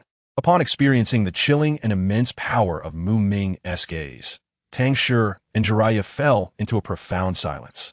Confronted with such a terrifying force, a feeling of helplessness washed over them. It is known that during the past, the Uchiha clan produced but one Uchiha who was sufficient to contend with the legendary god of shinobi, Senju Hashirama. Now, with Hashirama long gone and even Tobirama absent, the Uchiha clan had not only resurfaced with a younger, more potent UchihaMuming, but had also gained 3 additional pairs of Mangekyo Sharingan. This stark disparity in power left them at a loss for how to respond. Their own side had been severely weakened, while the opposition had achieved an epic enhancement. What to be done? Tang Shi and Jiraiya stood silently, exchanging a glance before falling into a deep silence, as if the very air around them had solidified. At that moment, Muming gradually closed his formidable, kaleidoscopic Sharingan, which exuded an overwhelming sense of pressure. Simultaneously, Fuyu and others followed suit, shutting their own Sharingan. After a considerable pause, Tsunade took a deep breath, unable to restrain her curiosity, and inquired, given that your Uchiha clan possesses such formidable strength, why not consider ascending to the position of Hokage? Her gaze was fixed intently on Muming and the other Uchiha members, filled with confusion and intrigue. Beside her, Jiraiya nodded repeatedly, expressing his strong agreement with Tsunade's question. After all, based on the power displayed by the Uchiha, if they truly wished to vie for the Hokage position, it would likely require minimal effort. They could merely showcase a fraction of their strength before the crowd and assert boldly, I want to be Hokage. Who supports me? And who opposes? Undoubtedly, the other ninja clans in Konohagakure, including Sarutobi Hiruzen and Danzo, would hesitate to openly oppose them. However, in response to Tsunade's inquiry, Muming merely smiled faintly and retorted, why must one aspire to be Hokage? Is becoming Hokage the sole pursuit of life? He then turned his gaze towards Fuyu, Shisui, and Itachi, continuing, does anyone among you truly desire the Hokage position? Upon hearing Muming's words, Fuyu, Shisui, and Itachi exchanged glances before unanimously shaking their heads. Fuyu looked at Muming, offering a wry smile. I, for one, have long abandoned that ambition. Not only do I have no desire for the Hokage position, but I would gladly relinquish the role of clan leader to you. With that, he helplessly spread his hands, a hint of fatigue evident on his face. Fuyu, in truth, did not possess a strong desire for power. Merely being the leader of the Uchiha clan was already a source of great stress for him. If tasked with the responsibility of being the Hokage, the highest authority in the village, he might find himself overwhelmed with worry, perhaps even losing his hair over it. As for Shisui and Itachi, they held no aspirations whatsoever to become Hokage. Even if given the opportunity, their current circumstances rendered them unable to pursue such a role. While their strength was reasonably commendable, their intellect fell significantly short. Their minds lacked the complexity required for political maneuvering and scheming. At least at this stage, they remained too naive for such games of power. Then what about you? At that moment, Tsunade, who had remained silent until now, seemed resolute and pressed Muming for an answer. It appeared she was determined to uncover his true feelings regarding the Hokage position, even if it meant provoking him to anger. Upon hearing Tsunade's persistent questioning, Muming did not react with anger. Instead, he couldn't help but chuckle. Ami, while being Hokage does confer some degree of power, it also entails tirelessly serving the entire village. When weighed against the effort required, it hardly seems worth it. In my view, this transaction is quite unprofitable. Muming slowly shook his head, a look of disdain crossing his features as he candidly expressed his genuine thoughts. To be frank, I have no interest in the Hokage position whatsoever. After a brief pause, he added, of course, if one merely wishes to be a Hokage who indulges in pleasure without regard for the village's well-being and development, that is also possible. However, this would lead to a significant issue. I would lack the support of the people, even if no one dares to openly oppose me out of fear of my strength. There would inevitably be those who would not let it go, engaging in various underhanded tactics. At that point, while I could likely handle such troubles with my abilities, it would still be quite vexing. As he spoke, Muming helplessly spread his hands and shrugged. His words reflected his innermost thoughts. He truly did not wish to become Hokage. Beyond the desire to avoid trouble, there were two additional reasons he found inconvenient to share with Tsunade and Jiraiya. First, he inherently lacked a strong desire for power. In this superhuman world where strength reigns supreme, why pursue power instead of martial prowess? That would be absurd. He sought unrivaled power. Power does not equate to strength, but strength is indeed power. With strength, power naturally follows. Muming wielded his strength not to topple tables, but to engage in cunning strategies with Sarutobi Hiruzen and the others, merely to pass the time and alleviate boredom. Much like a cat playing with a mouse, he could manipulate the situation like a chess master, allowing his opponent to feel the thrill of the game. As long as Muming possessed sufficient strength, regardless of any unforeseen developments, he could rectify any chaos. If all else failed, it would merely compel him to take decisive action. The second reason was even simpler. His system did not mandate such a course of action. Muming only needed to alter the plot's content. Whether it was him or anyone else, it mattered not who held the title of Hokage. Even if a mere puppet were to assume the role, he would still receive the rewards. Thus, why would he voluntarily seek out trouble? Tsunade and Jiraiya, who had been quietly listening, began to grasp Muming's true intentions. It turned out that he was merely averse to the hassle. More importantly, in Muming's eyes, the effort required to serve as Hokage was not commensurate with the rewards. He refused to engage in such a losing endeavor. Observing Muming's nonchalant demeanor regarding the Hokage position and their own relieved expressions, Tsunade and Jiraiya exchanged knowing smiles, both feeling a sense of relief. Muming's lips curled into a slight smile. Yet, this smile felt like a cold splash of water, mercilessly dousing their previously buoyant spirits. He slowly continued, moreover, even if I decline to become Hokage and refrain from holding any position in the village, choosing to do nothing each day, my strength, coupled with the entire Uchiha clan as my backing, would allow me to make some modest requests of the village. For instance, if I wished to enjoy life to the fullest, do you think the Hokage would have the heart to refuse me? Upon hearing this, Tsunade's face, which had held a hint of a smile, abruptly stiffened, her grin seemingly frozen in place. She instantly comprehended the underlying implication of Muming's words. As long as Muming retained such formidable prowess, even if he were not the Hokage in the traditional sense, he could wield influence surpassing that of the Hokage. He was not formally employed by the village, thus his lack of work could not be criticized by anyone. Yet, once he dared to voice his opinions, who would be bold enough to dismiss him? At this moment, Tsunade placed herself in the role of Hokage to ponder the issues at hand. When faced with matters related to Muming, or even those concerning the Uchiha clan, could one truly disregard Muming's feelings and stance? The answer is evidently negative. After all, no one would dare to offend a person of such formidable strength who could easily overturn the tables. With Muming, a force more perilous than the tailed beasts, yet more controllable, present, she could not possibly overlook his sentiments, nor could she afford to neglect him over trivial matters. This line of thought darkened Tsunade's expression considerably. Reflecting on this, she felt as though she had been reduced to begging on her knees. A chilling realization dawned upon her. If the position of Hokage were not occupied by Muming, anyone who ascended to this throne would inevitably be subject to his invisible constraints and limitations. Even if Muming had no such intentions, his very existence loomed over the new Hokage like the sword of Damocles. One must ponder which ruler would willingly tolerate someone like Muming under their command. His strength was beyond imagination, unmatched by any, and his stubborn nature demanded attention. One could not simply ignore him. Especially when it came to dealing with challenging issues concerning him or his family, one had no choice but to consider his thoughts and feelings.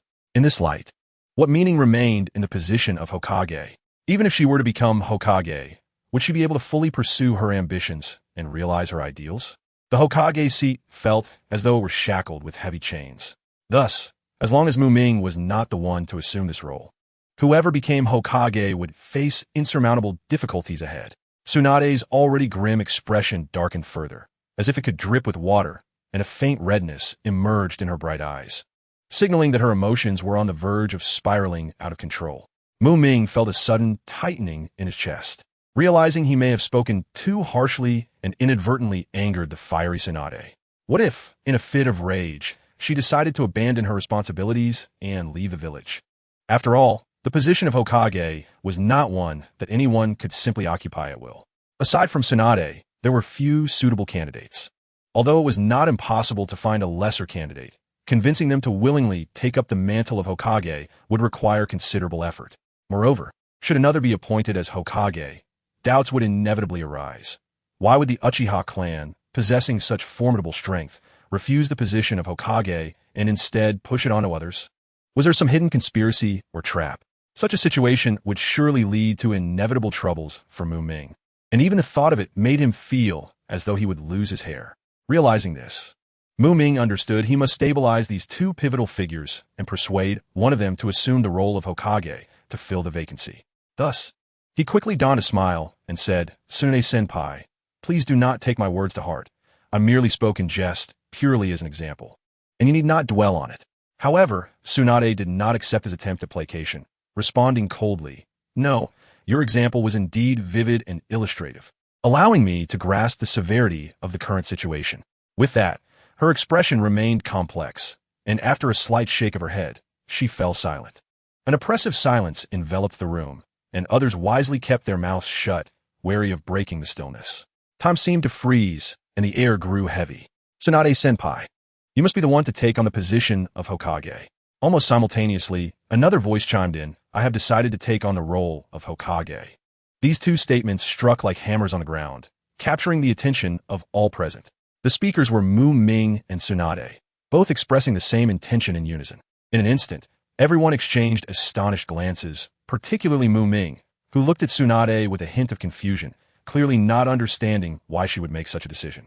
Tsunade did not shy away from Muming's probing gaze. She furrowed her brow slightly and stated plainly, "Since your Uchiha clan does not wish to take on the role of Hokage, I believe it is more appropriate for me to assume instead."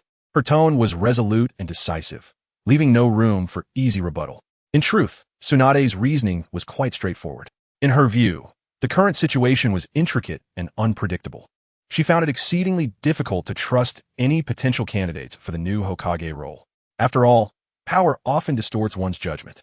If the newly appointed Hokage could not maintain a clear mind, it was likely that the Uchiha clan would suffer due to their negligence, leading the entire Konoha village into an irretrievable abyss. Furthermore, even if the new Hokage initially tolerated the Uchiha clan, who could guarantee that, over time, power would not gradually corrupt their heart? This looming risk weighed heavily on Tsunade's mind. Recalling her past experiences, she was acutely aware of the profound impact power can have on an individual's character. She had witnessed firsthand how one could lose themselves in the relentless pursuit of power. Therefore, she could confidently assert that she would never be swayed by power and would remain true to herself. However, when it came to others, Tsunade was unwilling to gamble with the future of Konoha, nor did she have the courage to place her faith in them. Just as Muming had previously mentioned, Konoha was founded through the cooperation of the Senju and Uchiha clans. If the Uchiha truly wished to destroy it, with her as a Senju, there should be some room for negotiation. Her becoming Hokage would be a form of insurance for Konoha. although she was uncertain of its effectiveness. It was certainly better than having none at all. Since you have agreed, it simplifies matters. When do you plan to ascend? Muming nodded, and since they had reached an agreement, they could proceed to discuss the next matter. Ascend? Tsunade and the others looked at Muming in confusion. Ahem. I mean to take the position of Hokage. Muming quickly clarified after his slip of the tongue. Let be soon. Fugaku, after you become Hokage, I will need the unwavering support of your Uchiha clan. After all, I wish to dismantle the influence of Sarutobi Hiruzen and his faction, and that cannot be accomplished without your assistance. Tsunade gazed earnestly at Fugaku. Fugaku nodded slightly in acknowledgement, responding, Lady Tsunade, we Uchiha have no objections to this matter. There is one more thing I wish to inform you. After careful consideration during this time, I have decided that when Sarutobi Hiruzen abdicates and you successfully ascend, I will also transfer the position of Uchiha clan leader to Muming. Upon hearing these words, the gathered crowd was taken aback, particularly Itachi and ShisUi, who simultaneously cast concerned glances at Fugaku, exclaiming in unison, Father, the clan leader. Meanwhile, sitting beside them, Makoto was equally astonished, completely unprepared for Fugaku's unexpected decision. Clan leader. Makoto began slowly. To speak frankly, given my current circumstances, I truly lack the time to manage the intricate affairs of our clan. I do not even intend to continue in my role as the deputy minister of the security department. In truth, for Makoto, the position of clan leader was akin to that of Hokage. As long as Fugaku was willing to abdicate willingly, it would not matter who succeeded him, as it would not affect Makoto's rightful rewards. Therefore, in a sense, he was not particularly concerned about who would ultimately assume the position of clan leader. However, Fugaku gazed resolutely at ShisUi and Itachi, signaling for them not to worry. Children, rest assured, I am well. This decision was not made impulsively, but rather after considerable contemplation. The sight of Makoto activating the eternal Mangekyo Sharingan has solidified my resolve to pass the mantle of clan leader to him. I believe that with his strength, he will undoubtedly lead the Uchiha clan toward a more glorious future. In response to Makoto's earlier remarks, Fugaku solemnly replied, I have never wished for you to squander your precious time and energy on trivial matters within the clan, for that would be a profound waste of your unparalleled talent. From the moment you take on the role of clan leader, I shall serve as your deputy, managing the clan's myriad affairs on your behalf. After a brief pause, Fugaku turned his attention to ShisUi and Itachi. Not only is this true for Makoto, but for both of you as well. At an opportune time, I will relieve you of all your duties. You shall merely hold honorary positions within the clan. Your most pressing and vital task is to relentlessly strengthen yourselves and elevate your power to unparalleled heights, surpassing anyone else in this world. The remaining trifles are not worth your concern, for such matters do not merit the investment of your intellect and energy. For the three of you represent the radiant future of our Uchiha clan, and you are indeed the core of our lineage. As the current leader of the Uchiha clan, Fugaku was well aware of how Uchiha Madara had attained the eternal Mangekyo Sharingan. However, he was perplexed by Makoto's ability to miraculously elevate himself from the Mangekyo Sharingan to the eternal Mangekyo Sharingan despite having no direct relatives and being all alone. Although Fugaku was filled with questions, he genuinely wished to trust Makoto, this extraordinary talent within their clan. Fugaku firmly believed that Makoto's decision to withhold the specifics of his ascendance to the eternal Mangekyo Sharingan was due to the uniqueness and irreplicability of the process. This uniqueness might stem from a rare opportunity, a mysterious inheritance, or other extraordinary factors. Concurrently, Fugaku held an unwavering belief in Makoto's desire to seek the welfare of the Uchiha clan. After all, as fellow Uchiha, their fates were intertwined. The rise or fall of one was the rise or fall of all. Fugaku's heartfelt declarations struck a chord within the hearts of the assembly, prompting Makoto, ShisUi, and Itachi to solemnly nod in agreement, vowing to internalize and act upon his words. Each of them contemplated how best to contribute to the family and achieve the prosperity of their clan. Meanwhile, Tsunade was lost in a delightful reverie, imagining how splendid it would be if her Senju clan still thrived as it once did. If these remarkably talented youths emerged from her clan, she would be utterly ecstatic. She would even welcome her own demise if it meant witnessing such a vision come to fruition. In contrast, Jiraiya appeared much more composed, not harboring any particularly special thoughts. At this moment, he was more focused on the matters regarding his departure from the village once Tsunade assumed the role of Hokage, as his important business seemed to have already been delayed. On another front, the youthful Sasuke and Naruto were joyfully frolicking with a fierce and majestic fire-breathing dragon. They were entirely absorbed in their delightful interaction, blissfully unaware of the serious discussions taking place among the adults nearby. Since that is the case, I shall no longer decline, Makoto said with a slight smile, a glimmer of shrewdness in his eyes. For him, becoming a ceremonial clan leader, one who does not engage in the burdens of governance, was perfectly aligned with his interests. With such a significant advantage before him, he would never relinquish it. Tsunade-senpai, while our Uchiha clan can certainly offer assistance, our numbers are limited. If you wish to secure your position as Hokage, relying solely on us will not suffice. You must garner support from other ninja clans as well. After a moment of contemplation, Makoto kindly offered this reminder. Hearing this, Tsunade nodded, slightly in agreement, indicating her understanding. She quickly snapped back to reality from her delightful fantasy. As an experienced ninja and leader, Tsunade's political acumen was sound, and she was well aware of this straightforward truth.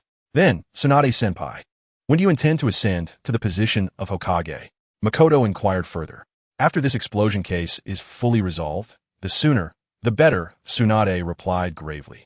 The village was currently in a state of unrest due to the unexpected explosion, making it a less than ideal time for a change in leadership. To ensure the stability and peace of the village, Tsunade understood that it was paramount not to act rashly. Nor could she force Sarutobi Hiruzen out of the Hokage position at this moment. Very well, Makoto nodded, and the others shared his sentiments. Everyone realized that their immediate priority was to address the current crisis, while subsequent matters would need to await a more opportune moment. As for Sarutobi Hiruzen's opinion, it was of no consequence and could be disregarded entirely. Surely, even if he were aware, he would have no objections. All right then, it is settled. Is there anything else for us to discuss? Makoto asked as he noticed Tsunade and Jiraiya seemingly preparing to leave. Just then, he seemed to recall a crucial matter, urgently calling out to Jiraiya, who was about to turn away. Jiraiya-senpai, could you please pause for a moment? Upon hearing Makoto's call, Jiraiya turned back with a hint of surprise, questioning him. What is it, Makoto-kun? Facing the somewhat bewildered Jiraiya, Makoto smiled faintly and said softly, I would like to discuss some matters regarding the Child of Prophecy. At the mention of the Child of Prophecy, Jiraiya's previously relaxed demeanor shifted dramatically. His expression turned serious and grave. He took a deep breath and solemnly nodded, responding, Oh, if that is the case, please proceed. I am all ears.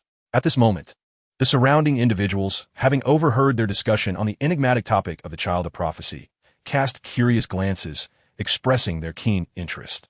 Muming took a moment to collect his thoughts before leisurely stating, In truth, regarding the true identity of the Child of Prophecy, all I can divulge to you at this moment is merely this phrase. The azure-eyed youth calls upon the name of the tailed beast. After uttering these words, Muming quietly observed Jiraiya, awaiting his reaction. Yet, even Muming himself was uncertain about the veracity of this riddle-like statement. However, it was evident that the riddle pointed towards Naruto, thus making the deduction quite straightforward. This phrase had been encountered by him in a forum dedicated to Hua-ing, where a user, whom he vaguely recalled as Mo-Li-Shi, had suggested that if he ever had the chance to traverse dimensions, he should share this phrase with Jiraiya, allowing him to decipher its meaning. Unfortunately, it seemed that this user would not have that opportunity. Yet Muming could. In this lifetime, his decision to share this matter with Jiraiya was influenced by multiple considerations. Firstly, he felt it necessary to provide Jiraiya with some purpose, preventing him from aimlessly wandering through the ninja world. Secondly, this might improve Naruto's current circumstances, granting him a relatively complete childhood in the days to come. Most importantly, while others toiled diligently, Jiraiya enjoyed a carefree existence, meandering through the ninja world. This was simply unacceptable. The more Muming pondered, the more unbalanced he felt. Such a situation could not persist. Thus, he resolved to assign Jiraiya some tasks to help him focus. Henceforth, Muming contemplated that Jiraiya should remain in the village and tend to the children, abandoning any thoughts of idleness. Upon hearing this peculiar phrase, Jiraiya furrowed his brow and repeated, The azure-eyed youth calls upon the name of the tailed beast. He then turned his gaze towards Muming, inquiring, From where did you acquire this phrase? After a brief hesitation, Muming replied, This is a special ability revealed through my Mangekyo Sharingan, though I cannot elaborate on the specifics. Oh, and I almost forgot to mention, this phrase was uttered by Otsutsuki Yui herself, To emphasize the gravity of this name, Muming intentionally invoked it. However, Otsutsuki Yui? Who was that? At this moment, everyone present, including Tsunade, exchanged bewildered glances, their expressions reflecting utter confusion, as none knew of this so-called Otsutsuki Yui. Realizing this, Muming explained, Otsutsuki Yui is also widely known by another name, the Sage of Six Paths. As soon as he finished speaking, the previously bustling environment fell into a profound silence, as if time itself had come to a standstill. After a lengthy pause, one individual, as if awakening from a dream, murmured, "So, the true name of the Sage of Six Paths is Otsutsuki Yui?" The speaker was Tsunade, her gaze revealing a mix of surprise and contemplation. Meanwhile, upon hearing that this phrase originated from the Sage of Six Paths, Jiraiya was visibly shaken, repeatedly muttering, "The Azure-eyed youth? The Azure-eyed youth?" Clearly, he regarded this information with utmost seriousness. Beside him, Shisui pondered, stroking his chin and murmuring, "Azure eyes refer to green eyes, I suppose. Yet, throughout my life, I have never truly encountered anyone with green eyes." As he spoke, he shook his head, a look of confusion crossing his face. However, upon hearing Shisui's remark, Jiraiya seemed to have an epiphany, grinning widely and chuckling, "Haha, this is splendid. Now that I know I'm searching for someone with green eyes, my target pool has drastically narrowed. Thank you, Muming, for this invaluable information." Observing how Shisui had led them astray, Muming could only shake his head in helplessness, silently lamenting how easily these individuals could be misled. Just as Muming was about to speak up to correct them, Tsunade, renowned as the medical sage of the ninja world, preemptively interjected, "Do not celebrate too soon, Jiraiya. You must understand that the term azure-eyed does not solely refer to pure green eyes. In fact, blue eyes are also referred to as azure." Tsunade's words struck like a bolt from the blue, leaving Jiraiya, Shisui, and the others momentarily speechless, frozen in place. Of course, such a reaction was not entirely their fault, given that the average educational level among ninjas in the ninja world is akin to that of a dropout from elementary school. It is understandable that they might lack comprehensive knowledge regarding certain obscure or complex concepts. After a considerable pause, Jiraiya, the first to regain his composure, quickly inquired, "Tsunade, besides green and blue, are there any other eye colors that can be classified as azure?" Clearly, at this moment, Jiraiya's primary concern was the potential workload that lay ahead. In response to Jiraiya's urgent question, Tsunade gently shook her head and confirmed, "No, the scope of azure eyes encompasses only these two colors, green and blue." Upon receiving Tsunade's definitive answer, Jiraiya let out a sigh of relief, muttering to himself, "That's a relief. According to my recollections, those with blue eyes are not overly numerous. Even with the additional condition of blue eyes, it is certainly better than my previous aimless wandering throughout the ninja world."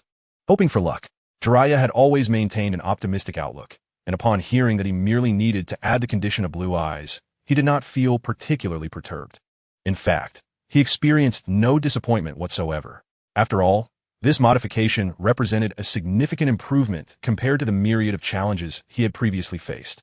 However, just as Jiraiya finished his statement, the atmosphere abruptly shifted to complete silence, as if time had once again frozen. Even Jiraiya, who typically possessed a robust constitution, stood there in a daze, at a loss for what to do. No way. Jiraiya's neck turned stiffly, almost mechanically, until his gaze settled upon the blonde-haired boy joyfully playing with Sasuke and a ferocious, fire-breathing dragon. Among the few individuals he was familiar with who had blue eyes, the most notable were Minato Namikaze and Naruto Uzumaki, his father and son duo.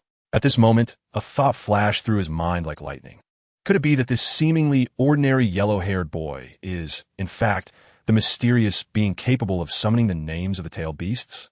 After countless searches, he suddenly turned around, only to find that this person was right in his own home.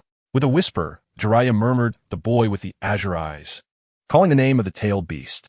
His voice, though soft, was laden with incredulity. He then began to analyze aloud, as if conversing with himself. Upon further reflection, the scope of this matter is far narrower than I initially imagined. In the current situation, all tailed beasts are sealed within the bodies of the Jinchuriki in various villages. Tsunade interjected, completing Jiraiya's unspoken thoughts.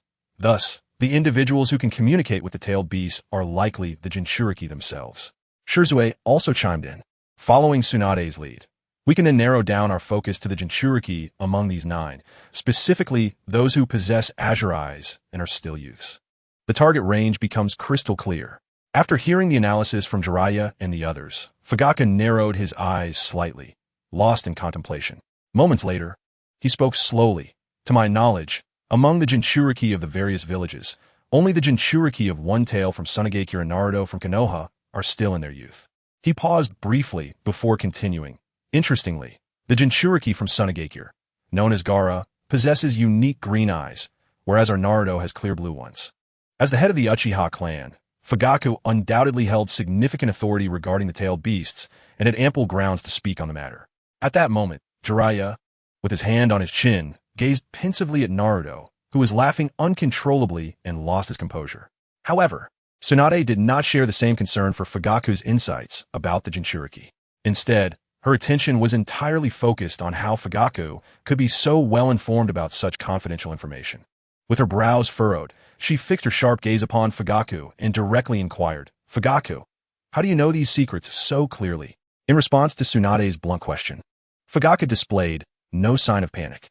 On the contrary, he appeared remarkably composed and replied leisurely, "The Uchiha clan has always taken a keen interest in the tailed beasts. Is that not quite normal?" While speaking, Fugaku cast a sidelong glance at a certain individual seated nearby, as if to convey that as long as this person was present, he had no fear of any potential troubles. This subtle gesture did not escape Tsunade's keen observation. After surreptitiously glancing at the individual in question, she chose to let the matter pass without further discussion. After all, as long as this person remained, even if the Uchiha clan could not harness the power of the tailed beasts, they still possessed the capability to upheave Konoha. Naruto, Jiraiya thought to himself, considering summoning him for inquiries. However, just as he was about to call out, Mukai interjected, "Jiraiya-senpai, there's no need to rush." Upon receiving Jiraiya's puzzled gaze, Mukai shook his head helplessly and patiently explained, "Naruto is still young, and his mind is not yet matured. Calling him over now would yield little useful information. It would be better for you to nurture Naruto, allowing him to grow healthily along a normal trajectory." Hearing this, Jiraiya frowned and pressed. "Are you so certain it must be Naruto?" Although deep down, Jiraiya acknowledged Naruto's likelihood, he still harbored doubts compared to Mukai, who seemed to know the answer. "I would like to pose a question to everyone. If we set aside Naruto and Gaara themselves, merely focusing on the two-tailed beasts sealed within them, the One Tail and the Nine Tails, which of these creatures possesses the greater strength and capacity to instigate significant events that could profoundly impact the entire shinobi world?" Mukai remarked with a playful expression. His words landed like a stone cast into a lake, creating ripples in the minds of those present. Particularly for Jiraiya, his internal suspicion that the child of prophecy was indeed Naruto intensified upon hearing this statement. The reason Jiraiya felt no anxiety about whether Mukai might deceive him was simple. Despite their brief acquaintance, Mukai had demonstrated enough sincerity and candor to foster trust. Sometimes trust between individuals is remarkably intuitive, requiring neither extensive dialogue nor solid proof, but rather a connection that transcends words. Just as people often feel inexplicably wary of certain individuals or situations, when one encounters a trustworthy counterpart, that sense of trust blossoms naturally. This trust, as it were, is without reason, based on Mukai's earlier commentary. The Nine Tails within Naruto indeed holds a considerable probability of being the pivotal tailed beast capable of swaying the fate of the entire shinobi world. Jiraiya couldn't help but exclaim, "From this perspective, Naruto truly resembles the child of prophecy I've been desperately seeking." At this moment, not only Jiraiya, but also Tsunade, Fugaku, and Shizue collectively directed their gazes towards Naruto. Yet, amidst this shared attention, only Uchiha Itachi's gaze remained fixed on Sasuke, as if in his eyes. Sasuke was the only significant presence. Well, I've said all that I needed to say. With that, it seems we can only quietly await the unfolding of events. Mukai exhaled slowly, smiling as he spoke. Having finished his remarks, Mukai contemplated making a discreet exit. However, upon reconsideration, he realized that this was his own home. Thus, he changed his mind and decided to usher the others away. Before long, Tsunade, Jiraiya, and Fugaku departed in succession. At that moment, only Shizue and Itachi, along with two young ones who refused to leave, remained joyfully playing with a Charizard. "Did you call us for something?" Shizue asked with a puzzled expression directed at Mukai. Although Itachi remained silent, his eyes revealed a similar curiosity. Taking a deep breath, Mukai replied slowly, "In a few days, We shall embark on a journey filled with the unknown. In truth, Mukai's words were not mere fabrications. One might recall that he had previously received a mysterious reward. Now, the conspicuous countdown had passed the halfway mark. As the countdown reached its midpoint, crucial information regarding this enigmatic reward began to unveil itself, revealing its true nature like a lighthouse amidst fog. Based on the clues presented thus far, it appeared that the mysterious vortex concealed an entirely new world, brimming with endless mysteries and possibilities. Originally, that seemingly ordinary countdown was, in fact, a crucial phase for Muming to gather energy for his journey across worlds. According to the established rules, the entire charging process would last a full month, and once the energy was sufficiently amassed, Muming would be able to step into that brand new world as he desired, remaining there for an entire month. As per the regulations, Muming could bring along no more than 10 individuals for the crossing. When the month came to an end, he would once again be unceremoniously pulled back to the familiar shinobi world. In other words, this mysterious reward bestowed upon Muming was an unprecedented opportunity for an interworld adventure. However, at this moment, Muming remained utterly oblivious to what kind of world awaited him on the other side. Would it be a realm he had once known intimately, or an entirely unimaginable and bewildering foreign land? All these questions remained unsolved mysteries. Given the uncertainties and potential risks of this journey, Muming, after careful contemplation, ultimately decided to take SavesShisui and Itachi along on this expedition filled with unknowns. After all, in his heart, the principle of stability represented by the triangle equally applied to teamwork. The trio would not only be able to balance offense and defense, supporting one another, but also leverage their unique kaleidoscopic abilities to tackle the various challenges they might encounter along the way. Moreover, in the entire shinobi world, only SavesShisui and Itachi had earned Muming's unwavering trust. Their strength was undeniable, and their loyalty impeccable. With such capable companions by his side, this interworld journey would undoubtedly have a greater chance of success. An unknown journey? How long until departure? SavesShisui exchanged glances with Itachi, and without inquiring further, simply asked how much longer until they set off. 15 days. We are ready. Then it is settled. Ah, time. Such a marvelous entity. When one is idly engaged in leisure, it seems to gallop by like a wild horse, catching one off guard. Yet, some matters do not easily fade from memory with the passage of time. It has now been a full 10 days since the shocking explosion incident occurred. During this lengthy interval, countless pairs of eyes have been anxiously awaiting the final investigative results. Today, the much-anticipated answer has finally surfaced. Regrettably for the shinobi clans, the so-called result appeared more like a cloud of fog. Although it seemed the perpetrator had been located by the Umbu ninjas, it could not be definitively confirmed. The Umbu ninjas, after much hardship at the explosion site, managed to uncover only a small portion of human remains. These fragmented limbs and severed appendages were scattered about, and after painstaking assembly, they could only barely reconstruct a small half of a body and 2 half-length femurs. More troubling was the fact that the head was missing, and no identifying markers or clues had been found. Faced with such circumstances, the Umbu ninjas felt as helpless as if they were grappling with a porcupine, unable to launch a thorough investigation. Currently, all conclusions regarding this individual's true identity were based solely on speculation, deduced from the scene of the incident. It was presumed that this person must have been situated at the epicenter of the explosion that night. Yet, even considering this incomplete corpse as irrefutable evidence of the perpetrator's existence, revealing his mysterious identity and uncovering the truth of the entire event remained fraught with challenges. Not only was the identity of the assailant a mystery, but the crucial weapon used in the crime was also without leads. Nevertheless, it was fortunate that the Umbu had made some discoveries. They found the explosive tags that had triggered this calamity. But where did these explosive tags originate? How did they come into the hands of the perpetrator? A series of questions continued to linger in the minds of Sarutobi, Hizen, and others, urgently awaiting answers. After meticulous observation by the Umbu, it was discovered that the style and characteristics of these explosive tags indicated they were artifacts manufactured decades ago, truly deserving the title of ancient antiques. Even with great effort, it would be exceedingly difficult to locate such old explosive tags today. However, there was not entirely bad news. After thorough searches and investigations, the Umbu ninjas succeeded in recovering the remaining undetonated explosive tags, excavating them all through persistent efforts. When Sarutobi Hizen and others witnessed the numerous explosive tags filling several large boxes, they could not help but gasp in astonishment. Coupled with the realization that these tags were nearly scattered throughout the village underground, individuals like Sarutobi Hizen, who understood the situation, felt a chill run down their spines. Beads of cold sweat instantly soaking their clothes. It was hard to imagine the dire consequences had these explosive tags been successfully detonated by the perpetrator. It would not be an exaggeration to say that Konoha village could have vanished from the shinobi world forever. One must admit that this incident represented the most imminent threat of destruction that Konoha had faced since its establishment.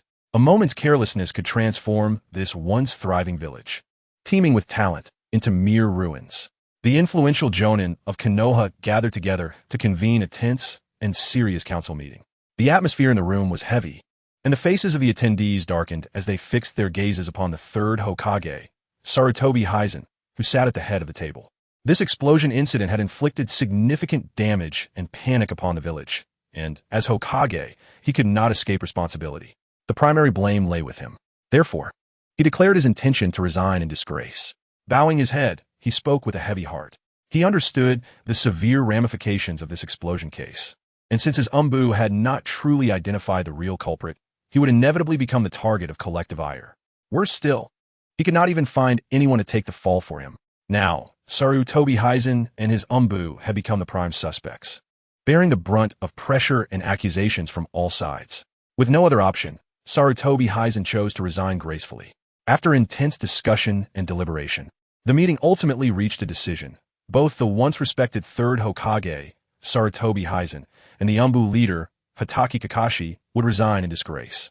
As for the losses incurred by various clans in the explosion incident, they could only ruefully accept their misfortune.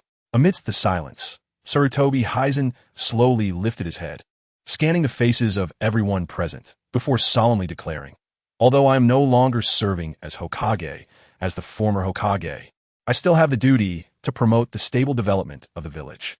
Therefore, I announce that we shall commence the election process for the new Hokage." Typically, the Hokage election would require prior notification to the daimyo of the Land of Fire. Yet, at this moment, no one mentioned this matter. The gazes of the crowd seemed to be drawn by an unseen force, collectively focusing on the figure seated beside Sarutobi Hizen, that being Tsunade Hime. She sat gracefully in her chair, exuding an unshakable composure akin to an immovable mountain. Her beautiful yet resolute face showed no signs of disturbance, her expression tranquil as if reflecting the still waters of a deep pool. Yet within this calmness, there emanated a subtle, awe-inspiring authority. As long as Tsunade was present, if she wished to contend for the exalted seat of Hokage, there would be no need for the daimyo's approval or permission. This is not merely a baseless rumor. It stems from her numerous exceptional qualities. The formidable strength possessed by Tsunade is indisputable. Moreover, her esteemed reputation within Konoha village and among its shinobi is unparalleled. Furthermore, considering her lineage, Tsunade, as a descendant of the Senju clan who founded the village, is rightly regarded as the princess of Konoha. These factors place her in an almost invincible position regarding the competition for the Hokage title. The daimyo is undoubtedly aware of these circumstances. Thus, he would never dare to contest Tsunade's ascension to Hokage. Even when reflecting on the past, such as during the succession of the fourth Hokage, Namikaze Minato, the daimyo's election was primarily determined by internal discussions within the advisory council, merely followed by a formal announcement to the public. In essence, it was a mere formality. Now, as Tsunade, the rightful princess of Konoha, aspires to sit upon the Hokage's throne, who would dare to voice dissent? Even the powerful daimyo of the Land of Fire would have to weigh the implications carefully. If he were to harbor any contrary thoughts, it could only indicate one thing. He is overly complacent in his position. At this moment, the entire conference room fell into a brief silence. The attendees exchanged glances, seemingly awaiting something. Then, Jiraiya, wearing a smile, slowly rose to his feet. He surveyed the room with unwavering determination. Under the gaze of the assembly, he declared loudly, "As a member of Konoha, I believe Tsunade possesses the requisite ability and wisdom to lead us forward. Therefore, I, Jiraiya, nominate her as the fifth Hokage." With that, he took a seat. Witnessing Jiraiya's decisive stance, those who had been uncertain suddenly found their resolve. They recognized that Jiraiya had evidently relinquished any ambition for the Hokage position. Consequently, those who had remained silent began to whisper among themselves. At that moment, all eyes unconsciously turned towards one individual, UchihaMuming. For aside from Jiraiya, he was the only remaining figure who posed a potential threat to the Hokage position. Facing the collective gaze, Makoto showed no surprise. He inhaled deeply, stood tall, and proclaimed, "We, the Uchiha clan, firmly support Senior Tsunade as the 5th Hokage." His words sent ripples through the assembly. Many astute attendees exchanged knowing glances, recalling the frequent interactions between Tsunade and the Uchiha clan since her return to the village. It seemed there was much more at play here. Just then, Hyuga Hayashi, the head of the Hyuga clan, swiftly responded. He stood up and, in a calm tone, stated, "The Hyuga clan wholeheartedly supports Tsunade-sama as the 5th Hokage." Following suit, Nara Shikaku of the Nara clan declared, "The Nara clan also nominates Tsunade-sama for the 5th Hokage." Subsequently, Yamanaka Inoichi of the Yamanaka clan did not hesitate to express, "The Yamanaka clan endorses Tsunade-sama as the 5th Hokage." And so they continued, with the representatives of the Akimichi and Inazuka clans joining in support.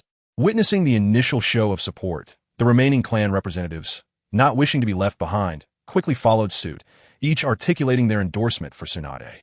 In an instant, the previously quiet conference room was filled with a chorus of voices expressing unwavering support and loyalty to Tsunade. However, judging the true sentiments of those present by their expressions would yield no clear conclusions, as each individual wore a mask of calm, concealing their genuine emotions beneath. One exception, however, was Danzo. His thoughts were openly displayed on his dark, brooding face, resembling an irate beast. The vividness of his expression unmistakably conveyed his dismal mood. With a cold snort, he remarked in a tone full of dissatisfaction, "Humph, I find myself suddenly unwell and can no longer endure this gathering. As for this election, I choose to abstain." Without further ado, he rose abruptly, turning his back and striding towards the exit without granting Tsunade, the prospective Hokage, a shred of courtesy.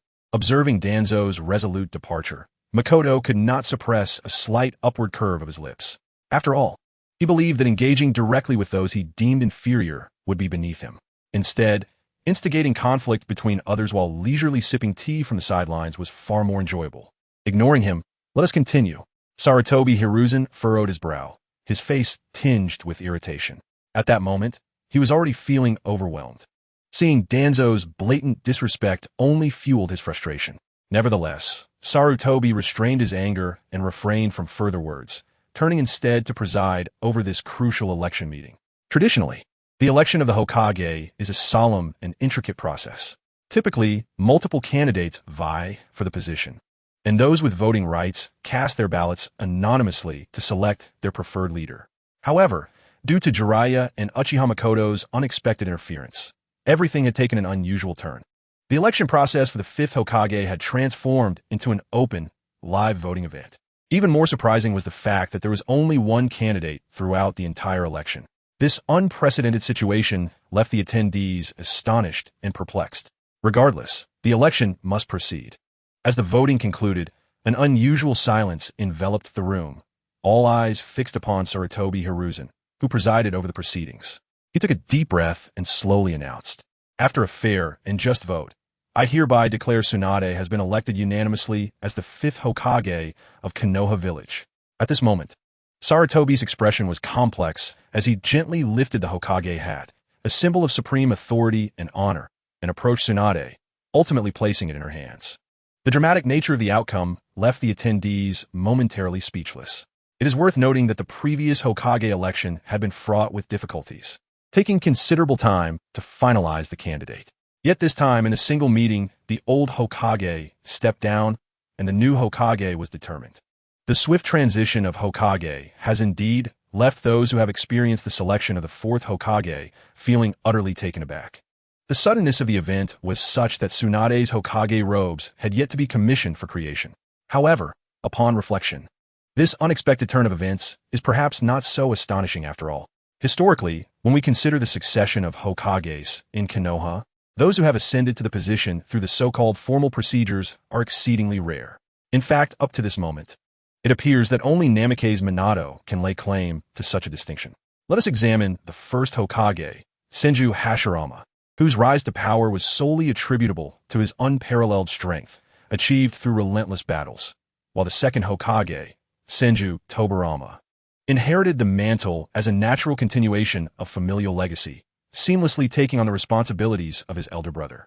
As for the third Hokage, Sarutobi Hiruzen, he ascended to this esteemed position during a critical time of turmoil, called to duty amidst the chaos of war. Only the fourth Hokage, Namikaze Minato, can be tenuously considered to have been elected by the villagers. Yet, one must ponder whether there exist undisclosed intricacies within this narrative, a matter subject to personal interpretation. The meeting has finally concluded, and in accordance with tradition, the ultimate decision regarding the Hokage candidates' change will be publicly announced. Following a period of rigorous preparation and organization, Tsunade has resolved to solemnly hold her coronation ceremony 3 days hence, at which point she will officially assume the monumental responsibility of being the fifth Hokage of Konoha. It is noteworthy that the ill-fated Hokage rock, which suffered destruction, has already been swiftly and impeccably restored in the immediate aftermath of the incident. The ensuing 3 days will be diligently utilized to address two pressing tasks: the meticulous crafting of Tsunade's personalized rock sculpture, and the urgent completion of the ceremonial robes that symbolize the Hokage's esteemed identity. As this exhilarating news gradually disseminates throughout Konoha, the village remains unexpectedly tranquil and serene.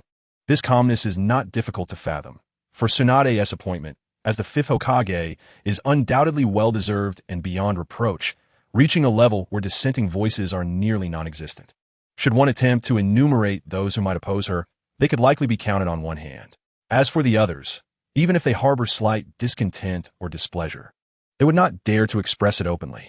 Time swiftly passes, and in the blink of an eye, several days have elapsed since Tsunade's Hokage coronation ceremony. On this day, Tsunade, Jiraiya, and Uchiha Fugaku receive a message from Makamura, extending an invitation to convene at his residence for a matter of significance. Coincidentally, as Jiraiya, Tsunade, and her ever-loyal attendant Shizen arrive at Makamura's doorstep, they encounter one another at the entrance. "Suna, it's only been a few days, and your position as Hokage is already settled. I still feel a bit dazed by how quickly this has all transpired," Jiraiya exclaims, his eyes wide as he gazes at the approaching Tsunade. Notably, Tsunade is not donned in the ceremonial robes befitting her new role. Instead, she wears her familiar green jacket. However, unlike before, she now adorns a pair of exquisite gold-rimmed, frameless glasses, adding an air of depth and rationality to her already formidable presence. Following closely behind her is her inseparable companion, Shizen. As Jiraiya beholds Tsunade's transformed appearance, resembling an artistic and composed figure, he finds himself momentarily entranced. As if time itself has come to a halt, he stands there, lost in thought, until he finally snaps back to reality. "I must extend my gratitude to you and Makamura," Tsunade remarks, a slight smile gracing her lips. "Indeed, without you and Makamura leading the charge, I would likely still be preparing for the election." "Haha, not at all. It was merely a small contribution," Jiraiya responds, feigning modesty even as he revels in the compliment, accepting it graciously. "By the way, do you know why Makamura summoned us today? Could it be related to the Uchiha clan?" Tsunade inquires, furrowing her brow in contemplation.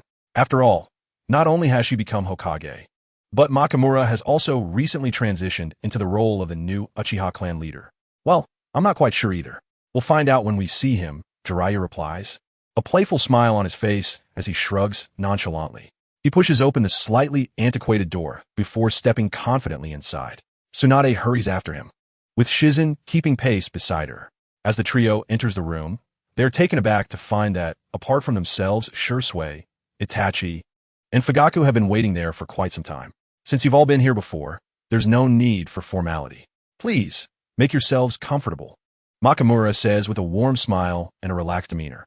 As soon as they settle down, Tsunade can no longer contain her eagerness and asks directly, "Makamura, what brings us here today?" Her beautiful eyes, concealed behind the gold-rimmed glasses, fixate intently on him. Observing Tsunade's anxious demeanor, Makamura chuckles softly and teases Tsunade-senpai. "Ever since you took on the role of fifth Hokage, your impatience has become even more pronounced." His words convey a sense of familiarity and playful banter among friends. "Humph, you certainly know how to make light of the situation. As Hokage, I am inundated with countless village affairs, and, I must admit, I somewhat regret taking on this burden," she retorts, a hint of fatigue evident on her face as she exhales a sigh. In response to Tsunade's lament, Makamura merely chuckles, choosing not to engage further. He is acutely aware of the arduous nature of the Hokage's duties. If he truly understood the challenges involved, he would not have declined the position himself. After all, while power may be alluring, the responsibilities that accompany it are equally formidable. All right, let's get to the point. Stop keeping us in suspense, Jiraiya urges, his expression one of keen curiosity regarding the reason for Makamura's gathering. Makamura, noticing the eager and puzzled gazes directed at him, particularly Tsunade's inquisitive expression, shrugs with mild exasperation before stating plainly, "Actually, there's nothing particularly special. It's just that Shisui, Itachi, and I have some matters to attend to outside." As soon as he finishes speaking, Fugaku eagerly interjects, "Outside? Are you leaving the village?" Makamura nods affirmatively. Fugaku then presses on with a torrent of questions. "Where are you going? For how long? Is there any danger? Do you have a detailed plan of action?" His barrage of inquiries reveals the depth of his concern. For these three individuals represent the future hope of the Uchiha clan. If anything were to happen to them while they are away, it would be a devastating blow. However, the response that Muming provided next caused Fujiwara's heart, which had previously been hanging in suspense, to leap into his throat. Muming slowly stated, "It is currently inconvenient to disclose the specific destination. As for the timeline, if all goes well, it should take about a month. The level of danger is still unclear. I estimate it should not be too perilous. Regarding the action plan, there is none at the moment." Upon hearing this reply, Fujiwara's eyes widened in disbelief as he asked again, "Is it really impossible not to go?" Faced with Fujiwara's almost pleading inquiry, Muming remained silent for a moment before gently shaking his head, offering no further words. With a deep sigh, Fujiwara sealed his lips, refraining from further speech. Though a hint of worry and helplessness flickered in his gaze, Tsunade exchanged glances with Jiraiya, seemingly deciphering some unspoken understanding from one another's eyes. Tsunade slightly nodded and softly remarked, "So, your purpose in summoning us today is perhaps to ensure that we keep a close watch on the Uchiha clan in your absence? If that is the case, I shall comply." Her voice was crisp and resolute, exuding a sense of reassuring strength.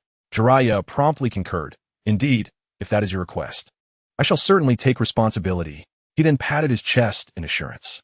However, Muming gently shook his head and calmly replied, "Well, that is indeed one consideration, but not the entirety of it. The primary reason I summoned you here today is to provide you with a reminder, just in case, after we depart, you might be unaware of certain circumstances leading to unforeseen troubles or changes." Upon hearing this, Jiraiya furrowed his brow and inquired, "Unforeseen issues? What exactly do you mean by unforeseen issues?" He looked at Muming with a perplexed expression, hoping for a clearer answer. In response to Jiraiya's eager questioning, a bemused expression crossed Muming's face as he retorted, "Haven't I already made myself abundantly clear? If it is called an unforeseen issue, then it is naturally something I do not know either. Am I expected to possess the gift of prophecy?" After saying this, he cast Jiraiya a look akin to that reserved for a foolish child. Jiraiya's complexion turned green as he exclaimed, "Hey, Muming, that look is rather impolite. Aren't you at all concerned about Sarutobi Hiruzen and Danzo?" Observing Muming's relaxed demeanor, Tsunade furrowed her brow and questioned him. In truth, when faced with the Uchiha, a long-standing adversary of her Senju clan, she harbored numerous complex emotions deep within. Hearing Tsunade's question, Muming's lips curled into a confident smile as he casually replied, "To be honest, I have not given them much thought." His tone was remarkably lighthearted, as if he did not regard these two old foes as significant. Noticing the puzzled expressions on the faces of those around him, Muming sighed and patiently began to explain. "Consider this. Sarutobi Hiruzen and Danzo are not merely aiming to weaken our Uchiha clan. Their true intention is simply to ensure that we Uchiha either obediently follow their commands and become their pawns or completely vanish from this world. No longer a thorn in their side." At this point, Muming paused, gazing around at the others. Noticing Fujiwara nodding instinctively, he continued, "As for disappearing, that is even simpler. In our absence, the Uchiha strength will undoubtedly be significantly weakened. Thus, the question arises, if they were to act now, they could not possibly achieve their goal of making the Uchiha clan disappear. Even if they were to lose their minds and recklessly attempt to eradicate all Uchiha clan members in the village, as long as we few remain alive, there will still be hope for the Uchiha to be rebuilt." Muming spoke with unwavering determination.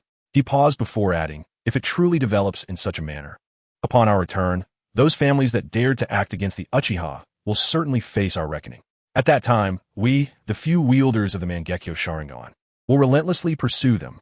Consequently, the first to achieve the annihilation of a clan will certainly not be the Uchiha. With this, he asserted that any individual with even a modicum of sense would avoid striking against the Uchiha in their absence. After all, their intention has always been clear, not merely to seek revenge against the Uchiha. Subtle attacks would only serve to incite our wrath without yielding any benefit to them. I believe that, given Sarutobi Hiruzen's intellect, he would not dare to act against us Uchiha at this juncture, nor would he allow Danzo to stir trouble, as he cannot bear the consequences of such actions. Do you think my reasoning holds merit?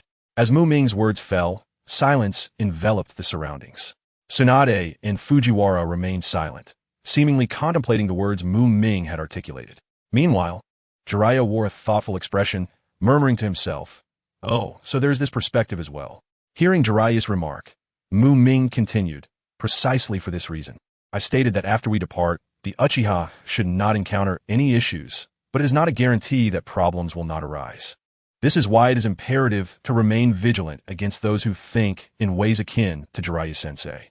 Upon uttering this, Jiraiya, who had been lost in thought, suddenly found himself at a loss for words, his face tinged with embarrassment. One misstep, and he had become the negative example. "When do you plan to depart?"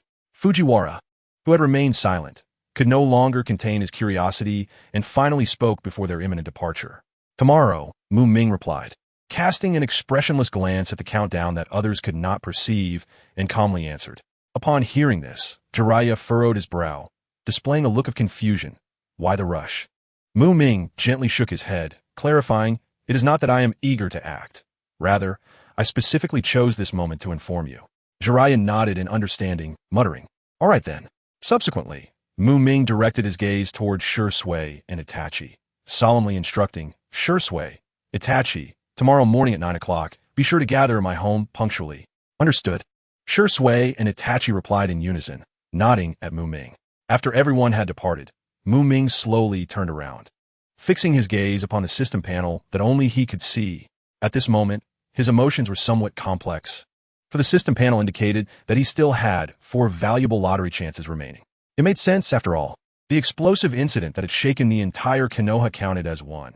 Tsunade's ascension to the position of Hokage counted as another, while Fujiwara's voluntary abdication and Muming's successful election as the new leader of the Uchiha clan each counted as one. Thus, these 4 accomplishments collectively earned Muming 4 rare lottery opportunities. However, due to Muming's recent multitude of pressing matters, he had not managed to find the time to utilize these precious opportunities.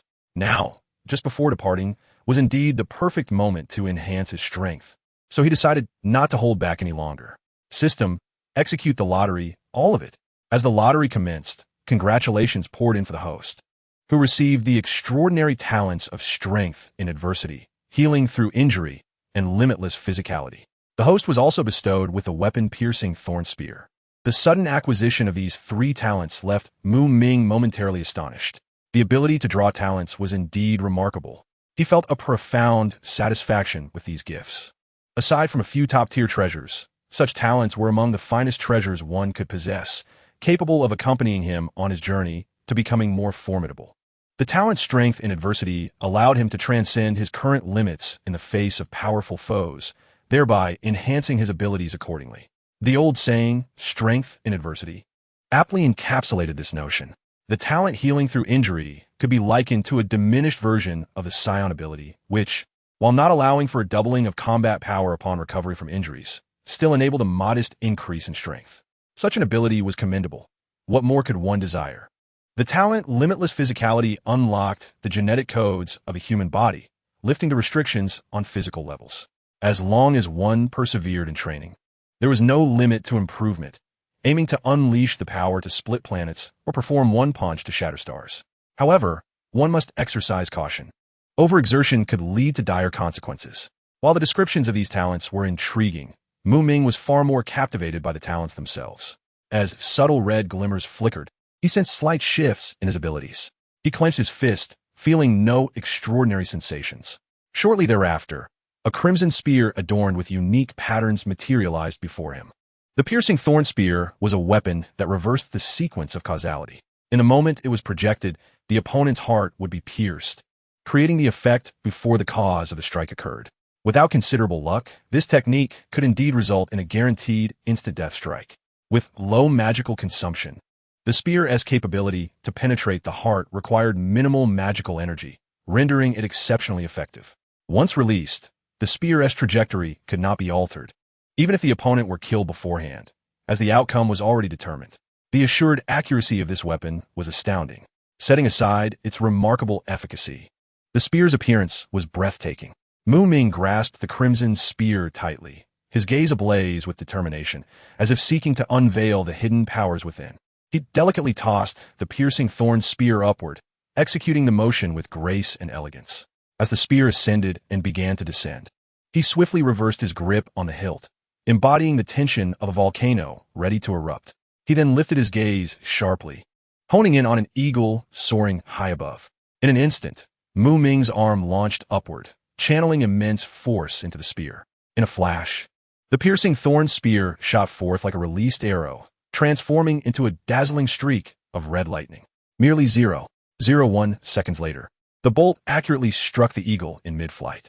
However, the overwhelming force of the strike was such that even Muming, with his exceptional visual acuity, could not discern whether he had pierced the eagle's heart. At the moment of impact, an unstoppable shockwave erupted violently, obliterating the unfortunate eagle into a cloud of crimson mist. In the blink of an eye, the blood mist dissipated into the air, as if the eagle had never existed. After fulfilling its purpose, the piercing thorn spear did not cease. It spun rapidly in the air before plummeting downward. Anticipating this, Muming deftly caught it in his hand. As he examined the spear, he was astonished to find it entirely free of bloodstains, still gleaming with an enchanting crimson glow. With a gentle flick of his arm, he turned his palm upward, causing the spear to vanish, only to reappear safely within his system space. Recently, Muming had not had many opportunities to engage directly, so this powerful weapon would remain on standby for the time being. Time swiftly flowed by, and soon it was the following morning at 9 o'clock. The sun cast a golden glow upon the earth, draping the world in a luminous veil. Muming, SavesShisui, Itachi, and the fire-breathing dragon stood together, fully prepared. They donned clothing emblazoned with the Uchiha clan's iconic flame fan motif. Muming and the others wore the standard Uchiha blue high-collared robes, which were not only stylish and durable, but also elegantly tailored, enhancing their gallant appearance. Meanwhile, SavesShisui and Itachi adorned their foreheads with headbands bearing the emblem of Konoha, reflecting faint rays of sunlight. In contrast, Muming had creatively repurposed his headband as a hair tie, enhancing his carefree and audacious demeanor. Lastly, the fire-breathing dragon was not to be outdone, as Muming had procured a half-body armor for it, styled in the Uchiha Warring States fashion. This finely crafted armor bore the striking Uchiha Flame fan emblem, imparting an aura of Uchiha might to the dragon. "Are we all set?" Muming inquired, surveying his companions with a composed and resolute gaze. "Ready," Itachi responded decisively. "Absolutely," SavesShisui added, confidence radiating from his smile. "Roar." The fire-breathing dragon let out an excited roar, brimming with anticipation for the forthcoming adventure. Pleased by their responses, Muming nodded approvingly and proclaimed, "Very well, let us embark." With those words, he focused his thoughts, reaching out to stimulate the mysterious vortex on the system panel, where the countdown had concluded. In an instant, as his consciousness brushed against the vortex, a remarkable transformation occurred in his right eye. The once pitch-black pupil transformed into a swirling silver pattern, shimmering with an enigmatic light that drew the attention of SavesShisui and the others. Simultaneously, a brilliant silver light erupted, and a massive silver circular portal appeared before them, exuding an aura of mystery as if it led to an unknown realm. Muming exchanged glances with his companions, nodding slightly to signal them to follow. Without hesitation, he stepped forward, swiftly entering the radiant silver portal. Following closely behind Muming were SavesShisui and Itachi, both of whom moved with agility and displayed an unwavering focus. The imposing Charizard unfurled its broad wings and, after letting out a fierce roar, swiftly entered the portal as well. However, just as the group stepped through the portal, two small black figures shot towards them like lightning. With incredible speed, they dashed toward the portal, managing to slip through just as it was about to close completely. The portal sealed shut, leaving the area deserted, and Muming's courtyard returned to its previous tranquility. Is this the new world? Muming murmured, his eyes reflecting a glimmer of curiosity and anticipation. He cautiously stepped forward, emerging from the mysterious portal. Upon fully exiting, the scene before him underwent a dramatic transformation. He found himself in a dense forest, where little could be discerned of any useful nature. Even time seemed to have shifted. They had set out in the early morning. Yet now, as Muming looked up at the sky, he discovered that the blazing sun was directly overhead, indicating it was now midday. Shortly thereafter, SavesShisui, Itachi, and Charizard followed Muming into this entirely new world, just as the portal behind them closed. Suddenly, two small figures appeared before them without warning. All present were taken aback, their eyes widening in disbelief at the sight of these two little ones. Sasuke? Naruto? How could you two be here? Muming asked, astonishment written across his face. Naruto and Sasuke exchanged glances, then simultaneously broke into radiant smiles, yet neither spoke to answer Muming's question. Muming gently tapped his forehead, inwardly lamenting. Meanwhile, Itachi, visibly anxious, had beads of sweat forming on his brow. He quickly approached Muming, his expression fraught with concern, and said, Muming, the situation is urgent. Can we find a way to send them back? Initially, Naruto and Sasuke felt a twinge of disappointment upon hearing Itachi's words. However, when Muming responded, their smiles brightened even further. Shaking his head, Muming replied firmly, no, once this portal closes, it won't reopen for another month. Before Naruto and Sasuke could express their joy, Itachi turned to Muming. Understanding Itachi's unspoken request to inform Sasuke and Naruto about certain matters, Muming nodded in agreement, signaling that he would share the necessary information. Itachi then turned to the two boys with a serious demeanor, imparting, you two must listen closely. This is not the shinobi world. We are in a new realm filled with unknown dangers, and no one knows what might occur. If you act recklessly and find yourselves in peril, no one will be able to rescue you in time. Therefore, do not act impulsively and follow the commands given. No problem, Muming and I, we will definitely behave. Sasuke and Naruto responded almost in unison, their voices ringing loud and clear. Their eyes were resolute and brimming with expectation, as if to affirm their determination to Muming. It was evident that both boys understood who held the ultimate authority in this place. However, as Muming observed their beaming smiles, a flicker of doubt arose within him. He was acutely aware that these two mischievous boys were not as compliant as they appeared, and their enthusiastic affirmations likely concealed a multitude of hidden intentions. Just then, Itachi seemed to recall something crucial, his expression shifting slightly as he asked, by the way, did you two leave any messages for Father or Jiraiya-sensei before sneaking away? Itachi's concern was not unwarranted. If they had indeed left without a word, it would surely cause chaos in Konoha. Upon hearing Itachi's question, Naruto smugly raised his chin toward Muming, then quickly lifted his right hand, giving a thumbs up and flashing a bright smile. Hee, Itachi and I, you can rest easy. I've already left a letter for Jiraiya-Ajisen, he declared, winking at Muming. Sasuke, observing this, nodded vigorously in agreement and added, yes, Oni-san, I also left a letter for Father to inform him. After listening to their explanations, Itachi felt a slight relief wash over him, though he still exchanged a worried glance with Muming. After receiving a subtle nod from Muming, Itachi resignedly shook his head and said, all right, if that is the case, we'll consider this matter settled for now. However, you two must remember what we discussed today and strictly follow Muming's directions. No more unauthorized actions, or else. The final word else was drawn out deliberately, serving as a warning to the two troublesome little boys before him. In a shinobi world, Konoha Village, Uchiha clan residence. The morning sun streamed through the window and onto the bed, awakening Jiraiya, who lazily stretched and prepared to rise. However, as he sat up, he suddenly sensed an unusual silence in the house. At this hour, he would typically hear Naruto's exuberant voice or the sounds of his playful antics. Yet now, the surroundings were eerily quiet, devoid of any noise. Naruto? Did that kid sneak off to Fugaku's house to play with Sasuke? Jiraiya pondered aloud as he dressed and exited his bedroom. He wandered through the living room and kitchen, confirming that the house was indeed empty. Yet his expression did not betray much alarm. After all, having become accustomed to Naruto's energetic antics, such occurrences were not new to Jiraiya. Just as he was about to prepare breakfast, a frantic knocking echoed at the door. He hastily approached and swung the door open, revealing Fugaku standing there. His face darkened with an ominous expression, as if a storm were brewing. "What's wrong?" Jiraiya inquired, puzzled, inwardly speculating whether the two little troublemakers had caused some mischief again. However, Fugaku's demeanor suggested the situation was far more serious than Jiraiya had anticipated. Wordlessly, Fugaku handed Jiraiya a tightly clutched piece of paper, his expression grave. Jiraiya accepted the letter with skepticism, but upon glancing at it, he froze in shock, as though struck by lightning.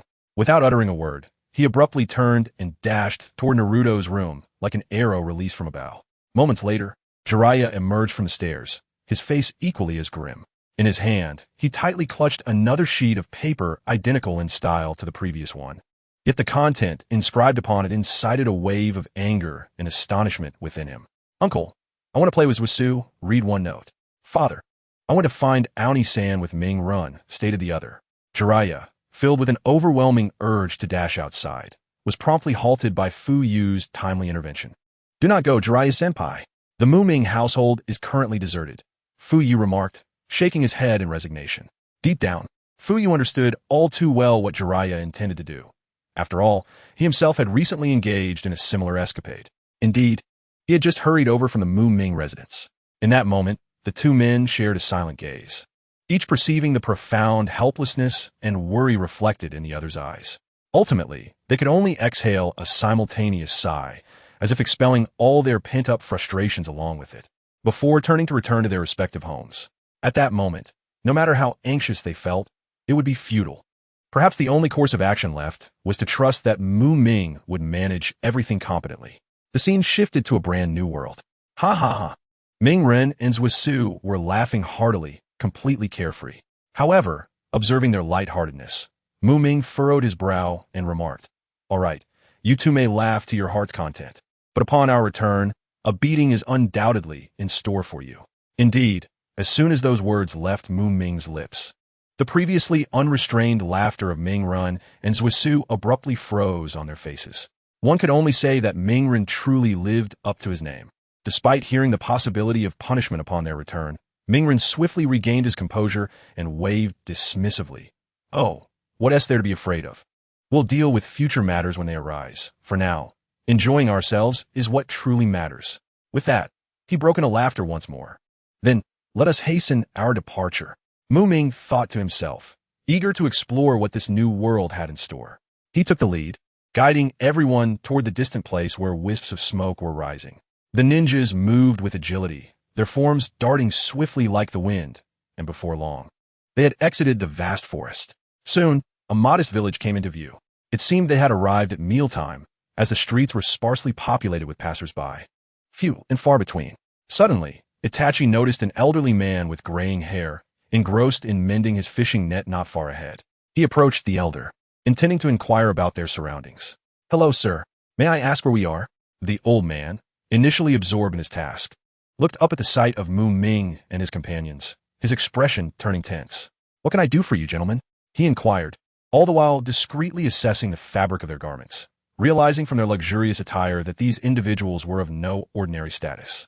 In an instant, it dawned on him. Neither he nor his village could afford to provoke these remarkable figures. "Please do not be alarmed, sir. We have no extraordinary demands. We merely wish to ask for directions," Itachi reassured him, reiterating his previous question.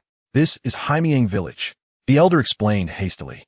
"UchihaMuming village?" Ming Run echoed in surprise, while Suisu stifled a laugh nearby, ultimately unable to contain himself as he burst into laughter.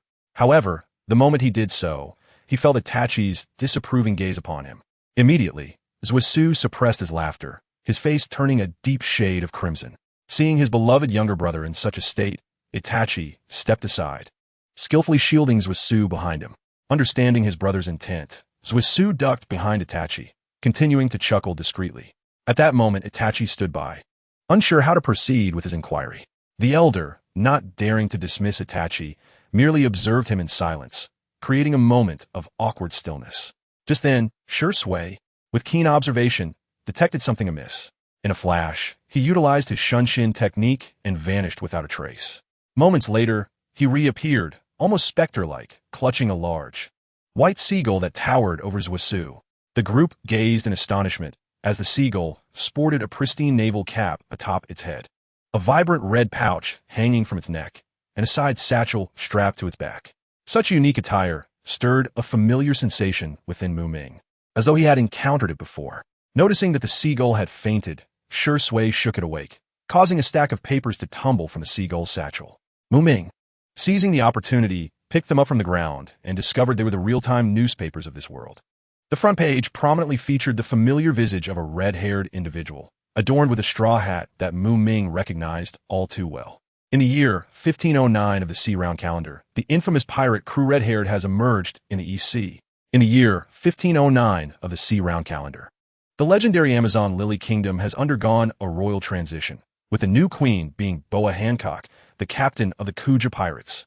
In the year 1509 of the Sea-Round calendar, the most expensive devil fruit in history has surfaced, valued at a staggering 5 billion berries. The contents of the newspapers instantaneously illuminated Muming's understanding of this world. It was none other than the realm of One Piece, famously dubbed the Sea of the Deadfire Sea, in contrast to Naruto. Muming also discovered an intriguing detail. The protagonist of One Piece, Monkey D. Luffy, set sail in the year 1520 of the Sea-Round calendar at the age of 17. He has approximately 1 year remaining before consuming the fabled fruit. Even more fascinating was the revelation that he shares the same age as Zhusu and Mingren. These three protagonists, hailing from two distinct worlds, serendipitously found themselves in the 6th year of their respective journeys. Muming couldn't help but gently shake his head, attempting to cast aside the cluttered and inconsequential thoughts swirling in his mind. Upon realizing the world he inhabited, a spark of inspiration ignited within him, prompting a clever plan. He stepped forward, taking Itachi's place, and politely inquired, "I sincerely apologize for the intrusion, sir. May I ask where the nearest naval base is located?" The elder raised his hand, slowly pointing southeast, and replied in a calm voice, "If you row straight in that direction, you will soon arrive at a naval base." Grateful for the information, Muming responded, "Thank you for your guidance." After acquiring the desired answer, he turned to lead ShisUi and the others away from the village. However, just then, a series of frantic shouts echoed from a distance. "Oh no! Oh no! This is bad!" Immediately, the villagers beheld a somewhat frail youth racing towards them, his expression fraught with panic. "Village chief, it's terrible! A pirate ship is menacingly approaching our village." With this exclamation, the entire village seemed to be enveloped by an atmosphere of palpable tension. What? How could a pirate ship suddenly appear? Upon hearing this alarming news, the elder, who had previously maintained his composure, instantly turned pale, his face a canvas of shock and fear. His gaze swept around anxiously, momentarily disregarding the presence of Muming and others standing nearby. He hastily turned to the boy before him, urgently commanding, "Quickly, ring the alarm bell and immediately inform everyone in the village to take refuge in the forest." Time was of the essence. No sooner had he finished speaking than the boy dashed away like an arrow released from a bow. At that moment, Muming and ShisUi exchanged a knowing glance. ShisUi subtly nodded and then gently released the unconscious messenger seagull from his grasp. In an instant, ShisUi vanished like a wraith, disappearing without a trace. Seconds ticked by, and before long, ShisUi's familiar silhouette reappeared before the group. Observing this, Muming and the others chose not to bid farewell or offer any explanations to the anxious elder. Instead, they silently turned and departed, their footsteps light and soundless, as enigmatic as when they first arrived. Although the elder noticed their discreet exit, he had no time to spare for such matters. After all, ensuring the safety of the villagers was paramount. Thus, he silently murmured to himself, "Very well, take care of yourselves." However, shortly after Muming and the others had left, another boy with slightly curly hair came sprinting from a distance, panting heavily. "Village chief." The busy elder failed to hear the boy's call. His expression remained tense, beads of sweat rolling down his forehead, yet he maintained his composure, directing the villagers in their urgent evacuation. He appeared slightly stooped, yet his hands waved fervently in the air as he shouted, "Everyone, move quickly. Set aside other belongings for now. Gather your valuables and food. And the elderly and children should leave first." At that moment, the curly-haired boy rushed in, and upon seeing him, the elder's brow furrowed deeply, a sense of foreboding washing over him. It was crucial to minimize potential losses from the marauding pirates. and thus the village had strategically assigned several swift youths to monitor the coastline in groups of 3, keeping a vigilant watch over the pirates' every move. Each boy bore a significant responsibility. One was tasked with relaying messages to the village, another was to sound the alarm in emergencies, and the last was strictly forbidden from leaving the shoreline under any circumstances. "What is the matter? Xiao Heir, why are you in such a hurry?" the elder queried. "Where are those vicious pirates now? What about Xiao-san? Where is he?" At this moment, Xiao Heir, breathless and flushed, struggled to articulate his words amidst gasps for air. Stammering in and nothing. "The pirates, they..." Realizing that the boy was too winded to complete his sentence, the elder felt helpless and promptly reassured him. "Xiao Heir, calm down. Take a few deep breaths before speaking. I cannot comprehend what has transpired with you speaking so incoherently." Thus, the boy steadied himself, placing his hands on his knees as he gasped for breath. After a while, as his breathing gradually normalized, he finally regained some composure. Standing upright, he inhaled deeply and proclaimed, "Village chief, there is no need for evacuation. The ferocious pirates have all sunk to the seabed." The elder's heart, already heavy with worry, now surged with astonishment, his eyes widening as he demanded, "What on earth happened? Explain yourself." After Xiao Yi returned, not long after, a person clad in blue appeared beside me and Xiao-san. Startling us both, Xiao Heir recounted the events to the elder, whose expression became complex. It seemed that they had indeed benefited from someone else's assistance. It turned out that Jishui's sudden disappearance was to confront the pirates. Let's rewind time. Jishui, like a shadow, swiftly employed his teleportation technique to reach the tranquil shoreline. His sharp gaze quickly scanned the surroundings. Soon noticing 2 slender boys stealthily hiding behind a massive rock, their eyes fixated on a dilapidated ship flying a skull flag in the distance. "Greetings. I seek to inquire about something." "That ship, it must be the so-called pirate ship, correct?" Jishui inquired, his voice soft yet distinctly audible to the 2 boys. The sudden appearance of Jishui startled them, causing them to tremble, nearly crying out. One of the boys, regaining a semblance of calm, stammered, "Why, yes." Satisfied with this confirmation, Jishui nodded and softly remarked, "That is good." He then stepped closer to the shoreline, his eyes fixed upon the approaching pirate vessel, as if attempting to discern every detail through the rolling waves. Witnessing Jishui's tranquil march towards the shore, the 2 boys became increasingly alarmed. One called out anxiously, "Hey, big brother, you should find a place to hide. Those pirates are ruthless fiends. If they spot you, it will be a grave trouble." The other boy nodded vigorously in agreement. Clearly, they mistook the pristine Jishui for an innocent, naive noble who was oblivious to the perils posed by pirates. However, in response to their well-meaning advice, Jishui merely turned around, offering them a gentle and kind smile, and replied, "Do not worry, I appreciate your concern. Yet I believe I need not evade them."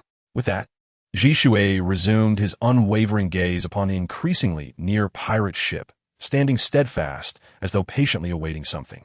At this moment, the previously silent boy could no longer contain his trembling curiosity, stammering, "Why, you aren't allied with those pirates, are you?" No sooner had he spoken than the boy who had warned Jishui turned as pale as a ghost, beads of sweat forming on his brow. For if Jishui were indeed in league with the pirates, their earlier actions could very well spell doom for themselves and their village. "In time, you shall understand," Jishui replied with a gentle smile, his tone calm and self-assured, as if indifferent to the impending events. Upon hearing this, the boys' faces turned even paler, their hearts filled with dread and uncertainty regarding the fate that awaited them in their village. Meanwhile, the pirate ship drew ever closer, revealing its menacing form, not to mention Jishui's formidable insight, embodied in his Sharingan. Even the 2 youths devoid of any extraordinary abilities could distinctly perceive the raucous band of pirates aboard the ship, their faces contorted with malice as they chattered incessantly. "It was time, Hotan, Gokamekyaku," whispered Jishui, his gaze fixed intently on the approaching pirate vessel as he meticulously calculated the distance between them. Upon confirming that the adversaries had entirely entered his effective strike range, he acted without a moment's hesitation. In an instant, he executed the hand seals with astonishing swiftness, a testament to the proud fire techniques of the Uchiha clan. Subsequently, a raging inferno erupted from Jishui's mouth, sweeping forth like a torrent of flames towards the pirate ship. The previously carefree pirates, caught off guard by this sudden spectacle, were left aghast, their mirth evaporating in an instant. Yet, confronted with such a formidable conflagration at such close range, Any attempts at struggle appeared utterly futile and powerless. This roaring blaze persisted for several minutes, as if time itself had been consumed by the flames, each second stretching interminably. The surrounding temperature soared to terrifying heights, the intense heat resembling an invisible hand that gripped the hearts of the two youths tightly. The unbearable warmth scorched them mercilessly, causing even their hair to bend slightly under the heat, as if it might ignite at any moment. Finally, as the blaze began to dwindle and dissipate, the sight before the two boys rendered them speechless. The once dilapidated pirate ship had vanished without a trace, as if it had been a mere illusion, along with the ferocious pirates who had stood upon it, now lost to the vastness of the sea. The tranquil surface of the ocean bore no marks of their presence.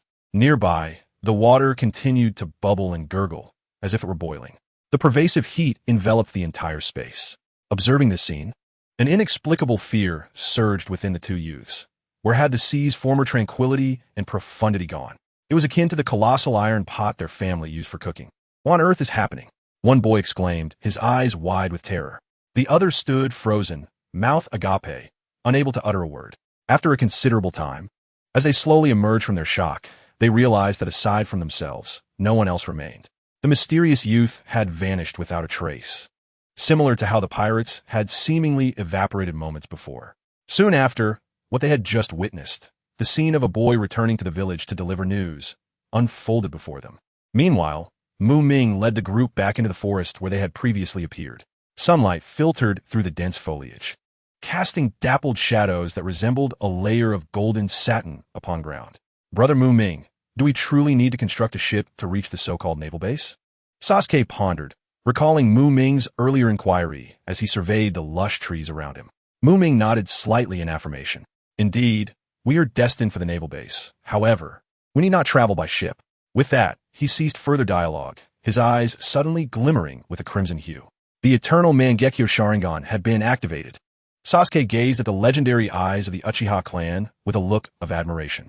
In an instant, an overwhelming power surged forth from Muming, his chakra flowing like an unending torrent. The eternal Mangekyo Sharingan spun rapidly, radiating brilliant light, accompanied by a deep rumble that resonated through the air. A towering, fearsome black-red giant ascended with tremendous force. This complete Susanoo resembled an unyielding mountain, emanating a terrifying aura that sent shivers down the spine. At that moment, Muming and the others stood firmly at the center of the Susanoo's forehead. However, the sudden ascent startled the unprepared Sasuke and Naruto, causing them to scream in fright. Their terrified cries echoed throughout the forest, scattering flocks of birds into the sky. In contrast, SavesShisui and Itachi remained remarkably composed. Although they too were taken aback by the scene before them, they quickly regained their composure, their minds focused on observing the internal structure of the Susanoo. Muming paid no mind to Sasuke and Naruto's panic, fully concentrating on controlling his Susanoo. With a resounding whoosh, the enormous wings flapped vigorously, unleashing a tempestuous wind. The towering Susanoo soared into the sky like an arrow, racing towards the direction indicated by the elderly man. In the small village they had just left, the inhabitants were busy packing their belongings. Suddenly, an enormous shadow loomed overhead, prompting the villagers to look up in astonishment, where they beheld the colossal black-red figure standing not far from the village. It was Muming's complete Susanoo, radiating an aura that instilled dread. The village elder squinted his eyes, straining to discern the situation within the Susanoo. However, the distance and obscured vision rendered it impossible to identify whether Muming and the others were present. Nevertheless, the elder's years of experience and intuition led him to feel a strong premonition that this mysterious and powerful giant was somehow connected to Muming and his companions. Sigh. The elder murmured softly, a hint of emotion crossing his face. These young individuals truly had great potential, yet alas, our humble village lacks the means to provide them with further assistance. Despite this, the elder sincerely hoped for Muming and the others to succeed in their endeavors. Thus, he closed his eyes, palms pressed together in prayer, offering his most earnest blessings for their journey. May their path be smooth, and may they avert misfortune, achieving their wishes swiftly. With the astonishing speed of the Susanoo, it wasn't long before Muming spotted the familiar seagull emblem in the distance. His gaze sharpened as he began to guide the Susanoo downward. As they approached, the naval base erupted into chaos. The shrill sound of alarms pierced the air. accompanied by frantic shouts, "Intruders! Intruders!" The cacophony of noise threatened to shatter eardrums. However, while the Navy scrambled to form their ranks, Muming and his companions landed securely in the center of the naval base plaza. Facing the panicked naval personnel, Muming wasted no time, his gaze locking onto the uniquely attired naval commander. Without hesitation, he unleashed a genjutsu using his Sharingan, a formidable mental force shooting forth like lightning. In an instant, the naval commander felt a wave of disorientation wash over him, and then he fell into unconsciousness. Sasuke was taken aback to discover that the eyes of the unfamiliar naval officer had transformed into the identical eternal Mangekyo Sharingan of Muming. This sudden alteration left the surrounding Navy personnel utterly astonished, staring blankly at their superior. "Wow, how cool!" exclaimed the exuberant Naruto and Sasuke in unison, their eyes gleaming with excitement.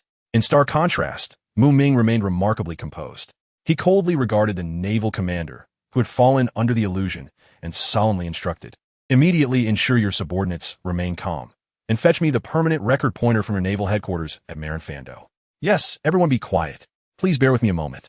The tall, serious naval colonel nodded in agreement while bellowing, his voice resonating like thunder throughout the base. His roar caused the air around him to tremble, and the previously noisy Navy personnel fell into a profound silence. After his outburst, the colonel abruptly turned and strode purposefully into the base. His pristine white uniform billowed with each step, his cape rustling behind him. Witnessing their most formidable colonel being so effortlessly subdued by an outsider left the other naval soldiers exchanging glances, internally shocked. They were well aware of the colonel's formidable strength.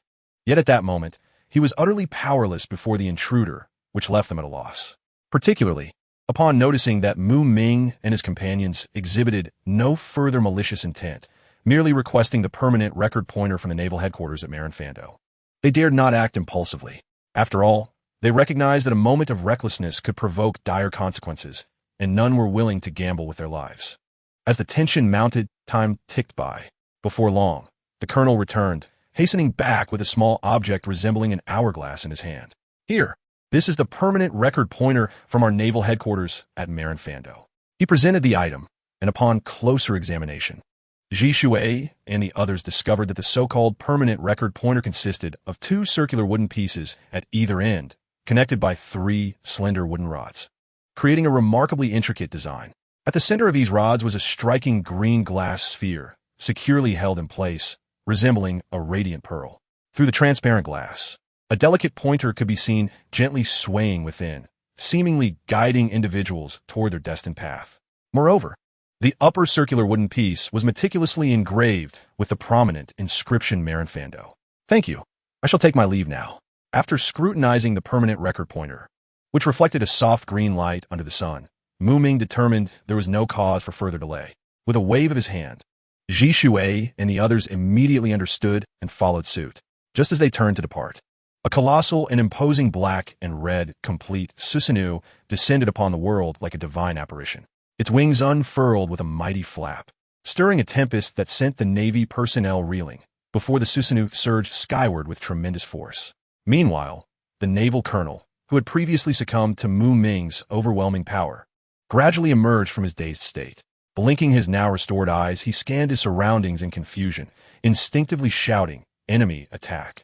Enemy attack!" Upon hearing this unexpected cry, a naval officer, clearly a close confidant of the colonel, rushed over. As he approached, he noted that although the colonel had regained consciousness, he still appeared disoriented. Cautiously, he inquired, "Colonel, have you regained your senses?" However, the colonel, still oblivious to the events he had just experienced, looked back in bewilderment and asked, "What do you mean?" The loyal officer, fully aware of the gravity of the situation, felt compelled to reveal the truth, promptly explaining, "It seems you were controlled by those individuals using some peculiar ability." As he spoke, he gestured toward the direction in which Muming and the others had departed. The other naval personnel, positioned further away, had not witnessed the specific details of the incident. However, the officer, being closer, had perceived the subtle changes in the colonel's eyes during the control exerted by Muming. Despite his confidant's words, the colonel remained perplexed, urging, "Clarify what you mean by being controlled. What exactly transpired?" The officer recounted what he had witnessed regarding the colonel's eyes and how he had cooperatively provided the desired permanent record pointer from the naval headquarters at Marinfando, sharing all his speculations with the colonel. The colonel furrowed his brow, momentarily lost in thought, his gaze flickering as he weighed some important consideration. After a brief pause, he resolutely turned to his subordinate and instructed, "Listen carefully. This matter must remain strictly confidential. You must not disclose a single word to anyone. Do you understand?" After receiving an affirmative response from his trusted officer, the colonel wasted no time, striding with urgency toward the naval base. Upon entering the base, he made his way to the communications room. There, he swiftly grasped a transponder snail and unhesitatingly dialed the number. Meanwhile, at the communications department of the naval headquarters at Marinfando, the phone rang abruptly. A soldier tasked with answering promptly picked up the receiver, politely stating, "Moshi Moshi, this is the naval headquarters at Marinfando." Upon receiving the news from the colonel, the soldier's expression morphed into one of astonishment, prompting him to exclaim, "Nanny, are you certain? This is no trivial matter." He then anxiously inquired, "Do you have their photographs? If so, please send them immediately." After receiving confirmation, the soldier sighed in relief, responding, "All right, understood. I will receive them right away." Not long after hanging up, another officer, also bearing the rank of naval colonel, hurriedly entered the communications room, his expression frantic and beads of sweat forming on his forehead. After confirming the relevant information, he wasted no time, dashing toward a special room. The door to this room was firmly closed, yet prominently displayed was a sign reading Admiral's office. Pausing before the door, the colonel took a deep breath, striving to calm his racing heart. He then slowly raised his right hand and gently, rhythmically knocked on the door. Knock, knock, knock. A commanding voice resonated from within, declaring, "Enter." After receiving permission, the naval colonel took a deep breath, gradually extending his right hand to gently push open the heavy door. With a faint creaking sound, the door swung open, and he stepped inside. The room was brightly lit, allowing the colonel to clearly see a massive desk positioned at the center. Behind it sat a tall, imposing middle-aged man, draped in a navy cloak adorned with golden embroidery, and wearing dark sunglasses. He emanated an aura of authority that commanded respect. Undoubtedly, this individual was the renowned naval marshal, Fo Zhizhangwa. In addition to Fo Zhizhangwa, another noteworthy figure occupied the room. Reclining on a nearby sofa was a middle-aged man with graying hair, soundly asleep and completely oblivious to the colonel's entrance. Amusingly, a large bubble of mucus dangled from his nose, its size surpassing that of his own head. The rhythmic expansion and contraction of the bubble suggested the depth of his slumber. The colonel, ignoring the sleeping man, approached the desk and saluted Fo Zhangwa respectfully. Then softly reported, "Marshal, we have just received urgent news from the East Seas 12th Branch. It has been reported that an invasion has recently occurred at the East Seas 12th Branch. Here is the information regarding the intruders." "What?" Upon hearing this, Zhangwa's expression shifted to one of grave concern. He hurriedly snatched the document from the colonel's hand, scanning it with urgent eyes. Simultaneously, he inquired, "What are the losses at the East Seas 12th Branch? What is the casualty situation? Tell me the details." His voice revealed a trace of tension. Startled by Zhangwa's anxious demeanor, the colonel hesitated before replying, Marshal, according to the intelligence provided by the East Seas 12th Branch, they have only lost a permanent record pointer that directs to our naval headquarters at Marinfando." As he uttered these words, the colonel himself found it hard to believe, his expression reflecting doubt. "Huh?" Zhangwa's eyes widened in disbelief as he abruptly lifted his head to fixate on the colonel, as if trying to discern the truth from his gaze. "What did you just say? Repeat that. What exactly is the loss at the East Seas 12th Branch?" His tone was filled with astonishment and incredulity. Taking a deep breath to steady himself, the colonel reiterated, "Marshal Zhangwa, you truly did not mishear." After repeated confirmations with them, it is indeed the case that the East Seas 12th Branch only lost a permanent record pointer to Marinfando. Although it sounds incredible, it is the truth. Zhangwa fell silent for a moment, seemingly contemplating the implications. Gradually, his previously tense expression relaxed, and an unusual smile crept onto his lips, reflecting both surprise at this unexpected outcome and perhaps some unspoken emotions. He resumed examining the document in his hand, but this time devoid of the earlier tension and anger. The information was regrettably scant, with the most critical sections consisting of only a few images. However, as Zhangwa's gaze fell upon these images, he couldn't help but gasp. They showcased clear images of Mu Ming and several others. Not only that, but there were also stunning scenes of the colossal complete body Susanoo descending and ascending. Remarkably, all of these individuals appeared to be children, including two notably young ones. Zhangguo's attention fixated on the youthful faces of Mu Ming and his companions, pondering the extraordinary powers they might possess. When his gaze settled on the image depicting the massive black and red Susanoo, the room was engulfed in silence. The Susanoo towered, seemingly capable of blotting out the sun, exuding a powerful presence that sent shivers down the spines of ordinary people. What kind of ability was this? Could it be a previously unseen mythical beast-type devil fruit? Or perhaps a unique superhuman-type devil fruit? Faced with this unprecedented ability, even someone as seasoned as Zhangguo found himself unconsciously tapping his fingers on the desk. He furrowed his brow, rapidly contemplating various possibilities. Despite having perused the world government's extensive collection of devil fruit encyclopedias countless times, he had no recollection of anything resembling this towering Susanoo. After all, while he had encountered numerous complex and diverse devil fruit abilities, none had manifested in such a large humanoid form with flight capabilities. Given that at present, they had not caused any substantial harm or losses to the Navy, it seemed prudent to remain unconcerned about them for the time being. All indications suggested that they had gone to great lengths to seek out the record pointer leading to Marin Fanduo, likely with plans to come here. Therefore, it would be wise to adopt a strategy of waiting for them to present themselves willingly. All right, initiate an investigation immediately to see if we can gather detailed information about them, Zhangguo instructed methodically. Understood, Marshal Zhangguo. The naval colonel saluted crisply before swiftly departing the office. Once the colonel's figure vanished beyond the door, Zhangguo leaned back in his chair, allowing himself a moment of relaxation. He then set this matter aside for the time being. As the naval marshal, Zhangguo never adhered strictly to formalities or rigidity in handling affairs. His perspective on issues was notably flexible and expansive. After all, Mu Ming and his companions had not initiated any aggressive actions against the naval branch, nor had they displayed any signs of hostility towards the Navy. This implied that there was currently no severe issue requiring an urgent response from the Navy. Moreover, regarding the permanent record pointer directing to the naval headquarters, it was not particularly classified. Thus, in Zhangguo's view, the immediate priority was not to worry about the pointer falling into the wrong hands, but rather to gain a deeper understanding of Mu Ming and his companions' backgrounds.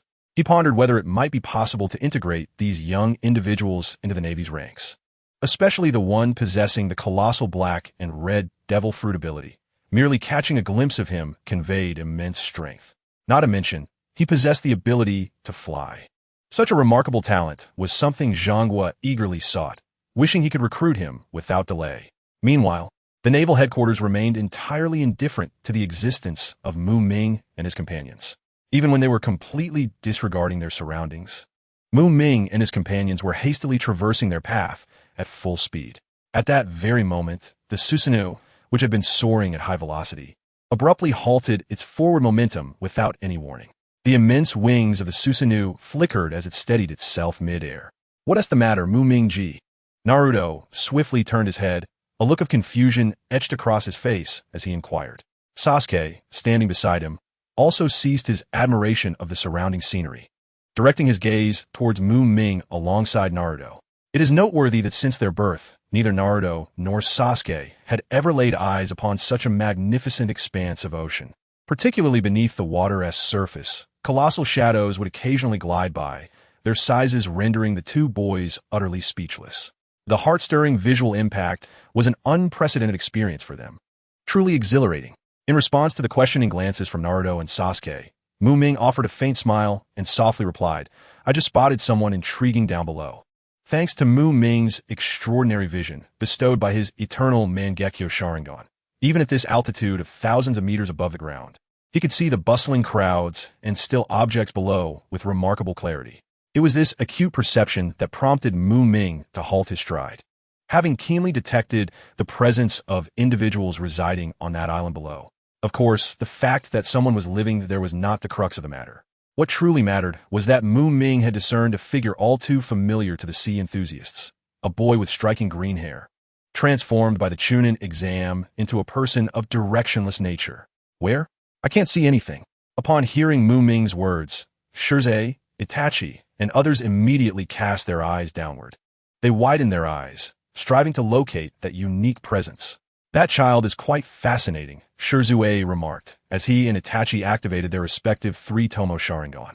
Although their view was not as clear as Muming's, it sufficed for the current situation. However, unlike other Uchiha who had opened their eyes, Sasuke and Naruto could only observe a few indistinct black dots moving below.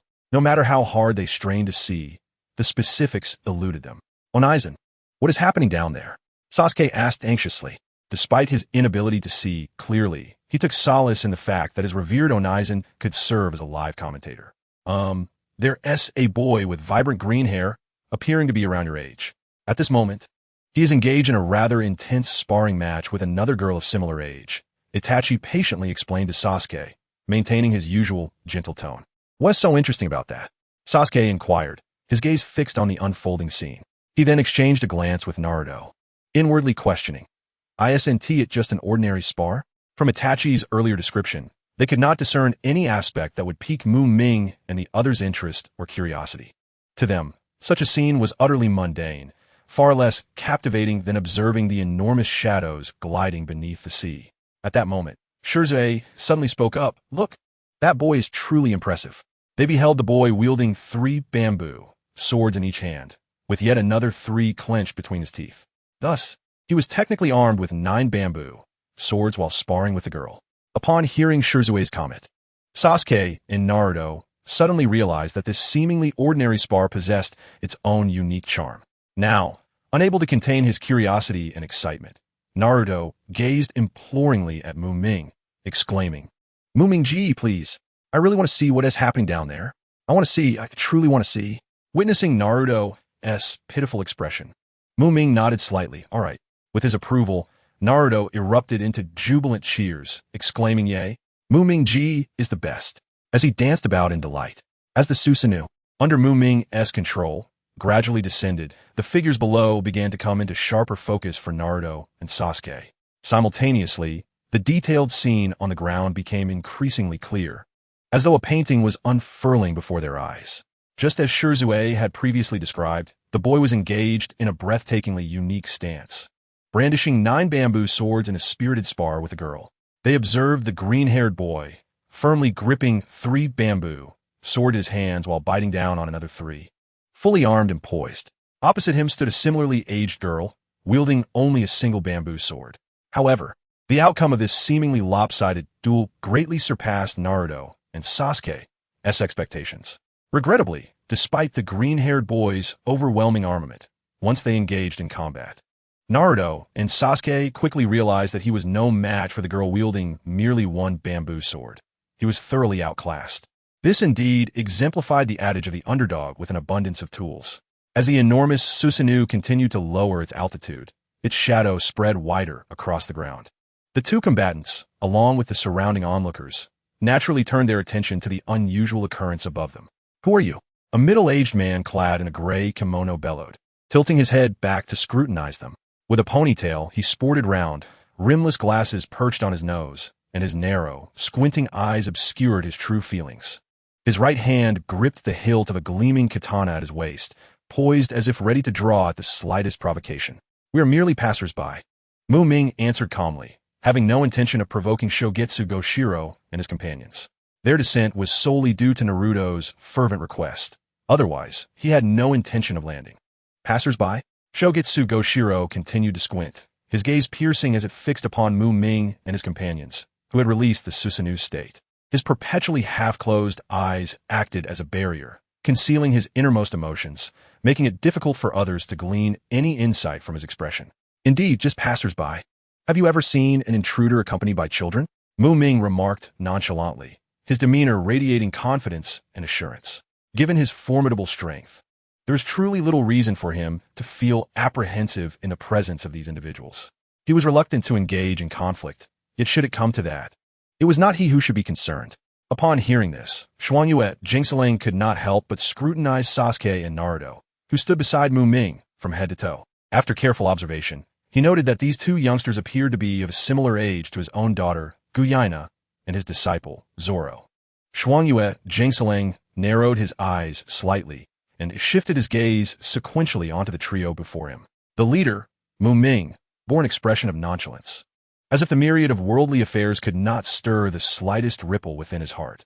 The second, SavesShisui, wore a gentle smile, radiating warmth and approachability akin to a spring breeze, while the last, Itachi, maintained a countenance as inscrutable as still waters, rendering it difficult to discern his thoughts. Observing this scene, UchihaMuming instinctively relaxed the grip on the hilt of his sword. He inhaled deeply and then spoke in a calm voice. "Greetings, I am UchihaMuming, the master of the Shuangyue village swordsmanship dojo." His voice, though soft, conveyed an air of composure and authority. In response to the introduction, Muming politely nodded and replied, "Hello, Master Shuangyue. I am UchihaMuming. The individuals beside me are my kin and friends. This is UchihaShisui, and that is Uchiha Itachi, along with Itachi's younger brother, Uchiha Sasuke, and Uzumaki Naruto." With each name mentioned, the individuals acknowledged UchihaMuming with a slight nod. At this moment, UchihaMuming stepped aside, gesturing for the two individuals behind him to come forward. "Everyone, this is my daughter, Guyaina, and this is my disciple, Roronoa Zoro." Witnessing the courteous demeanor of Muming and his companions, the tension in UchihaMuming gradually dissipated, and his attitude softened considerably. After all, his own disposition bore a striking resemblance to SavesShisui's, both being kind-hearted and gentle souls.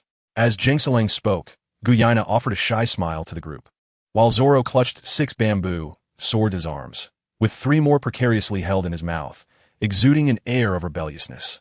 "Oh dear, I must say, green-haired lad, your mouth resembles a storage for candied hawthorns with so many bamboo swords crammed in. Does it not feel sore?" Among the crowd, the only one audacious enough to voice such a remark was none other than the ever-jovial Uzumaki Naruto. It was evident that his words were directed at Zoro. No sooner had Naruto finished speaking than laughter erupted from the gathered company, each individual unable to contain their amusement, their mirth echoing through the air. "Enough of this. Stop the chatter," came a furious shout from young Zoro, causing the bamboo swords that had been tightly held in his mouth to tumble to the ground like beads from a broken string.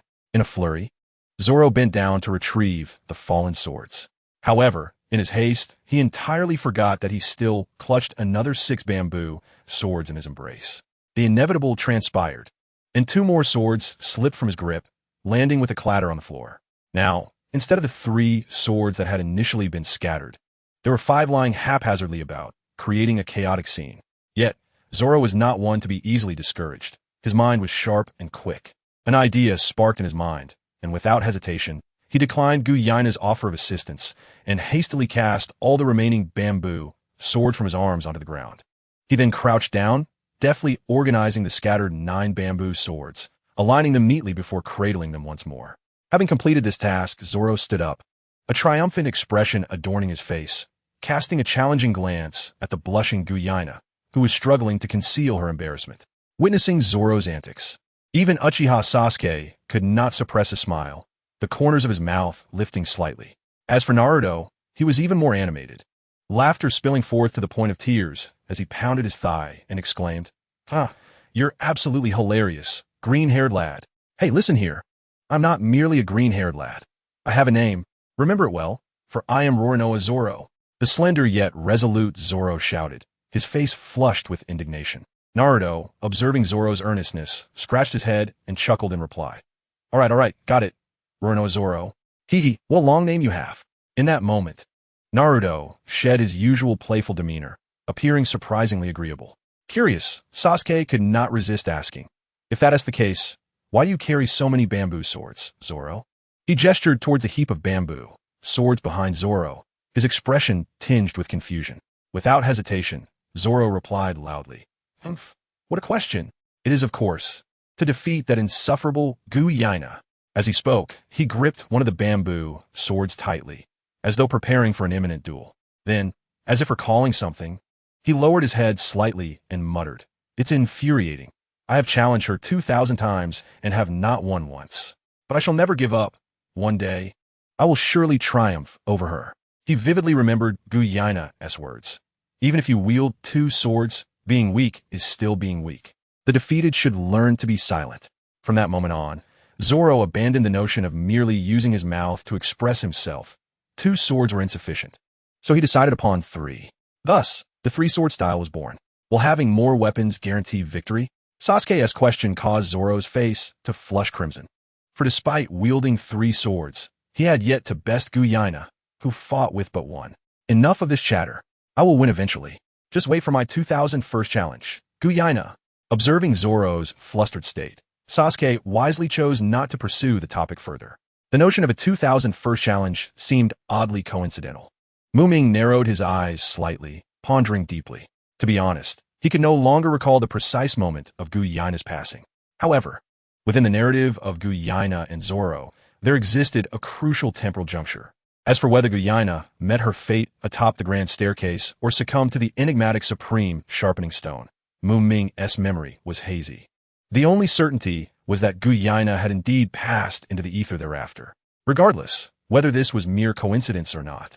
Since destiny had conspired to bring him to this moment and place to encounter her, why should he hesitate to grant her a chance? Muming's eternal kaleidoscopic Sharingan was already activated, and at this moment, he discreetly cast a glance at Guyaina.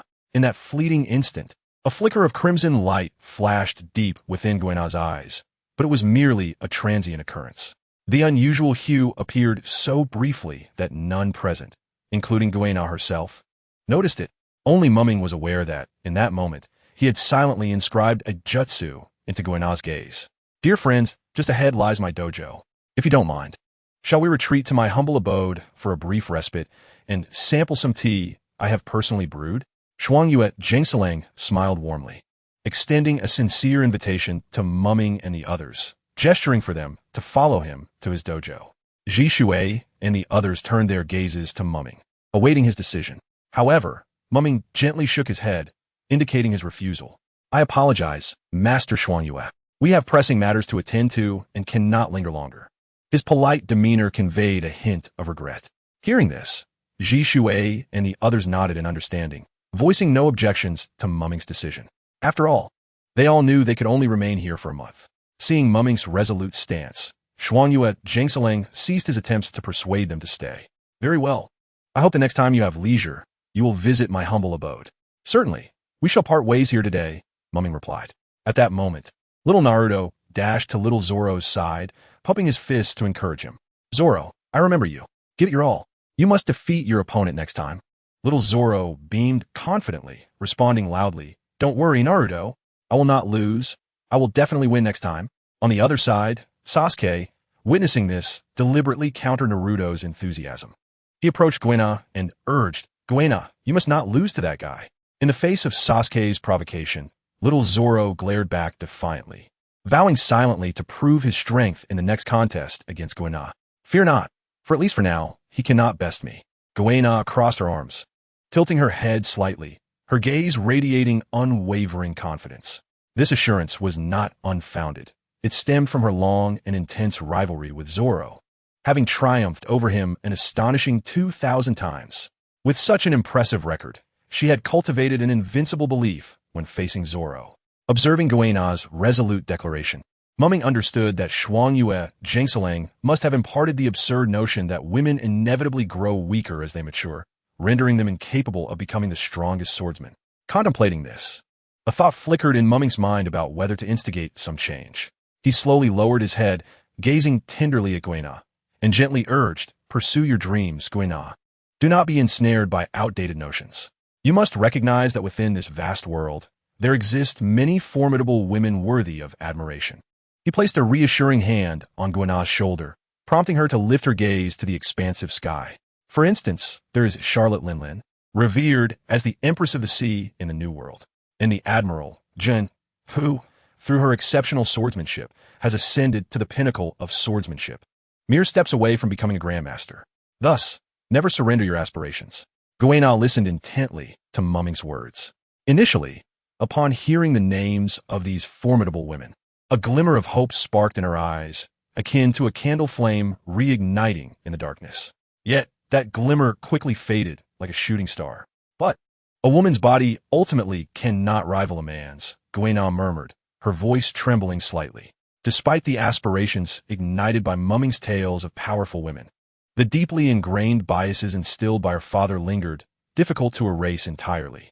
At that moment, Mumming decisively interrupted Guena's impending words, his gaze unwavering and sharp as he looked in her eyes. De notre début. There are solutions to these challenges. If your physical capabilities have genuinely reached their limits, you can harness the power of the devil fruit to further enhance your physical potential. Indeed, the mythical zoan-type devil fruits are exceedingly rare. However, ordinary zoan-type devil fruits are not uncommon throughout the vast seas. I believe that when the time comes, with the strength you will possess, acquiring a common zoan-type devil fruit should not pose a significant challenge. Mumming's words struck like a bolt of lightning, illuminating Guena's previously dim heart. She widened her eyes, incredulity etched on her face as she gazed at this eloquent figure before her.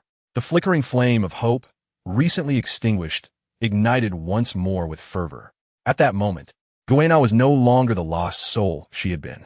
She had clarified her path forward, relentless training to grow stronger.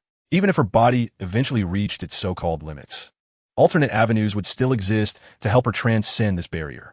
As this realization washed over her, Guena felt an unprecedented surge of passion coursing through her veins, igniting an indomitable spirit that spread throughout her entire being. Xuangyue Jingsalang, who had quietly observed his daughter, sensed the subtle transformation occurring within Guena. She seemed to have undergone a metamorphosis, radiating a chillingly fierce aura that even those unacquainted with swordsmanship could perceive.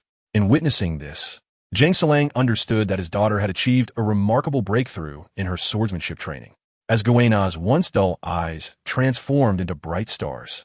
The aura she emitted sharpened like a drawn sword, enveloped in a fervent battle spirit. This extraordinary change left little Zoro and little Naruto utterly speechless.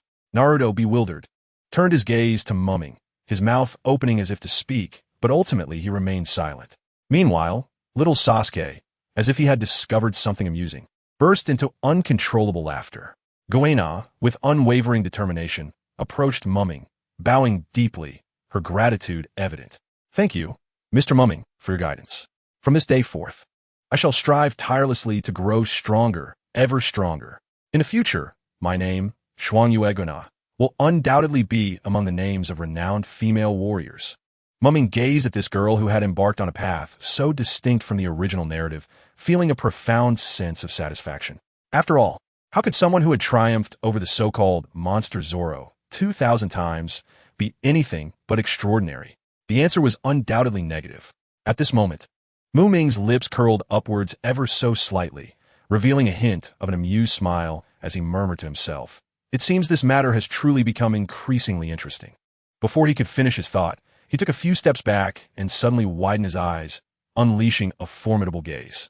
Immediately, the towering complete form of Susanoo, rising hundreds of meters into the sky, reappeared before the onlookers, resembling a majestic mountain that emanated an overwhelming pressure.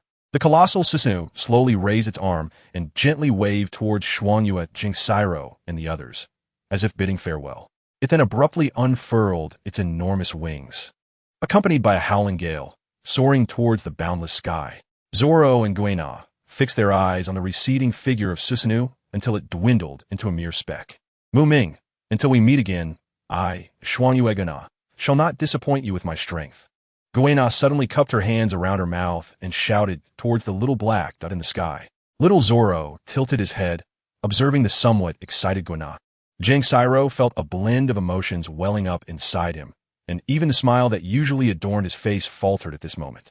Meanwhile, within Susanoo, Brother Muming, "Are we heading straight to that Navy headquarters now?" Little Naruto was seated cross-legged in the spacious interior of Susanoo, gazing up at the tall and upright Muming with his innocent face. "Indeed, everyone, hold on tight, for I shall accelerate this big fellow." Muming replied with a smile, his gaze sweeping over the relaxed group inside Susanoo. Noticing their unguarded demeanor, a subtle, mischievous smile crept across his lips. He took a deep breath, and his chakra surged forth like a tempestuous tide, while his unique eyes sparkled with radiant light, continuously channeling energy into Susanoo. At that moment, the previously steady flying Susanoo erupted with astonishing power, charging forth like a runaway stallion. Shisui and Itachi were suddenly overwhelmed by an intense sensation of being propelled forward. However, their reactions were swift, and they quickly summoned their chakra, especially from their feet, to stabilize themselves within Susanoo. In contrast, Little Sasuke and little Naruto found themselves in a more precarious situation. Sasuke was fortunate, as he had been obediently standing beside his beloved brother Itachi. When Susanoo suddenly accelerated, his body involuntarily leaned back, but quick-witted Itachi swiftly reached out, firmly grasping Sasuke's collar, preventing him from falling. Unfortunately, poor little Naruto was not as lucky. While he sat comfortably, he was completely unprepared for what was about to happen. Suddenly, an overwhelming force struck him without warning, propelling him backward like a ball, leaving him no time to react. He rolled uncontrollably until he finally came to a stop at the edge of Susanoo's wall. Dazed and disoriented, he struggled to rise. But as he attempted to walk, he swayed unsteadily, resembling a tipsy drunkard. NGH, NGH, NGH, a series of dry heaves escaped Naruto's lips. His retching caused Muming's expression to turn slightly green. In a flash, he moved like the wind to Naruto's side, gently placing his right hand on Naruto's shoulder. He then took a deep breath, secretly channeling the mysterious restorative power contained within the horse talisman. As this energy flowed, Naruto suddenly felt a warm, gentle current streaming from his shoulder into his body. This soothing sensation seemed to possess magical properties, instantly dissipating the earlier discomfort as if it had encountered its nemesis. Wow, Brother Muming, that was incredible. Do it again, please, Naruto exclaimed, his clear eyes wide with excitement and anticipation, even waving his hands unconsciously. Clearly, he was not at all angered by the earlier discomfort, but rather filled with curiosity about this wondrous experience. Observing Naruto's enthusiastic reaction, Muming was momentarily taken aback, then shook his head helplessly, covering his face with his left hand. However, he soon lowered his hand, revealing a faint smile as he said, "All right, little one. No more jesting. Are you all ready? We shall accelerate once more." With that, Muming's gaze shifted to Naruto, who was tightly holding onto Shisui's waist, and Sasuke, who clung to Itachi, his expression becoming focused. At this moment, Muming shed any playful demeanor, concentrating entirely on the impending rush. With the support of the horse talisman, he could unleash his chakra and physical strength without hesitation. A thunderous sound erupted. The once tranquil, pristine clouds above were suddenly disrupted, forming a massive, conspicuous circular void centered around Susanoo. This gaping hole appeared to have been torn open by an invisible force, with swirling clouds at its edges, creating a striking visual. Such an extraordinary phenomenon only manifests when flight speeds successfully breach the sound barrier. At this moment, Susanoo not only broke through the sound barrier, but surged forward like a frenzied stallion, showing no signs of slowing down. 1 times the speed of sound? Far from sufficient. In the blink of an eye, it soared at twice the speed of sound. Yet this was still not the limit, as it rapidly surpassed 3 times the speed of sound. Thus, Susanoo's velocity continued to escalate, shattering previous records. High above, amidst the endless expanse of sky, there was nothing but layers of pristine white clouds. Such vast and empty skies allowed Susanoo to race freely, unburdened by the fear of colliding with any obstacles. Should anyone stand below, gazing upwards, they would witness a breathtaking sight. Amidst the thick, snow-white clouds, a slender, dark line streaked across the sky at an unimaginable speed. This black line, like lightning, flashed across the heavens in an instant, leaving an indelible impression. Meanwhile, Muming was entirely focused on the permanent record needle of Marineford in his hand, propelling himself forward with all his might in the indicated direction, towards the grand and magnificent Marine headquarters, Marineford. This is the core base of the Navy, an organization directly under the world government, where countless valiant and fearless naval warriors steadfastly uphold the mission of maintaining global peace and order. On this day, the sun shines brightly, a gentle breeze caresses the air, and the azure sky resembles a vast sapphire, crystal clear and resplendent. The pristine white clouds drift leisurely within this expanse.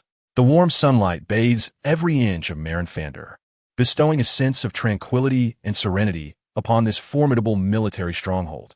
Ah, what a splendid day.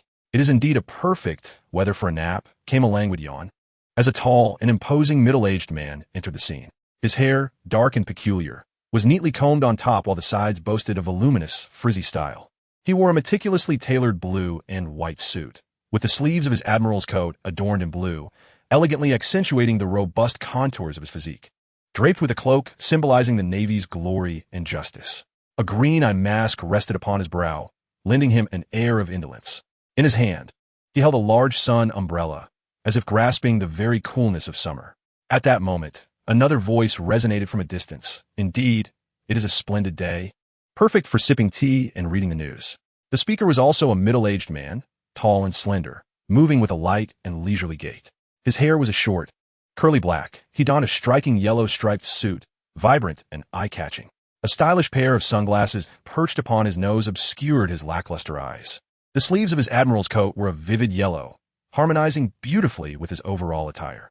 Like the former, he too was cloaked in the emblematic garment of naval honor and justice, fluttering in the breeze with a crisp sound. However, unlike his companion's dignified demeanor, this man bore a slightly lewd expression, a smirk perpetually lingering at the corners of his mouth, rendering his true thoughts elusive. At that moment, he casually strolled down the deck of the ship, appearing like a gentleman taking a leisurely stroll. "You two are truly too carefree," came a sharp admonishment, as another figure descended from a different warship. This individual was tall and robust, clad in a striking red suit that perfectly accentuated his muscular frame. He wore a rather ordinary naval hat, its brim slightly lowered, enhancing his imposing presence and highlighting his stern countenance. The sleeves of his admiral's coat were dyed a bold red, reminiscent of blazing flames, while a vivid pink rose adorned the pocket of his coat, adding a subtle touch of gentleness to his fierce appearance. His cloak, a symbol of naval justice, billowed in the wind with a resonant sound. These three individuals were renowned in the pirate world, instilling fear in countless pirates as the highest combat forces of the Navy headquarters. They not only possessed extraordinary strength, but also wielded formidable powers derived from the natural type devil fruits. The languid man was the user of the natural type ice fruit, known as Kazan, with the Navy codename Akiji. Wherever he chose to tread, an aura of coldness enveloped him, capable of freezing everything into icy sculptures, even the ocean itself. The slightly lewd man was the user of the natural type light fruit, known as Borsalino, with the Navy codename Kizuru. His speed was unparalleled, making it nearly impossible to capture his silhouette. Lastly, the fierce and imposing figure was the user of the natural type magma fruit, known as Sakazuki, with a Navy codename Akainu. His power transformed him into a humanoid volcano, with searing magma that could melt anything in its path. Coincidentally, today marked a rare occasion where these three admirals gathered at the Navy headquarters. Under normal circumstances, each would be occupied with different missions, making such a convergence infrequent. Borsalino had long been stationed at the Scientific Defense Unit, while Kuzan and Sakazuki adhered to a rotation system. This meant that when one was dispatched on a mission, the other remained at the Navy headquarters to maintain their post. This arrangement stemmed from the Navy's stringent internal regulations, which mandated that the three admirals must never leave the headquarters simultaneously, ensuring that at least one remained to safeguard the main base. After all, the Navy headquarters is the core hub of the entire naval force, and its security is of paramount importance, leaving no room for error. As the three were about to exchange words, Borsalino's expression suddenly shifted, a peculiar red light flashing in his eyes. He swiftly raised his gaze to the seemingly empty sky above, as if sensing something extraordinary approaching Marin Fander at an astonishing speed. Almost simultaneously, Sakazuki and Kuzan also detected the anomaly. They reacted with remarkable agility, raising their heads in unison, directing their attention to the vast cerulean sky. This fleeting moment revealed that in terms of Kinbunchika hockey, Borsalino undoubtedly possessed the greatest prowess among the three admirals, while Sakazuki and Kuzan's abilities were nearly on par with each other. "Hey, what on earth is that?" exclaimed Borsalino in astonishment. "I have never encountered anything so bizarre in my entire life." As he spoke, the naval personnel followed his gaze. Before their eyes, a small black dot gradually emerged. Initially insignificant, it rapidly expanded in size as time passed, until it became unmistakably clear, a colossal figure, entirely black and red, adorned with wings. At that moment, Susanoo soared through the skies like a mighty eagle, hurtling towards them with a thunderous roar akin to distant thunder. Could it be an invader? Just then, the previously silent Sakazuki's eyes widened, a terrifying red glimmer flashing within. Simultaneously, an acrid and potent sulfurous odor began to emanate from his arm. As Susanoo approached the defensive perimeter of Marin Fander without any sign of slowing down, revealing several figures that were not part of the Navy, Sakazuki decisively shouted, "Meteor Volcano." Without affording Borsalino any chance to react, he abruptly raised his arms high. Astonishingly, his arms transformed into two streams of scorching lava, engulfed in flames and emitting thick smoke. Immediately following, two colossal fists composed of magma, wielding boundless might and searing heat, hurtled towards the Susanoo with the velocity of meteors. No, they were not merely fists. They resembled a relentless barrage, akin to a Gatling gun, continuously unleashing immense and scalding magma punches. These magma fists appeared inexhaustible, delivering a heart-pounding temperature and terrifying impact as they rained down upon the Susanoo in the sky. Unlike the original narrative where the meteor volcano ascended into the heavens before descending, this iteration of the meteor volcano launched directly upwards, striking the Susanoo head-on. Inside the Susanoo, Muming had already taken note of the 3 admirals stationed at the harbor. However, before he could successfully land on the ground, the meteoric magma punches were racing toward his face. Wow, this ninjutsu is truly spectacular. Little Naruto, witnessing such a breathtaking display of magma fists, felt his eyes sparkle with admiration, transforming into 2 bright little stars. Even the typically composed Sasuke could not help but nod in acknowledgement of this formidable ninjutsu. Even Jishuei and Itachi, both seasoned ninjas, paused to observe this grand scene with keen interest. Yet, when faced with the impending magma punches, they appeared remarkably calm. For Muming was present. Confronted with the fierce magma onslaught, Muming's lips curled into a confident smile. "So, this is Admiral Akanu's meteor volcano," he murmured softly, his gaze fixed on the distant figure of Admiral Sakazuki, who was unleashing the meteor volcano. With a flick of his right hand, he drew forth a weapon from the void. Alas, it was not a sword that emerged, but a massive halberd, which materialized in the hands of the Susanoo. Without the need for any special techniques, the Susanoo, resembling a divine being, grasped the halberd and began to spin it rapidly before itself. In an instant, the unparalleled rotation formed an indomitable whirlwind shield. At that moment, the myriad of magma fists descended like a torrential downpour. Yet, before the whirlwind shield generated by the halberd, they proved as fragile as tofu. The sound of crisp impacts echoed as the seemingly mighty magma fists were effortlessly deflected by the Susanoo, with none breaching its defenses. Witnessing this spectacle, Kazan and Borsalino, who had previously been indifferent to the battle, suddenly wore solemn expressions. They understood that the power displayed by this enigmatic giant had exceeded their expectations. Just then, Kazan heard a light shout beside him. "I too shall join the fray." Before the words had left his lips, Borsalino's body erupted in a dazzling radiance. In the blink of an eye, he appeared in the high skies behind the Susanoo like a specter. Subsequently, Borsalino crossed his arms over his chest and unleashed his ultimate technique, the Hakishaku Kogyaku. In an instant, countless luminescent photons gathered rapidly behind him, resembling burning meteors.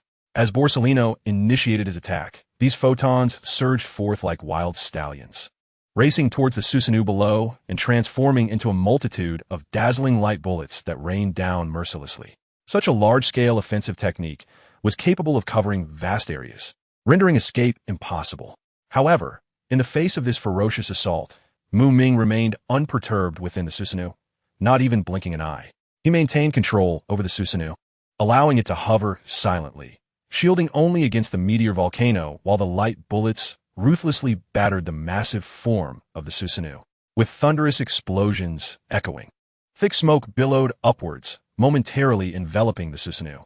According to the famous no harm amidst smoke principle in the anime world, as the smoke gradually dispersed, the onlookers were astonished to find the Susanoo standing intact, not a single mark of damage upon it. Its imposing figure continued to emanate an aura of dread. Within the harbor, Borsalino's figure flickered like a flash, and in an instant, he landed steadily back on the ground. He glanced at the radiant Hakishaku Kogyaku in his hand, shook his head, and muttered to himself with a hint of disappointment. "This thing is utterly incapable of breaking through defenses." He then raised his head, offering a resigned smile to Sakazuki and Kazan, scratching his head as he complained, "I've tried my best, but it still doesn't work." Regarding Borsalino's inability to breach defenses with the Hakishaku Kogyaku, neither Sakazuki nor Kazan displayed much surprise or concern. After all, having worked alongside Borsalino for many years, they were well aware of each other's capabilities. While the Hakishaku Kogyaku was formidable, its effectiveness against a truly powerful foe was often limited, more commonly employed to clear the battlefield of weaker adversaries. Meanwhile, Muming remained vigilant, closely monitoring the movements below. Upon witnessing Borsellino and the others cease their assault, a glimmer of displeasure flickered in his eyes. Swiftly, he formed hand seals, and in an instant, 3 identical clones of Mu-Ming appeared within the immense Susanoo. Following this, Mu-Ming directed the Susanoo to ascend slowly, its colossal form gradually distancing itself from the ground. Below, Sakazuki, Kazan, and Borsellino all shared a singular thought. This fellow intends to escape. However, would the situation truly prove as simple as they imagined? The answer was decidedly negative. Before Borsellino could make a move to intercept, 3 dark figures plummeted from the sky like meteors. Observing this, Sakazuki and the others refrained from acting rashly, fixated on the 3 shadows. As these figures landed steadily, they were astonished to discover they were identical in appearance. Triplets? Kazan could not help but express his confusion, pondering the origins of these 3. Yet, there was no time for further contemplation. One among them shouted, "Who cares? Since they dared to intrude upon our Navy headquarters, let us subdue them first." The speaker was none other than Sakazuki. In fact, prior to Sakazuki's initial assault, the relevant personnel had swiftly evacuated the surrounding crowd. Thus, Sakazuki could act with confidence. He lunged forward with a powerful aura emanating from him, bellowing, "Hellhound!"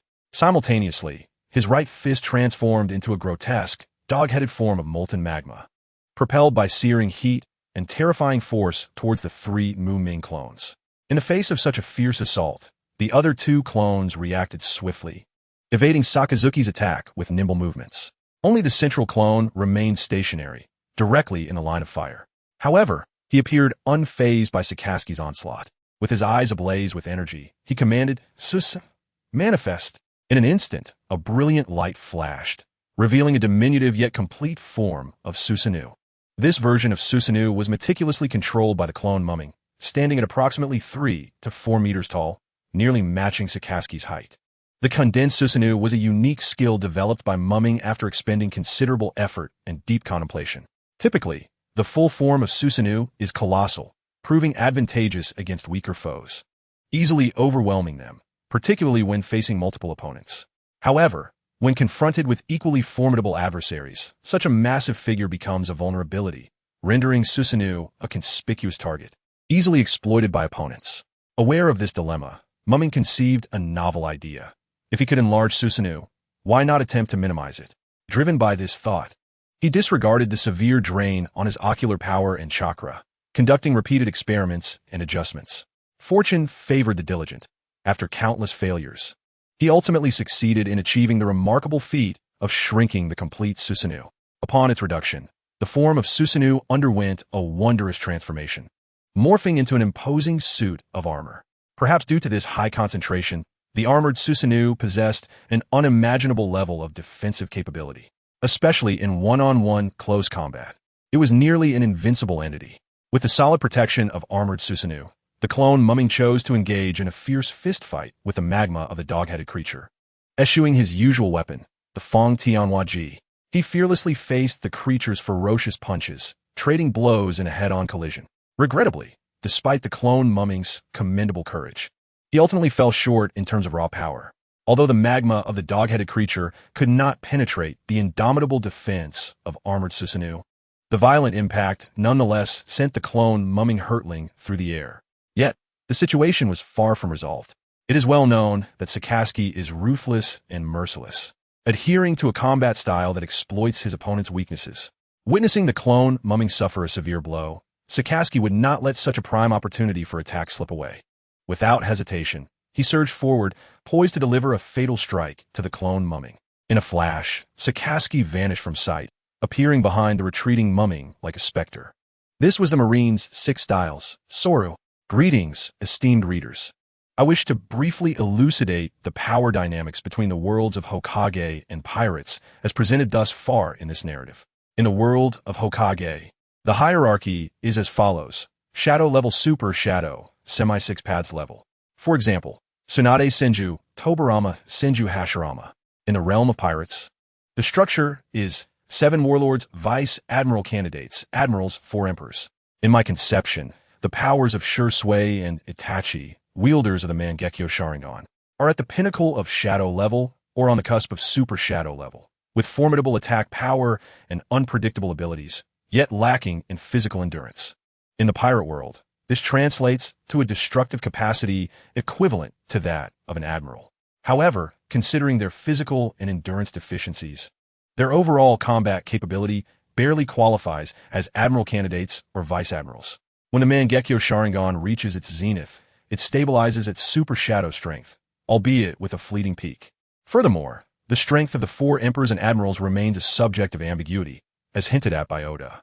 Therefore, I shall establish my own parameters based on historical performances. May fortune smile upon me, so that I am not betrayed by Oda. My new parameter suggests that the former admirals and the old four emperors exist on a similar plane. The new four emperors and new admirals have yet to display much, so I shall reserve judgment. However, the four emperors possess a slight edge over the admirals.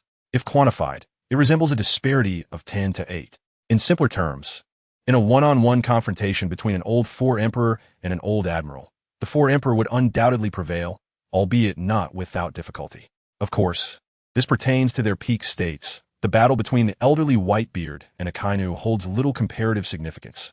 Next, concerning super shadows in the Hokage universe. They are essentially equivalent to admirals or four emperors in my framework. In my delineation, admirals and four emperors correspond to the super shadow level in Hokage, akin to figures such as Senju, Tobirama, and Nagato with the 6 paths. Meanwhile, Senju Hashirama, Uchihadora, Might Guy, Healthy Nagato, and Kakashi with double Kemi, along with Obito displaying the Rinnegan, belong to the semi-6 paths level. Currently, the protagonists reside within this tier. As for the pirate world, no entities of this caliber have yet emerged. The Gorosei are on par with the emperors, but similarly fall into the categories of admirals and four emperors. To express this numerically, the four emperors rated 10, the admirals an 8, and the Gorosei as 6. Thus, in terms of overall strength, the hierarchy is four emperors, admirals, Gorosei. However, their defensive capabilities, recovery abilities, and seemingly invincible traits are rather peculiar, even bordering on absurdity. As for the enigmatic Emu, I currently possess no information regarding her, so she shall not factor into this discussion. In my plans, she shall remain dormant for the time being. That is all for now. If further thoughts arise, I shall supplement them as needed. Great fire! With Sakaski's exclamation, his aura surged dramatically, akin to an impending volcanic eruption. His feet propelled him forward with such force that the ground beneath him bore a deep imprint, and he shot towards Mumming like an arrow released from a bow. Simultaneously, his right arm transformed into a towering mass of magma, the swollen magma fist swelling larger than Sakaski himself, clearly gathering power for a lethal strike against Mumming. Yet, just as Sakaski swung his fist, poised to strike Mumming, an unexpected event occurred. The Susanoo wings behind the beleaguered clone, Mumming, suddenly began to flap violently. The tremendous wind generated visible ripples in the surrounding air, and propelled by this force, the clone Mumming soared upward, effortlessly evading Sakaski's seemingly inevitably fatal blow. Haha, bewildered. Are we? Did you not see that I have wings? I can fly. The clone Mumming's face bore an arrogant grin as he mocked the grim face Sakaski below, reveling in his triumph. Seeing Mumming hovering above, Sakaski seethed with fury, wishing to thrust his molten magma into the other's mouth, silencing his insolence once and for all. A response is warranted. Now it is my turn. With a slight smirk, the clone Mumming waved his hand, and a familiar glimmer appeared as the Fong Tianhua Ji materialized in his grasp. At this moment, witnessing all of this, Sakasuki could not help but widen his eyes, pondering inwardly. Who on earth are these individuals? Recalling the towering giant from earlier, who had also employed such tactics, his brow furrowed tightly in contemplation. Unable to contain his growing curiosity, he finally spoke up, demanding, "Who are you, truly?" However, in response to Sakasuki's inquiry, this avatar of Mook Ming responded with a cheeky grin. He guessed. Unlike the original Mook Ming, this avatar's demeanor was remarkably carefree, as though entirely unrestrained. To be frank, such a personality could incite a fierce ire in opponents, who would undoubtedly yearn to rush forward, pin him down, and deliver a thorough thrashing.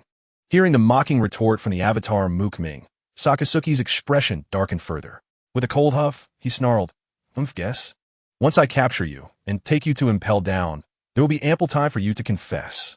As his words fell, a sinister smile spread across his face, clearly indicating that he was truly enraged. Sakasuki had never been one for idle chatter. He preferred to resolve matters through decisive action rather than words. His question had merely stemmed from a moment of curiosity and instinctual response.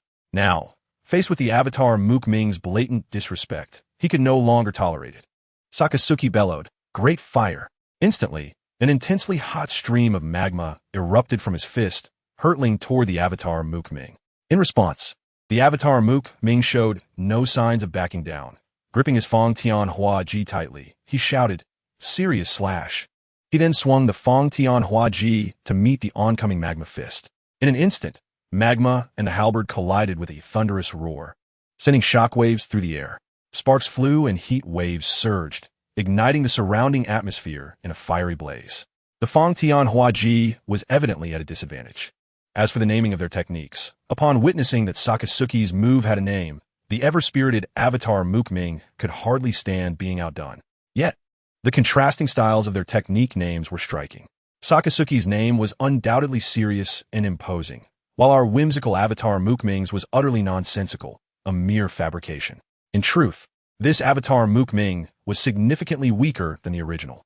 Yet, here he was foolishly opting to confront the physically formidable Sakasuki head-on, akin to striking a stone with an egg. Were it not for the protection afforded by Susanoo, he would have been obliterated by Sakasuki countless times over. Indeed, witnessing the avatar UchihaMuming being tossed around like a yo-yo by Sakasuki was a pitiful sight, prompting the other two avatars to intervene. Just as they contemplated stepping forward to assist, they were unexpectedly blocked by Borsellino and Kazan. The situation grew increasingly tense. "Could you please remain quiet here? Hey there, buddy. Show us some courtesy and stay put, all right?" Observing that these two had no intention of engaging, the two avatars exchanged glances and retreated, evidently abandoning their plan to aid their yo-yo counterpart. "What a wise choice," Kazan remarked with a yawn. Casting his gaze toward the avatar UchihaMuming locked in fierce combat with Sakasuki. The avatar UchihaMuming appeared to be at a disadvantage, enduring what seemed like a relentless assault from Sakasuki, resembling a yo-yo being mercilessly struck in midair. "Hey, can you ease up a bit? If this continues, I might actually get angry." The avatar UchihaMuming, clearly flustered, felt his previously calm demeanor turn crimson with rage. Yet, faced with Sakasuki's ferocious onslaught, he seemed unable to devise an effective counterattack. Hearing the avatar UchihaMuming's protests only spurred Sakasuki on, as he laughed maniacally. "Ha ha, kid, if you have the guts. Why not fight back? What good is it to just shout here? Do you expect me to show mercy?" With that, Sakasuki launched a powerful punch, sending the avatar UchihaMuming flying several meters away, crashing to the ground in a cloud of dust. When do you feel the most exhilarated? When someone boldly provokes you. In the next moment, they are pinned down and begging for mercy. This is precisely the elation Sakasuki was experiencing. "Fine, you've pushed me to this." The avatar UchihaMuming, now angered, felt the tension rising. "When do you feel the most humiliated? When just a moment ago, you were the one taunting, and now you can't even lift your head in defeat." This was the exact sentiment engulfing the avatar UchihaMuming. As Sakasuki continued his relentless assault, his powerful fists whistled through the air towards the avatar UchihaMuming. However, something unexpected occurred. In the blink of an eye, the avatar UchihaMuming, who had been standing still, suddenly vanished without a trace. Before Sakasuki could process this development, an overwhelming force struck him from behind. In an instant, Sakasuki felt as if he had been struck by an invisible giant foot, propelling him like a cannonball and crashing him down onto the ground, raising a cloud of dust. What has happened? Sakasuki was taken aback, utterly astonished that his opponent could evade his attack so effortlessly and launch a counter from behind. Confusion and shock filled his mind, leaving him momentarily bewildered. Yet, the pride of being an admiral quickly snapped him back to reality. He roared, "Canine bite of the Crimson Lotus." As his words echoed, a searing red light enveloped his right arm, which rapidly transformed into molten magma. The magma flowed and churned, gradually forming into a gigantic and fierce canine head. Sakasuki then swung his arm forcefully, the magma canine head extending at astonishing speed, baring its fangs and lunging toward the avatar UchihaMuming.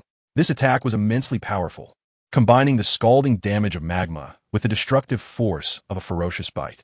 Yet, in the face of such a fierce assault, the avatar UchihaMuming did not even glance back.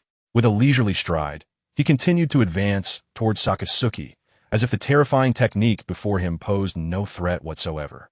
As the magma canine head opened its massive jaws, ready to sink its teeth into the avatar Mukming. At that moment, the avatar's crimson right eye subtly shifted. In an instant, a mysterious light flashed from his eye.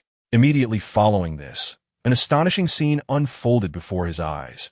The ferocious head of the magma hound, akin to an ethereal shadow, passed through the body of the doppelganger Muming and plunged into the ground, vanishing without a trace in an instant. Even the ground that had absorbed this molten blow remained unscathed.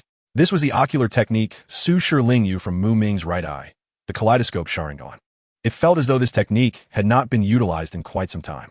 To elaborate, once Muming activated this ocular art, he could create an absolute domain under his control within a certain range. Within this realm, the material forms of reality could be freely transformed according to Muming's will. Solid entities could become illusory and vice versa. This interplay of reality and illusion shifted with Muming's thoughts, devoid of any discernible pattern. The sole limitation was that it could not transform other living beings aside from Muming himself. However, the magma at this moment was indeed a non-living substance. It is noteworthy that in the world of pirates, those possessing Logia-type abilities, as well as any capable of executing ranged attacks, would invariably be restrained by Muming's unique ocular technique. Even when confronted by formidable hand-to-hand combatants like Carp, who relied purely on physical prowess, the inability to transform his fists into mere phantoms was inconsequential. Muming could simply emulate Uchiha Bido, avoiding the opponent's attack by becoming intangible himself. Consequently, any assault from the adversary would strike as if against thin air, never touching a hair on Muming's being. What could possibly be happening? What devil fruit user are you? As he witnessed his powerful attacks completely miss their mark, Sakazuki's eyes widened in disbelief. Despite his reputation for toughness, the current events were too bizarre for him to accept in that moment. Nevertheless, Sakazuki was not one to easily concede. A stubborn and indomitable spirit coursed through him. Gritting his teeth, he summoned all his strength to launch an even fiercer onslaught. Waves of scorching magma fists rained down upon the doppelganger Muming. Yet, without exception, these seemingly formidable blows passed harmlessly through Muming's form, as if he were merely a fleeting illusion, causing not even the slightest harm. Simultaneously, the relentless magma fists crashed mercilessly upon the naval headquarters port behind Muming, transforming this previously peaceful area into a terrifying wasteland, overflowing with molten rock and engulfed in flames. Thick plumes of smoke billowed skyward, obscuring the sun. The searing magma flowed forth, turning everything in its path to scorched earth. The entire scene resembled the onset of an apocalypse, evoking fear in all who beheld it. Haha, futile. The corner of the doppelganger Muming's mouth curled into a faint smile, and with a sudden motion, he swung his right arm, clenched into a fist, and struck fiercely toward Sakazuki with unparalleled speed. Just as Muming's fist was about to collide head-on with Sakazuki's, the once ordinary-sized SavesShisui fist rapidly expanded, swelling to an enormous size in the blink of an eye. At that moment, Sakazuki felt a darkness envelop him, as if a colossal fortress of steel were crashing down upon him. Before he could react, an overwhelming force collided with his body, and in an instant, Sakazuki was sent flying as if struck by a cannonball, his form soaring through several thick walls before crashing to the ground in a rather undignified manner. Meanwhile, the successful doppelganger Muming lowered his head, curiously examining his fist, which had returned to its normal size, and murmured to himself, "Hee. The multiplication technique of the Akimichi clan is indeed intriguing. It feels delightful to use." From Muming's words, it was evident that this sudden enlargement of a body part stemmed from the unique secret arts of the Akimichi clan in Konohagakure. Though the damage inflicted by this move was not particularly astounding, it consistently caught opponents off guard, often yielding unexpectedly effective results, making it exceedingly entertaining. Just as Sakazuki rose from the ground, brushing off the dust from his attire and steeling himself to charge at the doppelganger Muming once more, a synchronized and heavy sound of footsteps approached. A group of figures clad in white justice cloaks and navy caps appeared before everyone. Leading the way was the formidable Fleet Admiral Sengoku, tall and serious, with sharp eyes that seemed to pierce through all schemes and plots. Following closely beside Sengoku was the legendary marine hero, Carp, whose robust physique and boisterous smile left a lasting impression. Accompanying them was the elegant marine vice admiral, Su. Despite her petite stature, possessed exceptional wisdom and keen decisiveness. Additionally, there was Zephyr, a former Marine admiral who had now become the new chief instructor of the Marine Corps. Behind him trailed a cadre of current vice admirals, each a battle-hardened warrior of extraordinary strength. Sengoku immediately spotted the somewhat disheveled Sakazuki and the distant doppelganger Muming. Subsequently, his gaze shifted to the unharmed Kuzan and Borisolino before finally resting upon the two identical doppelgangers of Muming. Upon seeing this, Sengoku could not help but furrow his brow tightly. What on earth is happening here? Who are you? At this moment, the doppelganger Muming opposite Kazan noticed the imposing group of Marines, and a flicker of keen insight flashed in his eyes. Without hesitation, he called out to the other two doppelgangers, "Enough games, let us engage directly." Upon hearing this, Sengoku's expression changed, and he shouted an urgent command. "Everyone, heed my orders. You must stop them." However, his command seemed to have no effect, for they were facing Muming, who possessed the power of time. At that moment, the complex patterns in the left eye of the three doppelgangers of Muming subtly shifted.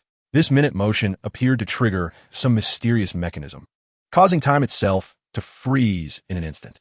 Sengoku's mouth fell open, and he reached out as if to take action. But his body was as if ensnared by a spell of immobilization, completely frozen in that posture. Karp raised his right fist high, enshrouded in a chilling layer of haki. Yet he could advance not even an inch. Sakazuki's magma arm, which had been extending outward, dripped with molten rock, yet those droplets now hung, suspended in midair, crystallizing into translucent beads of magma, as though time had thoroughly frozen them. Kazan's situation was equally bizarre. One half of his body had inexplicably transformed into an exquisite ice sculpture, while the other half remained unchanged. The right foot of Borisolino transformed into a dazzling golden solid light pillar, abruptly standing there. However, despite the stillness enveloping everything around, the three clones of Muming slowly raised their right hands, seemingly unaffected. Upon closer inspection, one would notice a vivid red arrow gradually materializing on the index fingers of their right hands. Subsequently, the three clones moved in perfect unison, extending their red-arrowed fingers without the slightest hesitation, targeting Sakazuki's magma arm, Kuzan's ice sculpture body, and Kizura's luminous right leg with astonishing speed and precision. Achieving such accuracy amidst a fierce battle is no trivial feat yet. As time had frozen, they effortlessly made contact with their designated targets, as if indulging in a simple meal. As soon as they successfully touched their targets, the patterns of their eternal kaleidoscopic Sharingan began to rotate once more. With the rotation of their eye patterns, time, which seemed frozen, instantly resumed its normal flow. "Quick, stop them. We cannot allow them to succeed." Sengoku, still in a tense posture poised to issue commands, shouted loudly. In the blink of an eye, the three clones of Muming simultaneously unleashed their armored Susanoo. The wings extending from the back of the Susanoo flapped vigorously, creating a whirlwind, and the three of them shot into the sky like arrows released from a bow. Although Garp's iron fist possesses immense power, he could only watch helplessly as the clones of Muming evaded his attack with their agile movements and rapid ascent. Meanwhile, the three admirals, previously manipulated by the clones of Muming, began to realize the severity of their predicament. This was evidently not a minor inconvenience, but a significant issue that could affect both them and the future of the Navy. "Hellhound!"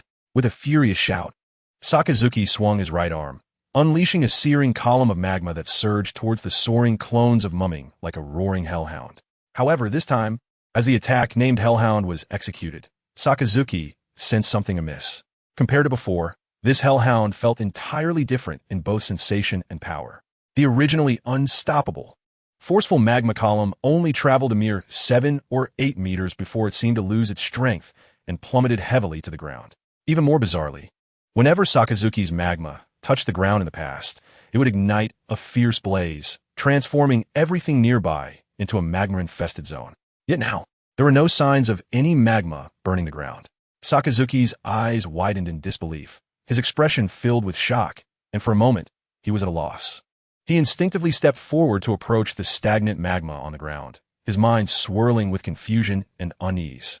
As he reached out to touch the magma, his fingers plunged into what appeared to be still fiery magma, only to be met with an unexpected coolness coursing through his body. Sakazuki could hardly believe what he was experiencing. His magma had undergone such a drastic transformation. After Muming used the inverted pointer ability, a gentle tap transformed the once scorching magma capable of melting steel into a mild and cooling substance, akin to warm water, even providing a soothing sensation. However, this raised a pressing question. If the magma had lost its high-temperature property, could it still be considered true magma? Most critically, without the support of high temperature and explosive force, the magma that once instilled dread in countless pirates had lost its lethality, rendering Sakazuki's power diminished by more than a third. Contemplating this, Sakazuki's expression darkened further, beads of sweat forming on his forehead. On the other side, Kazan faced a similar predicament. Just as he was about to unleash his fruit ability to attack, an unexpected phenomenon occurred. The ice he controlled underwent a peculiar transformation. In fact, compared to Sakazuki, Kazan's situation was far worse. He nearly stumbled and fell, for his ice had vanished, turning into water vapor. And this vapor, clearly, could not support Kazan's weight like ice. It is known that ice typically forms from low-temperature environments. When this strange phenomenon reversed, its form also transformed. The ice fruit user, who should have brought cold and chill, now found his ice reduced to wisps of light water vapor. Moreover, this vapor was not the kind that could scorch the skin. Its temperature was akin to the gentle steam rising from a comforting hot spring bath. Ice block pheasant beak. Kazan, undeterred, resolved to continue his assault. With a fierce shout, he swiftly extended his right hand, gathering cold air in his arm, preparing to unleash an ice bird to attack the clones of Muming. Yet, the result left Kazan wide-eyed in disbelief as he gazed at his outstretched hand. In the past, this technique would have summoned a massive ice bird, formed from condensed frost, soaring towards the enemy with a piercing chill. But at this moment, not only was there no ice bird manifesting in his palm, but a continuous stream of harmless water vapor emerged instead. Faced with such an extraordinary scene, even the typically composed Kazan found himself momentarily at a loss for how to respond. Lastly, Borsalino experienced a similar fate. In comparison to the other two, the changes he underwent were comparatively minor. However, this seemingly insignificant alteration inflicted an unbearable blow upon him. Once his proud luminescence was utterly inverted, the other aspects remained largely unchanged. Only his speed transformed into a sluggish crawl akin to that of snail. Brother, speed is power. Have you ever attempted a light speed kick? Borsalino slowly raised his right foot, now in the form of a light pillar, and then forcefully kicked towards the clone of Muming standing before him. Yet, an astonishing spectacle unfolded as the light pillar, upon detaching from his body, moved at an unimaginably slow pace. No, even a snail would traverse faster than this. Thus, the beam of light Borsalino kicked out seemed to freeze in midair. Even when observed closely, one could hardly detect any signs of movement. Borsalino, momentarily dazed, stepped closer, bending slightly to align his gaze with the light pillar he had personally kicked, which remained suspended in the air, advancing at a glacial pace. What on earth is happening? Borsalino's eyes widened in terror as he watched the unfolding events, his once calm demeanor shattered as if struck by lightning. Throughout his life, regardless of the circumstances, Borsalino always maintained an air of indifference, appearing unfazed by anything. However, at this moment, he could no longer maintain that calm and composure. The panic within him surged forth like a flood breaking through a dam. Unlike Kazan and Sakazuki, Borsalino's overwhelming strength was almost entirely reliant on the powers granted by his Pika Pika no Mi. The loss of the devil fruit for the former two was akin to a person losing one of their limbs, not insignificant, but not to the extent of rendering them incapable of living. Borsalino, on the other hand, was different. His entire prowess stemmed predominantly from the Pika Pika no Mi. Without it, he was like a person who had lost 3 limbs, alive, yes, but severely hindered in his normal existence. Standing by, Sengoku witnessed the transformation of his 3 admirals into such a state, leaving him momentarily speechless in shock. Although each of these 3 individuals had their own flaws and shortcomings, often provoking his ire, the prospect of their incapacitation was a harsh reality he could not accept. Similarly, the Navy could not withstand the ramifications of losing the abilities of all 3 admirals simultaneously. What on earth has happened to you? Sengoku shouted anxiously at Sakazuki and the others. Yet, at that moment, Sakazuki and the others were too engrossed in harnessing their haki, desperately trying to reclaim their powers, oblivious to the world around them. Nonetheless, all their efforts were in vain. The scenes they had just experienced were not a figment of their imagination, but a stark reality. Undoubtedly, their devil fruit abilities had been irrevocably nullified by those avatars of UchihaMuming. Even more critically, They were unaware that the item known as inverted pointer had a permanent effect. This meant that unless UchihaMuming personally intervened to restore them, they would never revert to their original forms for the rest of their lives. It was also highly probable that the three formidable and fearsome natural-type devil fruits would become worthless, losing their extraordinary powers and value. I recognize some of you. You are the ones who previously approached the Navy branch to request the permanent record pointer for Marineford. Who exactly are you? What is your purpose in coming here? From your current demeanor, it does not seem like you have come to provoke us. Although Sengoku was equally astonished, he took a deep breath and managed to retain a semblance of his remaining rationality. He hastily restrained Carp, who was about to launch another attack, and shifted his gaze towards the avatars of UchihaMuming hovering in midair.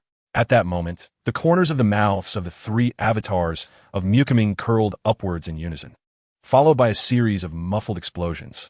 In an instant, the three avatars burst apart like fireworks, transforming into a dense cloud of smoke that swiftly vanished without a trace. As the technique was dispelled, UchihaMuming's true form, alongside his companions, descended from the heavens like shooting stars, gradually landing on the ground.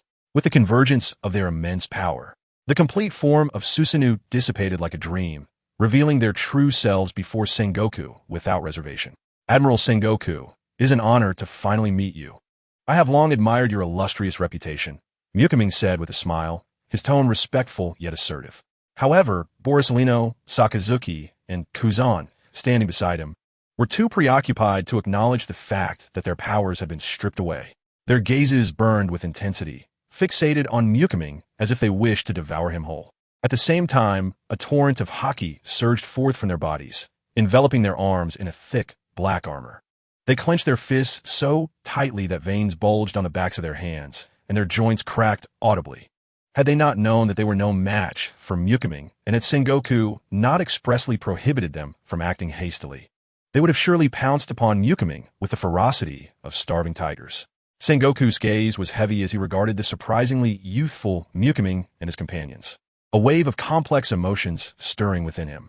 Although he could not discern the exact nature of UchihaMuming's abilities, the mere fact that someone of such a young age could effortlessly manipulate the highest combat strength of the Navy was a testament to his unfathomable potential. This potential surpassed anyone Sengoku had encountered thus far. Enough with the pretense. Speak plainly. As UchihaMuming maintained his unhurried demeanor, Sengoku's taut nerves began to relax slightly. After all, as long as both parties could sit down and communicate, it meant that there was still a glimmer of hope. As long as there was room for negotiation, Kazan and the other admirals still had a chance for recovery. I intend to make a deal with the world government. Upon hearing these words, Admiral Sengoku and the Navy's Chief of Staff, Tsuru, exchanged glances, their expressions darkening instantly. Their brows knitted tightly, forming deep furrows.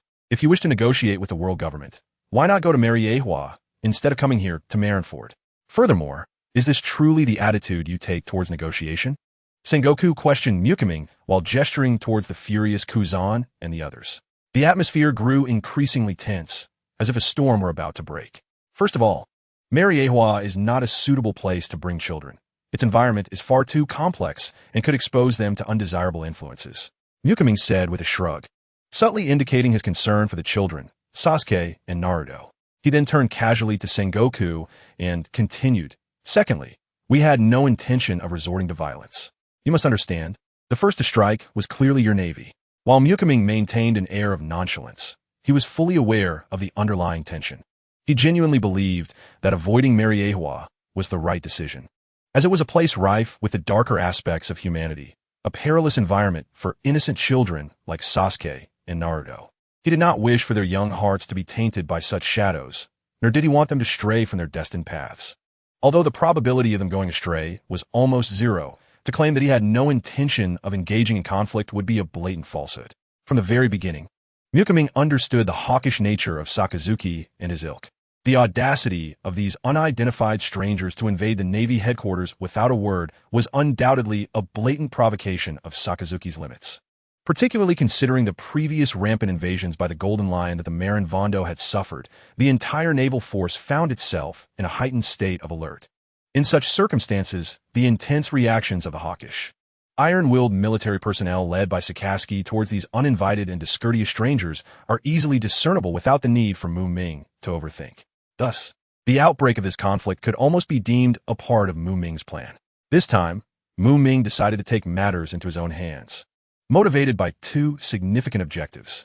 Firstly, he sought to seize this opportunity to thoroughly assess his true capabilities within this pirate-infested world. After all, possessing a clear and precise understanding of one's abilities is essential for navigating the intricacies of this new realm. As it stands, his strength suffices. The first objective was thus successfully achieved. Secondly, he aimed to deliver a stern warning to these naval forces. By doing so, he would gain greater leverage and authority during subsequent negotiations, ensuring a smoother transaction process. The impending fierce battle was inevitable. Even if the two sides could temporarily coexist peacefully, once formal negotiations commenced, intense conflict would undoubtedly ensue. Mu Ming was acutely aware of this reality. His conviction regarding the necessity of battle stemmed from his firm resolve to use the devil fruit, which he had long kept in the shadows, as a bargaining chip in a crucial negotiation with the world government. In the past, fortune had seemingly favored Mu Ming, allowing him to draw two extraordinarily rare devil fruits.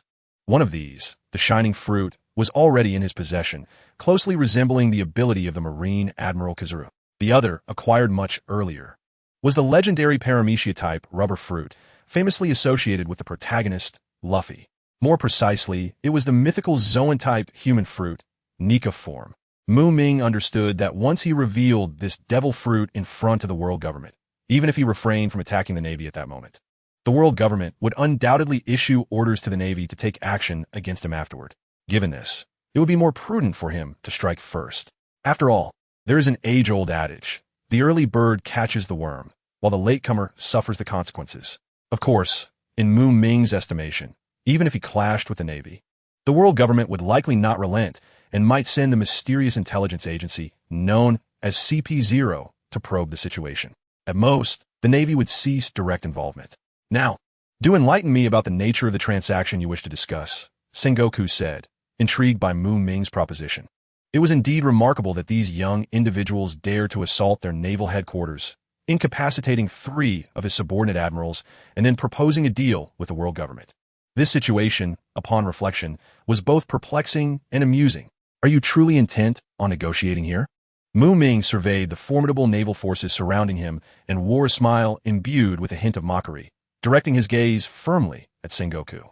As Sengoku witnessed Mu Ming's enigmatic and meaningful smile, an indescribable unease crept into his heart.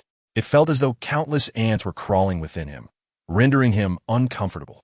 Sengoku narrowed his eyes, scrutinizing Mu Ming with piercing intensity, seemingly attempting to uncover the secrets hidden deep within his soul. After a meticulous examination, he finally spoke. In that case, let us proceed to my office for a detailed discussion. As for the rest of you, return to your respective duties. With Sengoku's command, the crowd that had gathered began to disperse. Sengoku then personally led Mu Ming and his entourage towards his office located in the core area of the naval headquarters.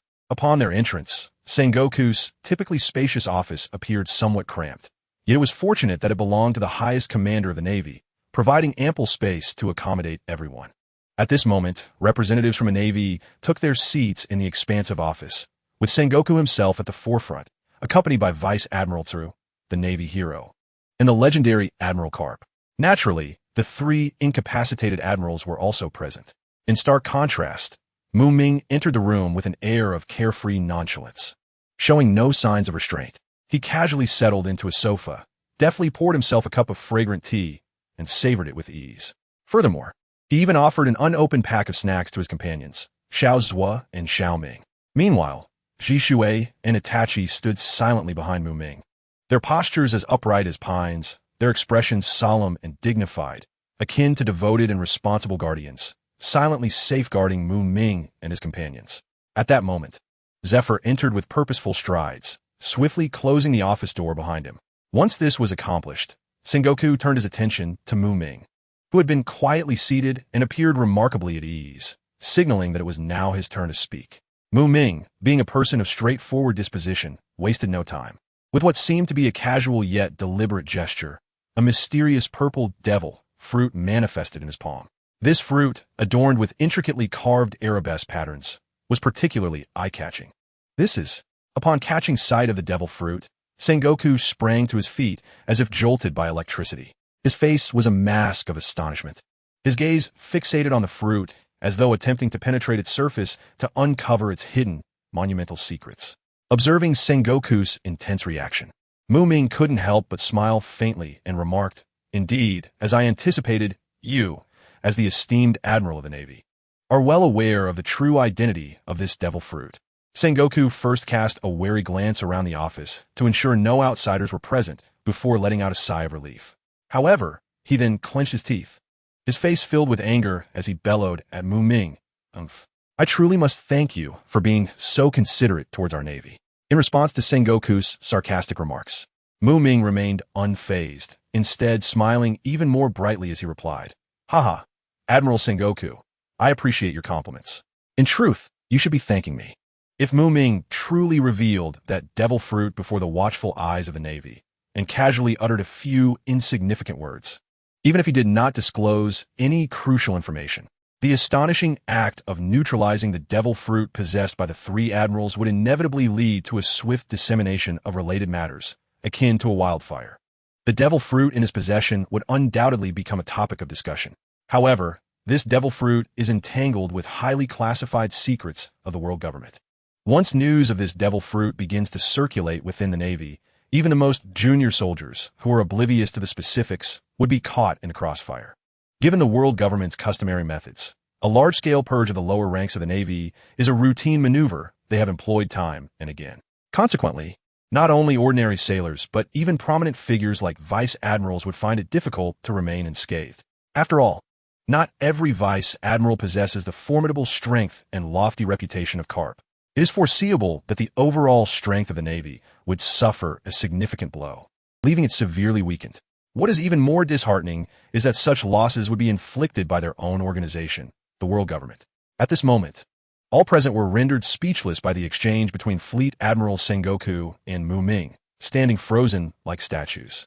The Navy's chief strategist, known for her extensive political experience, exhibited remarkable speed in her reaction.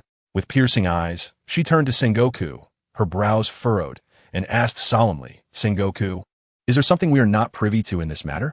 How astute he was. Merely by observing Sengoku's slightly unusual reaction, she could keenly sense that there might be hidden intricacies behind the situation. Suddenly, Muming interjected, "Listen, you will eventually learn the truth about this matter." Noticing Sengoku's troubled expression, he thoughtfully made a decision on his behalf. Sengoku nodded slightly in agreement. After a brief moment of contemplation, he felt that revealing the truth to everyone would not cause too much trouble. After all, those present were the elite backbone of the Navy, not individuals the world government could easily manipulate or eliminate. Thus, Sengoku took a deep breath, turned to Muming, and asked seriously, "Then please tell me, what exactly do you intend to trade with the world government using this devil fruit?" For the time being, Sengoku was not concerned about the potential impacts of this mysterious devil fruit or the series of issues it might provoke. The most pressing matter was to clarify Muming's specific intentions and needs. As for whether this devil fruit would trouble the world government or cause a tumult, Sengoku's thoughts were simple. That was a concern for the world government, not for him, the commander of a violent organization. "I intend to hand over this devil fruit to the world government as leverage, requesting the renowned genius scientist, Dr. Vegapunk, to personally assist my family in overcoming a long-standing dilemma." At this juncture, Muming took a deep breath and gradually articulated his true purpose for traveling all the way to Marineford. It is worth noting that he could only linger in this familiar yet foreign world of pirates for a mere month, and he had already spent just over 29 days. Time was fleeting, and he could not afford to squander a moment. Aside from the diverse and unique devil fruits, there was nothing else in this pirate world that piqued his interest. Moreover, he did not possess a particularly strong passion for collecting those curious fruits with their distinctive abilities. Furthermore, this journey was not undertaken alone. He was accompanied by the formidable Jisui and the astute Itachi. Thus, a bold and enticing idea surged within Muming's mind. Could he leverage Dr. Vegapunk's extraordinary scientific wisdom and exceptional talents to inspire Jisui and Itachi to courageously challenge their limits and uncover the astonishing powers hidden within them? He even further envisioned whether, with the assistance of this scientific giant, it would be possible to breach the seemingly impregnable barrier preventing the Uchiha clan from advancing from the ordinary 3-Tomo Sharingan to the Mangekyo Sharingan. Even if he ultimately could not completely dismantle this obstacle, achieving even a slight loosening would still be a form of success. However, in the face of this series of rapid-fire questions, Muming did not possess definitive answers. Yet, reflecting on the situation, he thought, since he had come this far, why not take a chance? After all, life is an adventure filled with countless possibilities, and without daring to try, how could one ever know if unexpected delights await? When Muming had seen Borsalino with his own eyes, he immediately formed a judgment. There was no conflict between the items produced by the system and their counterparts in the original world. However, he had never considered the question of whether the simultaneous appearance of two prophesied rubber fruits would plunge the entire pirate world into chaos. In his view, he had never considered himself to be particularly benevolent. The stability of others' worlds was a grand topic that did not pique his interest. What he cared about most was his own interests and safety. You think you can simply rely on this devil fruit to summon Dr. Vegapunk? Huh, I must say, your naivety is quite amusing. At this moment, Borsalino, stripped of his fruit's abilities, had lost his usual calm demeanor. He uttered these words with a hint of derision. It was well known that Borsalino was among the individuals in the Navy who had the most frequent interactions with Dr. Vegapunk. Consequently, he understood the scientist's temperament quite thoroughly. Therefore, to think that one could persuade this genius scientist to assist simply with a singular devil fruit, no matter how rare or valuable, was nearly impossible. Unless, of course, Dr. Vegapunk suddenly developed an overwhelming and uncontrollable interest in that devil fruit. Otherwise, even the powerful and esteemed world government would hesitate to intervene in Dr. Vegapunk's incomprehensible research endeavors, nor would they squander the scientist's precious time based on a mere individual's request. Even those ordinary celestial dragons, exalted as they are, cannot achieve such feats. It is essential to recognize that every moment of this genius doctor is invaluable, and there is no room for waste or extravagance. At this moment, Muming wore a perfectly standard toothy smile as he addressed the furious and irate Borsalino before him, saying, "Mr. Borsalino, do you not wish to restore the miraculous powers of your devil fruit?" Upon hearing this, Borsalino seemed to completely forget his earlier complaints and anger. However, at that moment, he was entirely focused on Muming's words, disregarding whether Muming's smile was particularly infuriating. Suddenly, Borsalino's eyes widened, and with a tone filled with anticipation and urgency, he exclaimed, "Is there truly a chance for my devil fruit abilities to be restored?" At that instant, not only did Borsalino exhibit such excitement and tension, but even Kazan and Sakazuki, who were seated nearby, perked up their ears, attentively and earnestly listening to Muming's forthcoming response. Yet, in the face of the Navy's eager gazes and anxious anticipation, Muming cheerfully replied in a lilting tone, "Well, regarding this matter, I must admit I'm not entirely certain. Perhaps one day, your devil fruit abilities may indeed be restored. But it's also possible they may never return to their former glory. After all, everything is predestined in this world. No one can predict how events will unfold." Upon hearing Muming's words, they finally grasped the situation. The fate of the Navy's 3 admirals and their renowned devil fruit powers hinged entirely on Muming himself. If he said it was possible, then it was. If he said it was impossible, then it would be. Consequently, the Navy would likely have to prepare for the worst and begin selecting new candidates to fill the vacancies. At this moment, Sakazuki, who had already discerned the true meaning behind Muming's words, suddenly wore an extremely grim expression. He slammed his palm onto the incredibly sturdy desk, and with a resounding bang, he rose abruptly, like an enraged lion. What infuriated him even more was the peculiar tone Muming adopted while speaking, which sounded rather effeminate. This provoked Sakazuki, who was known for his fierce demeanor, to such a degree that his arms uncontrollably transformed into flowing streams of molten magma, cascading down to the desk. Unlike the terrifying magma of the past that could easily incinerate the desk to ashes, this time, the surging magma, upon contact with the surface, caused no substantial damage. It flowed like ordinary coffee, merely staining the once immaculate desk. Beyond that, the desk remained unscathed, showing no signs of cracks or damage. As Sakazuki beheld this scene, veins bulged on his forehead, seemingly ready to burst. Streams of cool magma continued to pour from his body like a torrential flood. At that moment, a faint red light suddenly flickered from the backpack at Muming's waist. It turned out to be the fire dragon, which had been sleeping inside the pokeball out of boredom. With a thunderous roar, the fire dragon abruptly emerged. raising its head to the sky and unleashing an echoing bellow that reverberated throughout the office. Then, utilizing its innate sensitivity to the scent of sulfur, the fire dragon quickly locked its gaze on the desk adorned with flowing magma.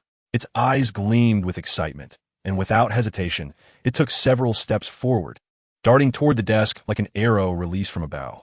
Upon reaching the desk, the fire dragon eagerly extended its small yet powerful claws, swiftly scooping up a large handful of cool magma, and without a moment's hesitation, stuffed it into its mouth. Soon the sounds of voracious chewing echoed. Roar, roar, roar. Simultaneously, it emitted a series of incomprehensible roars. However, those around could only look on in confusion. Only Muming could comprehend the meaning behind it. From Muming's understanding, the fire dragon was attempting to convey that the taste of the cool magma was extraordinarily delightful, akin to the exquisite texture of chilled yogurt. The other Navy personnel, witnessing the fire dragon's sudden appearance, could not help but widen their eyes, their pupils constricting sharply. Although, in the eyes of high-ranking Navy officials like Sengoku, the fire dragon might not be deemed particularly formidable, merely at the level of an elite vice admiral, it was crucial to note that to Sengoku, the fire dragon was merely a pet, akin to the goats he kept. Given that such a pet possessed such strength, one could only imagine the heightened danger posed by its owner, Muming, and those associated with him. The onlookers were also drawn to the striking flame emblem on the fire dragon's armor, and Sengoku and Crane exchanged glances, each pondering the implications of this symbol. What power did it signify? At this moment, Sengoku extended his hand, gently tapping the desk before him, producing a crisp and rhythmic sound. Subsequently, his expression turned serious as he redirected the conversation back to the matter at hand. If you wish to negotiate with the world government, I must earnestly advise you, out of goodwill, if you do not want this negotiation to end in failure, it would be wise to temper your pride. Undoubtedly, the crux of their ongoing discussions revolved around negotiations with the world government. Only if subsequent discussions proceeded smoothly and without error could they be considered a significant advantage for the Navy. Should the negotiations ultimately collapse, the resulting consequences and losses the Navy would endure were unthinkable, even for Sengoku himself. Thus, he felt compelled to issue this warning to Muming, emphasizing potential issues regarding his demeanor. My pride? Is my attitude truly so arrogant? Muming exclaimed, eyes wide in disbelief as he regarded Sengoku. This was the first time he had heard such an assessment, leaving him momentarily stunned. He instinctively turned to his companions, SavesShisui and Itachi, hoping for clarification. To his surprise, they simply shook their heads gently, signaling their disagreement with Sengoku's statement. Seeing this, Sengoku sneered. Perhaps you hail from some powerful family that has long remained hidden from the world, leading to this deep-seated arrogance. I can assure you, if you maintain such an attitude, the likelihood of a successful transaction with the world government becomes nearly impossible. Conversely, the chances of conflict between both parties will escalate exponentially. After delivering this statement, Sengoku leaned back comfortably in his chair, as if he had seen through it all. Indeed, long before the first encounter with Muming and his companions, Zhanghua keenly detected the issues inherent in their demeanor. Aside from the spirited and vivacious young lad with golden hair, Mingrun, the other youths with dark hair and eyes, Muming, SavesShisui, Itachi, including the boy of similar age to the golden-haired one, Sasuke, each exhibited an air of innate arrogance, as if this quality were indelibly imprinted upon the depths of their souls. Their display of arrogance was not as brazen and tyrannical as that of the celestial dragons, who disdainfully looked down upon all. Rather, it possessed a more subtle and covert nature, akin to the instinctive desire one feels to gently caress and play with adorable cats and dogs. Such thoughts often carry an air of condescension, especially when confronting formidable individuals like Zhanghua. With a serious expression, Zhanghua remarked, I understand that you believe your strength is unparalleled, powerful enough to manipulate our 3 admirals at will. However, I must earnestly inform you that the world government is far more complex than you can imagine. The world government has maintained its dominion over this world for 800 years. Without sufficient military might to support such a status quo, this situation could not have been sustained. Perhaps you should consider this carefully. After all, it has been a lengthy 800 years. At that moment, the previously relaxed Sasuke, who had been savoring delicious sunbae and quietly listening to the conversation, suddenly let out a burst of laughter. His clear and bright laughter shattered the tense atmosphere that enveloped the scene. Observing this, Zhangguo furrowed his brow slightly and swiftly turned his gaze toward the laughing Sasuke, inquiring, "What is it, little one? Do you find something amiss in my words?" He then scanned the seemingly indifferent expressions of Mu Ming and the others, hoping to glean some insights from their reactions. "Are you suggesting that the so-called history of the world government spans merely 800 years? Sasuke asked, looking at Mu Ming, and upon not detecting any unusual expression from him, he turned back to Zhangguo and replied unhurriedly, "Only 800 years? Hey, little guy, do you truly consider this extensive period of 800 years so insignificant?" Zhangguo was not perturbed by Sasuke's somewhat rhetorical tone. At that moment, his mind was solely focused on extracting more crucial information about Mu Ming and his companions from Sasuke. With a slight lift of his chin, Sasuke proudly declared, "For us, it is just that. After all, our Uchiha clan boasts a legacy that exceeds a millennium." This proclamation resonated like thunder, striking the hearts of Zhangguo and his companions with profound shock. No one had anticipated that what began as a probing inquiry would so effortlessly unearth such an astonishing revelation. It is worth noting that, to Zhangguo's knowledge, apart from the exalted world government, only a handful of nations, such as Wano Kuni in the New World and Alabasta along the Grand Line, have withstood the test of time for 800 years, remaining intact. After enduring the ravages of time and countless storms, those nations that have managed to persist are exceedingly rare, akin to phoenix feathers and Qilin horns. The families that have endured are even fewer in number compared to nations. Perhaps only a select few noble families of the celestial dragons possess a legacy that approaches such longevity. Yet, even the well-informed Zhangguo could not ascertain whether any family has indeed carried on their lineage for over a millennium. Undoubtedly, akin to the world government that governs the entire order of the world, any family with a legacy spanning 1,000 years and remaining steadfast must possess a profound foundation. This foundation might manifest in formidable power, vast wealth, enigmatic secret arts, or intricate networks of relationships. Thus, when Zhangguo realized that Mu Ming and his companions might be connected to such an ancient and powerful family, he unhesitatingly elevated the perceived danger of these individuals to its zenith. After all, when faced with such an unfathomable power, any misstep could precipitate unforeseen and grave consequences. Should a mysterious family with a millennium-long legacy clash with the world government, it would undoubtedly be the common populace that suffers the most. Mu Ming, however, did not place significant weight on Zhangguo's cautionary words. Although, in his previous life, the manga One Piece had not yet reached its conclusion, leaving him unaware of the ultimate extent of the pirate's strength. Yet who was Mu Ming? A seasoned aficionado of the secondary dimension, setting aside the scenes depicted in online novels where the Emperor of Humanity possesses an unparalleled ambition to dominate the ages, and where shadowy figures manipulate the masses as mere pawns, even controlling time and mocking reincarnation. Comparing these examples to the world of pirates would be an overt act of oppression and bullying. Let us consider merely those works within the realm of spirited anime, where certain characters can obliterate stars with their bare hands, annihilating entire star systems, and even the vast cosmos itself can be utterly destroyed by them.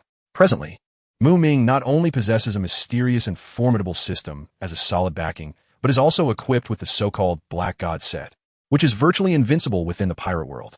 With such abundant support at his disposal, it would be exceedingly unreasonable to expect him to treat the world government with the utmost seriousness as he would a formidable adversary. After all, at this moment, Mu Ming already possesses ample capital and confidence to traverse the world of pirates with impunity. Thus, expecting him to act submissively is somewhat unrealistic. He may play around, but there is no need for excessive caution. Seeing Mu Ming's nonchalant and indifferent demeanor, Zhangguo found himself at a loss for words, unsure of how to respond. He helplessly shook his head, thinking that under these circumstances, he could only leave matters to fate. Subsequently, Zhangguo slowly approached his spacious and tidy desk.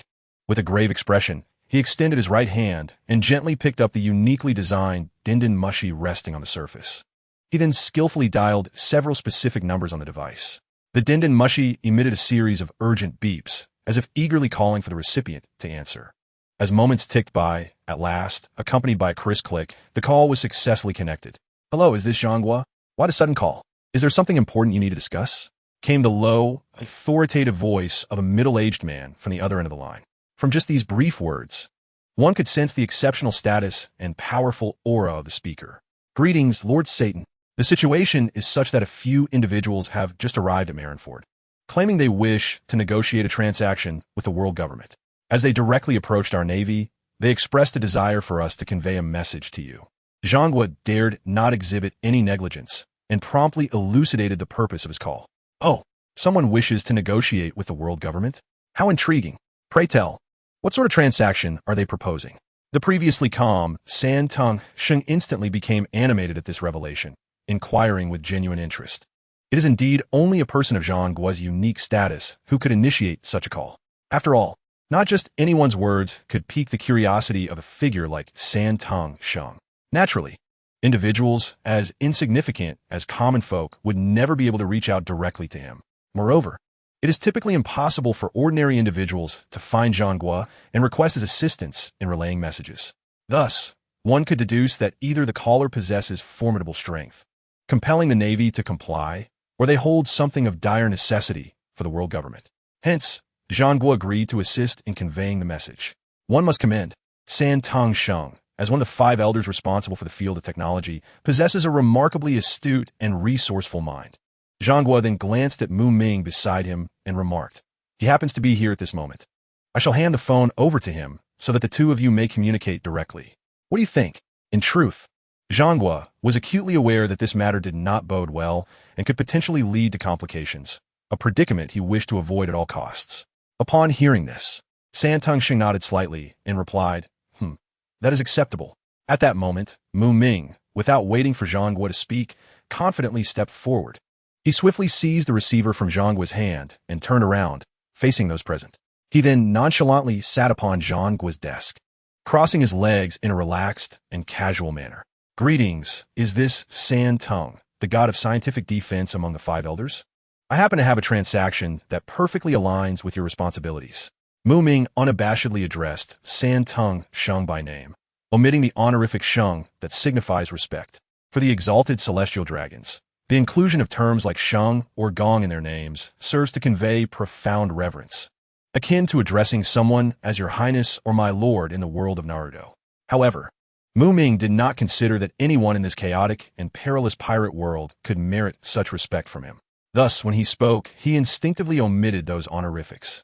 At this moment, he seemed utterly oblivious to the implications of his actions. In Mary Joa, within the majestic and solemn Panga City, San Tong Sheng sat within his designated palace of office. At that moment, a unique telephone insect in his hand transmitted the voice of a youthful male. Initially, Muming's tone already incited displeasure within San Tong Sheng. However, as he finally comprehended Muming's words, San Tong Sheng's eyes narrowed slightly, a cold glimmer emerging within them as he spoke in a tone that was almost indifferent. You little brat? Is this how you propose to negotiate with me?" Meanwhile, in Zhangguo's office, the Navy personnel fell into silence upon hearing Muming's words. They had long since abandoned any hope for success in this so-called transaction. At this moment, their only desire was for both parties to exercise restraint so as to avoid igniting a fierce conflict, a blessing in itself. In response to San Tong Sheng's inquiry, Muming remained utterly unfazed. "What? Did I say something incorrect?" Clearly, he was oblivious to his own shortcomings. San Tong Sheng chuckled coldly and continued, "Little brat, since you insist on negotiating with our world government, why not share what you desire? You may begin speaking now." As one of the 5 elders, San Tong Sheng was not the sort to easily anger like those ordinary celestial dragons, who only indulge in pleasure in excess. Particularly today, as his mood was relatively pleasant, he was willing to afford this disrespectful brat a few more moments of dialogue. "The gum-gum fruit is in my possession," Muming began. "I am well aware that your world government has been desperately seeking it. Today, I am willing to hand it over to you. However, in exchange, I wish to receive the assistance of Dr. Vegapunk to resolve a pressing dilemma. How do you find such a transaction?" Muming did not mince words, directly expressing his intentions and needs. "The gum-gum fruit? How much do you truly know about its secrets?" Upon hearing the term gum-gum fruit, a sharp glint flickered in San Tong Sheng's previously tranquil eyes, as if he aimed to see through Muming on the other end of the line. Faced with San Tong Sheng's question, Muming exhaled lightly and replied nonchalantly, "Oh, quite a bit, actually. But to be honest, I have no interest in those so-called secrets. At this moment, I simply wish to hear your response." As he spoke, Muming subtly gestured to Itachi, who promptly understood and quickly poured a steaming cup of fragrant tea for him, presenting it respectfully. Muming accepted the teacup, gently blowing across its rim before savoring a small sip. However, at that moment, San Sheng unequivocally rejected Muming's request. Dr. Vegapunk is currently unavailable. His research schedule is fully booked, and he cannot attend to other matters. Therefore, we cannot comply with your condition. However, here, San Sheng paused briefly before shifting his tone to one of confident assurance. We can offer a substantial sum of wealth as compensation. 50 billion berries. This amount is no less than the exorbitant price previously fetched for a devil fruit. San Sheng was certain that Muming would never turn down such an offer. After all, it was a significant favor for someone of his high standing to personally extend an invitation, especially considering he had graciously overlooked Muming's earlier disrespectful demeanor. With this thought, San Sheng couldn't help but feel a swell of self-satisfaction, believing himself to be exceedingly benevolent. However, what he never anticipated was Muming's unwavering response. No, that will not suffice. His tone left no room for negotiation, exuding an undeniable finality. The confident smile that had adorned San Sheng's face instantly froze, disbelief washing over him as he grasped the telephone insect, exclaiming, Little brat, do you even realize what nonsense you are speaking? Accompanying his words, San Sheng's eyes, which had been slightly narrowed, widened in shock. Two piercing gazes directed into the void before him, as if he intended to pierce through the very essence of the person on the other end of the line.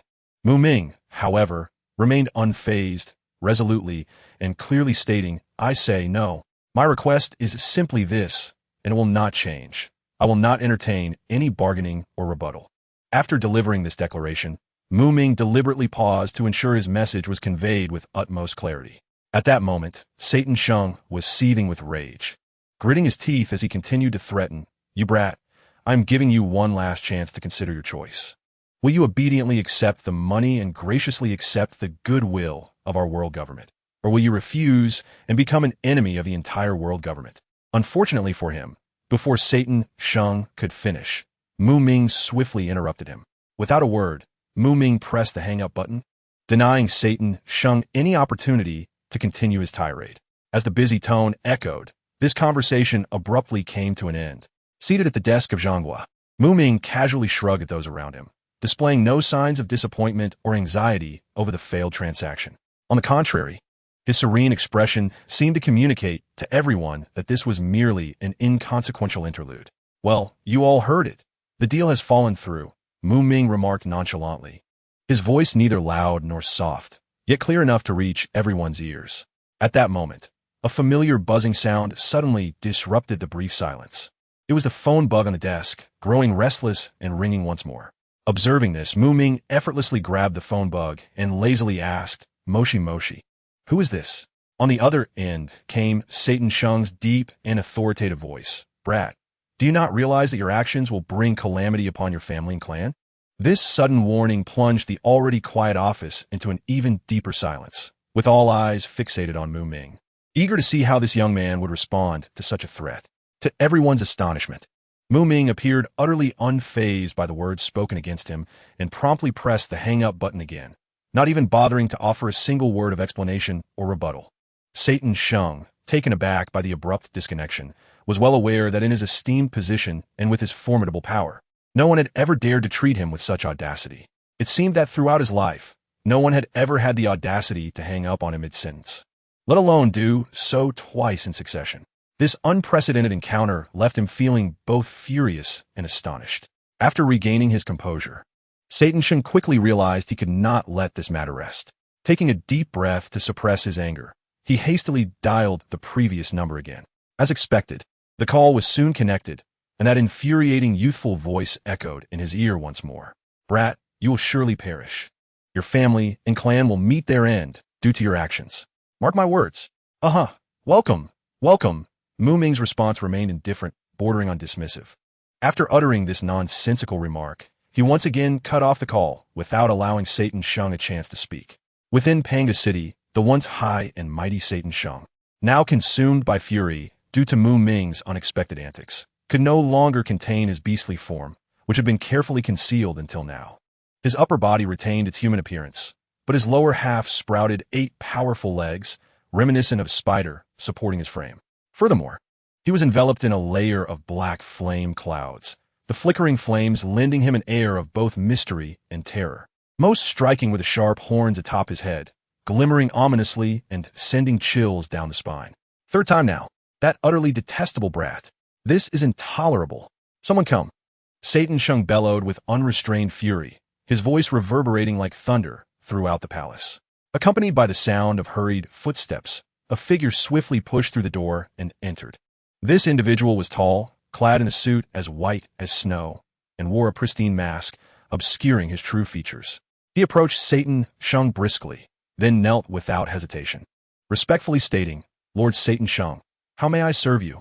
Suppressing his fury, Satan Shung gritted his teeth and issued his command. "Immediately take a team to Mary Geos and capture that audacious brat, ensuring you retrieve that critically important devil fruit for me. Zhangwa knows who that brat is. You can find him directly. Go quickly." At that moment, Satan Shung was consumed by rage and irritation, entirely overlooking the critical issue of why Zhangwa had yet to recover his phone bug. Perhaps anger clouded his judgment, or he simply had no time to consider such details, his sole desire being to capture Muming and vent his frustrations. "At once, Lord Satan Shung." The masked man from CP0 replied dutifully, bowing slightly before turning to leave the palace with steady, swift strides. Meanwhile, Satan Shung slowly made his way to the window, standing quietly as he placed his hands on his cane, gazing out towards the distant island known as Marinfandur. The sunlight bathed him, accentuating his towering and sinister form. Yet, his expression bore a complex quality difficult to decipher. "Brat," Satan Shung murmured, his voice barely audible, as though meant for his ears alone. "We shall meet again soon. That moment is not far off. I look forward to its arrival, swiftly, swiftly." A sinister smile crept across his lips, imbued with a sense of confidence and anticipation for the events to come. "Zhangwa, now that my negotiations with the world government have collapsed, how about we strike a deal?" Muming's gaze suddenly fixed upon the silent Zhangwa beside him. Upon hearing this, Zhangwa appeared momentarily taken aback before turning his attention to the mysterious, glowing rubber fruit in Muming's hand. After a brief appraisal, he gently shook his head. "I'm afraid we in the Navy have little interest in such matters." With that, Zhangwa averted his gaze, as if the elusive rubber fruit, long sought by the world government, was merely a trivial trinket. After all, he was well aware that the Navy faced numerous pressing matters, leaving no room for complications that could arise from this seemingly troublesome affair. Moreover, he understood that taking on this issue might lead to endless trouble for himself and the entire Navy. As for the failure of negotiations between Muming and the world government, Zhangwa suppressed a cold chuckle, thinking to himself, let the negotiations fall apart. The Navy has never truly aligned with the world government. Should one witness the world government facing setbacks in certain matters, as long as it does not disrupt the peace and stability of this vast ocean, he would be elated rather than foolishly stepping forward to assist the world government in mending their mess. Such a notion is utterly preposterous, absolutely impossible, is not even worth contemplating. Muming casually held the rubber fruit in his hand and tossed it lightly upwards. The rubber fruit traced an arc in the air before landing steadily back in his palm. Following this, with a deft twist of his wrist, he seamlessly stored the rubber fruit into the system space, as if performing an enchanting magic trick. That is not the topic at hand. I wish to discuss the matter concerning your 3 admirals. Muming's voice was calm, yet resolute, resonating like thunder in Sengoku's ears. Upon hearing this, Sengoku was momentarily taken aback, his expression revealing a hint of astonishment. Clearly, he had not anticipated that Muming would pose such a request. "You intend to restore their powers?" Sengoku exclaimed, his eyes widening in disbelief as he regarded Muming. To him, the negotiations between Muming and the world government had clearly collapsed, reducing their relationship to an icy stalemate, rendering it inconceivable that Muming would take such a step to strengthen the world government. However, Sengoku could not fathom that Muming had already devised his own plans. For Muming, the decision to restore the admiral's powers did not hinge upon the grievances between him and the world government. Rather, it was a matter of indifference. With the strength of the 3 admirals, what difference would it make if they were restored? Should conflict arise again, one could simply leap up and press down once more. Sengoku originally thought that once negotiations faltered, Muming would refrain from reinstating the admiral's powers and instead request the world government to intervene. At that point, he would have an excuse. It was not the Navy's failure to act, but rather the inadequacy of the Navy's strength against the formidable Muming. Moreover, if he could seize this opportunity to demonstrate to the world government that the Navy had exerted its utmost efforts yet still could not overcome the enemy, resulting in significant losses, would it not compel the world government to provide additional military funding to the Navy alongside restoring the admiral's capabilities? This would be akin to hitting 3 targets with 1 arrow. Thus, when the incident first transpired, Sengoku felt a considerable amount of anxiety. However, upon reflection, he gradually relaxed, realizing that with the world government as his backing, there was no need for excessive worry. Consequently, it was not long before he set aside the concerns regarding the admiral's loss of their powers. Yet, Sengoku was ultimately overly confident. He held unwavering faith in the world government's might, oblivious to the fact that as long as Muming refrained from intervening, even the world government's direct involvement would likely prove futile. Had Sengoku been aware of this, he would have found it difficult to maintain his composure. Now, let us discuss this transaction. Provided that my conditions are met, I can assist your Navy in restoring the powers of those 3 individuals. Muming's lips curled slightly upward as he fixed his determined gaze upon Sengoku, slowly articulating, "First, your Navy must provide me with the complete and detailed training methods for Busashoka Haki, Kinbunchika Haki, and the 6 forms of the Navy. Secondly, I require a record pointer that can guide me to the location of Dr. Vegapunk. Finally, I seek an opportunity to personally experience the 3 forms of Haki that you possess." After clearly enumerating his conditions, Muming awaited the response of his counterpart in silence. However, what he observed was Sengoku frowning deeply, shaking his head resolutely in refusal. "Absolutely not. Such demands are far too excessive. Our agreement was clearly a fair 3-to-3 exchange. Yet you have presented a total of 5 conditions. How can this be acceptable?" Upon hearing Sengoku's rejection, Muming displayed neither surprise nor anger.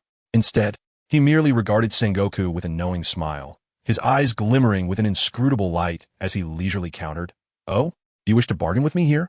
Sengoku was about to continue his rebuttal when Muming's sudden yet friendly reminder abruptly interrupted him. "I must kindly remind you, Sengoku, that regarding the restoration of their abilities, it can only be achieved through my direct intervention. No one else, not even that genius scientist Dr. Vegapunk, can accomplish it. This is my assertion. Should you choose to reject my proposal, when we next meet, the circumstances may differ significantly. By then, I might have acquired some of those items through other means, and the price your Navy would have to pay will be far more than what is required today." Sengoku furrowed his brow, pondering internally. In truth, the demands Muming had presented were not unreasonable. Sengoku's instinctive urge to negotiate was merely a reflexive response. Among Muming's requests, the training methods for Busashoka Haki and Kinbunchika Haki, although relatively rare in the vast ocean, could easily be acquired by those of Muming's strength if they truly desired them. Furthermore, the so-called Navy 6 may sound formidable, yet many pirates are proficient in 1 or 2 of its techniques. Moreover, those who have betrayed the Navy have mastered the entire set of the Navy 6. As for demonstrating the 3 forms of Haki for Muming to experience, this held no intrinsic value for Sengoku. He even saw no necessity to mention it. In the past, on countless battlefields of fierce confrontations, Sengoku had freely unleashed his 3 forms of Haki without receiving a single coin in return. Among all these conditions, perhaps only the record pointer leading to Dr. Vegapunk's island could be regarded as possessing genuine value. Sengoku's gaze slowly swept across the senior Navy officers surrounding him, ultimately settling on the 3 admirals who commanded attention. Though they had yet to speak, their eyes conveyed a clear eagerness regarding this transaction. They were undoubtedly hopeful that Sengoku would acquiesce. Even the typically resolute Sakazuki showed no overt sign of opposition at this moment. This was understandable. Sakazuki harbored a grand dream of eradicating pirates and restoring peace to the seas, and the assistance his devil fruit could provide in achieving this goal was undeniably substantial. Moreover, Muming and his companions were not true pirates, compared to those vile criminals. Sakazuki's aversion to Muming and his allies was naturally not intense. After careful deliberation, Sengoku finally nodded slightly in agreement. "Very well, it is settled. However, the training methods for Busashoka Haki and the Navy 6 must not be disseminated beyond this circle." As his words fell, the tense atmosphere surrounding them eased considerably, and the three admirals discreetly exhaled in relief. I assure you, these cultivation methods will absolutely not be disseminated beyond our own circle. Muming did not hesitate, as he had no intention of distributing such knowledge indiscriminately. Shortly thereafter, Zhangguo approached his desk and retrieved 3 exquisitely crafted booklets from a drawer, gently handing them to Muming. Simultaneously, Borisolino hastily returned to his office and shortly reappeared, carrying a recording device, which he placed on the table before them. However, Muming did not even glance at these items before promptly stowing them away. After all, even if he were to examine them, it would be futile since he could not discern their authenticity. Nevertheless, Muming firmly believed that Zhangguo would never resort to any deceitful schemes. The immense naval headquarters stood as a testament to this. If this were all a mere ruse, the repercussions for Zhangguo would be insurmountable. He knew that Zhangguo, with his wisdom and experience, would surely perceive the stakes involved. Observing Zhangguo's promptness, Muming was equally eager to commence their endeavors. With a smile and a determined gaze directed towards the 3 admirals, he spoke softly. Now, might you each demonstrate your respective devil fruit abilities? Upon hearing this, Sakazuki Kazan and Borisolino exchanged glances and nodded without hesitation, beginning to manifest their powerful and unique powers. In an instant, Sakazuki's once normal right hand transformed into a molten lava appendage, exuding a tempest of smoke and resembling a blazing inferno, yet surprisingly imparting a cooling sensation. Simultaneously, Kazan's right hand was enveloped in a shroud of mist, coalescing into a swirling mass of vapor that appeared almost dreamlike. Borisolino's right hand was even more astonishing, morphing into a dazzling beam of golden light, so brilliant that it was nearly blinding. In the face of this surreal spectacle, Muming remained unfazed, striding towards them with measured steps. Upon nearing, he slowly extended his left hand, whereupon a striking yellow arrowhead adorned his fingertip. At that moment, despite the multitude of eyes fixated upon them, Muming paid no heed to their scrutiny, boldly touching the tips of his fingers against the arms of the 3 admirals.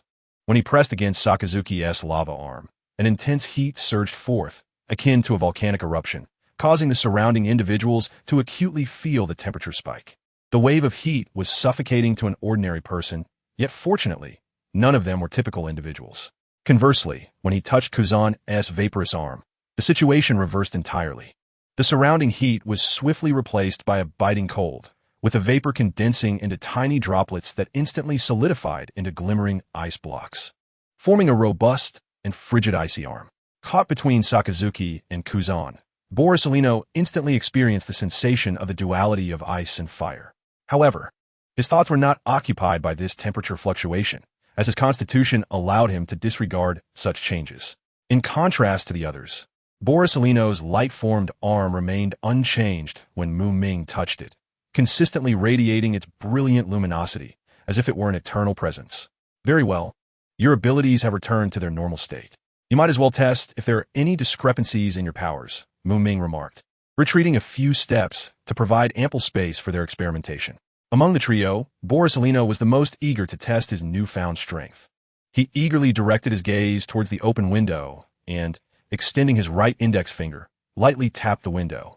In that instant, a dazzling golden light bullet shot forth from his fingertip with astonishing speed, akin to a meteor streaking across the sky, vanishing into the horizon within moments.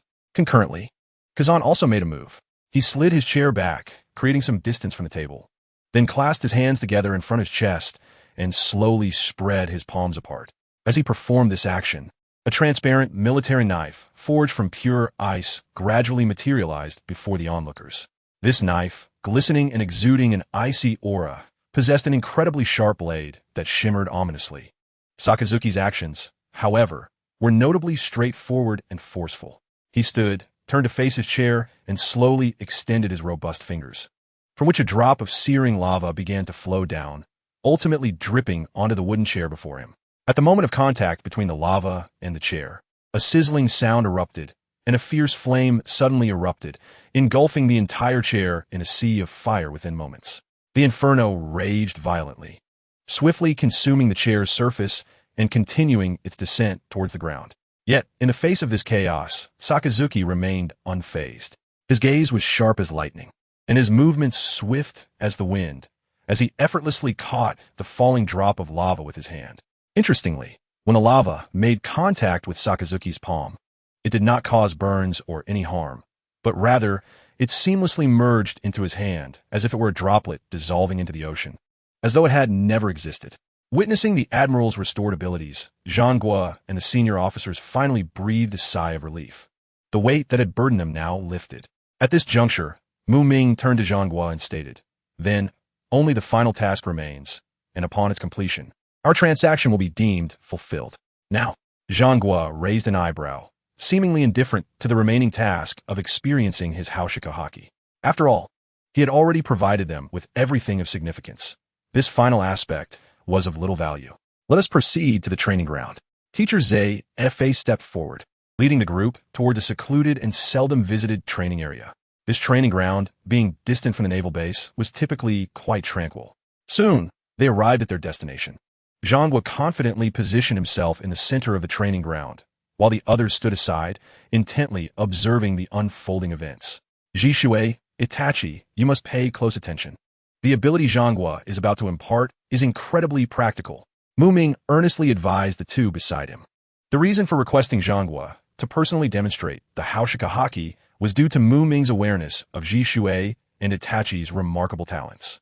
He firmly believed that, given their innate understanding, even if they could not fully master it, they would at least grasp the essence of it. Ninjas have always possessed a keen sixth sense. And for elite ninjas like Jishui and Itachi, mastering Kinbunchika Haki posed little challenge. As for Busashoka Haki, while awakening it was not particularly difficult for the few of them, their current physical condition would likely hinder significant progress. However, Muming did not impose excessive expectations. As long as they could successfully awaken, that would suffice. Regarding the unpredictable Haushika Haki, Muming was 90% confident in Itachi's ability to unlock it, while Jishui's chances were slightly lower at 50-50. As for himself, Muming never doubted his capacity to awaken Haushika Haki. How could a boy with such fervent ambition lack the power of a conqueror? With his transmigration and system, was he destined to follow the protagonist's script? What is a protagonist? Chosen by fate, destined for eternal glory. I am both the singularity and the eternal. They understood. Jishui and Itachi nodded slightly, indicating their comprehension of the current task arrangement. At this moment, Naruto and Sasuke were still young. They found it challenging to grasp the demonstration of skills that were not directly taught, so Muming allowed them to play on the sidelines. All set, Muming calmly nodded to Sengoku, signaling that everything was ready to commence. Let us begin with Kinbunchika Haki. You two attack me. Sengoku, understanding the cue, nodded in agreement. He then closed his eyes, entering a state of intense focus, and spoke to Jishui and Itachi. Upon hearing his voice, Jishui and Itachi directed their gazes toward Muming. Muming, with a serene expression, nodded encouragingly and said, "Feel free to unleash your full potential." With Muming's permission, Jishui and Itachi harbored no more reservations. In an instant, their eyes underwent a remarkable transformation. Their once pitch-black pupils rapidly morphed into a blood-red hue, and three black tomo gradually emerged, forming the iconic three-tomo Sharingan. This sudden change caused the onlooking Marines to shift in surprise. They widened their eyes, alternating their astonished gazes between Muming and the two elite ninjas. After all, the three-tomo Sharingan bore a certain resemblance to Muming's eternal Mangekyo Sharingan, which naturally invited various associations. In an instant, the training ground was enveloped in a tense and eerie atmosphere. Jishui and Itachi exchanged a knowing glance, silently attuning themselves to each other's thoughts, ready to launch their assault on Sengoku. Their seamless synergy required no verbal communication, as they instinctively understood each other's intentions. In a flash, the duo struck simultaneously, initiating their attack with the unique Uchiha clan technique, the Uchiha Shuriken Jutsu. Jishui and Itachi deftly maneuvered, each launching 5 or 6 razor-sharp kunai toward Sengoku with blinding speed. The kunai streaked through the air like meteors, hurtling towards Sengoku with fierce momentum. However, the seemingly casual movements of Sengoku, who had his eyes closed, allowed him to effortlessly evade the onslaught of kunai as they rained down upon him. Just as Sengoku successfully dodged the kunai, the projectiles collided in midair. With a series of crisp sounds resonating around them, the kunai altered their trajectories, turning back towards Sengoku. In an instant, the kunai appeared to possess a life of their own, redirecting their course and racing back towards him. Sengoku was momentarily taken aback by this ability to manipulate the kunai's direction. Nevertheless, such a technique posed no significant threat to him. If not for the necessity of showcasing his formidable Kinbunchika haki to counter this attack, he would have deemed the effort of dodging unnecessary. Sengoku's figure flickered, akin to a phantom, effortlessly evading the oncoming kunai. His movements flowed like water, devoid of any clumsiness or superfluous actions. Jisue and Itachi exchanged glances, neither surprised by Sengoku's ease in avoiding their attacks, for they understood well before the clash began that, given their current strength, defeating this seasoned Marine Admiral was nearly an impossible task. Moreover, at this moment, their confrontation was not a matter of life and death, but rather a display of skills and mutual learning. Jisue and Itachi stood resolutely, forming an unyielding barrier, flanking Sengoku on either side. Jisue called out Katon, Gokakyu no Jutsu. Instantly, fierce flames surged forth like a ferocious beast, lunging towards Sengoku. Simultaneously, Itachi, unwilling to be outdone, swiftly formed hand seals and unleashed the Doton. Yomi Numa. The ground became a quagmire, resembling a vast swamp, attempting to ensnare Sengoku's feet. Faced with such a tightly coordinated and fierce assault, Sengoku felt a flicker of surprise. But soon his face broke into a smile. He could not deny that, regardless of the actual potency of their ninjutsu, the unique attacking style of the two children intrigued him immensely. Just as the flames were about to engulf him, and the swamp beneath him grew deeper, Sengoku drew in a breath and forcefully pushed off the ground, executing the Marine 6 style's moonwalk technique, soaring into the sky like an arrow, effortlessly evading the combined assault of Jisue and Itachi. With a simple maneuver, he evaded their techniques, witnessing their ninjutsu fall flat. Jisue and Itachi refrained from activating their more powerful Mangekyo Sharingan. Instead, they decided to employ a variety of seemingly flamboyant ninjutsu to address the situation at hand. They remained acutely aware that their initial objective was not to defeat the formidable Sengoku, but rather to learn the extraordinary skill known as Kinbunchika haki from him. Initially, Jisue and Itachi utilized Katon and Doton techniques.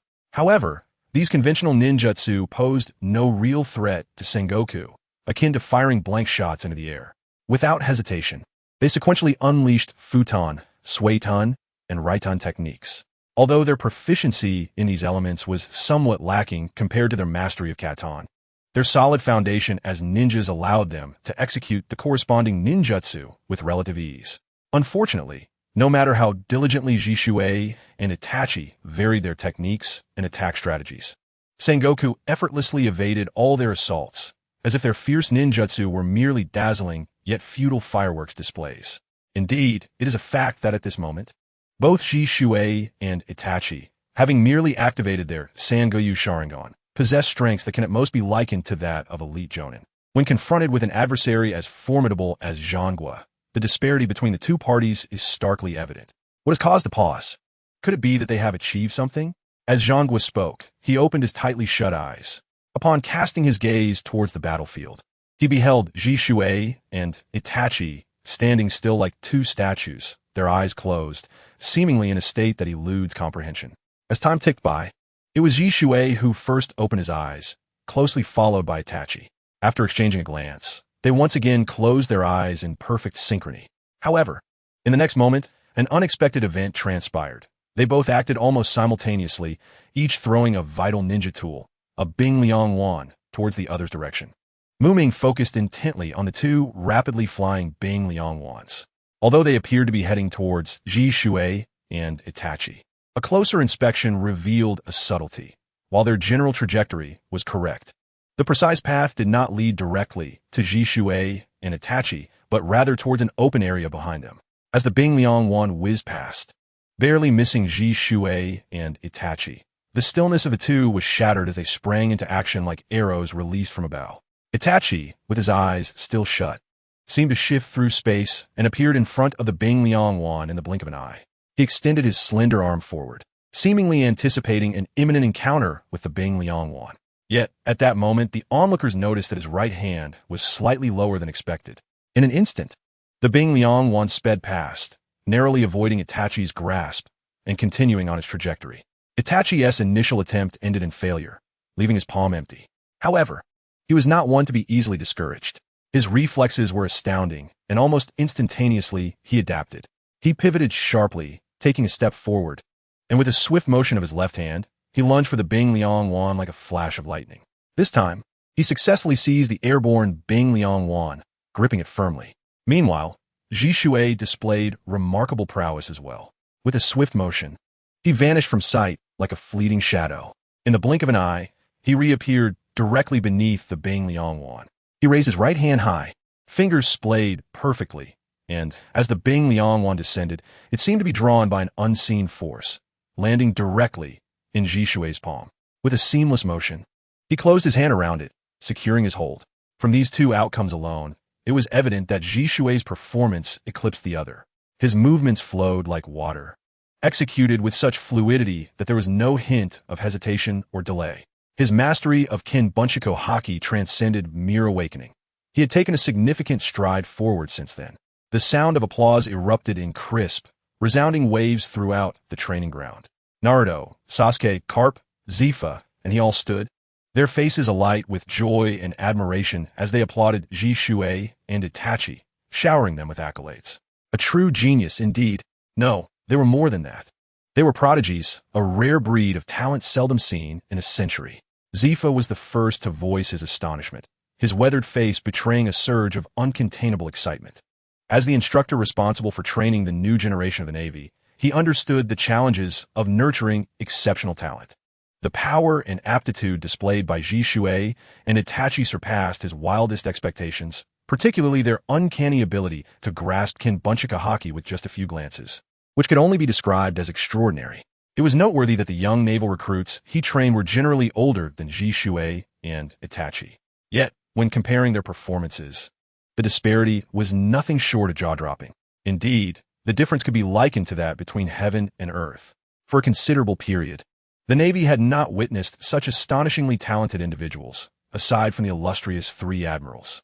Reflecting on this, Zifa shook his head slightly, pondering the changing times and the emergence of new talents.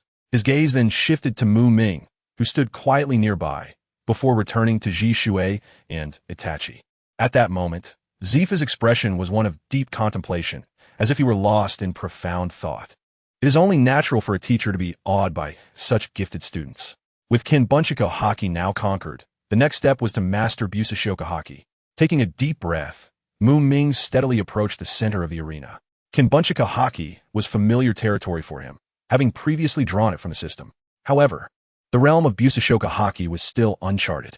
Meanwhile, Zhangguo's gaze was intently fixed on MumingKyo and the others, his eyes sparkling with excitement. He perceived these three young individuals as rare talents. Should he successfully integrate them into the Navy, it would undoubtedly bolster its strength. As he contemplated this, Zhangguo mused on the possibility that, once equipped with these abilities, they might turn their backs and join the ranks of pirates. Yet, he quickly dismissed this concern. With years of experience and keen insight, Zhangguo could discern the character traits of MumingKyo and his companions. They were not individuals who would embrace the reckless path of piracy. Thus, he was confident that the likelihood of them becoming pirates was nearly non-existent. This exceptional ability to read people was one of the essential qualities that made Zhangguo an outstanding admiral of the Navy. Furthermore, he had already begun to strategize. Once the right opportunity arose, he would ensure that these promising young talents would be drawn into the Navy's fold. As for MumingKyo's fallout with the world government, Zhangguo perceived it as less troublesome than it appeared. In his eyes, this seemingly grave conflict had not escalated beyond heated exchange of words, and the relationship between the two parties was not irreparably damaged. After all, compared to the insurmountable enmity associated with the killing of celestial dragons, the current situation still held room for reconciliation. If MumingKyo and his kin were willing to join the Navy, Zhangguo would be more than willing to step in as a mediator to resolve any discord. With their Navy's esteemed status and influence, alongside years of adeptly in navigating intricate situations, he possesses unwavering confidence that he can coax the Wu Laoxing into providing an opportunity for calm dialogue and communication. Subsequently, a mutually acceptable resolution can be sought, thereby mending the frayed relationship and achieving a win-win scenario. Following this, their Navy would truly soar to unprecedented heights. Contemplating this, Zhangguo couldn't help but smile. His gaze towards Muming and his companions softening considerably. Muming was entirely engrossed in thoughts of how to swiftly awaken his armed haki, oblivious to Zhangguo's innermost feelings. At this moment, Muming's mind was consumed with aspirations to enhance his strength and swiftly master this formidable ability. Ultimately, he resolved to act decisively and initiated an offensive. His eyes flew open, the eternal kaleidoscope of his Sharingan gleaming with a mesmerizing brilliance.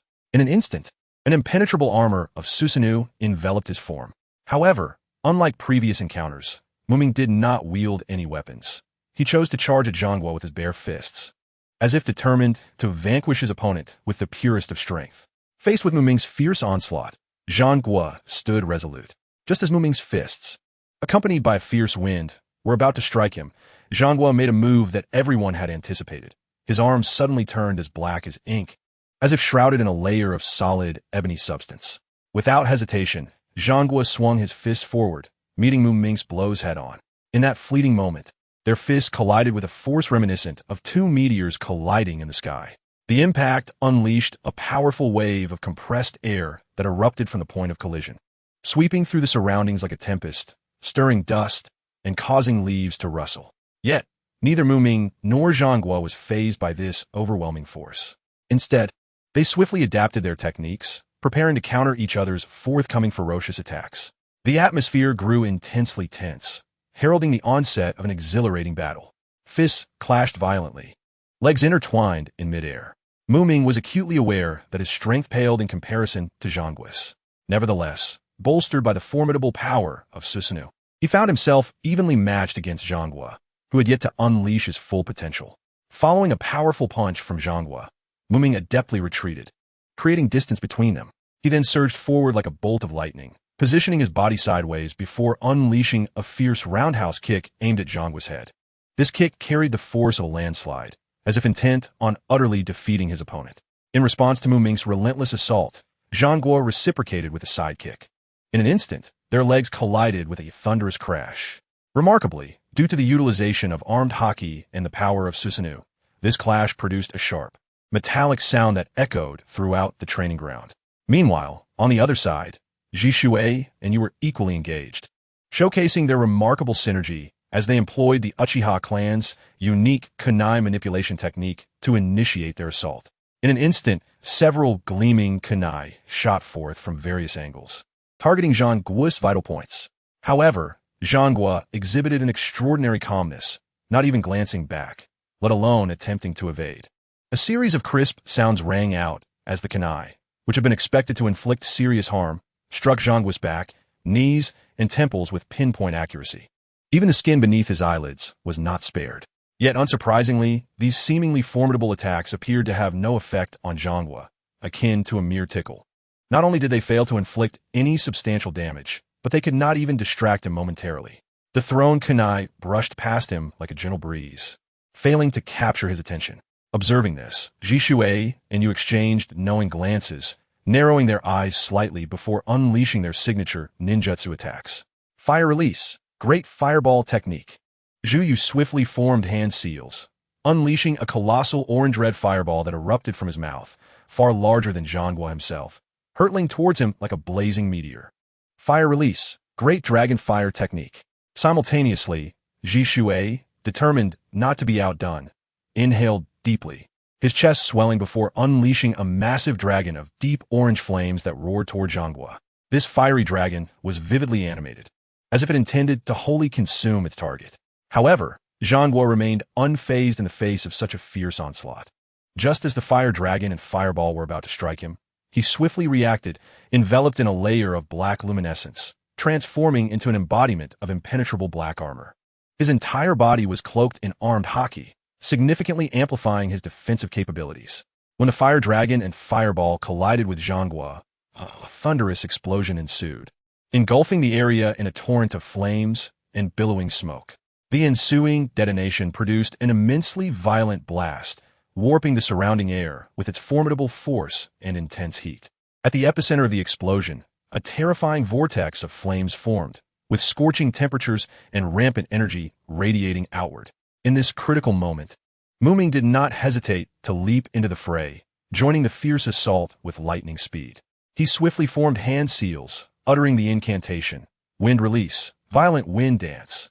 As he completed the seals, he thrust his hands forward, unleashing a powerful gale that erupted from his palms. This tempest roared forth like a ferocious dragon, racing towards the inferno. Under Muming's masterful control, the whirlwind and the fiery vortex merged instantaneously. In that moment, the wind fueled the flames, and the fire drew strength from the wind, causing the fiery vortex to grow increasingly ferocious. The already searing flames surged forth like a volcanic eruption, expanding wildly. In the blink of an eye, the size of the fiery vortex doubled. Moreover, as the vortex expanded, the surrounding air temperature skyrocketed, distorting the very fabric of space itself under the oppressive heat. However, in the face of such a formidable blaze, Zhang Guo exhibited no sign of concern. From within the depths of the fiery whirlpool, his calm and authoritative voice resonated, commanding, "Disperse." Immediately following was a deafening explosion, as if an invisible giant hand had forcefully torn open a gaping chasm in the flames. Zhang Guo emerged unhurriedly from this fissure, his imposing figure bathed in the roaring flames, yet untouched. It turned out that he was enveloped by an impenetrable layer of Busashoku haki, which provided him with the formidable defense necessary to remain unharmed amidst such intense fire. Remarkably, the cloak that symbolized justice upon his shoulders remained pristine, free from even the slightest wrinkle or stain. This clearly indicated that the recent harrowing pursuit had merely served as a warm-up. Muming cast his gaze towards ShisUi and Itachi, who were intently focused on Zhang Guo's sturdy, haki-enshrouded arms, their eyes swirling with 3 black tomo. Muming felt neither surprise nor dissatisfaction that ShisUi and Itachi had yet to activate their Mangekyo Sharingan. After all, the customs of ninjas and pirates were worlds apart. In the vast seas, pirates openly flaunted their formidable abilities before engaging in battle, even revealing the types of devil fruits they had consumed. In stark contrast, ninjas maintained a discreet demeanor. When 2 ninjas faced each other in a narrow encounter, the outcome of the battle often hinged on the intelligence each possessed. Thus, ninjas adhered to a low-profile, concealed approach. For them, every hidden card was a vital asset for survival. Unless faced with dire circumstances, they would not easily reveal their trump cards. At this moment, for ShisUi and Itachi, their Mangekyo Sharingan undoubtedly represented such a precious and decisive asset. Therefore, in this mere exchange of techniques, it was unnecessary to ponder whether they would unleash such a formidable power, for the answer was already clear. They absolutely would not. Moreover, since excessive use of the Mangekyo Sharingan had severe repercussions, they were even less inclined to employ it. Muming recognized that ShisUi and Itachi were not yet adept at mastering the powerful and practical Busashoku haki, and even his own comprehension of this force still contained some unresolved nuances. Nevertheless, given this situation, Muming was acutely aware that the fierce battle was far from over. With a sudden surge of energy, he propelled himself off the ground as if equipped with powerful springs, racing toward Zhang Guo like an arrow released from a bow. Just in time, Zhang Guo exclaimed with a glimmer of excitement in his eyes, unable to contain his exuberance. Until now, he had been on the receiving end of the attack, but finally, an opportunity for counterattack had arrived, filling him with joy. This time, Zhang Guo resolved to hold nothing back. At least in terms of pure strength, he unleashed all his might without hesitation. The moment Muming's fist collided with Zhang Guo's, he immediately sensed something amiss. A torrent of overwhelming, insurmountable force surged through Zhang Guo's fist, crashing into him like a relentless tidal wave. In an instant, without even a second to brace himself, Muming felt as though he had been struck head-on by a speeding, harmonious train, his body involuntarily propelled backward. However, not all outcomes were unfavorable. Just as he clashed with Zhang Guo, Muming suddenly sensed an inner gate being flung wide open. A brand new power coursing through his limbs. His Busashoku haki had finally awakened at this moment. In truth, during the collision, Muming's palm had met Zhang Guo's iron fist, and he had felt an unstoppable, terrifying force crashing toward him like a surging tide. Confronted with such a daunting power, Muming gritted his teeth, exerting every ounce of strength to withstand this colossal force. Yet, despite his utmost efforts, he found himself unable to resist the overwhelming impact. Just as he felt on the verge of collapse, a mysterious, unfamiliar energy enveloped his faltering Susanoo fist, as if descending from the heavens like a refreshing rain. This entire process transpired in a flash, lasting less than a second. The next moment, a resounding thud echoed as Muming shot backward like a cannonball. Simultaneously, Zhanghua felt a stirring within him. For in that fleeting instant of their encounter, he too had sensed an exceptionally familiar pulse of power emanating from Muming's fist. "You have successfully awakened Busashoka Haki?" Zhanghua exclaimed, astonished. The words rang out like thunder in the previously silent battlefield, drawing the attention of everyone present toward the now stabilized Muming. Upon hearing Zhanggua's inquiry, Muming slowly rose, brushing off the dust from his clothing and revealing a composed smile. He displayed no hesitation or concealment, affirmatively nodding. "Indeed, I owe my gratitude to you, Admiral Zhanghua. Had it not been for your formidable strike just now, I might have struggled to break through my limits and awaken this Busashoka Haki." After speaking, Muming raised his right hand, forming a gentle fist, as a faint layer of black light flickered around it. Although the hue appeared somewhat dim, it was unmistakably the remarkable Busashoku Haki. At this moment, Muming had successfully awakened this powerful skill. With that accomplished, it was now Shisui and Itachi's turn. Shisui directed his gaze at Zhanghua, a hint of shyness gracing his features as he softly spoke. "Then let us engage in close combat. Please show mercy when you strike, Admiral Zhanghua." His tone was sincere and humble. Upon hearing Shisui address him as Admiral, Zhanghua couldn't help but recall the future when Shisui, Itachi, and several other Uchiha would join the Navy, and those beautiful images surged in his mind like a tidal wave. In an instant, he couldn't help but smile broadly, responding heartily, "Haha, well said. You two little rascals go ahead and attack first. I wish to see how strong your bodies have become." Receiving his permission, Shisui and Itachi chorused their thanks. "Thank you, Admiral Zhanghua." They then charged forward, darting toward Zhanghua like arrows released from bows. The worlds of ninjas and pirates were starkly different in style and customs. The pirate realm resembled a free-spirited ocean, its ethos as unbridled as the surging waves. In this realm, the relationships between individuals are founded upon a basis of spontaneity. If one person finds another agreeable, their connection can be deemed negligible or even entirely irrelevant. In such circumstances, should one party wish to impart their skills to the other, there exists no hindrance or restriction. However, in stark contrast lies the mysterious and ancient world of the ninja.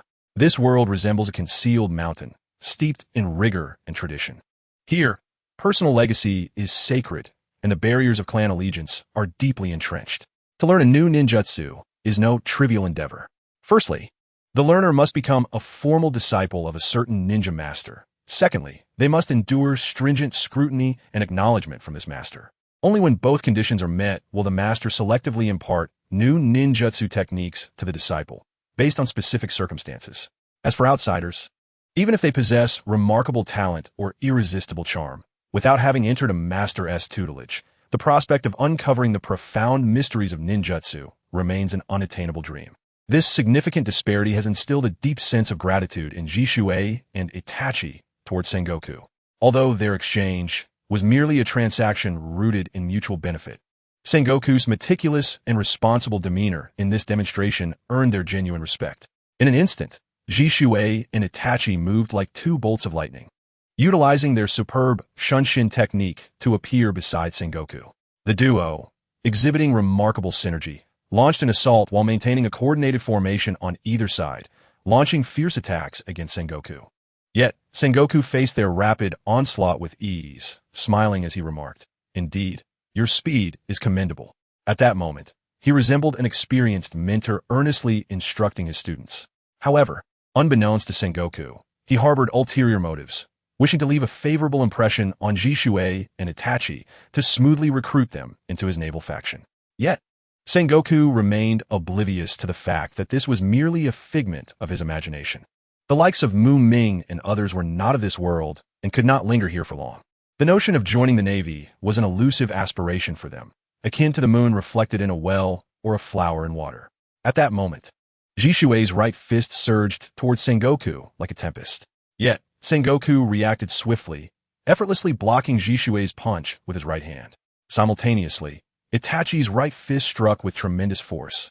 Yet it too was firmly caught by Sengoku's left hand. Feeling the power exchange during their confrontation, Sengoku remarked, You two youngsters are indeed agile. Yet there remains considerable room for improvement in your physical strength. After a mental comparison, Sengoku concluded that Jishuei and Itachi's physical prowess was roughly on par with the top lieutenants of the naval headquarters, with a noticeable gap from the strength expected of a naval colonel. In their age group, possessing such a level of physical strength was commendable. While not outstanding, it certainly did not place them at the bottom, positioning them in the upper middle tier. However, when considering their inherent capabilities alongside their physical attributes, their strength became rather difficult to overlook. One cannot deny that Sengoku, as an admiral seasoned by political acumen, exhibited unparalleled eloquence and finesse in his speech. Had it been the straightforward and blunt Admiral Zephyr expressing the same sentiment, he might have simply declared, "Your physical strength is lacking."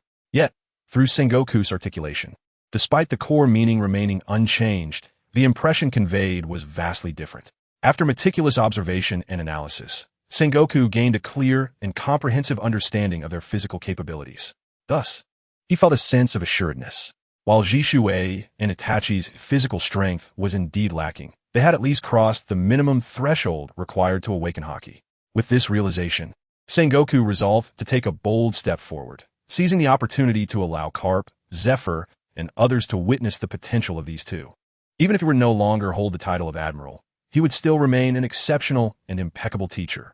At this moment, Sengoku's heart burned with fervor, his gaze fixated on Jishuei and Itachi as if attempting to see through them.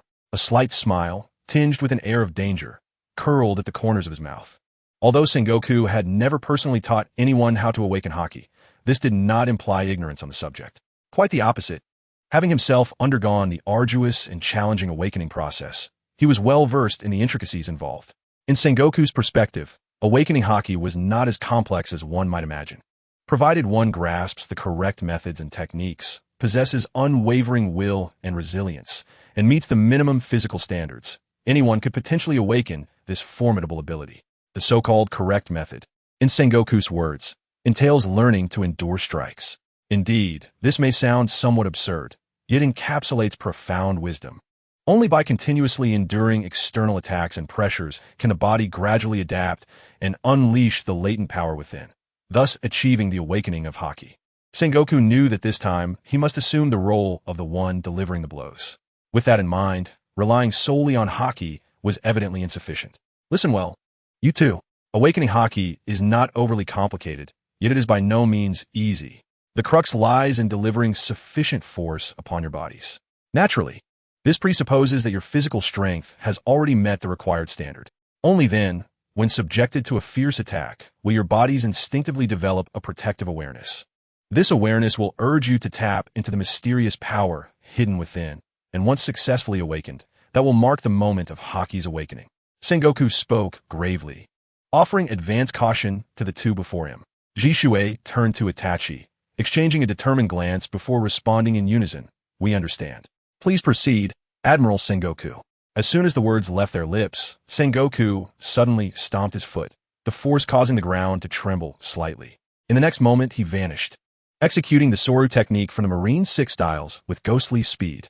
Instantly, his figure appeared like a flash of lightning between Jishuei and Itachi. At this moment, Jishuei and Itachi had yet to fully comprehend the situation, only feeling a fierce gust of wind rushing towards them. In the blink of an eye, Zhang Guo swung his right arm without hesitation, delivering a powerful fist the size of a large pot directly toward Jishuei. Simultaneously, his left hand struck out with the force of thunder, targeting Itachi beside him. Jishuei and Itachi's gazes remained fixed ahead, completely focused on tracking Zhang Guo's every move. With the keen insight of the Sharingan and the exceptional combat perception of Kenbunchika Haki, they were able to detect even the slightest movements of Zhang Guo's figure.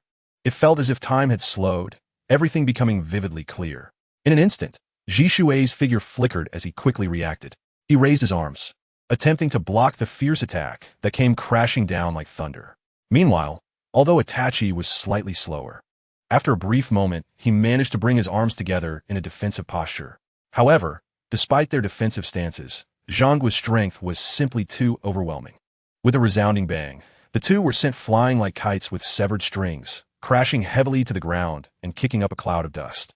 Clearly, merely perceiving Zhang Guo's actions and responding in time did not equate to possessing the strength to withstand the fierce assault of this naval admiral.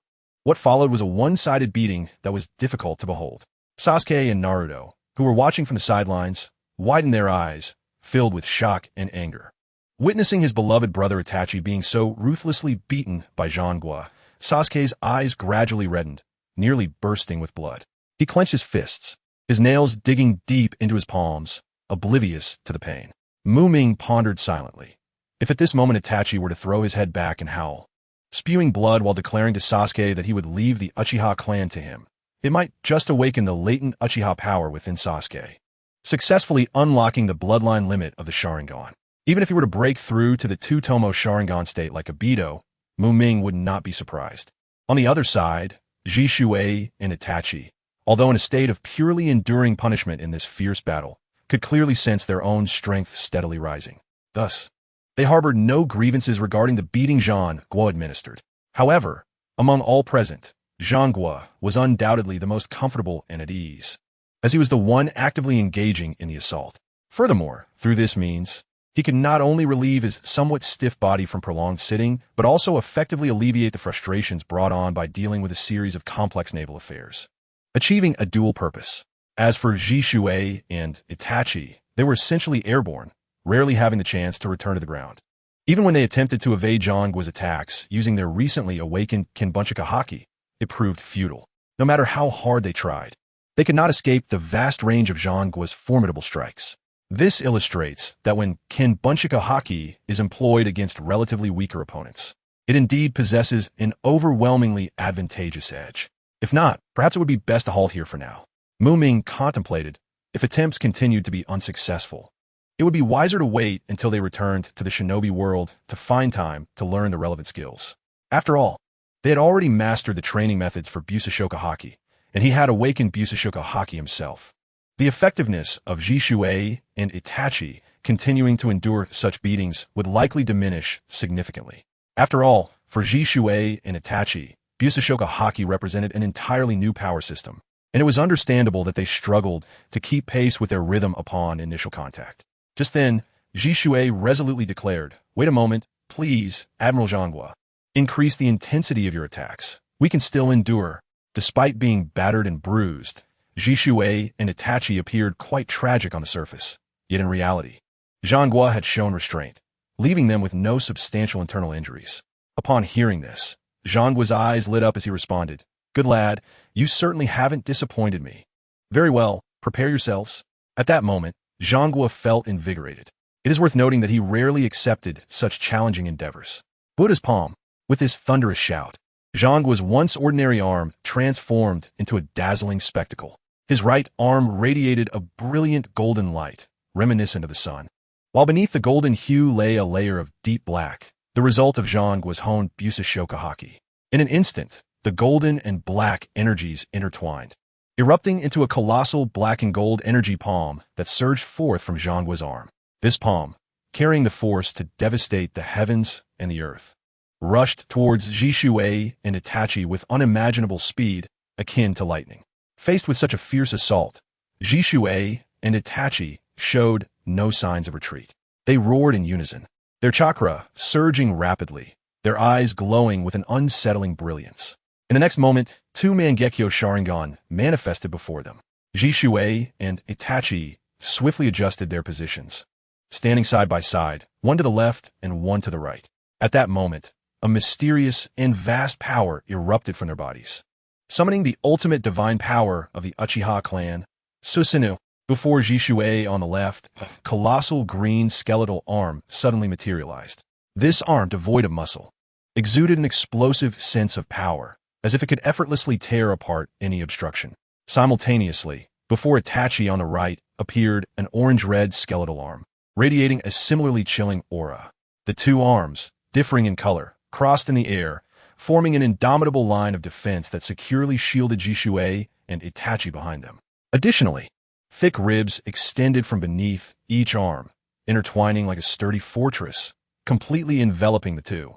However, Zhangguo's strike was simply too terrifying. In the next second, the black and gold energy palm crashed heavily against Susanoo. A deafening roar erupted, shaking the entire space. In the face of such overwhelming impact, Susanu's defenses appeared alarmingly fragile. The orange-red skeletal arm was the first to succumb to the pressure, shattering upon impact. Soon after, the green skeletal arm also met a similar fate, breaking into several segments. Even the notoriously resilient ribs began to fracture and collapse under this might.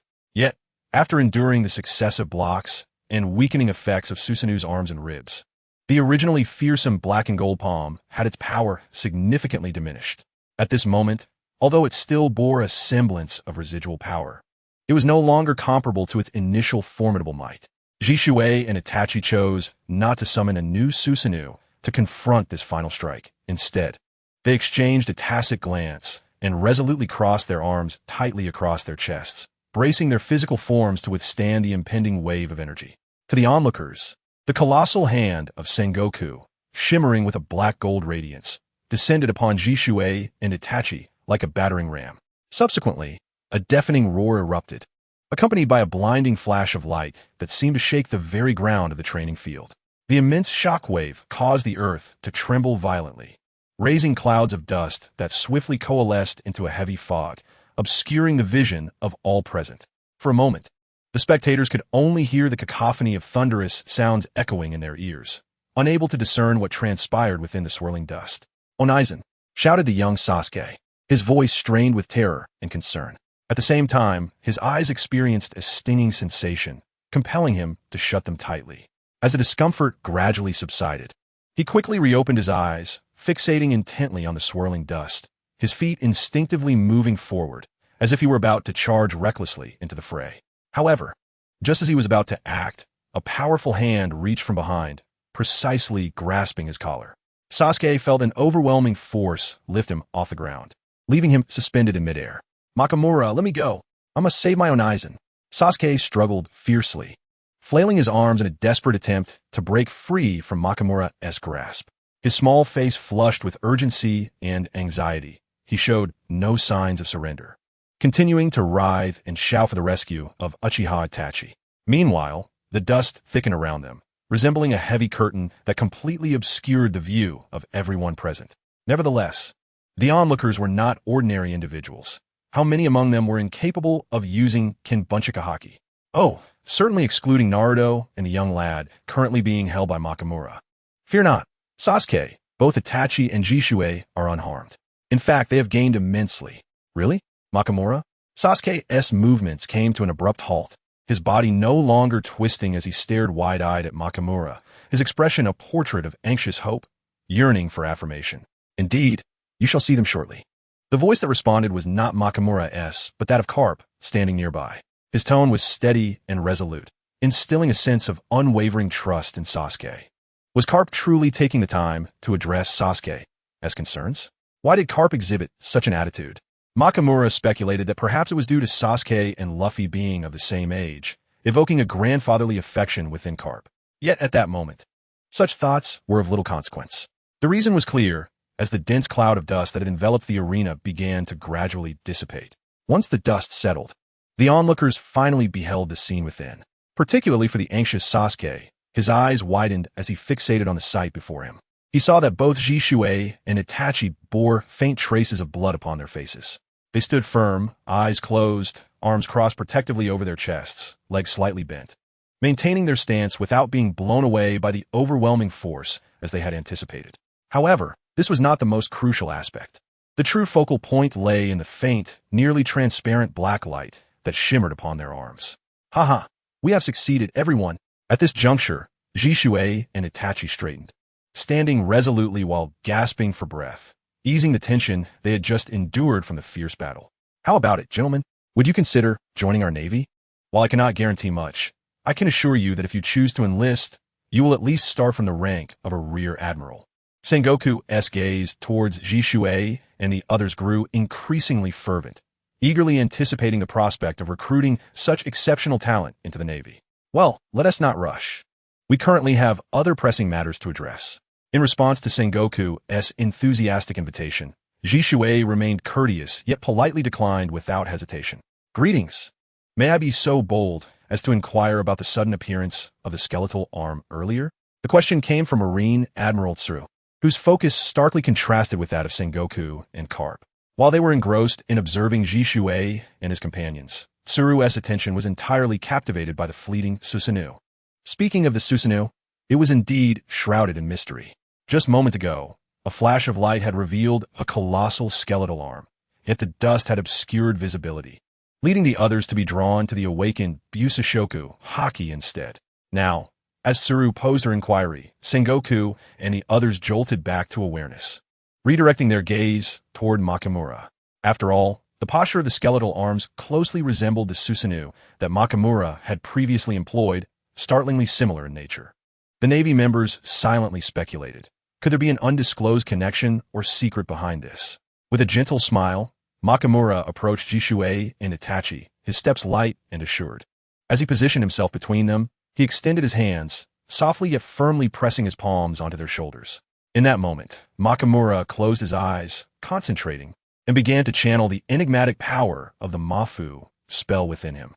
Astonishingly, the wounds sustained by Jishui and Itachi during battle began to heal at a visibly remarkable rate. Not only that, but the vast amounts of chakra, ocular power, and dwindling stamina they had expended appeared to be replenished by an unseen force, rapidly restoring their vitality. While Makamura focused on healing the two, he spoke, "Admiral Tsuru, your inquiry touches upon the most guarded secrets of our Uchiha clan." His voice was calm and gentle, yet the depth of meaning within it tightened the hearts of those who heard. Upon hearing this, Tsuru's expression shifted to one of regret, and she quickly replied, "I sincerely apologize for my impudence. Please forgive my intrusion." Muming gently shook his head, indicating his indifference, and continued, "In truth, it is not that I cannot answer your question. It is simply that to disclose such information without cause may not be entirely appropriate. However, if we could reach a consensus through some fair and reasonable exchange, then sharing these secrets with you would not be out of the question. Regarding the UchihaMuming Sharingan, while it indeed falls under highly confidential information, it is not entirely beyond the realm of disclosure. Provided that we exercise discretion and reveal only what is already known or relatively common within the shinobi world to the Navy, it should not cause significant trouble." Upon hearing this apparent bargaining and somewhat mercenary tone from Muming, the assembled Navy personnel fell into silence, particularly Sengoku. He pondered whether to recruit Muming into the Navy. If he were to join, Muming's propensity for trade could pose a considerable risk to them. They certainly could not assign Muming alongside another troublesome figure, like the cotton-padded pants-wearing Warpeach Maru. That would be a tremendous waste. As Sengoku grappled with this dilemma, Tsuru suddenly spoke up, "By the way, I noticed something earlier." The child's eyes turned red all of a sudden. "Is there any issue with that?" With her words, the attention of the crowd shifted towards Sasuke's direction. At that moment, Sasuke's eyes glowed a brilliant red, with a striking black tomo standing out prominently. Sasuke had awakened the Sharingan. Itachi, witnessing this development, could not suppress a gasp. He stared in disbelief at his younger brother's newly activated Sharingan. It is worth noting that the Sharingan is a unique bloodline limit of the Uchiha clan, whose power is unquestionable. Now, witnessing Sasuke awaken it at such a young age, how could Itachi, the devoted elder brother, not feel astonished and elated? "Sharingan, is this the secret of your Uchiha clan?" Tsuru, with her astute mind, immediately connected Itachi's astonishment to the eternal Mangekyo Sharingan she had previously seen, along with Shirsui's 3-tomo Sharingan and Itachi's own 3-tomo Sharingan, while considering Sasuke's newly awakened 1-tomo Sharingan. And she had already formed an answer in her mind. Thus, she narrowed her eyes slightly and asked Muming with utmost certainty. Faced with Tsuru's inquiry, Muming hesitated for a moment before nodding in agreement, acknowledging her statement. After all, the existence of the Sharingan was no longer a hidden secret, particularly in the ninja world, where it was almost common knowledge. Even though they were currently in a pirate world, there seemed to be no further need for concealment. Indeed, as you surmised, the Sharingan is the powerful legacy passed down through generations of our Uchiha clan. Its initial form is the 1-tomo Sharingan that you see before you now. As the user's strength and other factors evolve, the Sharingan can further advance, resulting in the 2-tomo Sharingan and eventually the higher-tier 3-tomo Sharingan. With a smile, Muming calmly elucidated some information about the Sharingan to the Navy personnel, his voice steady and serene, as if each word contained boundless mysteries. As he spoke, the previously bewildered expressions of the Navy members gradually transformed into clarity, and they began to gain a deeper understanding of this enigmatic family legacy. After concluding his explanation, Muming's smile widened slightly as he casually divulged some publicly known information regarding the Uchiha clan. Yet, was there a deeper intention concealed behind this seemingly nonchalant act? Perhaps only Muming himself knew. In truth, Muming's elaborate display and explanation of the Sharingan to the Navy did not stem from any particularly defined purpose. If there were a motive, it was merely a desire to showcase before these powerful figures from the Warring States era to bask in the limelight. After all, gaining the admiration of characters from his favorite anime in a past life was an intriguing and fulfilling endeavor. At that moment, the perceptive Tsuru suddenly posed a question. Since the 3-tomo Sharingan is not the endpoint, what is the name of the eyes you possess? Surely, there must be a higher tier beyond the 3-tomo. Tsuru's intuition was indeed sharp. She did not easily succumb to Muming's words, but quickly grasped the crux of the matter and turned to inquire further. In response to Tsuru's question, Muming merely chuckled softly, refraining from providing a direct answer. Observing Muming's reaction, Tsuru and Sengoku, who stood nearby, immediately understood that this question likely touched upon the Uchiha clan's core secrets. Thus, they tacitly agreed to refrain from pursuing the topic further. After a moment of silence, Sengoku broke the tension, stating then, "May I inquire what you hope to gain in exchange for showcasing your abilities and sharing certain information about the remaining secrets of your Uchiha clan? As long as your demands are not excessive, we can consider this transaction." Sengoku clearly understood the principle that there are no free lunches in the world. He sought to ascertain Muming's true intentions, to weigh the pros and cons before making a decision. Upon hearing Muming mention the words Zoan-type devil fruit, Sengoku's heart stirred, but he quickly regained his composure. To exchange a mere secret for a devil fruit? Even the cheapest Zoan-type devil fruit seemed excessive. Sengoku frowned, instinctively wanting to negotiate. However, Muming merely smiled slightly and replied leisurely, "I have not finished speaking. A mere ordinary Zoan-type devil fruit cannot suffice for this secret. What I seek must be a rare, mythical Zoan-type. Moreover, a single mythical Zoan-type is far from adequate to trade for all the secrets." Upon hearing this, Sengoku's expression grew serious. Mythical Zoan-type devil fruits are exceedingly rare and powerful. As a user of one himself, he was acutely aware that their value far exceeds that of other types of devil fruits. Even a common Logia-type devil fruit could not compare to the worth of a mythical Zoan-type, underscoring their rarity. The fact that Muming demanded a devil fruit of such caliber and indicated that one alone would not suffice for all the secrets left Sengoku incredulous. At this moment, Sengoku swiftly abandoned any thoughts of further probing into the secrets of the Uchiha clan. After all, such a price was exorbitant, even for the Navy, one of the 3 great powers of the sea. Observing Sengoku fall into silence, Muming understood his answer and felt no surprise. His intention was merely to fish for an opportunity. Even without a catch, there would be no loss, would there? This endeavor was simply a gamble for a chance. If fortune favored him, it would yield great rewards. Come now, Sengoku, unleash your conqueror's haki and allow me to witness the might of your naval command. Give it your all. Muming shouted loudly, standing steadfastly in a triangular formation with Jishui and Itachi, both of whom wore solemn expressions. In light of this, let be as you wish. After being momentarily distracted, Jean Guo regained his focus. No longer inclined to indulge in frivolity, he resolved to conclude the matter swiftly. His gaze, sharp as a hawk's, fixated intently on Muming and his companions.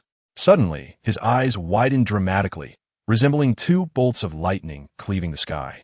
In an instant, a suffocating aura of ferocity erupted from him, accompanied by streaks of dark crimson lightning, crashing down upon Muming and the others like a tidal wave. Faced with this sudden and formidable pressure, Muming maintained a semblance of composure. In contrast, Jishui and Itachi appeared somewhat strained, involuntarily emitting low grunts under the oppressive force of the conqueror's haki, their previously upright bodies beginning to bend slightly, as if they might collapse at any moment. Notably, Jean Guo's mastery of the conqueror's haki was nothing short of extraordinary, a testament to his unparalleled skill. Among the multitude present, only Muming, Jishui, and Itachi felt the overwhelming sensation akin to a mountain pressing down upon an egg. Meanwhile, the onlookers, Sasuke and Naruto, could only observe Jean Guo's sudden glare. Shortly thereafter, the 2 renowned Uchiha prodigies, Jishui and Itachi, began to tremble uncontrollably. In stark contrast, Muming, though his face flushed from the immense pressure, stood as resolute as a mountain, exhibiting no signs of panic. At that moment, Muming was wholly engrossed in a wondrous state he had long anticipated, experiencing firsthand the famed conqueror's haki, said to be possessed by 1 in a million. However, contrary to his previous expectations, Muming did not experience any dizziness or physical discomfort.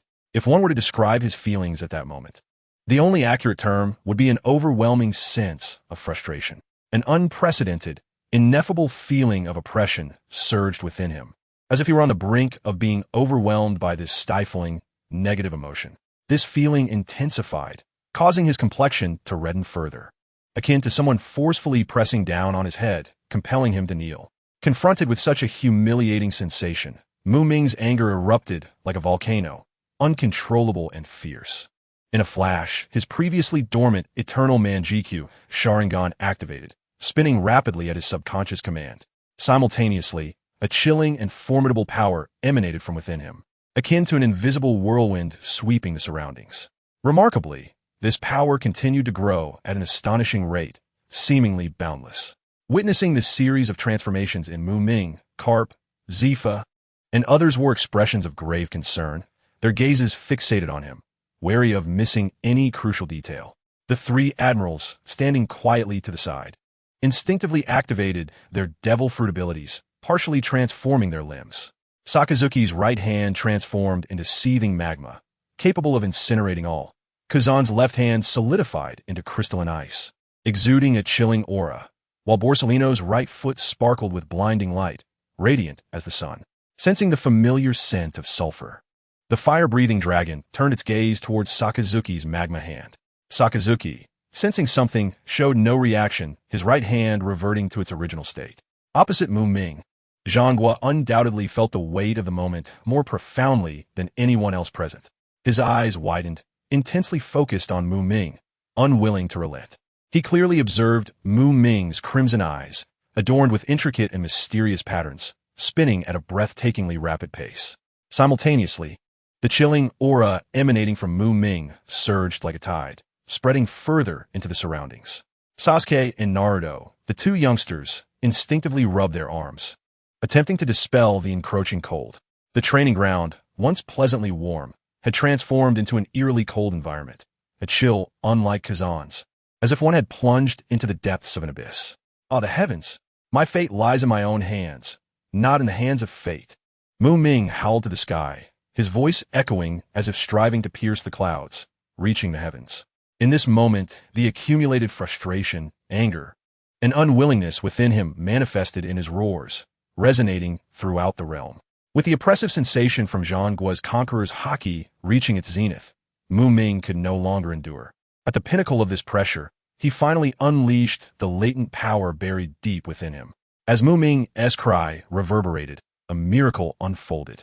His previously stagnating ocular power surged forth as if breaking through an unseen barrier, swelling like a tidal wave at an astonishing velocity. Concurrently, his chakra surged forth like a wild stallion, increasing exponentially. Nearby, Jishui and Itachi keenly sensed the overwhelming ominous energy radiating from Muming, and without hesitation, they swiftly distanced themselves from him. Yet, in less than a second after their retreat, an astonishing scene unfolded. Muming's ocular power and chakra erupted forth from him as if they were tangible entities. Not only that, but these potent energies were interwoven with a new force reminiscent of Zhanggua's aura. This new energy manifested as brilliant black and red lightning, intertwining with his ocular power and chakra, forming a cataclysmic force of terror. In the blink of an eye, this formidable power, infused with black and red lightning, expanded outward from Muming, devastating everything in its path. Whether stone or soil, all were crushed and obliterated, leaving the remote naval training ground reduced to a wasteland strewn with rubble. Zhanggua stood firm, showing no intent to evade, enveloped in a layer of pitch-black armament haki, akin to an indomitable armor encasing him. He gazed intently at Muming, his expression betraying an unmistakable astonishment. Muming's remarkable display indeed astonished Zhanggua, setting aside the fact that he had awakened the legendary conqueror's haki with such apparent ease. The mere ability of this newly awakened power to affect reality was sufficient to leave the entire sea in awe. However, What truly left Zhanghua astounded was not merely these occurrences, but the astonishing transformation that had taken place in Mu Ming's eyes. Initially, Mu Ming's gaze was imbued with a crimson hue, interwoven with intricate and mysterious patterns. Yet now, the scarlet tint had faded, replaced by a profound shade of purple as the base color. Even more peculiar was the presence of concentric black circles swirling within this purple, shimmering with an otherworldly luminescence akin to celestial bodies in the cosmos. The Lin Huiyan had made its appearance. What could this possibly mean? Zhanghua murmured, his voice trembling slightly from the sheer shock. The spectacle before him was so incomprehensible that this seasoned warrior momentarily forgot to move his feet. At that moment, Mu Ming's long cry toward the heavens was nearing its conclusion, reverberating like thunder, deafening in its resonance. The training ground had transformed into an arena of lightning and thunder, audible even at the distant Navy headquarters. After his cry, Mu Ming felt an unprecedented sense of exhilaration, as if every cell within him brimmed with boundless power and vitality. The Lingtang he had promised to his esteemed patrons had finally emerged. This unparalleled sensation of liberation enveloped Mu Ming entirely, to the point where he was oblivious to the subtle changes occurring within his own body. Slowly, he closed his eyes, inhaling deeply, and his body gradually returned from the brink of explosive tension. Simultaneously, the chakra that had once surged forth like turbulent waves began to be drawn back into his being, as if guided by an invisible force, flowing back in an orderly manner. At this moment, Mu Ming felt an extraordinary lightness, as if he had cast off an immense burden. He opened his eyes, casually moved his limbs, and cast his gaze around. To his astonishment, everyone present stared at him, their expressions frozen in disbelief and astonishment. "What's the matter with you all? You look as if you've seen a ghost," Mu Ming inquired, puzzled. Yet, no one responded, and the atmosphere remained eerily silent. At that moment, Sasuke, trembling behind the fire-breathing dragon, hesitantly extended a finger, stammering, "In Mu Ming, your eyes." Mu Ming paused, then began to explore his own transformation. This exploration left even him astonished. He realized, in stark contrast to before, that he could distinctly sense a monumental change in his ocular power, both in quantity and quality. Now, his ocular prowess had become even more formidable and restrained, as if brimming with endless energy poised for eruption. As he sensed the flow of chakra within him, Mu Ming felt a deep shock. The chakra, already robust and magnificent, surged even more vigorously, akin to a roaring river coursing through his meridians. Moreover, the Boangsura Bachi, which had long been notorious for its uncontrollable nature, seemed to have harmonized with his very soul, flowing effortlessly at his command. Mu Ming conjured a small sphere of water in his hand and gazed at it intently. "This is the Lin Huiyan." Mu Ming's eyes widened in disbelief as he stared at the translucent orb. Through its clear surface, he witnessed the remarkable transformation in his own eyes. The once familiar crimson pupils now flickered with a mysterious and profound purple light, with countless black circles seemingly harboring infinite power and secrets. He blinked, gazing at his reflection in the small water sphere, overwhelmed by an indescribable sense of astonishment and exhilaration. It felt like a dream from a bygone era. He recalled countless fantasies he had envisioned, now materializing vividly before him. "This is what it means to inadvertently nurture a willow into shade," Mu Ming murmured, a smile involuntarily gracing his lips as he crushed the water sphere, his face alight with uncontainable joy, reflecting on his initial desire to awaken the so-called cleaner of weaklings. The Bawangsa Bachi, who could have anticipated that the wheels of fate would turn so cleverly, enabling him to not only awaken the Bongsa Bachi, but also transcend the boundaries of the eternal kaleidoscope Shan'an, successfully stepping into the realm of the Lin Huiyan. However, once Mu Ming calmed and contemplated, he recognized that the emergence of the Lian was not merely a coincidence. He recalled that the 10 full restoration pill and the cleansing pill he had previously consumed contained immensely vast and pure energy. Logically, even with the potency of these two elixirs, it would not have entirely depleted the energy required to elevate his eyes from a normal state to the heights of an eternal kaleidoscope Shan'an. Moreover, it was noteworthy that he did not ascend from a single Toma Shan'an. The reality was that the residual energy from those two pills had not been entirely consumed. Instead, it lay dormant within the depths of Mu Ming's being. The reason for the lack of significant changes in his body during this time was due to his prolonged period without engaging in serious combat, coupled with minimal emotional fluctuations. This prolonged tranquility and serenity had deprived the remaining energy of the opportunity for rapid activation and utilization. Yet, as the saying goes, the winds of change are ever present. At the moment Mu-Ming felt the overwhelming presence of Zhang Hachi, an emotional tide surged within him, igniting unprecedented fluctuations. In this heightened state, as Mu-Ming unleashed his full power, the dormant residual energy within him responded to a powerful summons, flowing at an astonishing speed and rapidly permeating every corner of his being. Thus, the long sedimented energy within him was finally released and absorbed to its fullest extent, becoming the critical factor enabling Mu-Ming to successfully ascend to the Lunhuian. Once the truth became clear, Mu-Ming's earlier doubts dissipated. Consequently, he no longer overly concerned himself with the outcome. After all, achieving self-transcendence and surpassing previous limits was indeed a matter of great fortune. Furthermore, compared to a forced breakthrough akin to hastily nurturing seedlings, his natural and gradual elevation was evidently more desirable. With this realization, why should he remain anxious? Mu-Ming smiled, casting his gaze upon the worried faces of SavesShisui and others, softly saying, "You need not worry. I am truly fine. I have merely made a slight advancement in my strength." In truth, Mu-Ming's words were not meant to be modest. It was indeed the case that his progress was far less monumental than SavesShisui and the others had imagined. Even though he had just completed the elevation from the eternal kaleidoscope Shulian to the Lunhuiyan, nevertheless, despite possessing the Lunhuiyan, he had not yet succeeded in transcending the stage beyond the quasi-six-path level. Currently, he remained at the quasi-six-path level. This is akin to a person ascending a lofty peak. Although they have taken a firm step forward, they have yet to reach the summit. Mu-Ming's current situation reflects this perfectly. He has merely advanced a small step within his existing realm, still a considerable distance from breaking through the current bottleneck, even if only a little remains. Much like the formidable UchihaMuming, who despite having awakened the Rinnegan, still found his physical strength somewhat lacking. Thus at this stage, Mu-Ming can be considered one of the most powerful beings beneath the Six Paths level. Even if UchihaMuming were to be resurrected, Mu-Ming believes he would not fall short in comparison. However, when juxtaposed with true Six Paths level warriors, an insurmountable chasm still exists between them. ShisUi, Itachi, brace yourselves.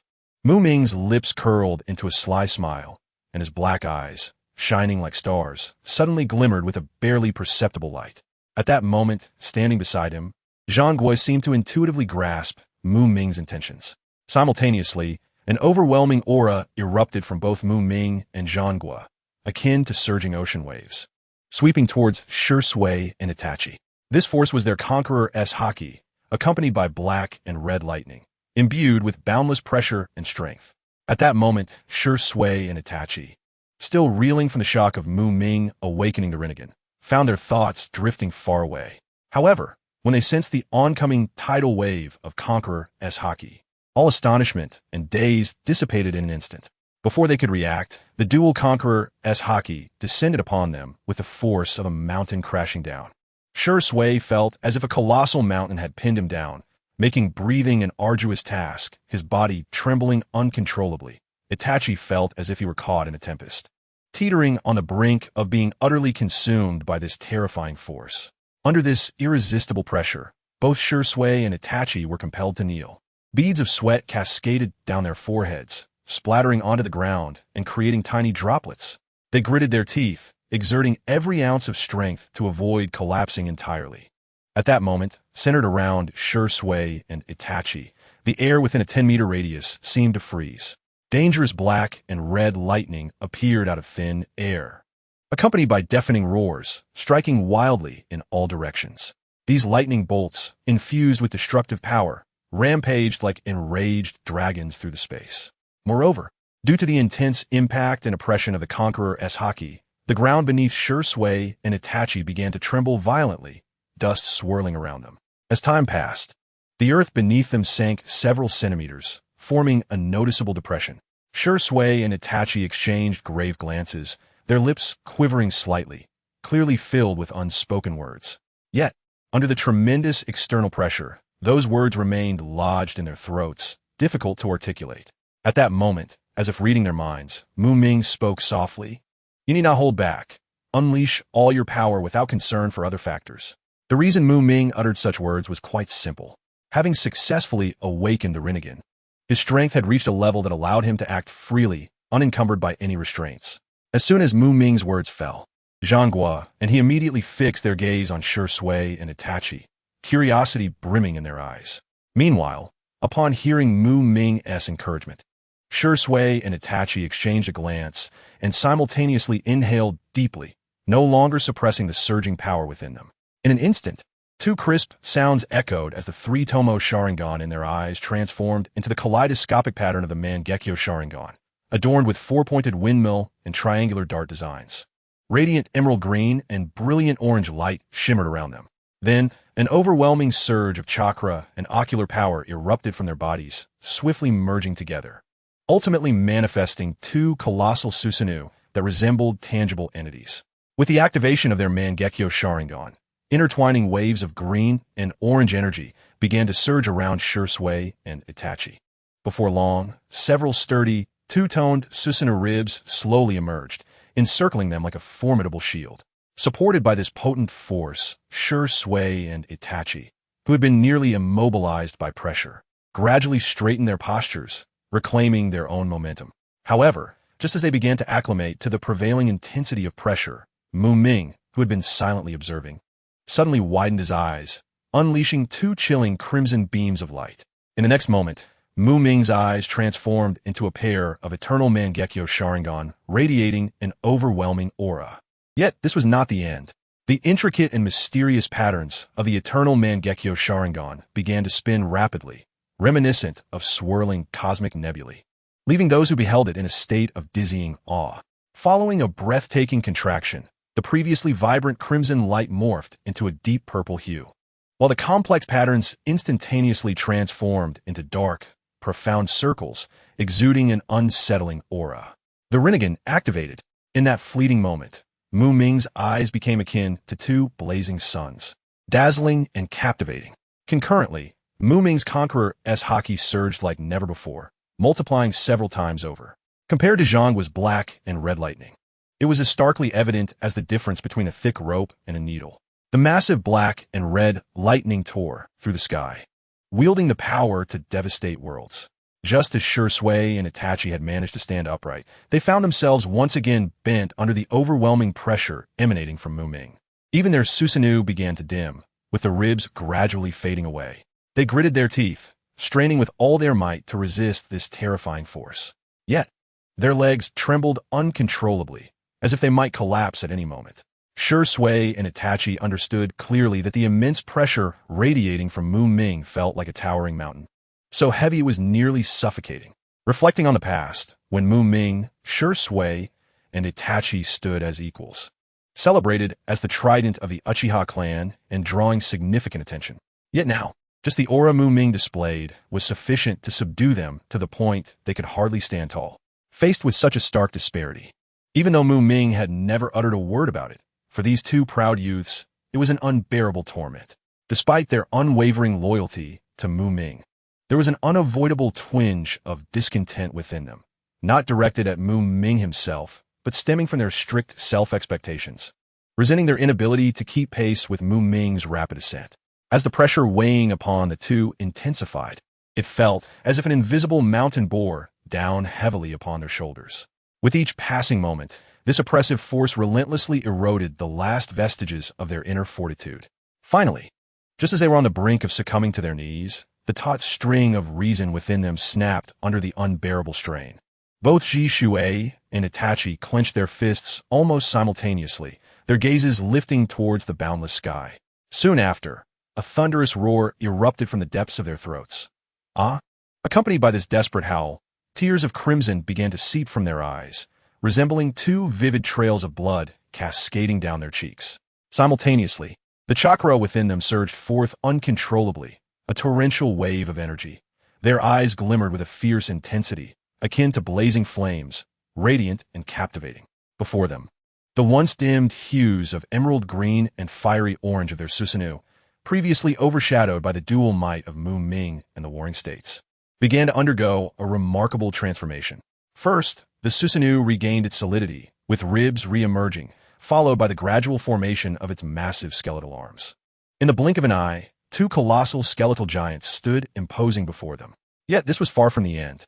Gradually, intricate networks of veins and vibrant flesh began to envelop the forms of these skeletal giants, weaving together as if granting life to these colossal beings. Furthermore, a delicate veil of chakra gracefully cloaked their surfaces, enhancing their formidable presence. But the spectacle did not cease there. To the astonishment of the naval forces, an impenetrable layer of Yatagarasu armor materialized outside the chakra cloak of the Susanoo. Thus, Jishuei and Itachi's Susanoo successfully ascended to its third stage. The half-formed Yatagarasu armor Susanoo, making its grand debut. Jishuei's towering Susanoo radiated an enchanting emerald glow as if sculpted from the purest jade. Its indomitable chest armor slowly parted to reveal a dazzling Magatama, shining like the brightest star in the night sky. In his hand, he wielded a uniquely designed, one-handed spiral sword, its blade gleaming with a cold light, seemingly capable of effortlessly tearing through the void. In stark contrast, Itachi's Susanoo emanated a fierce orange-red flame, resplendent like a burning sunset. The Susanoo's left hand firmly grasped the legendary artifact, the Yata Mirror, its surface smooth as ice, reflecting all surrounding light. While the right hand wielded the fabled Tatsuka blade, its elongated and sharp form exuding an aura of boundless lethality.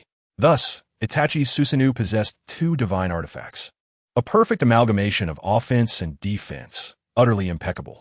"Behold, Oni Isan's Susanoo," echoed the exuberant cries of little Sasuke in the training ground.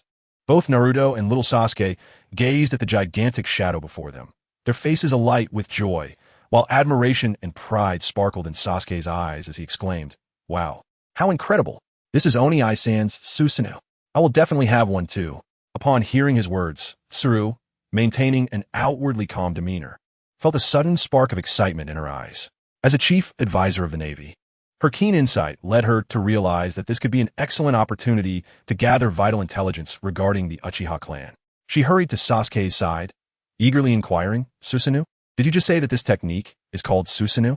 Sasuke turned to her, nodding vigorously, responding, "Indeed, this is the powerful ability unique to our Uchiha clan, Susanoo. Only those with the Mangekyo Sharingan can unleash it." He cast a proud glance at Tsuru as he spoke. Tsuru, feeling a surge of delight, pressed further. "So, does that mean that once the Mangekyo Sharingan is activated, one can utilize this power called Susanoo? Like the enormous flying giant that Muming summoned earlier?" Sasuke paused momentarily, clearly surprised by Tsuru's swift grasp of the crucial information in his words. However, he soon puffed out his chest, pride radiating from him as he declared, "Of course. But activating the Mangekyo Sharingan is no simple feat.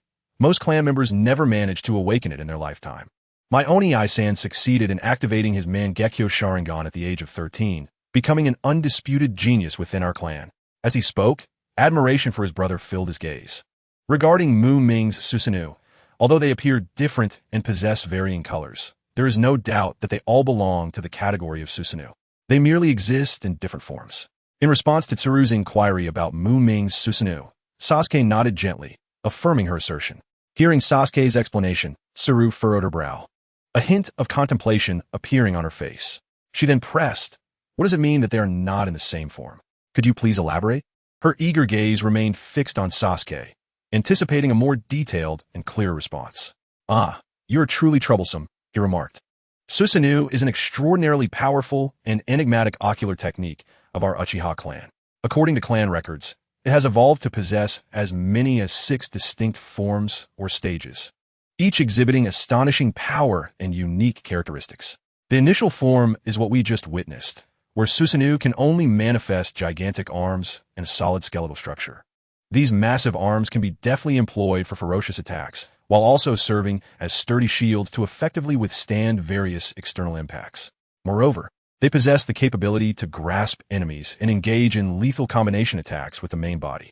Despite being merely skeletal at this juncture, Susanoo is capable of withstanding the majority of conventional attacks. Next is the first form, where Susanoo evolves into a large half-skeletal frame. This entire structure resembles an indomitable fortress, providing tight protection for its master. Concurrently, both its defensive and offensive capabilities are significantly enhanced compared to the initial form. Moving on to the second form. Susanoo now possesses a physical body complete with veins and flesh, adorned with a thick, resilient layer of armor. Additionally, it is equipped with various practical weapons, further elevating its combat prowess. As for the third form, it undergoes another transformation atop the previous second form, adding a beautiful set of Yatagarasu-style armor. With this Yatagarasu armor, Susanoo experiences another qualitative leap in both defensive and offensive capabilities.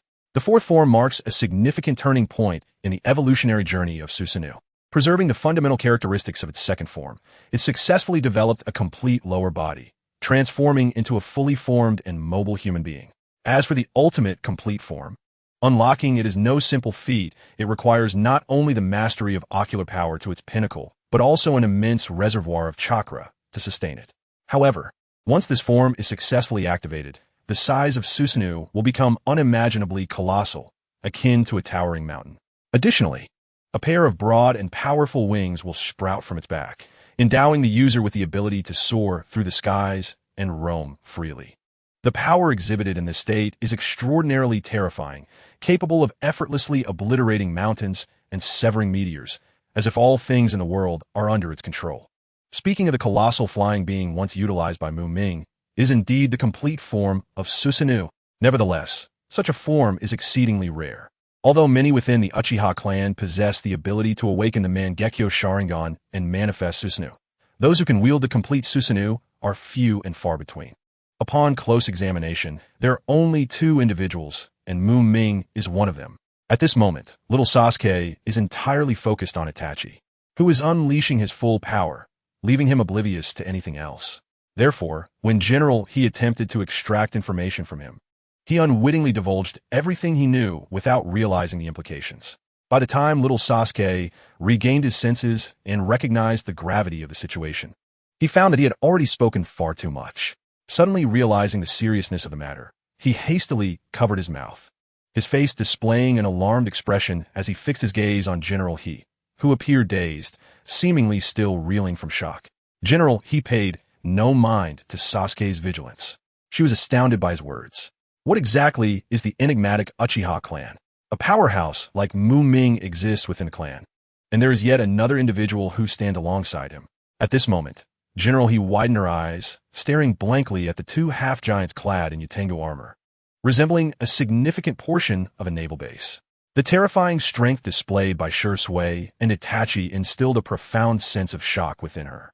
In her view, these two youths have already surpassed the elite vice admiral level within the Navy, though they have yet to reach the admiral tier, warranting the title of quasi-admiral. Just then, she recalled what little Sasuke had just mentioned. Within the Uchiha clan, there are indeed many who can awaken the Mangekyo Sharingan and manifest Susanoo. What does not lacking mean? It suggests a considerable number, perhaps even quite a few. If there were merely a handful or a mere dozen, it could hardly be described as not lacking. Thus, by the most conservative estimate, the Uchiha clan must possess at least over 20 members with quasi-admiral strength. Moreover, aside from Muming, who has completely surpassed the admiral level, there exists another equally formidable individual. Goodness, this is truly terrifying. The power wielded by the mysterious Uchiha clan seems to transcend General He's conventional understanding, instilling her with a sense of dread.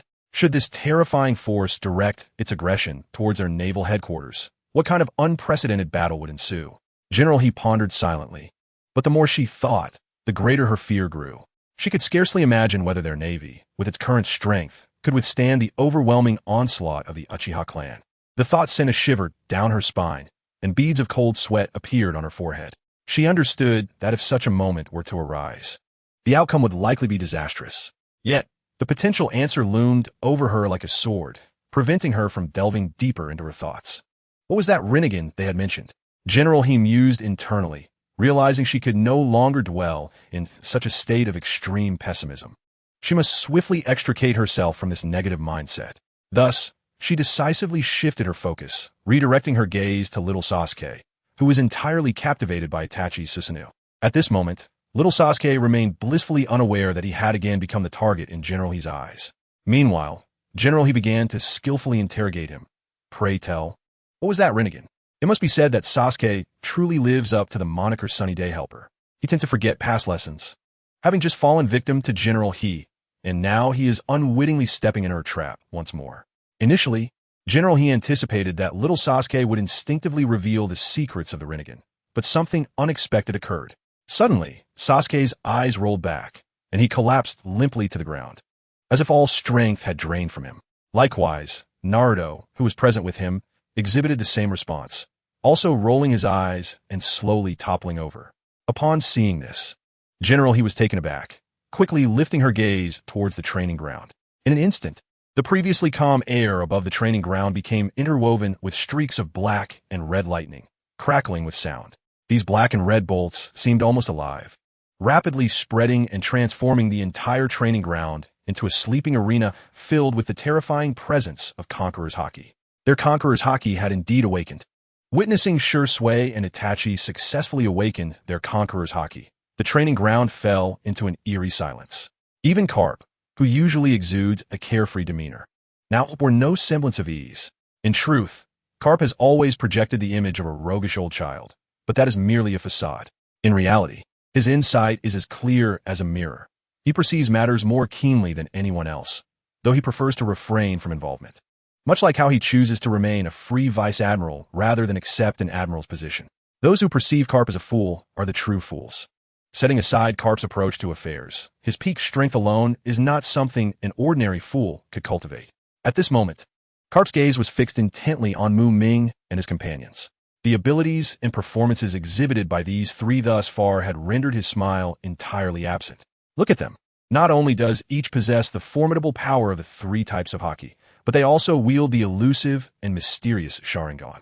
The various ninjutsu they executed, masterfully blending different attributes, appeared as magnificent as art, with formidable strength to match. Moreover, the inherent strength of these three individuals, coupled with their profound background, weighed heavily upon Carp's shoulders like an immense mountain. Upon discovering the emergence of uncontrollable and formidable individuals within his jurisdiction, a profound psychological pressure is easily exerted upon the prevailing ruling forces. In the central training ground, the once dazzling crimson lightning gradually diminished, ultimately easing into tranquility. With a startled exclamation, Uchiha Itachi, who had just reveled in the triumph of awakening his Conqueror's Haki, gasped for breath as he regained his composure. His immediate gaze fell upon his beloved Itutu Sasuke.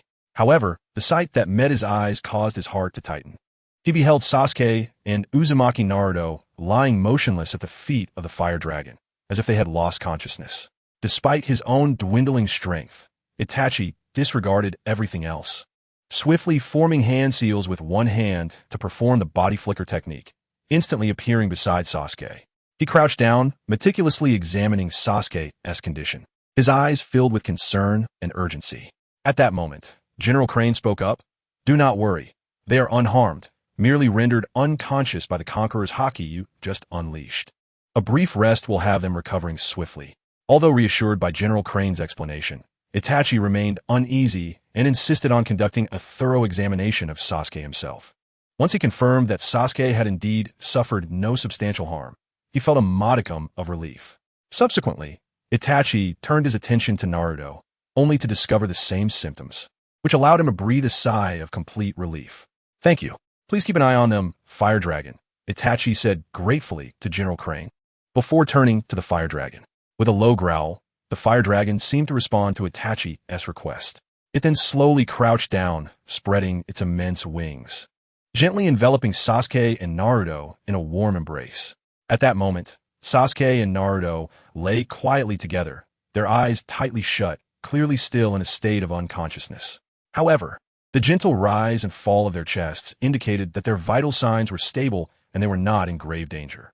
Standing nearby, Shisui was also drenched in sweat. Breathing heavily, like mumming, he experienced an indescribable exhilaration since awakening his Conqueror's Haki. This sensation surged through him like a torrential flood, leaving him enraptured and unable to extricate himself. "The objective has finally been achieved," Shisui murmured breathlessly, gazing at the setting sun in the distance, a wave of inexplicable sentiments swelling within him. At this moment, Mumming lifted his head, scanning the sky. The once azure expanse had been painted in shades of orange and red, the vibrant sunset unfurling like a beautiful canvas before everyone's eyes. "In that case, we shall take our leave," Muming said, returning his gaze to Sengoku and the others, his tone calm. After the intense battle and the preceding series of tribulations, they had spent nearly half a day at the naval headquarters. With dusk approaching, it was time for them to depart. Upon hearing Muming's words, Sengoku furrowed his brow slightly, his expression complex as he regarded Muming and his companions. After a moment of silence, he slowly inquired, "Is your next plan to seek out Dr. Vegapunk?" "Indeed. Time is of the essence. We cannot afford to delay any longer," Muming replied solemnly, gesturing towards the massive fire dragon to hasten its approach with Sasuke and Naruto. The fire dragon gradually rose from the ground, its movements somewhat clumsy yet steady as it stood upright. It then extended its enormous wings, gently cradling the two youngsters within its embrace. Just then, a crimson glint flashed in the eyes of Muming, Sengoku, Karp, Zifa, and the three admirals. Almost simultaneously, they turned their gazes towards the naval headquarters with intense focus. Could it be that the world government's personnel have arrived? Muming's brow furrowed as he stared at the distant naval headquarters, turning to Sengoku with a tone of utmost certainty. Sengoku, upon hearing this, adjusted his glasses with a slight smile, seemingly unfazed by the situation. "Heh, I suppose with your intellect, you must have anticipated such an event." Sengoku's tone was calm and composed, indicating that he did not take this unexpected turn of events to heart. At that moment, with their formidable observation haki, they could clearly sense several figures emanating a cold and bloody aura infiltrating the naval headquarters. More importantly, these individuals did not engage in any fierce conflict with the Navy upon their entry.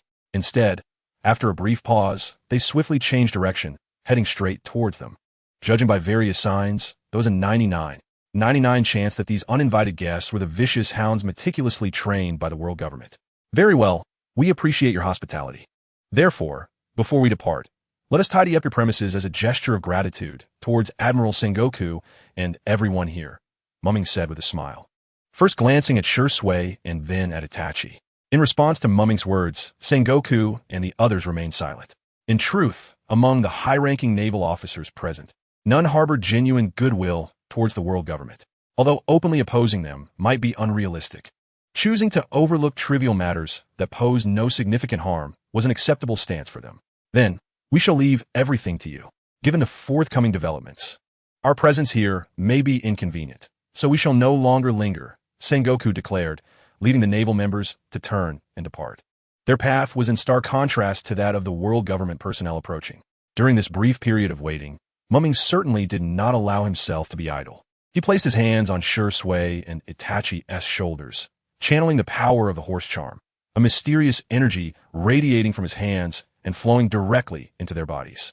As the energy from the horse charm gradually concentrated, both Shisui and Itachi experienced a remarkable improvement in their previously fatigued and weakened states, revitalized as if recharged with vigor. Muming pondered the situation, wondering why the horse charm seemed to have a better effect than when he first drew it. Perhaps it was due to being stored in the equipment slot, coupled with his own enhanced strength. Unable to decipher the reason, he chose not to dwell on it. Ahead, 6 figures appeared, all clad in identical pristine white suits and wearing matching white masks, their peculiar attire immediately setting them apart. The man at the forefront, dressed in a white suit, regarded Muming and the others coldly, stating, "It seems you are the ones we seek. We have been commanded by Lord Saint Satan to escort you back to the Holy Land. You are to comply and come with us immediately." The leading man in a suit had just received word from the naval headquarters that several unidentified outsiders were currently in the vicinity. Upon sighting Muming and his companions, he instantly recognized them as the targets assigned to him by Saint Satan. "Are you CP0? Muming observed this group of CP0 with interest. "Take action. If there are any resistors, spare their lives, but break their limbs." He dismissed Muming's inquiry with disdain and issued the brutal and unequivocal capture order without hesitation. After all, Saint Satan's directive was singular, to bring Muming and his companions back to the Holy Land unharmed. Upon hearing the command, the other 5 suited men responded in unison, understood. In the blink of an eye, these 6 figures vanished like phantoms, leaving behind only small depressions in the ground where their rapid footsteps had landed. This was one of the 6 forms of the Navy, Shave. Witnessing this scene, Muming could not help but chuckle in anger. "How long has it been? It has been ages since anyone dared to disregard me in such a manner. You all take a moment to rest. I shall handle the rest." With a smile, Muming extended his right hand, gently blocking the advance of Jishui and Yao. A series of dense, muffled sounds echoed. Bang, bang, bang, bang. Muming swiftly formed hand seals with both hands. Simultaneously, clouds of pure white smoke exploded in the desolate training ground. As the smoke gradually dissipated, a remarkable sight unfolded before the CP0 members. 12 identical figures of Muming emerged. Since you wish to take advantage of your numbers to bully us, let's have some fun with this. Standing behind his numerous clones, the original Muming crossed his arms, wearing a mocking smile while his gaze fixed intently on the halted CP0 members. However, the leading CP0 merely huffed dismissively, clearly unimpressed by Muming's clone technique. Merely a trifling trick and illusion. He commanded coldly, charge. With that, he was the first to dash toward Muming and his clones.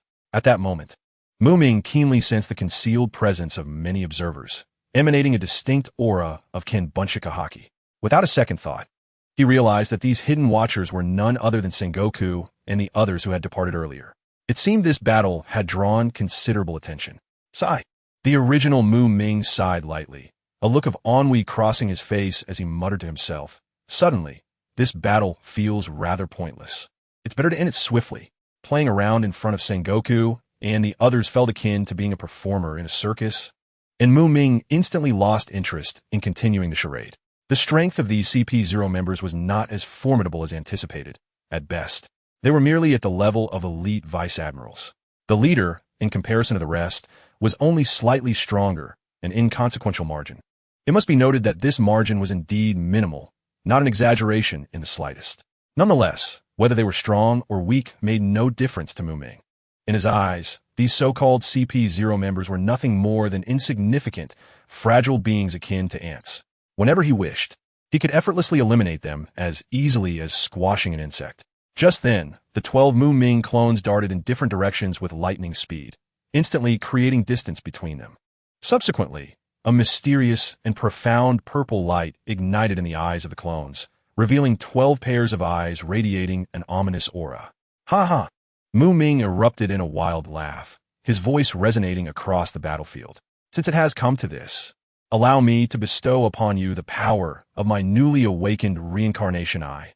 Today marks its debut, and I generously grant you, foolish ones, the privilege to witness its might. With that, the 12 clones scattered like phantoms, preparing for the inaugural display of the reincarnation eye. 4 of the clones moved in perfect unison, swiftly forming hand seals as a powerful surge of chakra erupted from them. Following this, they forcefully pressed their palms against the ground. Doton Dorihiki. With that low roar, the earth trembled. In the next moment, towering walls of solid stone erupted from the ground at an astonishing speed, forming an indestructible cage that ensnared the CP0 members within. These earthen walls were not only tall and thick, but also remarkably sturdy, with the base becoming as hard as steel. The entire space enclosed by the earthen walls resembled a 5-sided cube, with the only exit being the open sky above. Humph! Faced with such an unexpected turn of events, the CP0 leader merely snorted coldly, showing no signs of panic. He uttered not a word, simply signaling his subordinates to execute the moonwalk and flee the area. However, just as the CP0 members leaped into action, they sensed something amiss. Looking up, they were taken aback to find 8 Muming clones positioned atop the earthen walls. These clones stood on the 4 sides of the walls, looking down upon the trapped CP0 members with cold, murderous gazes. Watch out for their ambush. The CP0 leader warned his companions, a surge of alarm coursing through him. Before his warning could fully escape his lips, he was the first to act, dashing toward the nearest Muming clone like lightning, gathering a sphere of black haki on his fingertip, clearly intending to strike a lethal blow. Piercing gun. Unfortunately, his movement was a moment too slow. Before he could unleash his attack, the Muming clones had already initiated their offensive. Shinra Tensei, with a synchronized roar. The 8 Muming clones, like war gods, extended their hands towards the CP0 members below. Instantly, the earth trembled beneath them. A tremendous repulsive force erupted from the clones' hands, surging forth like an overwhelming torrent, imbued with apocalyptic power. Where the light passed, the air was torn apart, emitting a series of piercing shrieks. Cracks began to form across the earthen walls. Fortunately, 4 of the clones continued to output chakra, maintaining the integrity of the walls.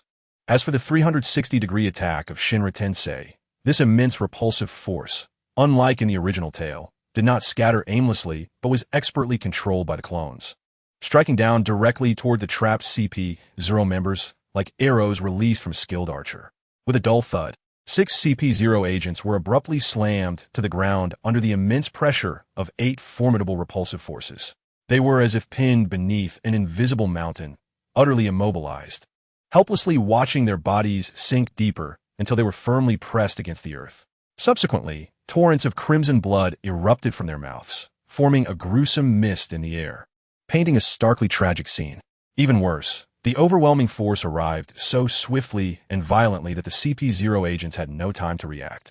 Their legs snapped under the terrifying impact, the sound of bone fracturing unmistakably clear. Witnessing this spectacle, the main body of Mu-Ming subtly curled his lips into a bloodthirsty smile, his eyes glimmering with a cruel glint. Super Shinjutsu, Heavenly Punishment. With another round of furious shouts, 8 even more ferocious repulsive forces surged forth, mercilessly sweeping toward the already weakened CP-0 agents like an unrelenting storm. Isn't this a bit excessive, Sengoku? Are you not considering intervening? Rear Admiral Crane, standing at a distance in the training field, voiced her concerns to Sengoku. Sengoku furrowed his brow and sighed heavily, responding, "Alas, you speak too late. I must quickly ponder how to address the impending call of inquiry." With that, he shook his head in resignation and turned away, taking heavy steps as he slowly departed. Upon hearing Sengoku's words, Crane was momentarily taken aback, then hastily directed her observation haki toward the vast pit. Upon discerning the situation within, she gasped in shock. Those once formidable CP-0 members were now utterly subdued. Over 70% of their bodies had seamlessly merged with the ground, rendering them inseparable. With their bodies in such a state, their vital signs were undoubtedly extinguished. This lad acts with such swiftness. When he clashed with our Navy before, he maintained a measure of restraint.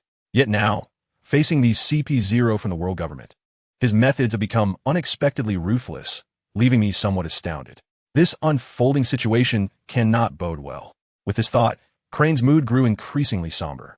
The once desolate training ground lay in utter disarray, unmistakably indicating that it had just endured an extraordinarily fierce battle. After dispatching the CP-0, Mu-Ming displayed a remarkably avant-garde sense of environmental consciousness.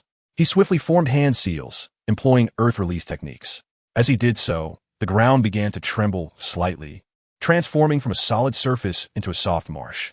The bodies of the CP-0 seemed to be drawn by an invisible force, slowly sinking into the depths of the earth, ultimately vanishing without a trace. Having completed this task, Mu-Ming did not cease his efforts. He surveyed the surrounding area, observing the ruined training ground, and furrowed his brow. He then employed the earth release technique once more, manipulating the soil as if it were flowing water, gradually smoothing out the uneven surface and restoring it to its original state. Once everything was in order, Mu-Ming nodded in satisfaction. He turned to signal Shizuka and the others to follow, and the group prepared to depart from the Marine headquarters at Marineford.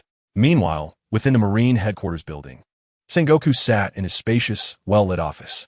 Through the window, he witnessed the massive black and red giant suddenly materialize, followed by it soaring skyward like a rocket, disappearing into the clouds. While Sengoku stared blankly out the window, the telephone on his desk rang urgently. Sighing in resignation, Sengoku muttered, "What a hassle."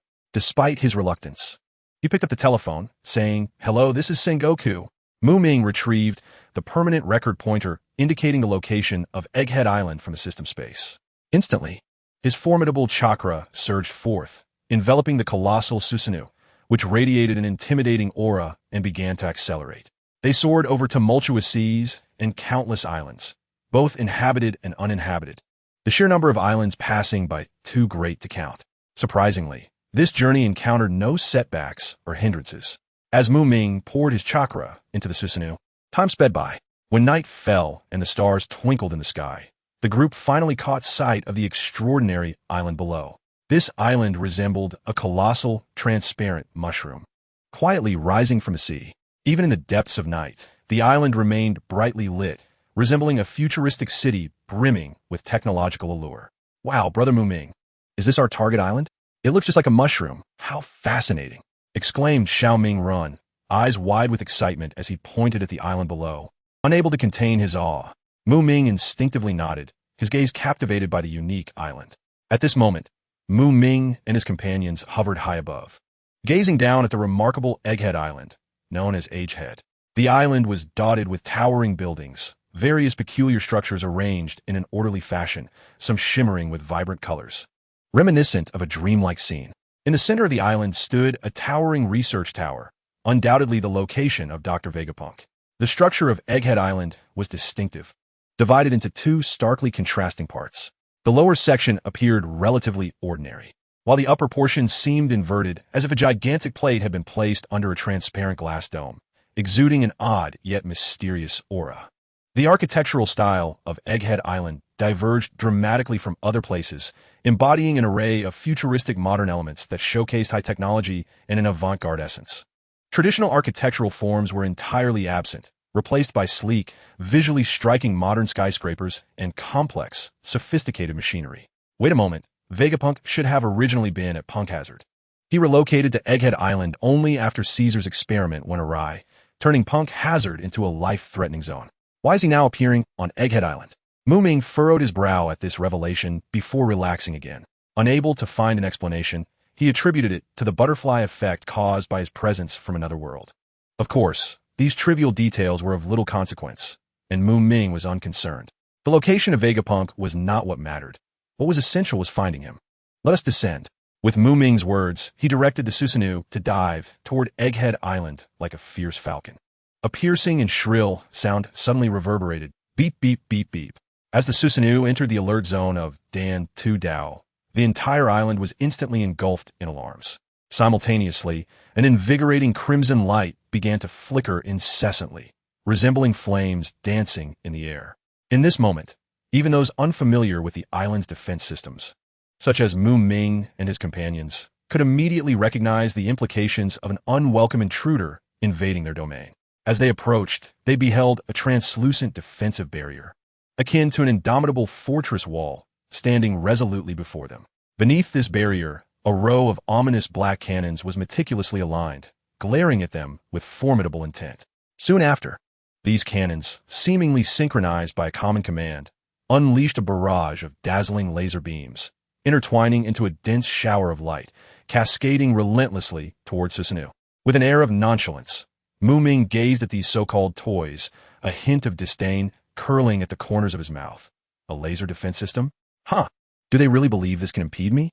The descending Susanoo, resembling a ferocious falcon, abruptly spread its tightly folded wings. This maneuver caused the rapidly plummeting figure of Susanoo to momentarily halt mid-air, skillfully evading the torrential onslaught of lasers.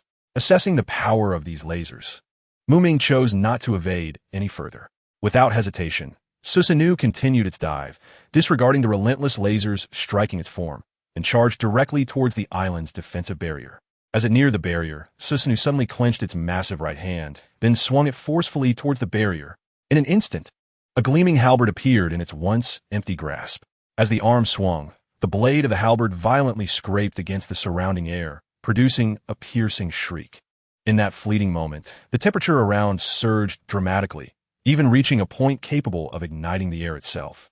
The tip of the halberd ignited in roaring flames, akin to a fire dragon swirling in the sky. With Muming's overwhelming and unstoppable force, the halberd struck fiercely against the island's defensive barrier. A sharp crack echoed, clear as day, to both Muming and the vigilant guards below, reminiscent of shattering glass. The once impregnable barrier, formidable as it was rent asunder by the might of Susanoo's strike, akin to fragile paper tearing apart. With a tremendous roar, the once dreaded barrier erupted into countless fragments, scattering into the air. Having successfully breached the defenses and entered the island, Muming immediately chose to release Susanoo, accompanied by his companions. They leaped onto the rooftop of a towering structure on the island. At that moment, the intricate patterns within Muming's enigmatic and profound Eternal Mangekyo Sharingan began to rapidly contract. Soon after, the terrifying power of the Rinnegan emerged. Instantly, he radiated a heart-stirring aura. Muming stood firm, slowly extending his hands. His left and right palms pointed precisely in different directions, as if he were orchestrating the balance of the universe. With a commanding shout of Shinra Tensei, An unimaginable force erupted from his palms. This repulsive power surged forth like a volcanic eruption, sweeping the surroundings. Buildings of great stature and distant laser defense weapons were obliterated in an instant, reduced to mere ruins. However, amidst this chaos, the fire dragon suddenly turned its head sharply, its gaze fixated on a particular spot behind Muming. Roar! Destructive death beam. Its colossal maw opened, and without the need to gather strength, a radiant beam shot forth like lightning, targeting a laser cannon that had narrowly escaped destruction. A resounding explosion followed, obliterating the cannon into mere dust, leaving no remnants behind. Witnessing this, a nearby UchihaMuming could not contain his excitement and burst into laughter, giving the fire dragon a thumbs up while exclaiming, "Impressive, fire dragon! Roar!" In response to UchihaMuming's praise, the fire dragon joyfully roared twice. Seemingly pleased with its recent display. From a distance, Muming observed a group of fully armed and vigilant Navy personnel assembling below the structure. His gaze sharpened, and he gradually lowered his hands, which were poised to execute a jutsu. Then he cast a fierce glare. In that instant, an indescribable aura surged forth like a torrential wave. Blood-red lightning coiled around him, responding to his will as if alive, roaring as it surged towards the awaiting Navy below. Conqueror's Haki. This innate and exceedingly rare ability was vividly manifested in Muming at that moment. As the invisible yet weighty pressure swept through, the Navy personnel below, regardless of rank or strength, found themselves utterly powerless to resist. One by one, they collapsed, their bodies limp as if severed from their strings, unable to move even a fraction. "Let us go." Muming spoke with an expressionless tone. Then, without hesitation, he leaped from the structure alongside SavesShisui and the others, striding purposefully towards the central building. However, just as they advanced, a melodious and sweet voice, reminiscent of a songbird, resonated around them. "Who are you? What brings you to Egghead?" Upon hearing this voice, Muming's lips curled into a slight smile as he confidently replied, "Dr. Vegapunk?" After a brief silence, the voice responded ambiguously, "Well, while you Haven T guessed entirely correctly, you're not wrong either. Then please make sure to convey my wish to meet Dr. Vegapunk." "Yes, I am here as a guest," Muming said with a humble smile. At that moment, he was acutely aware that he could not adopt a forceful approach towards the renowned Dr. Vegapunk, as he had pressing matters to discuss. As the saying goes, one must bow their head when under someone else's roof. Thus, maintaining courtesy was essential. However, should circumstances escalate beyond control, Muming was not without means to respond. Although he no longer had a third loyalty talisman at his disposal, he still had SavesShisui, his capable aide. SavesShisui's Betsu Tenjin was indeed a formidable jutsu. Yet, Muming held no absolute confidence that it would prove effective against someone as formidable as Dr. Vegapunk. Indeed, in comparison to the formidable intellect of Dr. Vegapunk, the prowess of SavesShisui may appear somewhat lacking. Consequently, the Baishinshin is regarded merely as a last resort, deployed only in dire circumstances. Guests? Guests who have utterly ravaged my home? Just as Muming pondered this unsettling thought, an unexpected portal suddenly manifested in what appeared to be the ruins of a nearby structure. Emerging from this portal was a striking young lady with orange-yellow hair, clad in a pink bodysuit and draped in a purple coat, cradling a helmet and conversing as she approached. "What? Is this the fabled Dr. Vegapunk?" UchihaMing's eyes widened in astonishment, his mouth agape as he stammered. Beside him, Sasuke bore an expression of sheer disbelief, unable to comprehend the reality before them. The two exchanged glances, their minds echoing the words spoken by the woman moments prior. Suddenly, as if awakening from a trance, UchihaMing blinked and looked towards the petite figure in the distance, then turned to Muming with a face full of confusion. "Is Vegapunk? Youngster, your words lack a touch of courtesy." The young lady gracefully approached, a gentle smile adorning her face. She stood before UchihaMing, extending her slender, fair hand to lightly pat his head in a natural gesture. Subsequently, her gaze shifted towards Muming, SavesShisui, and Itachi, who displayed no signs of surprise. For Muming, his lack of astonishment stemmed from his profound understanding of the young lady's true identity, or rather, the cunning strategies of Vegapunk. Although the girl before him exhibited a demeanor slightly divergent from her animated counterpart, it was of little consequence. As for SavesShisui and Itachi, their composed expressions arose from their steadfast adherence to caution. One of the guiding principles of the ninja way, caution, regardless of the individual before them. Even if she appeared delicate and devoid of menace, they would never let their guard down. After all, in the perilous and unpredictable world of ninjas, powerful female ninjas abound. Just like Tsunade Haim, one of the legendary Sannin of Konohagakure, while she may exude an impression of harmlessness, should anyone dare to provoke her, they would find themselves facing dire consequences. Thus, Jisue and Itachi were not easily swayed by her seemingly fragile appearance, especially considering her stature exceeded theirs by a notable margin. What if her true strength surpassed theirs? Greetings. I am Punk number 2, Vegapunk Lilith, the Malevolent. The elegant and charming young lady before them was indeed the second avatar of Dr. Vegapunk, Lilith. She introduced herself with a smile to Mu Ming and his companions. Upon hearing this unfamiliar and peculiar name, Xiao Sasuke and Xiao Mingren exchanged puzzled glances, confusion etched upon their faces. Punk number 2, Xiao Sasuke blinked his expressive eyes, the first to voice his inquiry. Vegapunk Lilith? What on earth does that mean? Xiao Mingren scratched his head, looking at Lilith with bewilderment. However, Lilith seemed disinclined to elucidate the queries posed by the two youngsters. If you wish to meet the true Vegapunk, follow me. With a slight smile and an air of mystery, she turned and gracefully strode forward. Let us follow her, Mu Ming remarked with an air of calm, gently patting Xiao Sasuke and Xiao Mingren on the shoulders, urging them to keep pace. In truth, Mu Ming did not presume that this path would lead to peril. Rather, with his formidable strength, he felt no need to be overly concerned. At the very least, in this pirate world, he possessed the power to act with abandon, and should danger arise, he could easily navigate through it. Thus, the group followed closely in Lilith's footsteps, traversing through the remnants of debris and ruins until they arrived at a futuristic building at the heart of the area. Without hesitation, Lilith approached, and as a beam of light scanned her, the door emitted two beeping sounds. With a low rumble, the door gradually opened, revealing a luminous passageway. They entered in single file, the ground beneath their feet shimmering with a gentle glow, as if guiding their way forward. On either side of the passage stood imposing, sealed alloy doors, exuding an intimidating metallic sheen. As they proceeded, each door opened in succession, revealing diverse scenes, all imbued with an aura of advanced technology and enigma. Eventually, after navigating through countless doors, they reached a spacious, well-lit laboratory. At the center stood the figure they had come to seek, Dr. Vegapunk. This peculiar doctor possessed an unusual physique, his short body contrasting sharply with his long legs. Most striking of all was the bright red apple-shaped ornament atop his head, which he now stuck out his tongue at them. Xiao Mingren gaped, craning his neck to gaze at this giant-like elder, exclaiming, "Wow, he's so tall." Mu Ming, however, remained composed, stepping forward.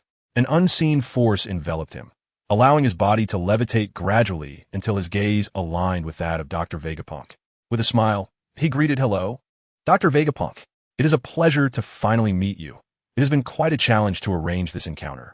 Dr. Vegapunk scrutinized the unexpected visitors with keen interest, pondering their intentions before responding. "Oh, what brings you all to seek my presence?" With sincerity, Mu Ming replied, "I earnestly hope you can assist us in freeing our family from the long-standing affliction of hereditary bloodline disease. The Sharingan, a bloodline limit non-existent in this pirate world, is a complex and intricate subject to explain thoroughly. Therefore, Mu Ming had resolved to convey this matter in a more straightforward and concise manner. Bloodline disease? Ah, so that is the situation." Upon hearing Mu Ming's account, Dr. Vegapunk experienced an epiphany, instantly grasping the crux of the matter. Renowned as a top-tier expert in the realm of genetic factors, he had a profound understanding of intricate ailments related to bloodlines. Whether it was the perplexing illness previously suffered by Bonnie or other genetic maladies, his intervention often brought resolution. Thus, when someone sought assistance for such a daunting bloodline disease, it was not an uncommon occurrence for him. "Please have a seat. You may now elaborate on the specific circumstances surrounding your family's bloodline disease."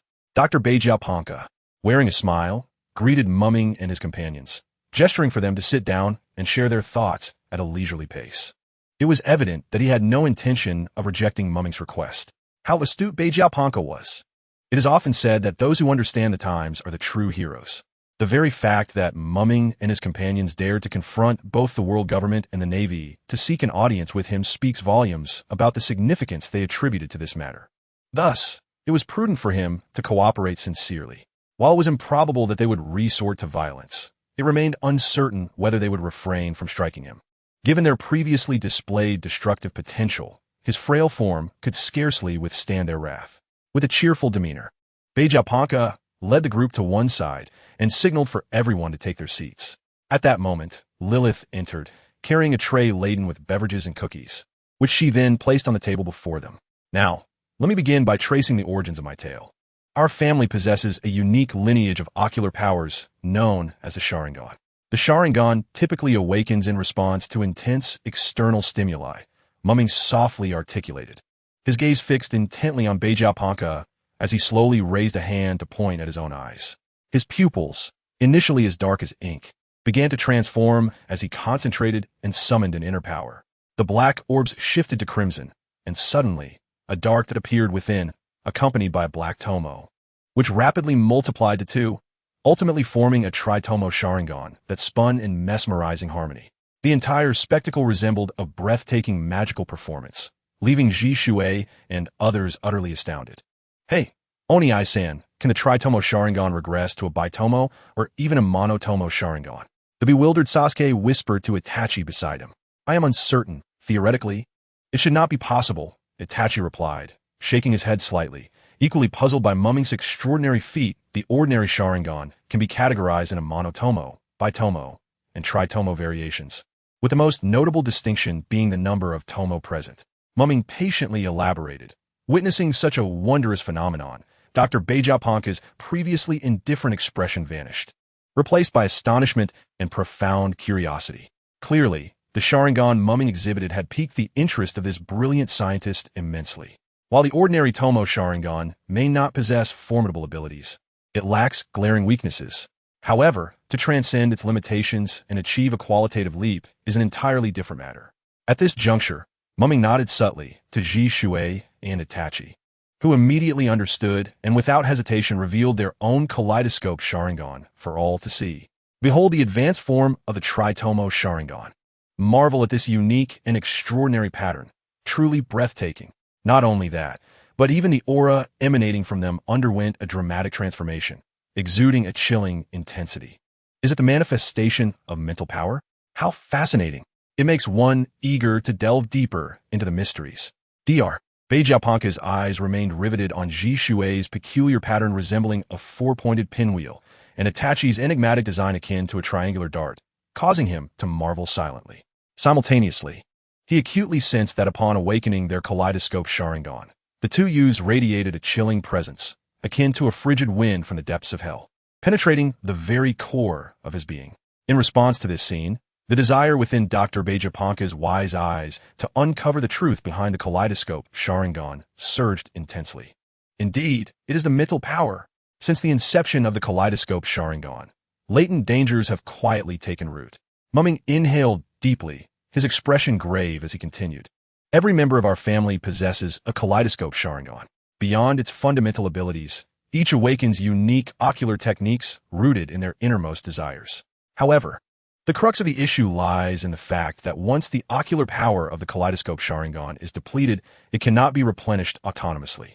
This implies that if a clan member frequently activates their kaleidoscope Sharingan, they risk becoming blind once their ocular power is exhausted. At that point, what was once a source of fearsome power would be rendered useless. Dr. Vegapunk fell into deep contemplation, and the atmosphere grew increasingly heavy.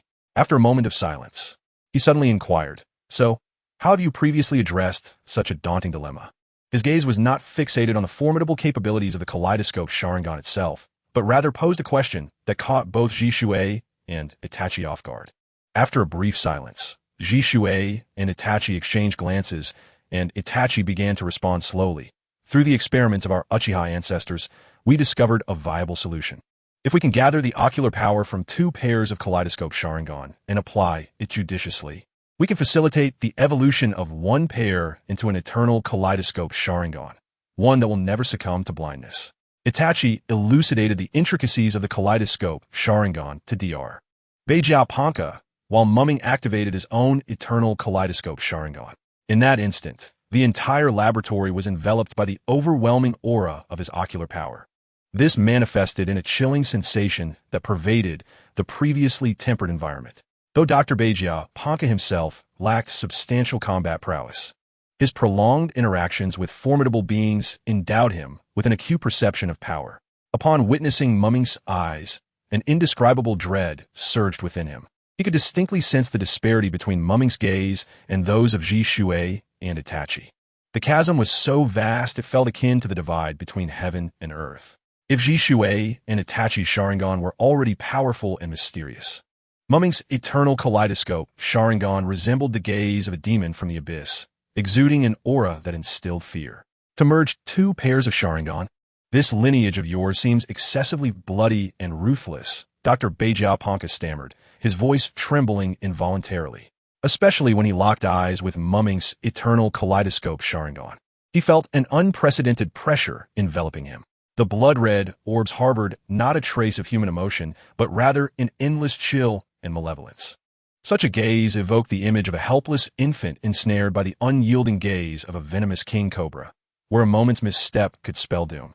In an instant, both men felt a shiver coursing down their spines, as cold sweat gushed forth like a torrential flood. Beside him, Lily's appeared to be taken aback by an unseen spectacle, her delicate features paling as her slender form trembled involuntarily.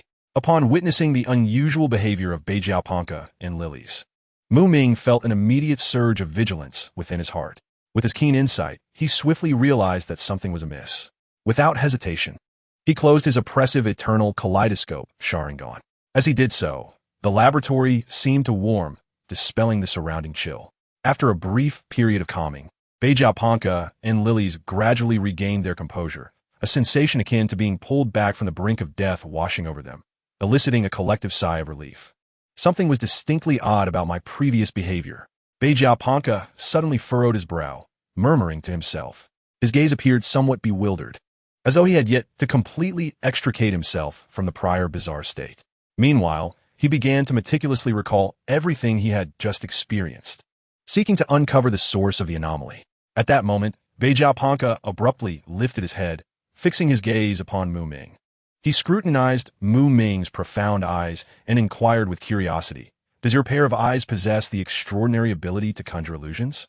His words conveyed both surprise and certainty. In response to UchihaMuming's inquisitive gaze, Muming maintained a calm demeanor and nodded slightly, acknowledging his conjecture. He then proceeded to elucidate, in truth, even the most commonplace of ordinary three-tomo Sharingan possesses the capability to cast illusions. As for my kaleidoscope dojutsu, while it cannot strictly be classified as a pure illusion-based ocular technique, it is undeniable that there exists a certain degree of correlation with illusions. After a brief pause, Muming continued, "Regarding the circumstances you just experienced, I have contemplated and surmised the likely reasons. Perhaps it is due to the fact that my eyes underwent an advancement just this afternoon, rendering me temporarily unable to fully harness their powers." At this juncture, Muming let out a gentle sigh, spreading his hands in a gesture of helplessness, a hint of apology gracing his countenance.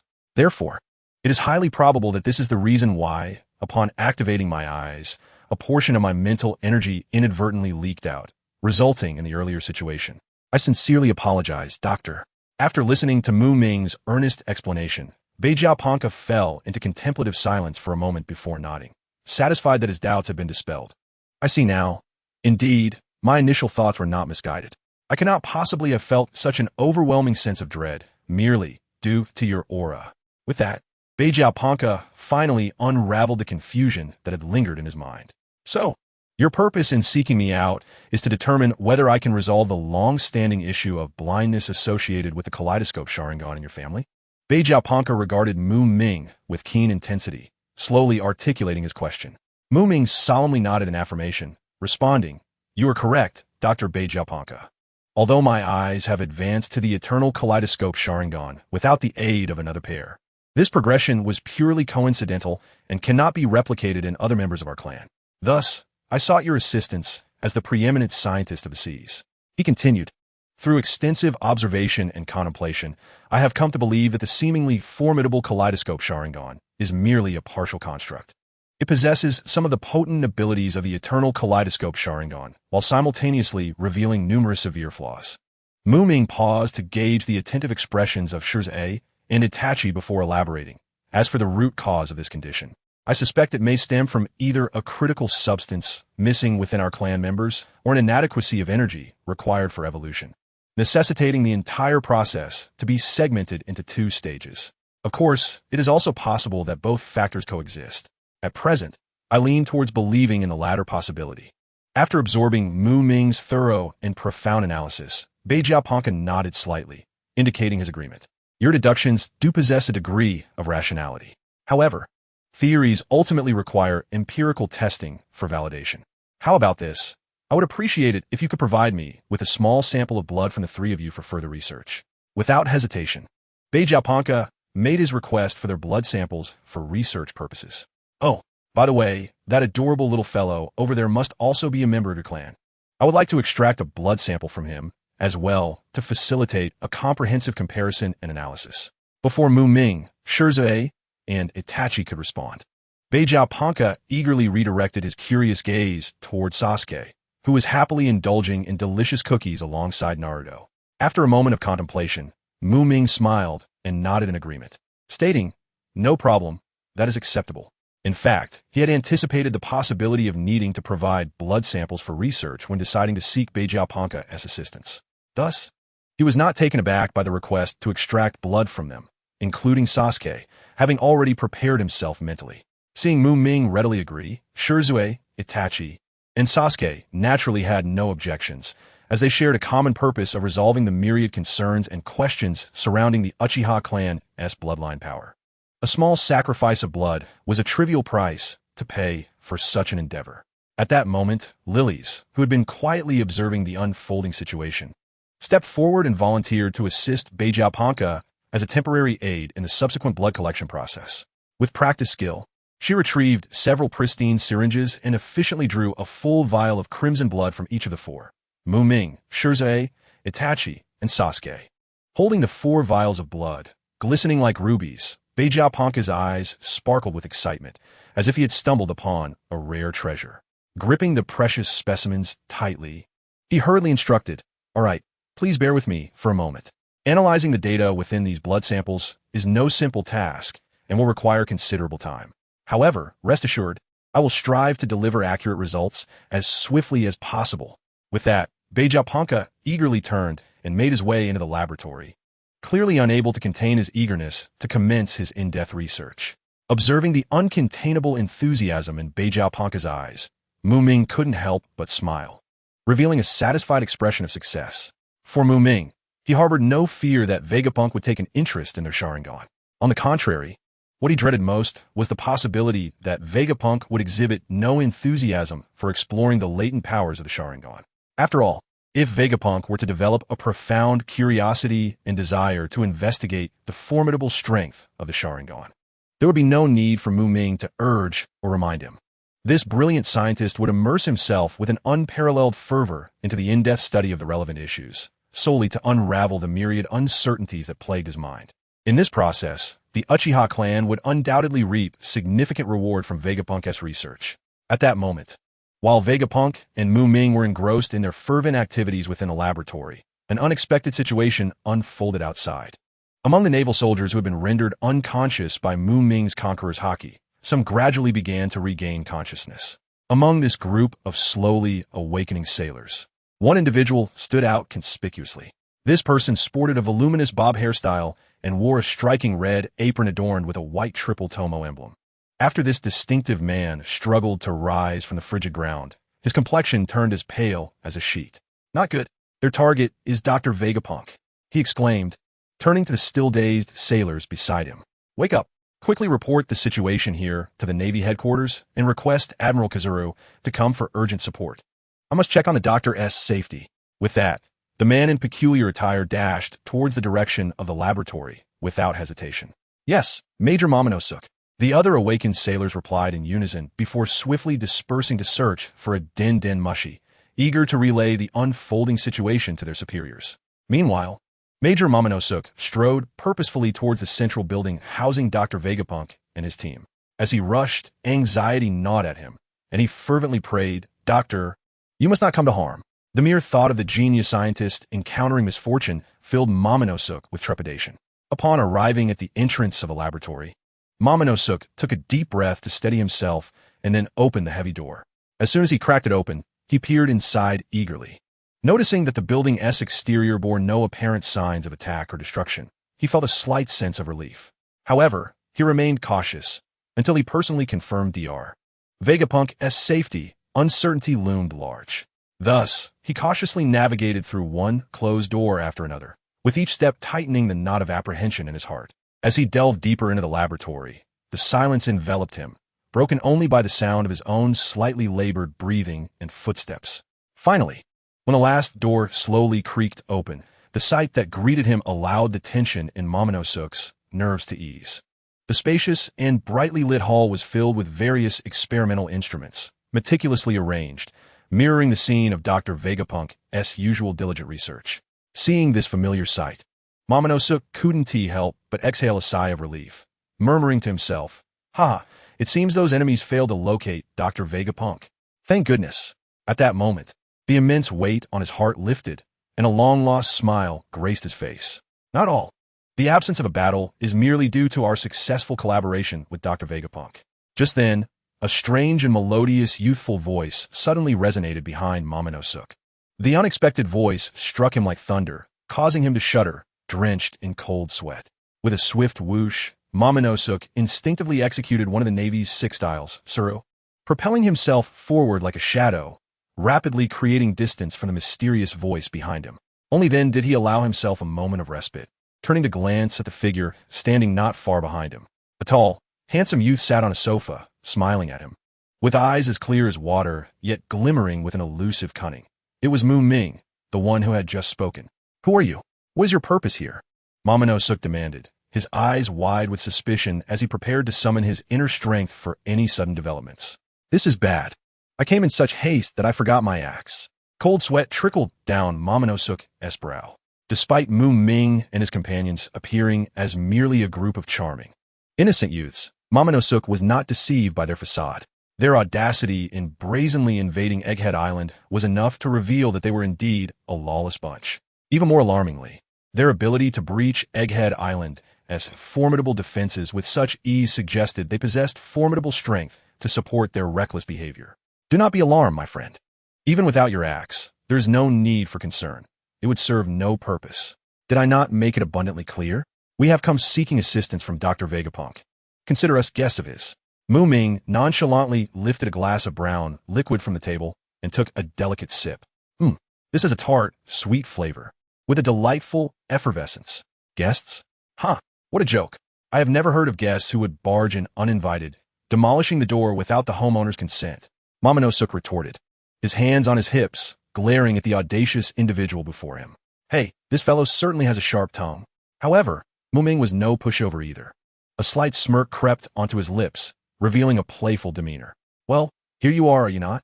You simply have not encountered me before. Had you met me sooner, you would have known better." Muming's words elicited laughter from the others surrounding them. Yet at that moment, Momonosuke was far too anxious to engage in banter. "Enough of this. Quickly tell me, where is the doctor? What have you done to him?" Momonosuke's fists clenched tightly, the joints cracking from the pressure, his heart brimming with concern and fury.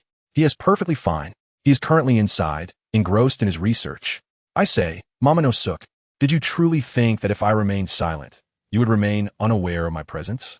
From a corner, Lilith, who had been unnoticed by Momonosuke, finally lost her patience and shouted loudly. Jean Tamaru was startled by the sudden shout. Turning towards the voice, he realized that the person standing beside him was none other than Lilith. With a moment of clarity, he exclaimed, "Oh, it's you, Lilith. So, the doctor is currently in that laboratory, is he?"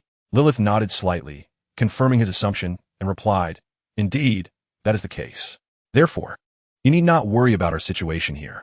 Besides, if any real danger were to arise, even if you rushed over, it might only cost you your life.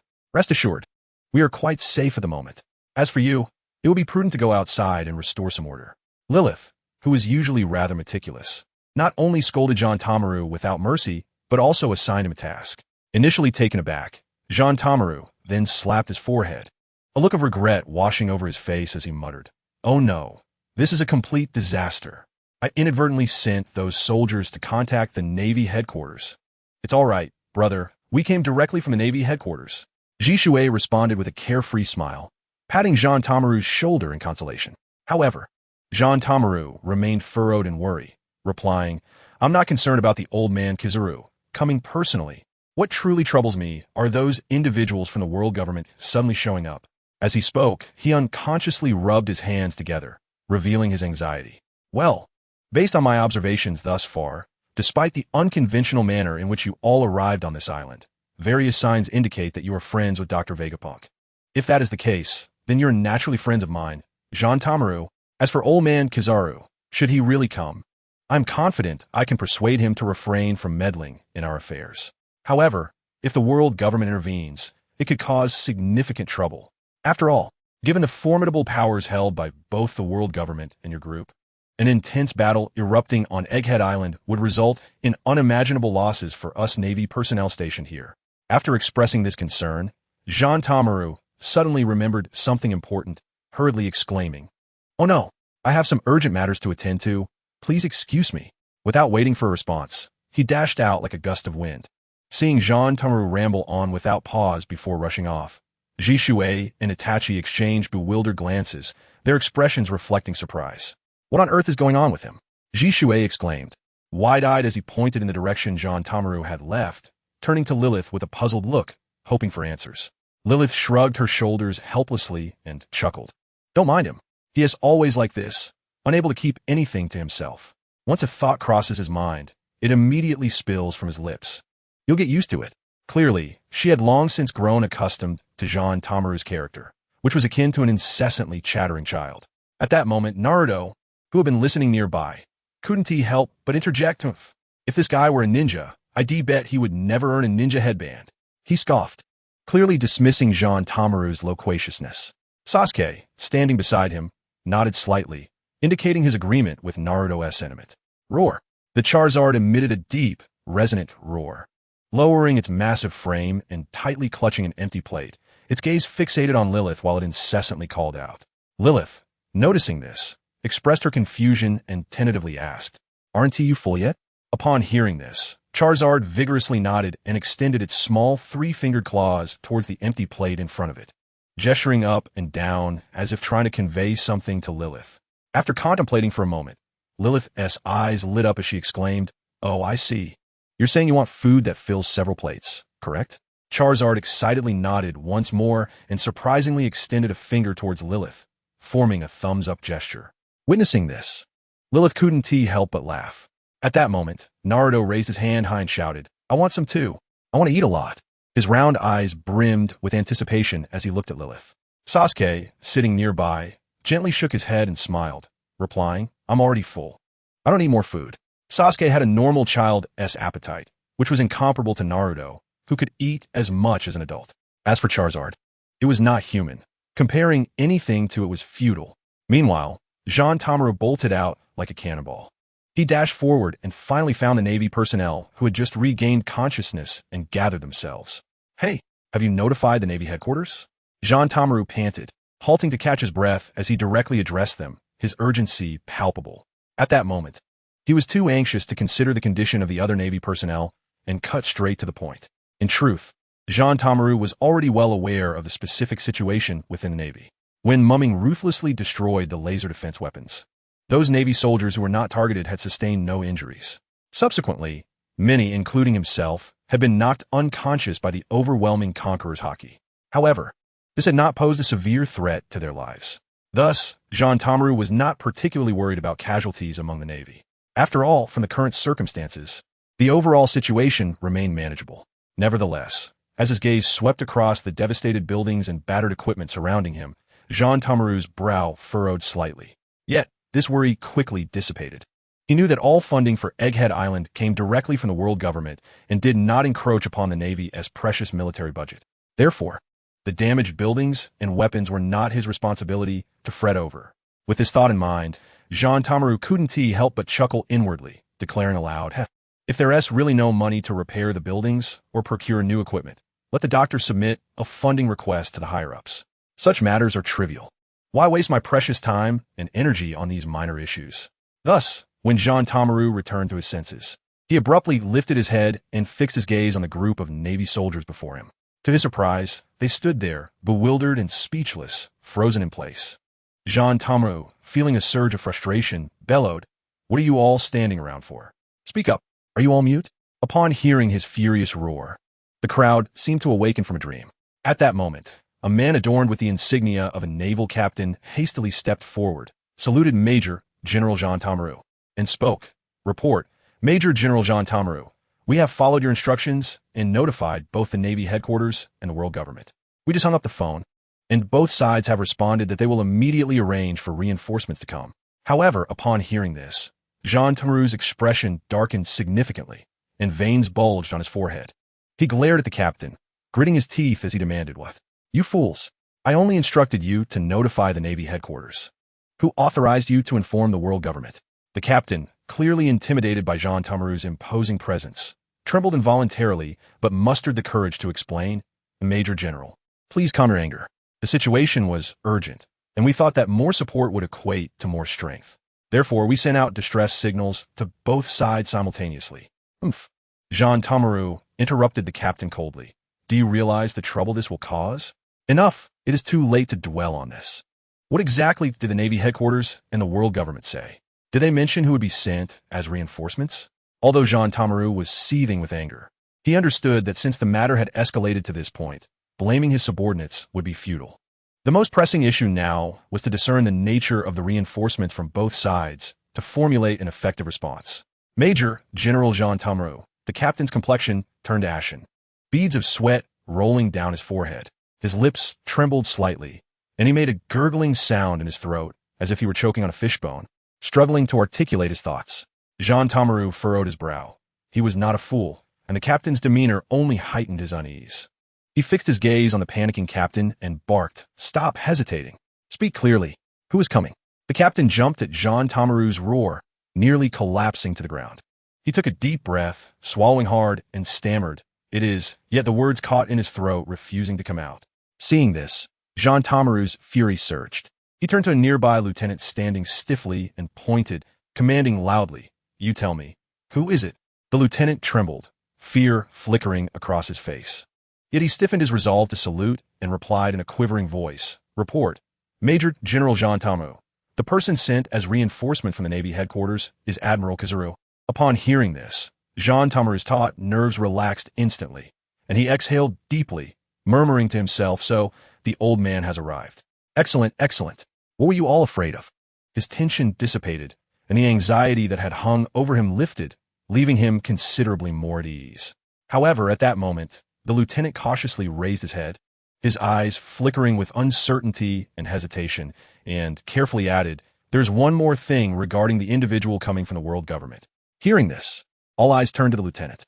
Jean Tamaru appeared quite composed, waving his hand dismissively. "Speak, regardless of the current situation, even if the world government truly sends CP0. With Admiral Kazuru here, they would hardly dare to act rashly." Jean Tamaru held unwavering confidence in Admiral Kazuru. In his eyes, this admiral, who often indulged in leisure, sipping tea and trimming his nails, was as solid as a pillar. Thus, he was not particularly concerned about what kind of reinforcements the world government would dispatch. Nevertheless, since the matter had been brought up, it would do no harm to listen. Everyone fell silent, waiting for the lieutenant to continue. Taking a deep breath, the lieutenant attempted to steady himself, though his voice still trembled. "It is the esteemed Lord Jiguru Saitan from the Five Elders, known as the God of Scientific Defense. He has personally come, and he is traveling on the same ship as Admiral Kazuru." Once he managed to convey this information, the lieutenant appeared to relax somewhat.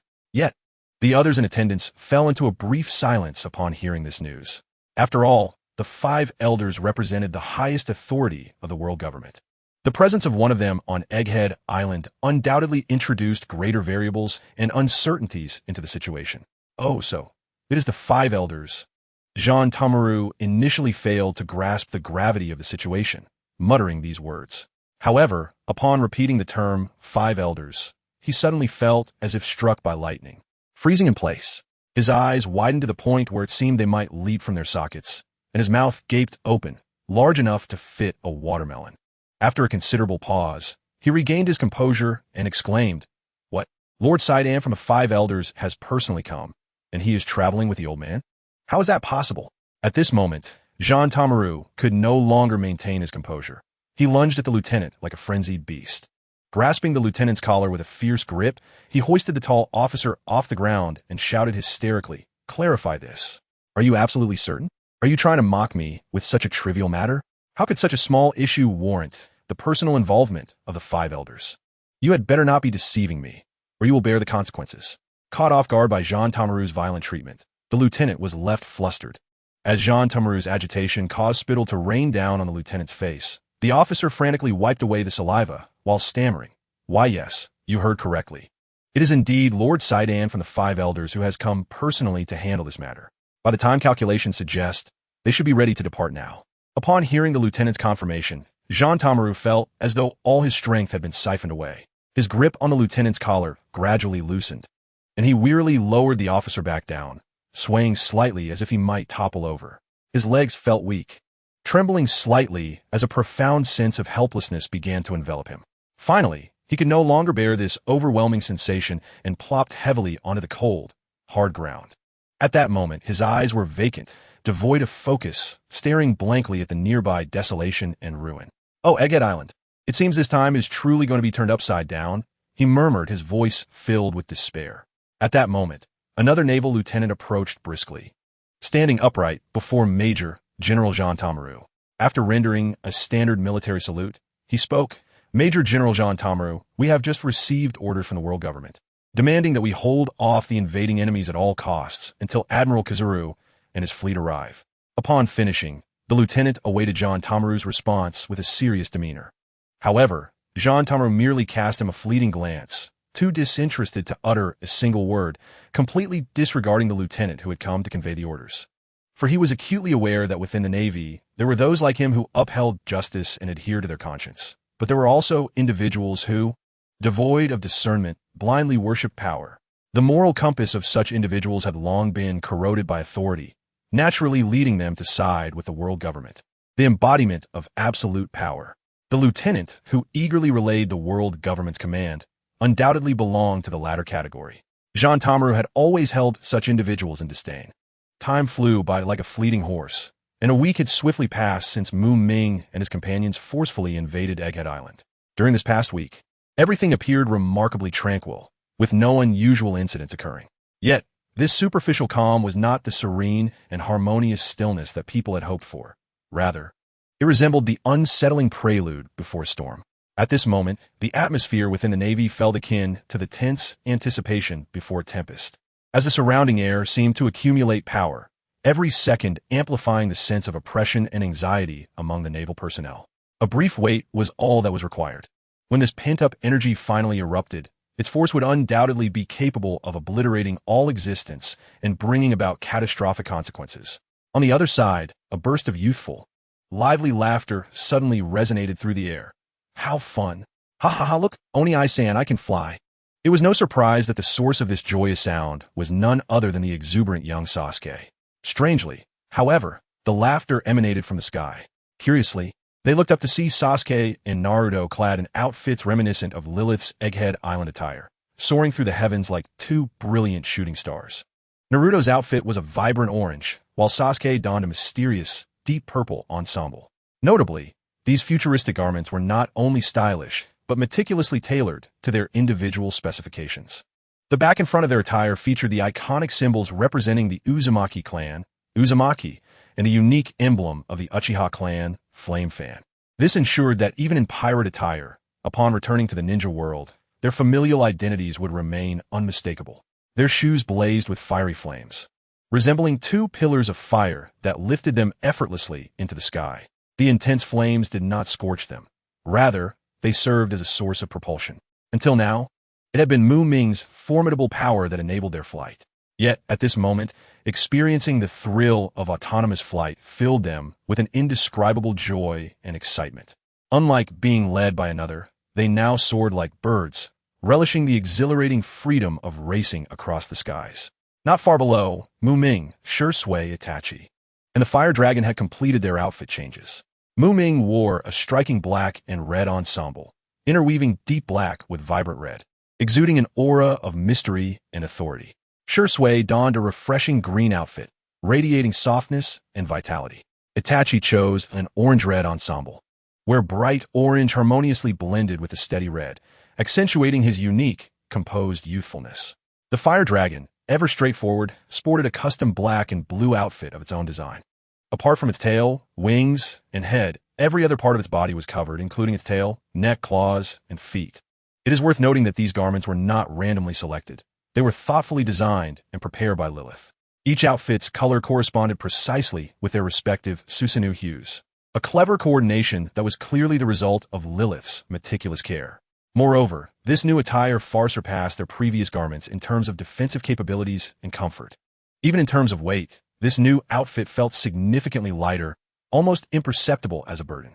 Faced with such exceptional clothing, the trio readily discarded their old attire, embracing and donning this splendid new garb. However, the most crucial aspect of this ensemble was the unique flying capability of the shoes. For Muming, who inherently possessed the ability to fly, be it through repulsion or the manifestation of Susanoo, he was not particularly concerned about the flying aspect. Shisui and Itachi merely tested the shoes' flying function before losing interest. Compared to relying on the shoes for flight, they longed to soar through the skies like Muming, harnessing their Susanoo or even repulsive power. As for the fire dragon, it had little regard for flying capabilities. As for the two young ones, it was understandable that they, being in their playful and curious age, displayed a keen interest in such novel experiences. At that moment, Lilith excitedly emerged from the laboratory, her face beaming as she called out to Muming and the others. "Mr. Muming, Dr. Vegapunk's research has made progress." The trio reacted differently to this news, but undoubtedly, the most exhilarated were Shisui and Itachi.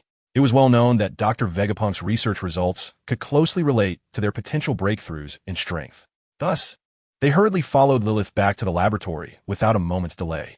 Of course, Itachi, being an unyielding doting brother, did not forget his foolish little brother even in this urgent moment.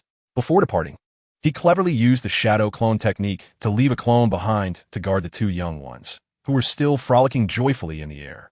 Upon entering the laboratory, Muming's first sight was not Dr. Vegapunk, but rather two unfamiliar figures. "Allow me to introduce," Lilith began. "These two are also clones of Vegapunk. This one is Punk 3, Vegapunk Edison." A figure adorned in green, marked with the 03 insignia on its forehead, greeted Muming and the others. "Hello, I am Edison." Another figure is a robot, predominantly colored in red, with the emblem Pang Ku04 emblazoned on its right chest. "Greetings, I am Pang number 4. Beijia Pang, Ku Pythagoras."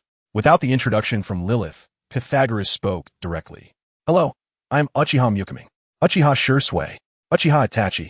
Muming and the others similarly introduced themselves. "They're my clones and also my assistants." Upon seeing the disheveled-haired Beijia Pangko before him, Muming could not help but reveal a faint smile and eagerly asked, "Dr. Beijia Pangko, I sincerely hope you can bring us some exhilarating news." Just then, Beijia Pangku responded cheerfully, "Naturally, there will be good news." Such a simple response struck like a flash of insight, instantly igniting excitement in Shisui and Itachi. Their eyes almost instinctively gleamed with a dazzling crimson 3-tomo Sharingan. Without any pretense, Beijia Pangku directly began to explain. "After thorough research, I was astonished to discover that within your blood lies an exceptionally unique and mysterious component. For convenience, I shall temporarily name it the mystery factor.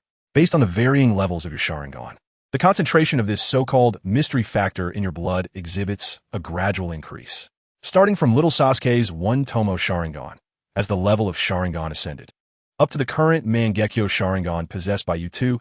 The quantity of the mystery factor in your blood has been steadily rising. However, during this research process, I unexpectedly noticed a rather intriguing phenomenon." At this point, Beijia Pangku slowly diverted his gaze from the data report in his hand, thoughtfully directing it toward the quietly standing Muming. His eyes brimmed with genuine wisdom, as if trying to see through Muming's exterior to the very blood coursing within.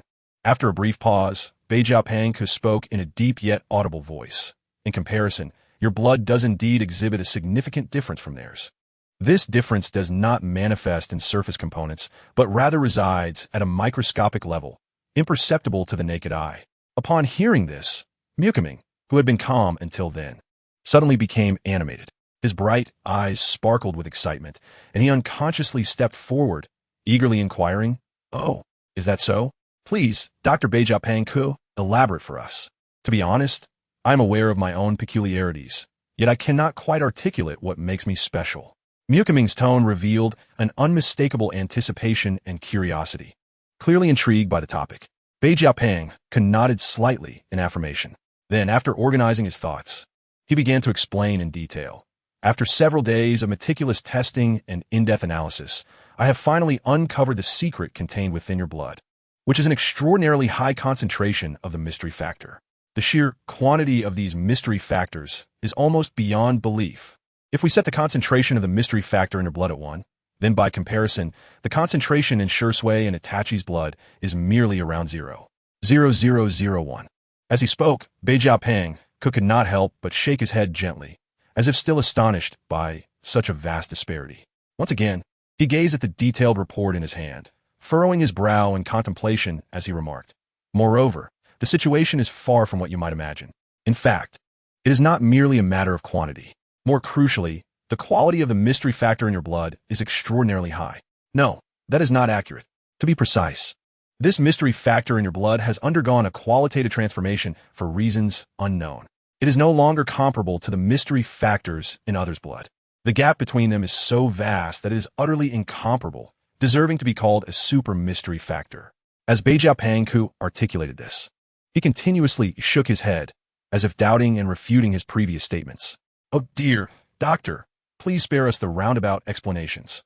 Just tell us the final conclusion directly, if you would," Mukiming interjected, realizing that Beijapang-ku was becoming increasingly verbose. Mukiming understood that once the Sharingan evolved into the Rinnegan, the results were entirely different from previous evolutions. The Rinnegan is so powerful that it can even enhance the physical evolution of its bearer. Though this process may not be as visibly apparent as the changes in the eyes, Mukiming could notably sense the changes within his body. At that moment, Mukiming was not without interest in this investigative process. However, compared to the lengthy and complex analysis, what he truly yearned for was the straightforward conclusion. Hearing Mukiming's eager prompt, along with the anxious expressions of the other two, Beijapang-ku could only sigh in resignation, then slowly nodded in response. "All right. Since you are all so eager to know the result, I shall not prolong it any further." Internally, he mused about how these young individuals seem to lack patience nowadays. The conclusion is this: the concentration of the mystery factor is the most crucial condition for the evolution of your Sharingan, without exception. Beijapang-ku said solemnly. Seated before him, Uchiha Shisui and Uchiha Itachi wore expressions of immense anticipation, their eyes fixed intently on Beijapang-ku, as if they were desperate to hear the method that would allow their Sharingan to evolve instantaneously. However, Beijapang-ku suddenly fell silent. For a moment, the room became so quiet that the sound of a pin dropping could be heard. Shisui finally could not contain the silence any longer and, somewhat puzzled, turned to Beijapang-ku, asking, "Why did you stop, doctor?" Beijapang-ku, sticking out his tongue and blinking in confusion, replied, "That is the conclusion. I have finished speaking." Upon hearing this, Shisui and Itachi exchanged glances, a wave of helplessness washing over them. After a moment, Itachi took a deep breath, striving to calm the tumult of emotions stirred by excitement, and slowly asked, Doctor, since you have reached such an important conclusion, how exactly should we address this issue? For instance, would a blood transfusion be feasible? That is absolutely not viable. I have personally tried it. The mystery factor contained in your blood seems to be tightly bound to your genetic code. Simply mixing the blood of different individuals will yield no effect whatsoever. Beijapang-ku replied with a serious and earnest demeanor. He paused briefly before continuing, "Moreover, I believe that if it were truly as simple as you think, merely combining the blood of your clan to resolve the issue, then this dilemma would not have troubled your entire family for so long. So I say, let us all ponder whether such an elementary principle holds true."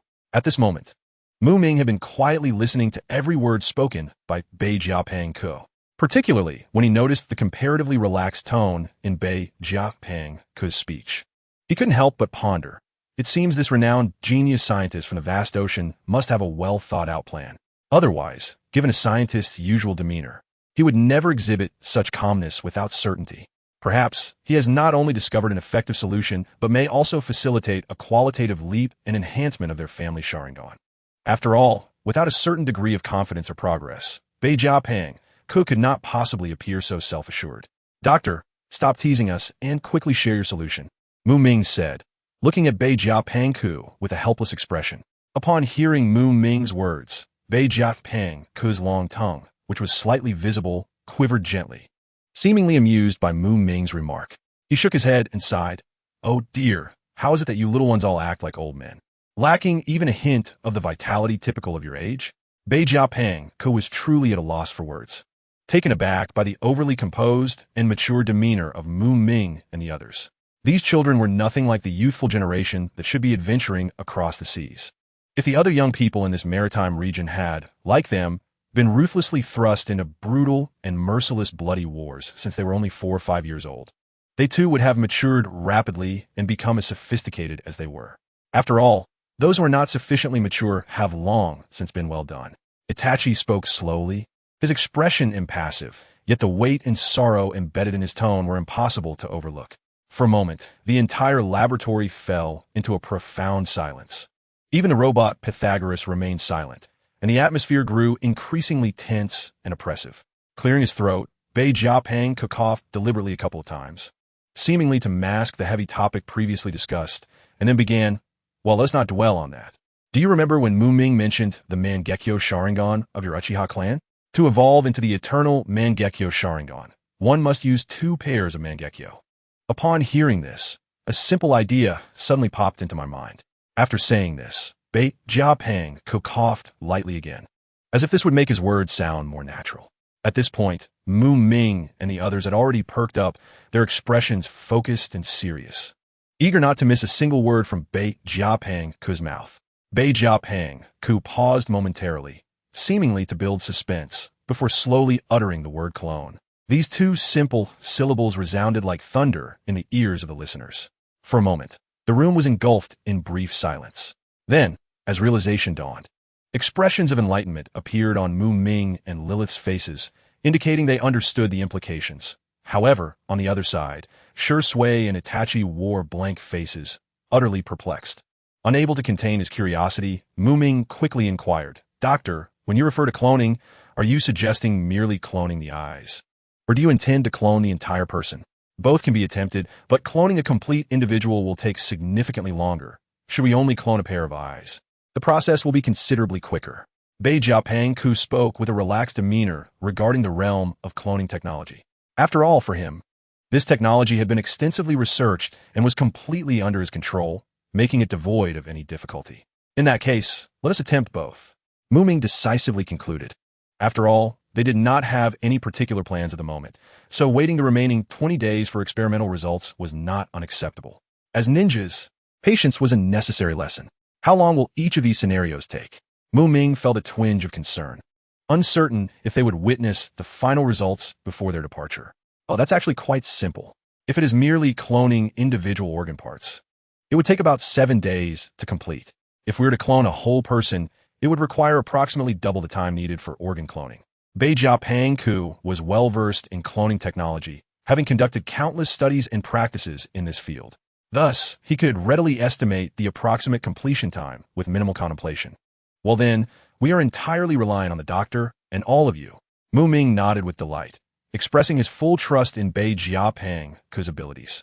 Upon hearing the estimated time, ShisUi and Itachi exchanged knowing smiles, clearly satisfied with the outcome.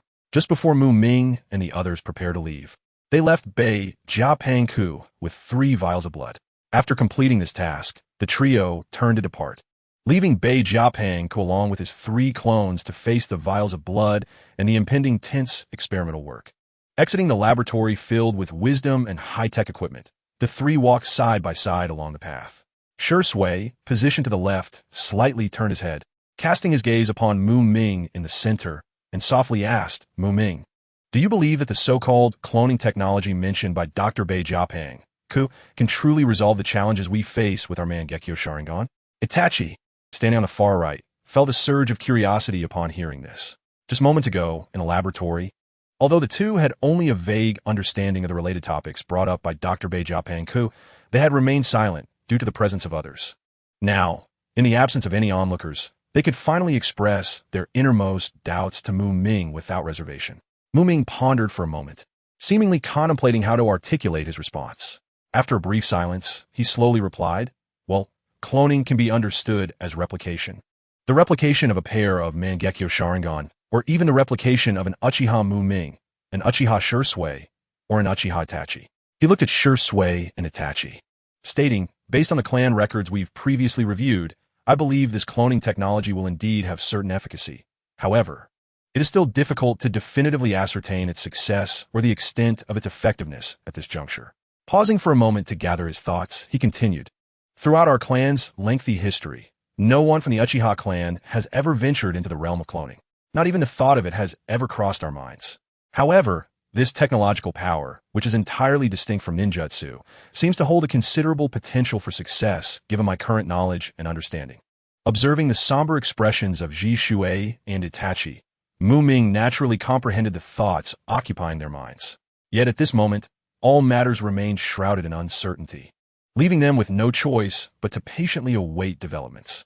Suddenly, Itachi lifted his gaze and posed a crucial and significant question.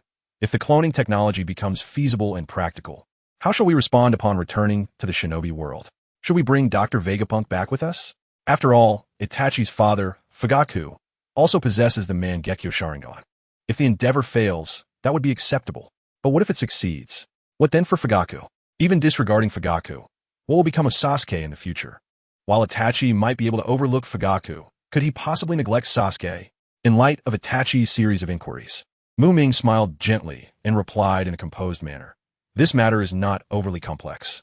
If cloning proves to be a viable method, returning to the shinobi world should not pose significant repercussions, for there are indeed individuals with technological prowess within our realm, provided we can devise effective solutions. Subsequent issues would not be insurmountable challenges." "Are you referring to Orochimaru?" Jishui's mind instantly conjured the haunting image of Danzo's pale arm, covered in Sharingan. According to Jishui's subsequent research, it was Orochimaru himself who meticulously cultivated that bizarre arm for Danzo. Indeed, if Dr. Vegapunk is regarded as the pinnacle of scientific talent in this world, then Orochimaru undoubtedly stands as the most distinguished figure within our shinobi world. Muming nodded solemnly, affirming his conviction. Within the narrative of Naruto, numerous vividly characterized secondary figures exist. These characters, through their unique charm and remarkable performances, have etched indelible memories in the hearts of countless fans. Among them, Orochimaru shines brightly as one of the most dazzling characters, aside from the protagonists. It is not an exaggeration to assert that even the two male leads occasionally seem overshadowed by Orochimaru's compelling presence. This magnetic persona bestows upon Orochimaru an innate allure, captivating many fans of Naruto. Thus, we eagerly anticipate good news from Dr. Vegapunk. Jishui maintained a gentle and warm smile, reminiscent of a spring breeze. Regarding the eternal Mangekyo Sharingan, a matter of paramount importance to the Uchiha clan, Jishui had come to terms with it. Should this endeavor ultimately succeed, it would be splendid. Yet, even if it does not yield the desired results, it would not be a significant setback. After all, he is still young. Moreover, Jishui is confident that with Muming's precedent, he too will not be unable to attain the eternal Mangekyo Sharingan. At that moment, a flicker of obscure crimson light flashed within Muming's eyes. Without hesitation, he executed the body flicker technique, his form shifting like a specter to the edge of the clouds. Subsequently, he lowered his gaze, focusing on the tranquil and unoccupied surface of the sea in the distance. Just then, two soft sounds of whoosh echoed as Jishui and Itachi swiftly arrived at his side. "What is it?" Jishui inquired, his expression one of skepticism as he scrutinized the sea's surface, searching for anomalies. After a period of observation, however, he discerned nothing unusual. "They are coming," Muming softly replied to Jishui's inquiry. Just as his words fell, a pole suddenly emerged from the placid sea, with a small triangular white flag fluttering at its apex. Initially, the pole rose only slightly above the water's surface, but as time passed, it ascended further, revealing its entirety to the onlookers. Beneath the pole, an object gradually became discernible, revealing itself to be an enormous ship. Without hesitation, Muming, Jishui, and Itachi activated their three-tomo Sharingan simultaneously to gain clearer insight into the distant situation. Thanks to the formidable perception granted by the Sharingan, they observed that the vessel in view was not alone. An increasing number of ships emerged, sprouting from the sea like bamboo shoots after rainfall. Before long, these vessels densely populated the entire surface of the sea, transforming the once sapphire-blue expanse into a foreboding black ocean. What is that emblem in the center? The others must be part of the Navy fleet. Itachi furrowed his brows, his expression grave as he peered down at the massive armada, murmuring to himself. Although the cross pattern formed by 5 black spheres emblazoned on the central ship sail was unfamiliar to him, he recognized the seagull motifs on the sails of the surrounding vessels from his previous encounters at Navy headquarters. Indeed, the distinctive insignia on that central ship is the exclusive symbol of the world government, the singular ruling power in this realm. Coupled with the ship's specifications, it is evident that those arriving are not ordinary individuals, but rather a significant figure of authority and renown from the world government. Nevertheless, even in the face of such circumstances, a seemingly indifferent and carefree smile persisted on Muming's face. It appeared that the unfolding scenes before him failed to evoke even a modicum of anxiety or disquiet. At that moment, Itachi shifted his gaze to Muming and, in an unassuming tone, inquired, "Should I extend a special greeting to them?" If one merely listened to the words, they might not sense anything amiss. However, the fleeting glint of ferocity in Itachi's eyes made it evident. The greeting he spoke of surely transcended the ordinary understanding of the term. Muming gently flexed his fingers and waved his hand, declining. "No need. Let us remain quietly here and await their realization of our presence before they approach us willingly. Look, someone has already noticed us." Before his words had fully settled, SavesShisui and Itachi followed his gaze. In the distance, amidst the vast fleet, the central ship, distinct from the others, directed several streams of observation haki towards their position. In an instant, a golden beam of light erupted from the ship, akin to a dazzling meteor streaking across the sky, hurtling toward them with astonishing speed. In the blink of an eye, a radiant light drew near, abruptly halting in mid-air before erupting into a dazzling cascade of golden brilliance. As the luminescence gradually receded, the golden glow coalesced into a silhouette, revealing the figure standing before Muming and his companions. Muming squinted slightly, scrutinizing the individual before him, a faint smile involuntarily gracing his lips. He spoke leisurely. "It appears we meet again, Admiral Huang Yuan." Indeed, the person standing before Muming was none other than the renowned Navy Admiral, Huang Yuan, infamous for his leisurely demeanor. Huang Yuan's gaze flickered momentarily as he regarded Muming. Sensing the intensity of Huang Yuan's eyes, Muming understood the implications. A formidable aura of conqueror's haki erupted forth. Enveloping the area, they occupied in a shroud of dark crimson lightning. While the surroundings seemed largely unchanged, Huang Yuan himself exhibited no visible reaction to the overwhelming presence of haki. However, it successfully dispersed the distant waves of observation haki that had been aimed at them. As Huang Yuan squinted under the influence of Muming's haki, he surveyed Muming from head to toe, releasing a long sigh. "I had hoped to avoid an encounter with you. I thought I could maintain my distance from you, my perilous young friend. Yet alas, fate has dealt me a cruel hand, dragging me into this unfortunate duty. I truly wonder how this will conclude. If it is within your power, I beseech you to show mercy and spare an old man like me. After all, I am but a frail relic, ill-equipped to withstand a beating." With that, he feigned a pitiful demeanor, shrugging towards Muming. Observing Huang Yuan's seemingly listless and half-dying state, Muming could not help but chuckle, genuinely amused by Huang Yuan's comically exasperated countenance. Huang Yuan's underlying message was unmistakable. He wished to avoid conflict, reluctant to stand against Muming. Yet he found himself compelled by higher orders. Should a confrontation arise, he hoped to navigate it with minimal effort, perhaps allowing Muming a single blow for the sake of justification. In truth, Muming had no desire for conflict either. The reason for this reluctance could be attributed to the addictive nature of laziness.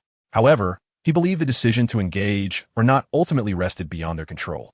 At that moment, both Muming and Huang Yuan, as if sharing an unspoken understanding, simultaneously ceased their dialogue. The cause? An uninvited individual had approached.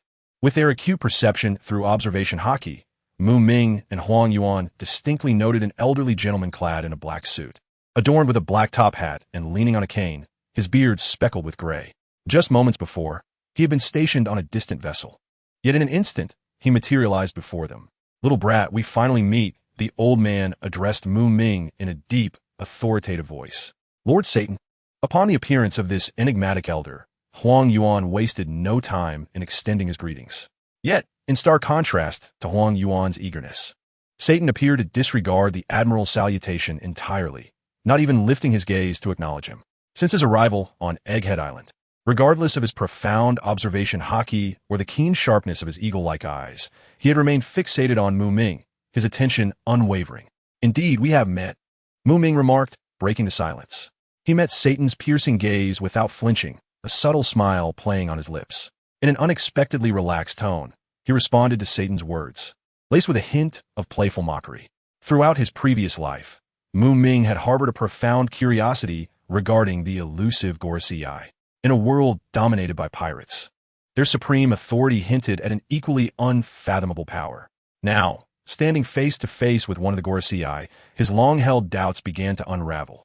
Satan, radiating a formidable presence, was indeed an imposing figure.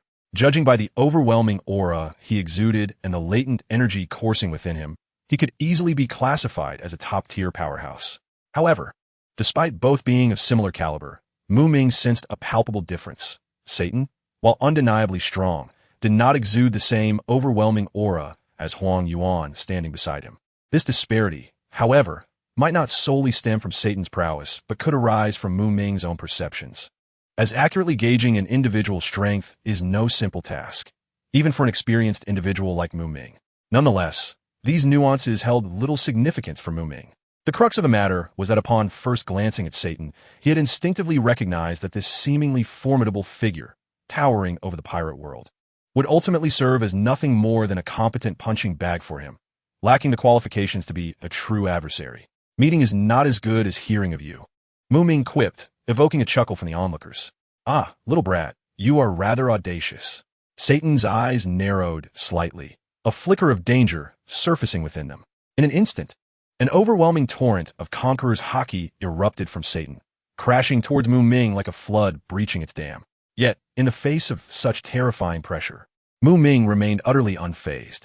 A slight smirk graced his lips as he scoffed. "Audacious? Is this what you call audacity? Allow me to show you true audacity." Before his words could fully dissipate, a similarly potent and domineering wave of Conqueror's haki surged forth from Muming, roaring like an awakened tiger as it clashed against Satan's imposing force. The two titanic forces met head-on, akin to celestial bodies colliding in the heavens, unleashing an overwhelming pressure. In an instant, fierce winds whipped through the area, and even the clouds above were rent asunder by the collision of their haki. As the two forces entwined, dark crimson lightning crackled around them, echoing with thunderous roars, as if threatening to tear the very fabric of space itself. In this suffocating standoff, the powerful auras radiated from both individuals, causing the ground beneath to fracture and sink, creating deep chasms. Yet at the eye of the storm, Muming and Satan stood resolute, unwavering as mountains, their positions unshaken. As time ticked away, neither party yielded ground. At this moment, a glimmer of brilliance flashed in Muming's eyes as he contemplated. "Continuing like this is not a viable solution. I shall break the deadlock." As soon as this thought emerged, he sprang into action. Suddenly, Muming's originally three-tomo Sharingan began to spin rapidly, undergoing a remarkable transformation, ultimately becoming a pair of mysterious and resplendent eternal Mangekyo Sharingan.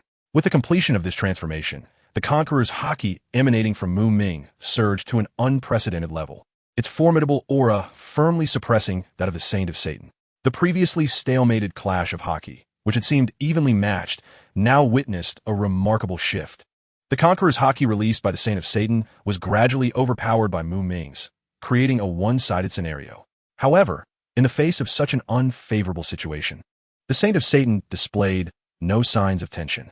He merely regarded Muming with a faint smile, his lips curling slightly as he remarked, "Kid, I must admit, your strength is indeed commendable. Unfortunately, it pales in comparison to your incessant chatter." As soon as he finished speaking, his body began to undergo a tremendous transformation. The Saint of Satan's form slowly grew taller, seemingly increasing in height dramatically within an instant. Simultaneously, An astonishing scene unfolded as his lower body morphed into a gigantic spider with 8 thick, long legs. Between his arms, dark flames reminiscent of ink swirled, burning fiercely as if to devour everything. Most eerily, 2 razor-sharp bullhorns abruptly sprouted from atop his head, glinting with a chilling light. This was the Nyo-Gue transformation of the Saint of Satan. Upon completing this metamorphosis, the Conqueror's haki, radiating from him, became overwhelmingly powerful once more. Not only did it effortlessly erase the previous disadvantage, but also turn the tide, establishing an absolute upper hand. As the Saint of Satan's haki surged forth like a tidal wave, threatening to engulf all, Muming maintained his previous air of nonchalance, a subtle smile gracing his lips, revealing a playful demeanor. What is this? Do you really believe you have regained your strength? Yet, your current arrogance feels strangely familiar. Muming spoke softly, his tone laced with mockery and disdain. Just as his words fell, the patterns of the eternal Mangekyo Sharingan in his eyes began to rapidly constrict. The once vibrant red light instantly replaced by a profound and enigmatic purple hue.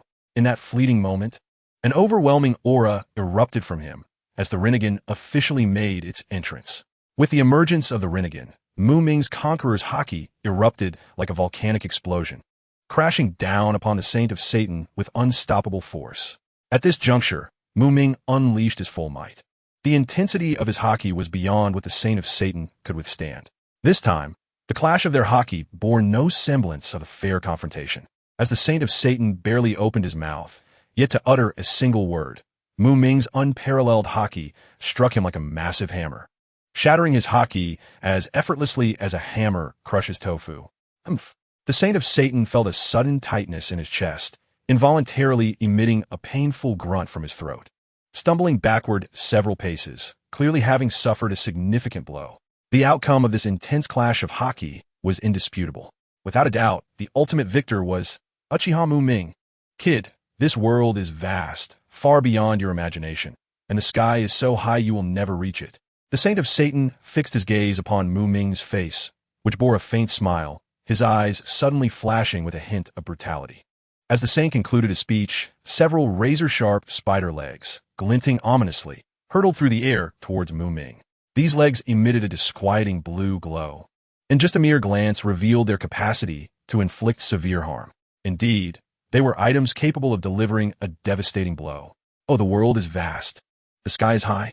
Is your perspective limited to this insignificant little planet? Such a notion was utterly ludicrous. Muming, upon hearing the saint's words, allowed a contemptuous smile to surface. However, his body remained steadfast, unmoving as a mountain.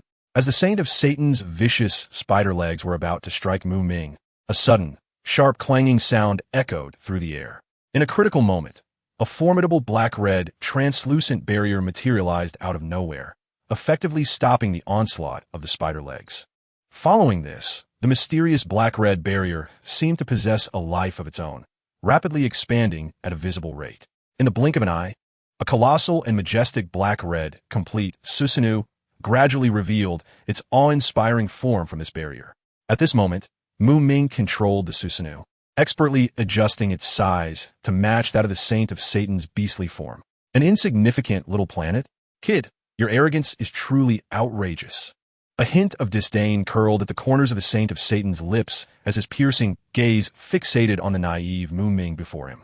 He suddenly swung his robust and fearsome spider legs, unleashing a barrage of liquid spheres radiating a ghostly blue light, which hurtled toward Muming like a torrential downpour.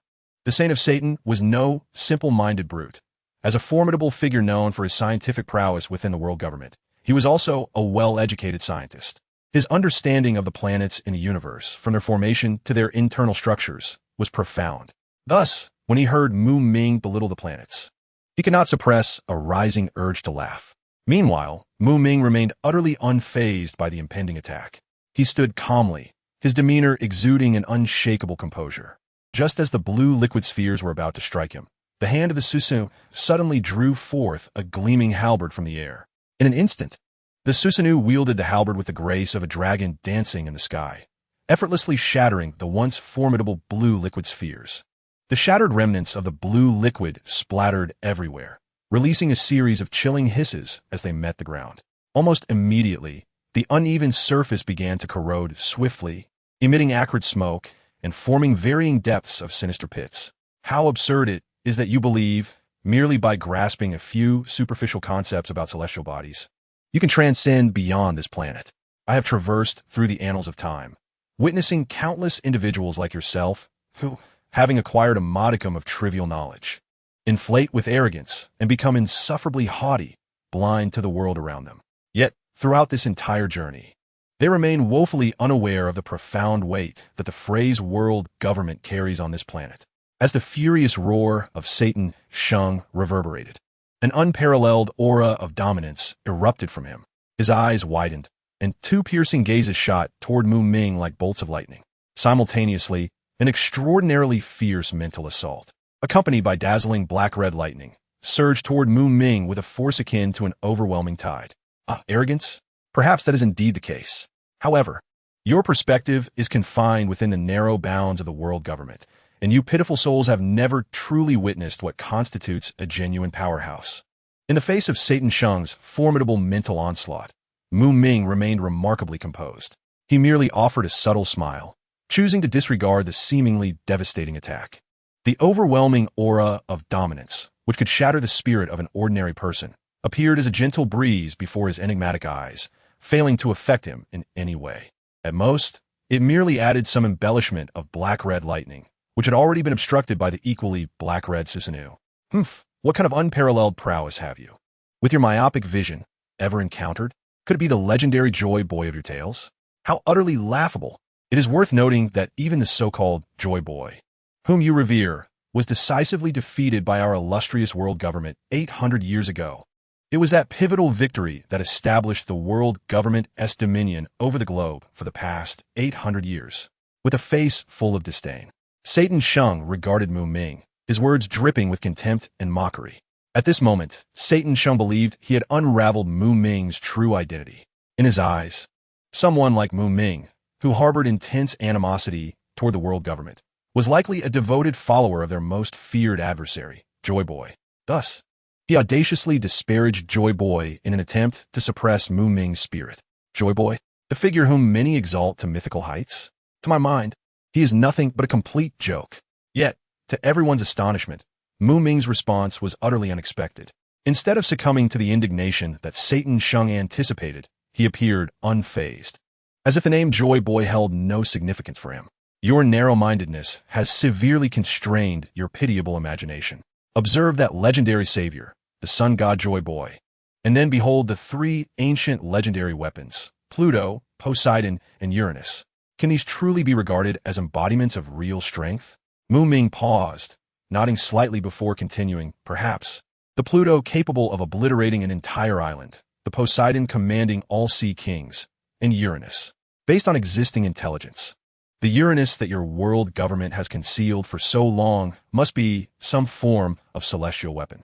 It is said that utilizing Uranus causes the sea levels to rise. So what lies beyond the heavens? The moon. Or perhaps it is simply a colossal fortress and weapon crafted from the moon itself.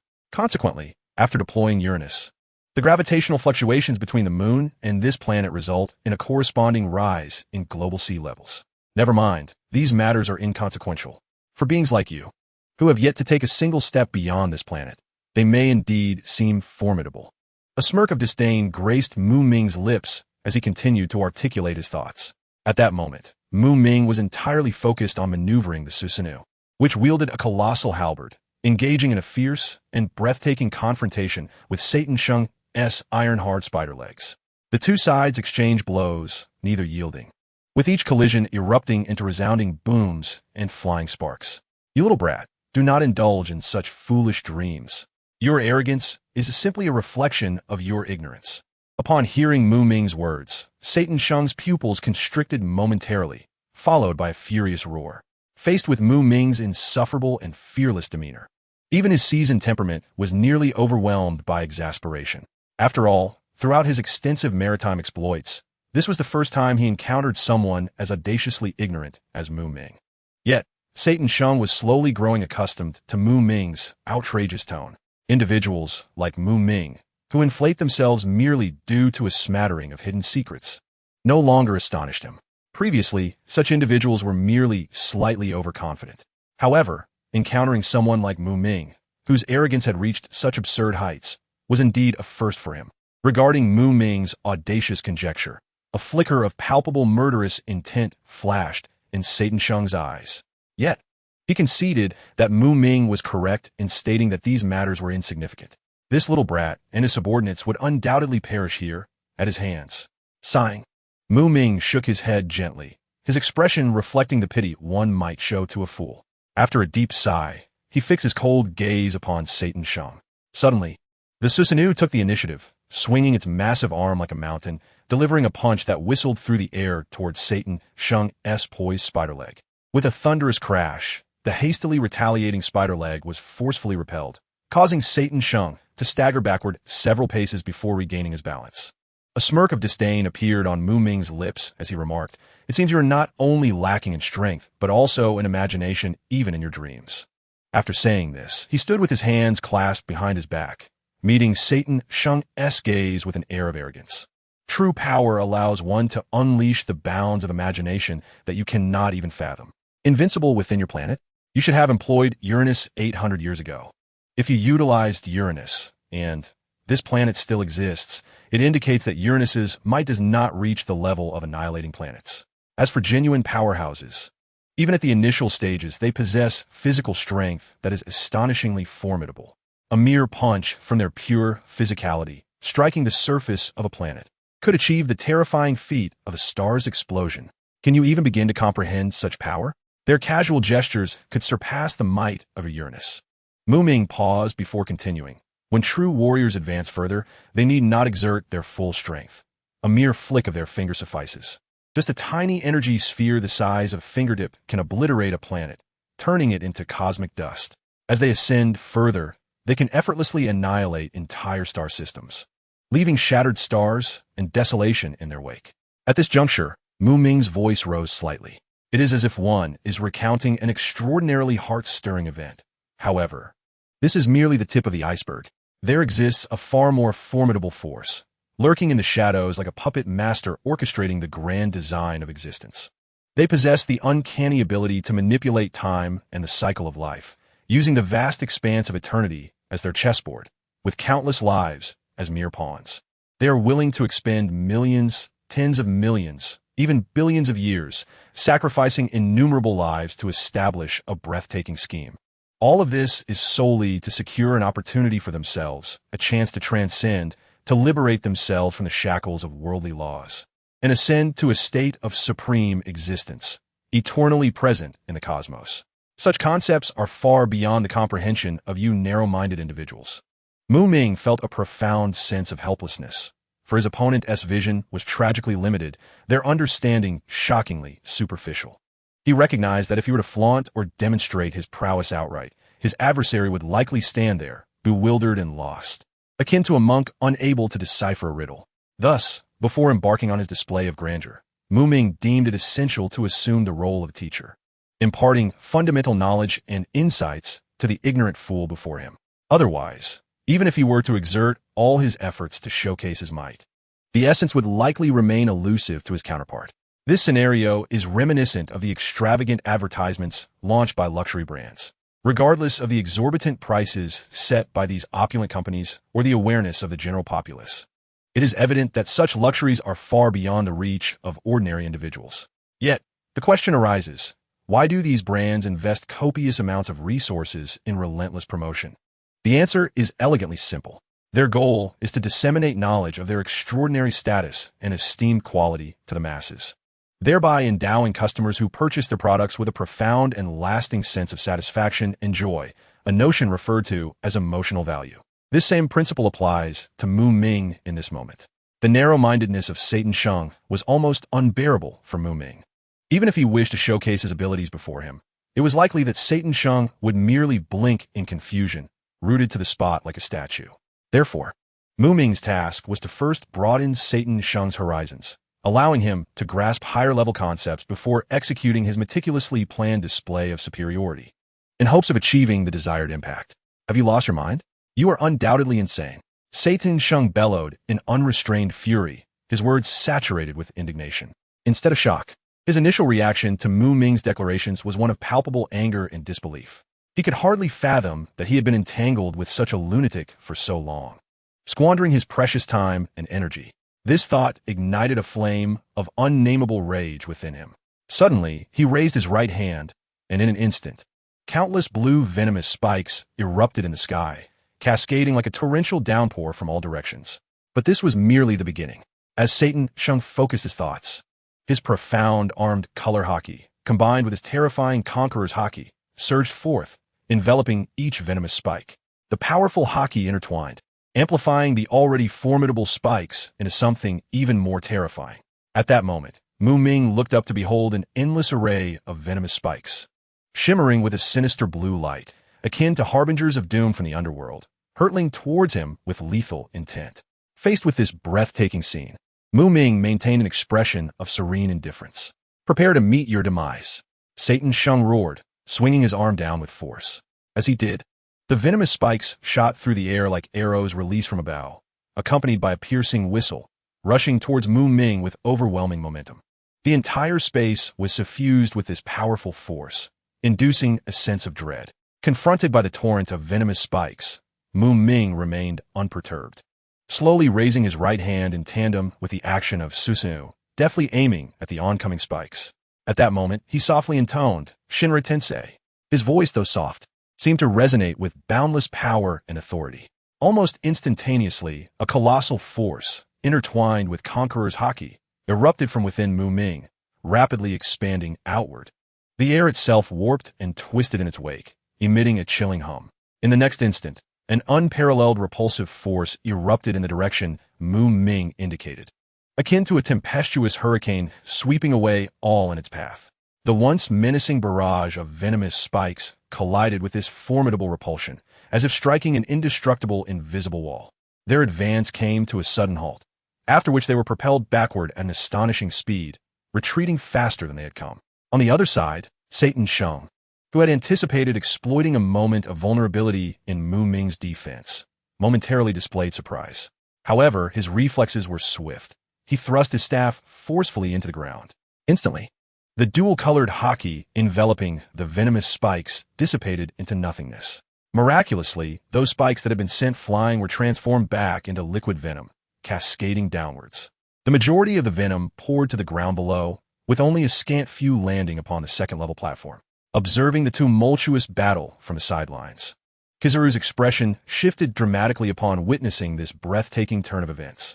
Without hesitation, he vanished in a flash, transforming into a radiant golden beam, racing towards the ground.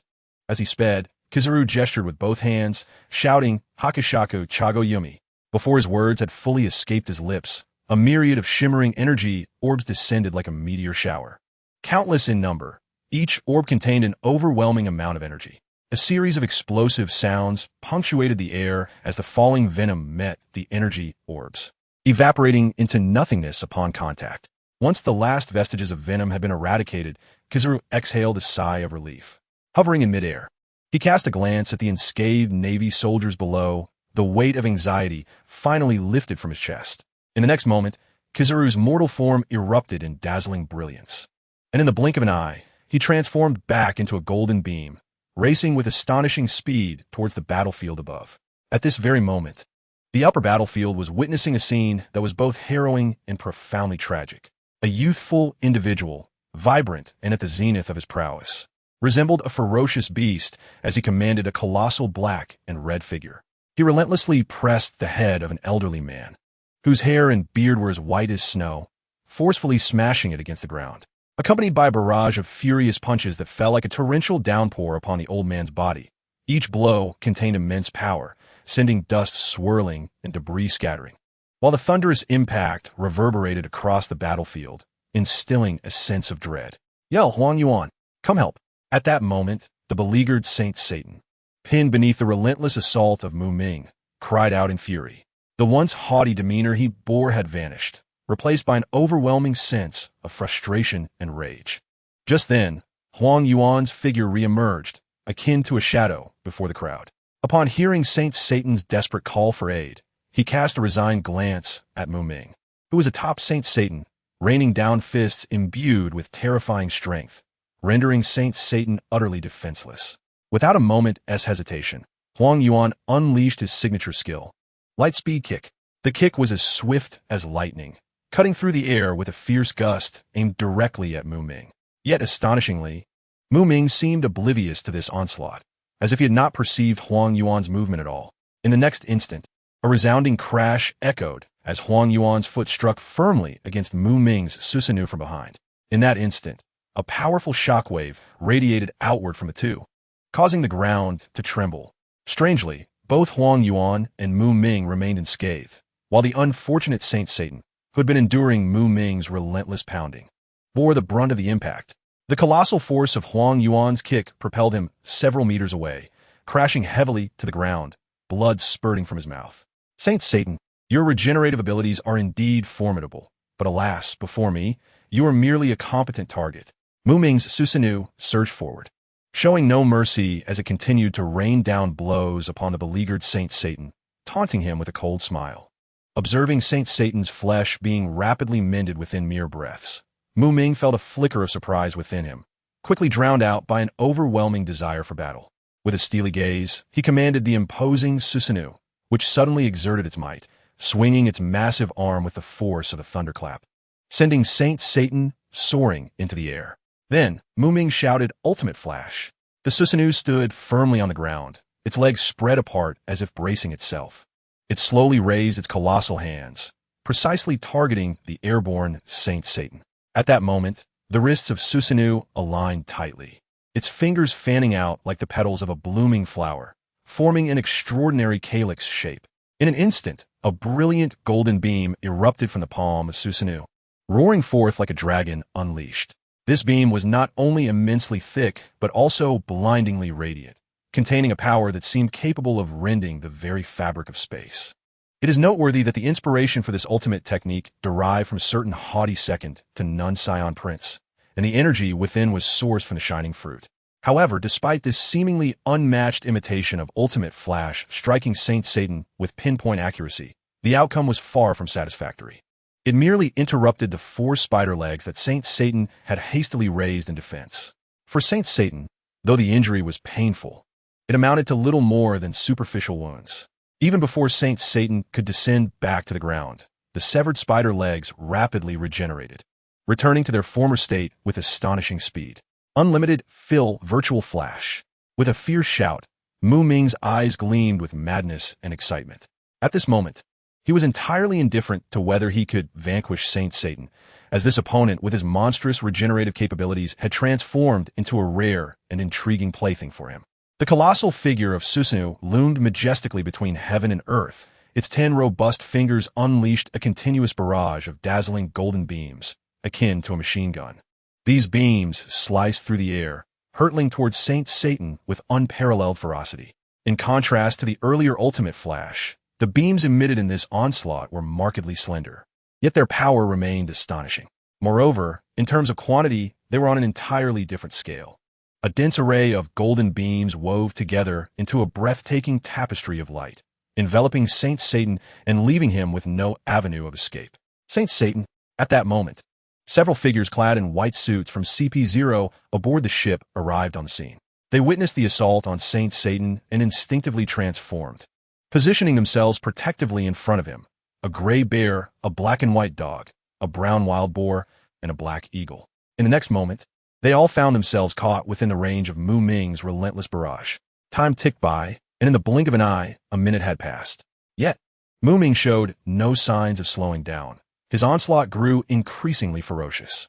Minutes turned into 5, then 10, and eventually half an hour, with Muming steadfastly commanding Susanoo to maintain the assault.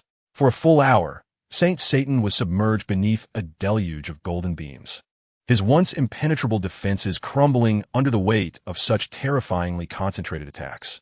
Despite his attempts to resist or evade, all efforts proved futile against the unyielding storm of light. As the billowing smoke began to dissipate, Huang Yuan finally beheld Saint Satan's current state, gasping in horror at the gruesome sight. The once imposing pair of horns atop his head had lost one, leaving the other standing forlornly, an epitome of desolation. His once majestic visage was now marred by a profusion of deep pits, as if he had been met with a close-range shotgun blast, rendering him nearly unrecognizable from the once mighty Saint Satan.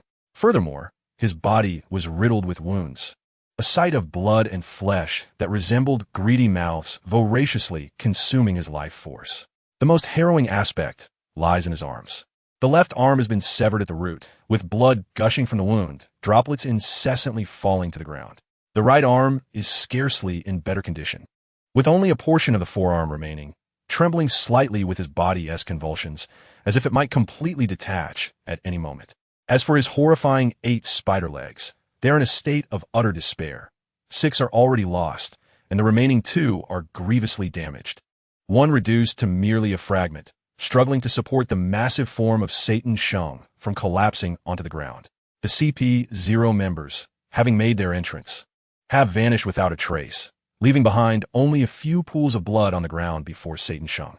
Despite suffering such grievous wounds, Satan Shung grits his teeth against the excruciating pain, gasping for breath, and with a frenzied gaze, he fixates on Muming not far away, erupting into maniacal laughter.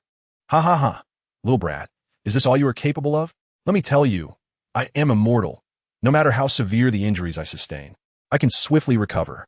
As for you, after unleashing such intense firepower, your stamina must be nearly depleted, right? This time, I shall not show you any mercy. I will make you understand what true despair feels like.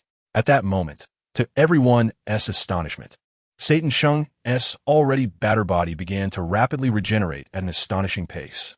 The wounds glimmered with an unusual light, muscles and bones seemingly drawn by an invisible force, swiftly growing and healing as if time had lost its effect in this realm. Come forth, Satan Shung suddenly bellowed, his voice resonating like thunder, causing the surrounding air to tremble slightly. Accompanying his cry was an odd spatial fluctuation that surged forth, rippling outward from his location. At that instant, 2 colossal pentagram patterns materialized on the ground to either side of Satan Shung. These pentagrams emanated a mysterious black luminescence, each inscribed with intricate and ancient runes, radiating waves of formidable energy. Upon closer inspection, it was evident that the 4 pentagram patterns were not identical. They bore the prominent numbers 1, 2, 3, and 4, suggesting distinct functions or specific meanings. As these teleportation patterns became clearer, a thick, inky black energy began to rise slowly from their centers. This black energy swirled like smoke, instilling a sense of eerie dread.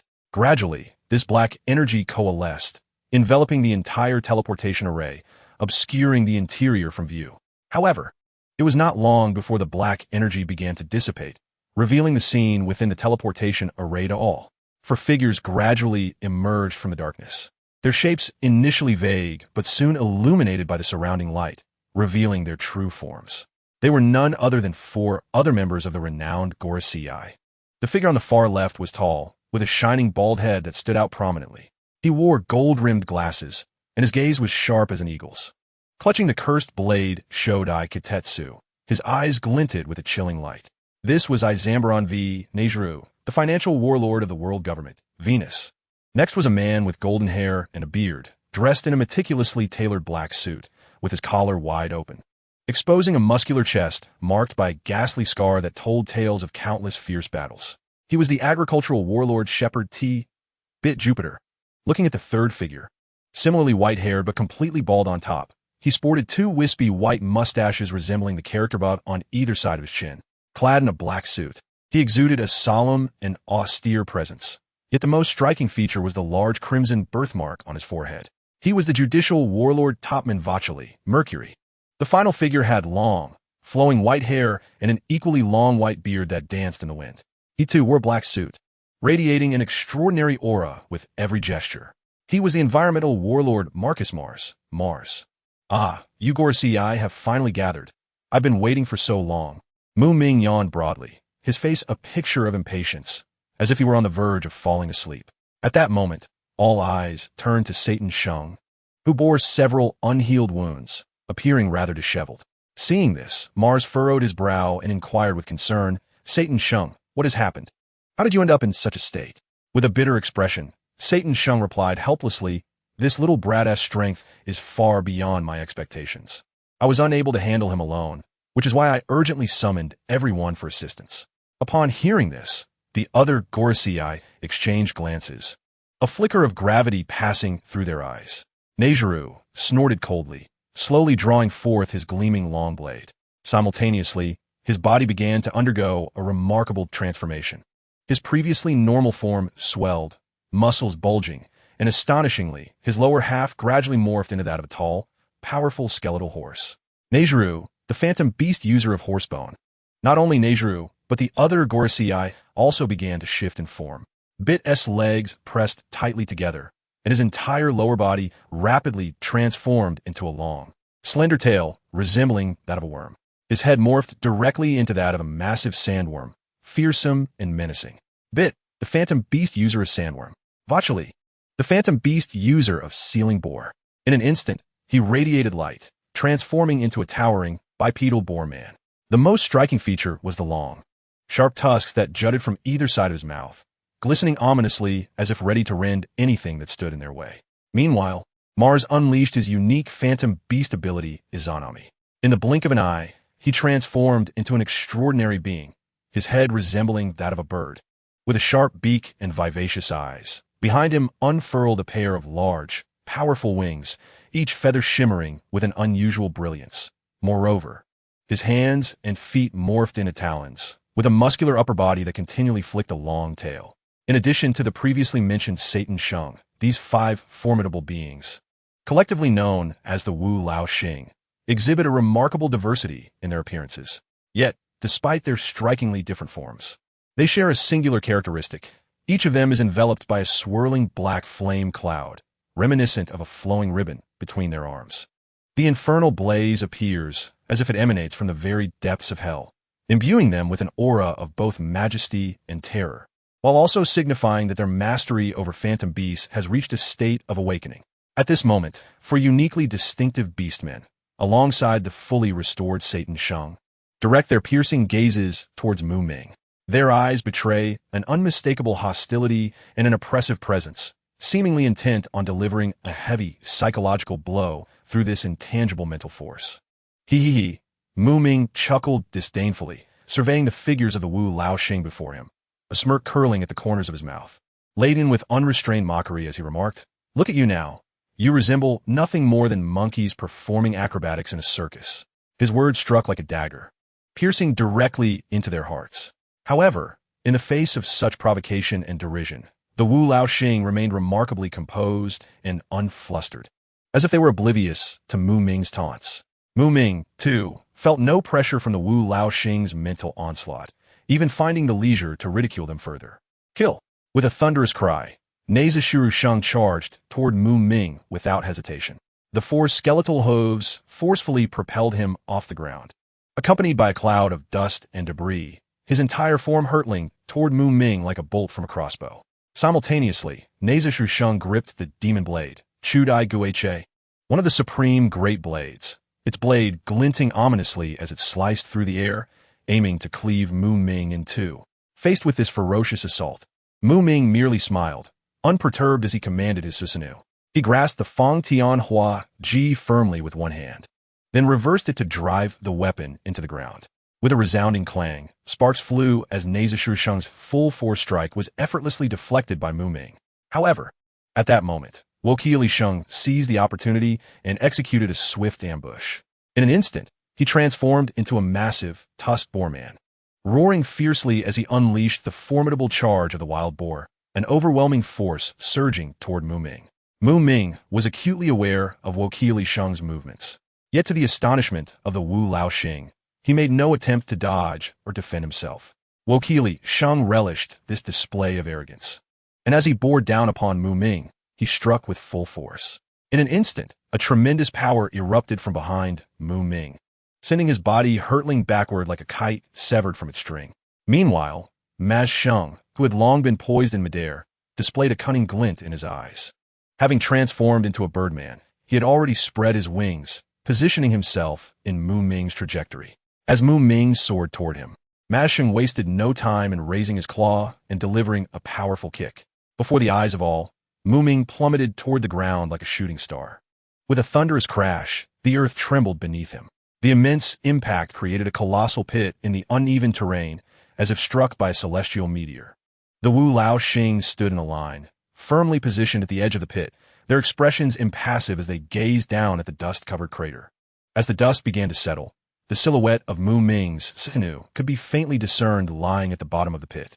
At that moment, Satan Sheng, having inexplicably acquired a robust stone pillar, grasped it like a staff and thrust it into the ground with force.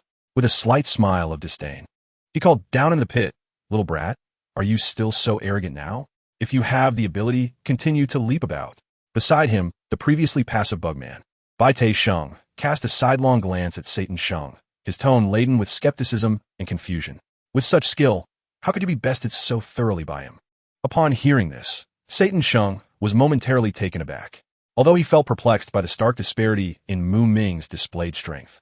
He quickly regained his composure and nodded in response. Perhaps it is because he expended too much energy in our earlier confrontation. After uttering this explanation, Satan Sheng himself seemed to find it somewhat implausible. Yet, at that moment, he could conjure no other more reasonable rationale. When did you all begin to harbor such absurd delusions, steadfastly believing that the one within the pit is truly me?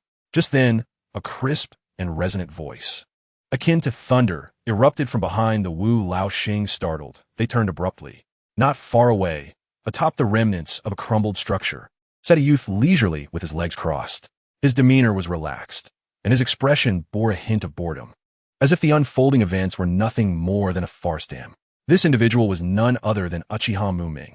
As the Wu Lao Xing scanned the distance, they could see Shisui, Itachi, and Kazuru among others, concealed in the shadows, their gazes fixed intently on the scene. What in the world is happening? Who is that person? Bai Te Sheng questioned, his face a mask of disbelief as he turned once more to scrutinize the vast pit. As the swirling dust gradually dispersed, a figure began to materialize. The Wu Lao Xing focused their sight, revealing the black-red Susanoo once more. However, just as they were grappling with their astonishment, a resounding explosion echoed. The towering Susanoo erupted into a dense mist, like smoke wafting from the pit, swiftly vanishing from view. Now, with the protection of Susanoo, Muming's shadow clone had shed its previous vulnerability, no longer shattering at the slightest touch. Could it be that this was merely the brat's clone? Frustration welled within Satan Sheng as he murmured incredulously, "When did this trap get set? What a fool, unable to distinguish between the true and the false." Wokili Sheng sneered derisively at Satan Sheng, his scornful gaze seemingly capable of piercing through him. Although dissatisfaction brewed within Satan Sheng upon hearing this, he refrained from retorting directly. Instead, he muttered very softly, "Did you not fail to distinguish them as well?" However, this barely audible remark did not escape Wokili Sheng's keen ears. "What did you say?" Wokili Sheng abruptly turned his head, casting a chilling glare at Satan Sheng, filled with menace. Upon receiving a piercing glare from Wokili Sheng, Satan Sheng felt an ominous sensation wash over him. He quickly replied with a smile, "What I meant to say is that we must exert ourselves fully. We cannot afford to grant this little imp a moment's respite." Just then, the previously silent Mu Ming suddenly raised his right hand, positioning it in front of his chest with a gesture reminiscent of a sword's point. Following this, 5 distinct sounds of bang, bang, bang, bang, bang echoed through the air. In the space before Mu Ming, 5 wisps of white mist materialized from thin air, swirling and roiling as if imbued with life. As the mist gradually dissipated, 5 identical versions of Mu Ming emerged simultaneously before everyone. Each Mu Ming was indistinguishable from the others in appearance, demeanor, and the aura they radiated. It is well known that ninjas, when performing ninjutsu, typically employ both hands to form specific hand seals, facilitating the manipulation of their internal chakra energy. However, a master of Mu Ming's caliber had long since transcended such cumbersome limitations. For him, a mere thought was sufficient to unleash formidable ninjutsu at will. Much like Senju Hashirama and Uchiha Madara, their chakra flowed as freely as their arms, with no need for seals. Why bother with seals? A clap of the hands, and anything could be summoned. Yet, Mu Ming opted for the singular gesture of the sword point. No questions asked. He simply found this action to be stylish. The early bird catches the worm. Thus, before the 5 elders could even prepare their offensive maneuvers, the 5 Mu Ming clones simultaneously opened their radiant, crimson, eternal Mangekyo Sharingan. Instantly, 5 powerful and terrifying auras surged forth, sending shivers down spines. Accompanied by a thunderous roar, 5 colossal and formidable complete Susanoo, as if rising from the depths of hell, ascended with might. Their forms, mirroring that of the 5 elders in beastly shape, emanated boundless pressure and destructive power. Empowered by the strength of the Ma Fu spell, Muming was utterly unconcerned with the so-called reasonable distribution of chakra. His only thought was, support? Not a chance. All-out offense it is. In the next instant, as if commanded, the 5 complete Susanoo vanished without a trace. However, the 5 elders were not to be underestimated. Their observation haki was not honed in vain. Wokieli merely turned his head slightly and effortlessly blocked one of the Susanoo's weapon strikes with his sharp, fang-like protrusions. Simultaneously, Nasu Shuru Shung did not falter either. Gripping the cursed blade Chodai Onatetsu with both hands, he swung it powerfully, successfully parrying another Susanoo's fierce assault. Yet, compared to Wokieli Shung's relaxed demeanor, Nasu Shuru Shung, despite successfully blocking the attack, was inevitably forced back several paces by the force of the Susanoo he faced. Ma Shung's response was remarkably straightforward. With a powerful flap of his massive wings, he ascended into the air like a bolt of lightning, easily evading the fierce attack from the Susanoo. However, the complete Susanoo would not relent so easily. Its colossal wings were not mere decoration.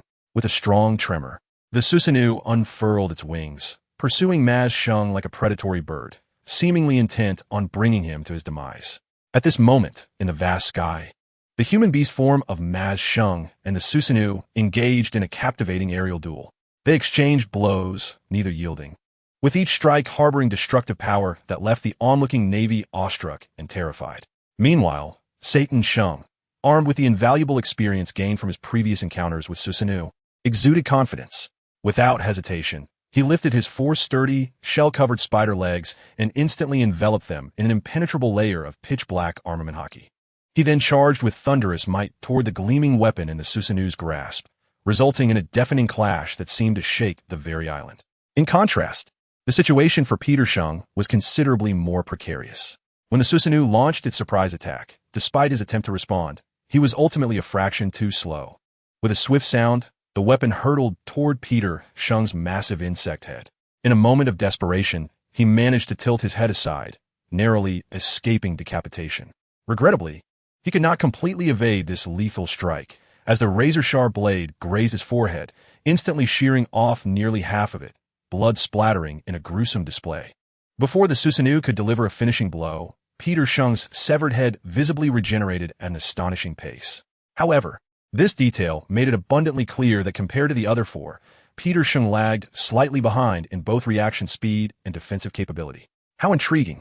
At this moment, without granting the 5 elders a moment to retaliate, Muming once again assumed the familiar sword-point stance.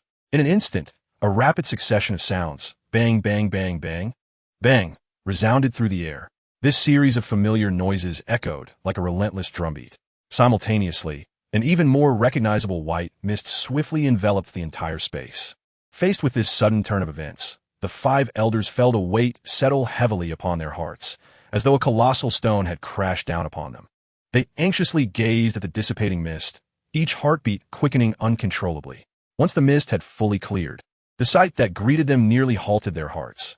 20 identical clones of Muming stood before them, arranged as if copied and pasted in perfect order. Adding to the previously manifested 5, the current power dynamic had shifted to a staggering 5 against 25. This overwhelming disparity in numbers plunged the once confident 5 elders into a state of despair. Soon after, a scene that shocked the world government and the Navy unfolded, as black and red Susanoo emerged like demonic deities. Towering and formidable, they exuded immense aura and pressure. Ma Shung, still engaged in aerial combat with the Susanoo clones, glanced down at the scene below. The once empty ground was now completely occupied by the black and red Susanoo, their massive forms densely arrayed together, forming an impenetrable line of defense. Mere clones, continue the assault. I refuse to believe that the little demon can withstand such immense energy consumption. Nasu Shoro, filled with righteous fury, stared intently at the Susanoo, wielding the initial generation Onakiri to block the incoming Fangtian Huaji, and then spoke sternly. The other members of the Gorosei, although slightly astonished at the scene before them, showed no signs of retreat. Their thoughts aligned with Nasu Shoro, no matter how many enemies there were. As long as they could not be killed, victory would ultimately belong to them. This was a crucial moment in the contest of endurance and consumption. It was imperative not to underestimate this seemingly weak, yet astonishingly powerful little demon. For if it were to escape or grow stronger, it would undoubtedly become a grave threat to their world government in the future. Therefore, no matter the cost, they must eradicate this potential menace in its infancy. Ha ha ha, indeed. He is not mistaken. My consumption is truly immense. At that moment, Muming's voice floated in from behind. He had also heard Nasu Shoro's words, but chose not to retort directly. Instead, he responded in a dismissive tone, laced with a hint of mockery. This attitude instantly enraged the Gorosei, veins bulging on their foreheads. Damn little demon, how dare you be so audacious? Nasu Shoro shouted in uncontrollable rage. However, before he could finish, the clone Susanoo launched an attack with lightning speed. The clone, wielding the massive Fangtian Huaji, executed a plus version of the spring and autumn blade technique, delivering a devastating strike. The complete Susanoo gripped the Fangtian Huaji tightly, took a run-up, and leaped. The entire Susanoo spun sideways in midair, then with the acceleration of gravity, struck down fiercely. Although the Fangtian Huaji was not as effective in this slicing maneuver as a broadsword, the blow was still akin to a thunderous force, crashing down upon Nasu Shoro with overwhelming power. A tremendous sound echoed as Nasu Shoro barely managed to raise the initial generation Onigiri in defense, just managing to brace against the ferocious attack of the Fangtian Huaji. His originally sinister form now appeared utterly disheveled. Even the four skeletal hooves struggled to withstand such immense force, beginning to sway dangerously, as if they would shatter at any moment. Nasu Shoro gritted his teeth, gripping the hilt of his sword with all his might, attempting to halt the relentless descent of the Fangtian Huaji. However, the terrifying force made him feel as though he were a mantis trying to stop a chariot, every second a torment. Despite his utmost effort, he could still clearly feel the Fangtian Huaji pressing down inch by inch, perilously close to his head. At that moment, Matsi Sheng, seeing Nasu Shoro in such dire straits, anxiously called out, "Nasu Shoro, I will lend you a hand." He then unleashed a torrent of scorching flames towards the clone Susanoo, vigorously battling the numerous clones that surged towards him. Yet, the multitude of clones, each possessing formidable strength, coordinated seamlessly to form an impenetrable defense. Although Matsi Sheng fought valiantly, he struggled to break through the encirclement to reach Nasu Shoro's side. Observing Nasu Shoro's increasingly perilous situation, Matsi Sheng's anxiety escalated, beads of sweat rolling down his forehead. Meanwhile, Nasu Shoro faced an unprecedented crisis, his predicament growing ever more dire. He was already being fiercely suppressed by a powerful clone Susanoo, with no respite in sight. Just when despair seemed to envelop him, for more Susanoo surged forth like a tidal wave, encircling him completely. Each of these Susanoo unleashed the same devastating plus version of the spring and autumn blade technique. The fierce blade energy, as before, seemed capable of cleaving the heavens and earth, instilling dread. Unlike before, however, this time 4 of such terrifying attacks appeared simultaneously, their power multiplying exponentially. As Nasu Shoro appeared on the brink of being engulfed by this overwhelming assault, a deafening roar suddenly erupted. "Get away from me!" It was Vachali Shang, stepping forward like a furious beast, bravely withstanding the violent onslaught of the 5 Susanoo with his massive, hardened head and sharp fangs. Despite enduring tremendous pressure, Vachali Shang, through sheer will and astonishing strength, broke free from the encirclement. Without hesitation, he directed a roar imbued with his supreme conqueror's haki towards Nasu Shoro. In an instant, a powerful sound wave, entwined with black and red lightning, surged towards Nasu Shoro with the force of a raging tempest. As the sound wave passed, the air seemed to tear apart, producing a series of piercing explosions. Finally, after successfully unleashing this potent support skill, Vachali Shang found himself unable to withstand the attacks of the Susanoo any longer, quickly becoming surrounded once more. It felt as though Vachali Shang's ability to execute this supportive attack had only been possible because the Susanoo had intentionally held back. The other members of the Gorosei, witnessing this scene, felt the tension in their hearts slightly ease. It must be said that Vachali Shang's idea was indeed commendable, but it was somewhat idealistic, grossly overestimating the strength and destructive power of his skills. Shifting their gaze back to Nasu Shoro's location, one Susanoo suddenly altered the direction of its Fangtian Huaji and, with thunderous force, struck down towards the conqueror's roar filled with devastating energy. With a deafening crash, the entire island seemed to tremble. Following the colossal sound, the once formidable conqueror's roar dissipated without a trace, as if it had never existed. After this, Susanoo successfully shattered the conqueror's roar. Nasu Shoro found himself trapped in a dire situation. The three remaining Susanoo simultaneously unleashed their astonishing force, cleaving Mount Hua technique upon him. The three fierce spear lights intersected and descended, instantly cleaving Nasu Shoro into several pieces. Accompanied by heart-wrenching cries, Nasu Shoro's mangled upper body and segmented lower body fell heavily to the cold ground, blood splattering grotesquely, as he writhed in agony, desperately attempting to rise. All efforts proved futile. Witnessing such a brutal scene, the other four members of the Gorosei were instantly filled with rage, roaring in unison, Nasu Shoro. Their furious cries reverberated through the air like thunder, echoing endlessly. Meanwhile, the gaze of the others towards Muming grew increasingly somber, laden with vigilance and apprehension. Clearly, after witnessing the tragic fate of Nasu Shuru, they had come to a profound realization that the adversary before them should not be underestimated. Indeed, they were not destined for death, yet they still possessed a normal sense of pain, did they not? Particularly, the grotesque visual of being dismembered was enough to shatter the composure of these long-ensconced figures of authority. Dismemberment was an affliction they had often inflicted upon others, yet they had never experienced it themselves. Don't be so agitated. Your turn will come soon enough, Muming remarked with an air of casual ease. However, the other four members of the five elders remained oblivious to his words, their attention steadfastly fixed upon the five colossal manifestations of Susanoo. They stood resolutely beside the remnants of Nasu Shuru, awaiting his restoration.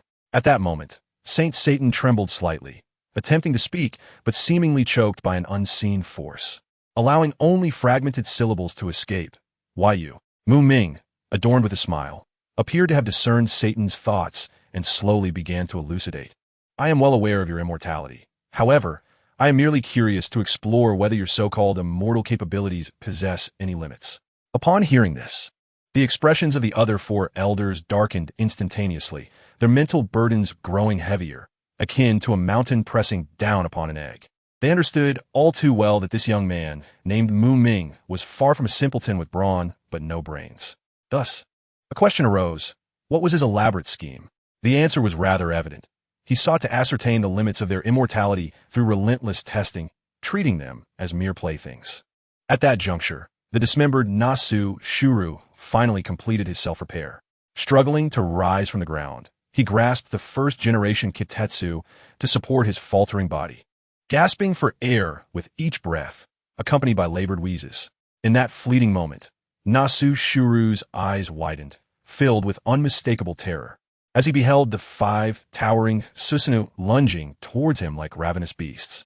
With a dull thud, his body was instantaneously torn apart by these formidable entities, blood and flesh scattering in a horrific display. His expression of despair was utterly haunting. Meanwhile, the other elders, witnessing Nasu Shuru's woeful demise, felt a tightening in their hearts, causing their movements to falter. St. Peter, initially intent on evading the assault with his agile prowess, found himself less fortunate this time. Despite his utmost effort to evade two oncoming weapons, he ultimately succumbed to the remaining three lethal strikes. Two of the weapons pierced his chest and wing, while the final one struck his neck with tremendous force, decapitating him instantaneously as blood sprayed forth. On the other side, Saint Satan's situation was equally dire. Two razor-sharp weapons pierced through his chest like lightning, directly impaling his heart. After the Susanoo extracted the weapon, Satan's chest bore a gaping wound. He clutched his chest in agony, blood spurting forth, before gradually collapsing to the ground. As for Saint Maz, he found himself ensnared by four Susanoo, with no avenue for escape. Regardless of his frantic attempts to evade, he could not break free from their grasp. Finally, as his focus waned, the remaining Susanoo seized the opportunity to deliver a fatal blow. A flash of cold light sliced through the air, severing Maz's body in half. The gruesome scene leaving little to the imagination. Among the remaining five elders, Saint Vachali, despite inadvertently revealing a fleeting vulnerability amidst the fierce battle, relied upon his indomitable and seemingly invincible defense to mitigate any significant threat from this lapse. However, the Susanoo were not inclined to overlook this rare opportunity. With a powerful swing of the radiant weapon, the Susanoo struck fiercely at Vacheli. As Vacheli had concentrated his defenses on his upper body and head, the strike found its mark on his relatively weaker abdomen. In an instant, with a muffled sound, the sharp weapon tore through Vacheli's belly, blood splattering in a shocking display. Such a grievous injury would have incapacitated any ordinary individual, if not resulted in death. Yet, for the remarkably resilient Vacheli, the situation was markedly different. This seemingly horrific abdominal wound felt to him no more significant than a mere scratch on a fingertip. Far from endangering his life, even his mobility appeared unaffected. However, when the onlookers turned their gaze to Vacheli's previously impassive countenance, they could discern a subtle change. Though he endeavored to maintain his composure, the slight furrow of his brow and the barely perceptible twitch at the corner of his mouth hinted at the pain inflicted by the abdominal wound, which was far from the ease he outwardly portrayed. Perhaps only Vacheli himself understood the true implications of this seemingly innocuous pain on his impending battle.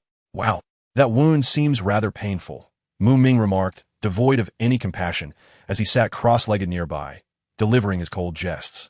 His biting words blew like a chilling wind towards the fallen elders. From a distance, Huang Yuan instinctively inhaled sharply, his eyes wide with disbelief as he took in the scene. He then turned slowly to his companions, Shisui and Itachi, lowering his voice to cautiously inquire, "Is this Muming's tongue always so venomous?" Hearing Huang Yuan's question, Shisui paused momentarily before allowing a wry smile to grace his lips. After a brief hesitation, he resignedly nodded, responding, pretty much. This succinct reply, though seemingly casual, sent a jolt through Huang Yuan's mind.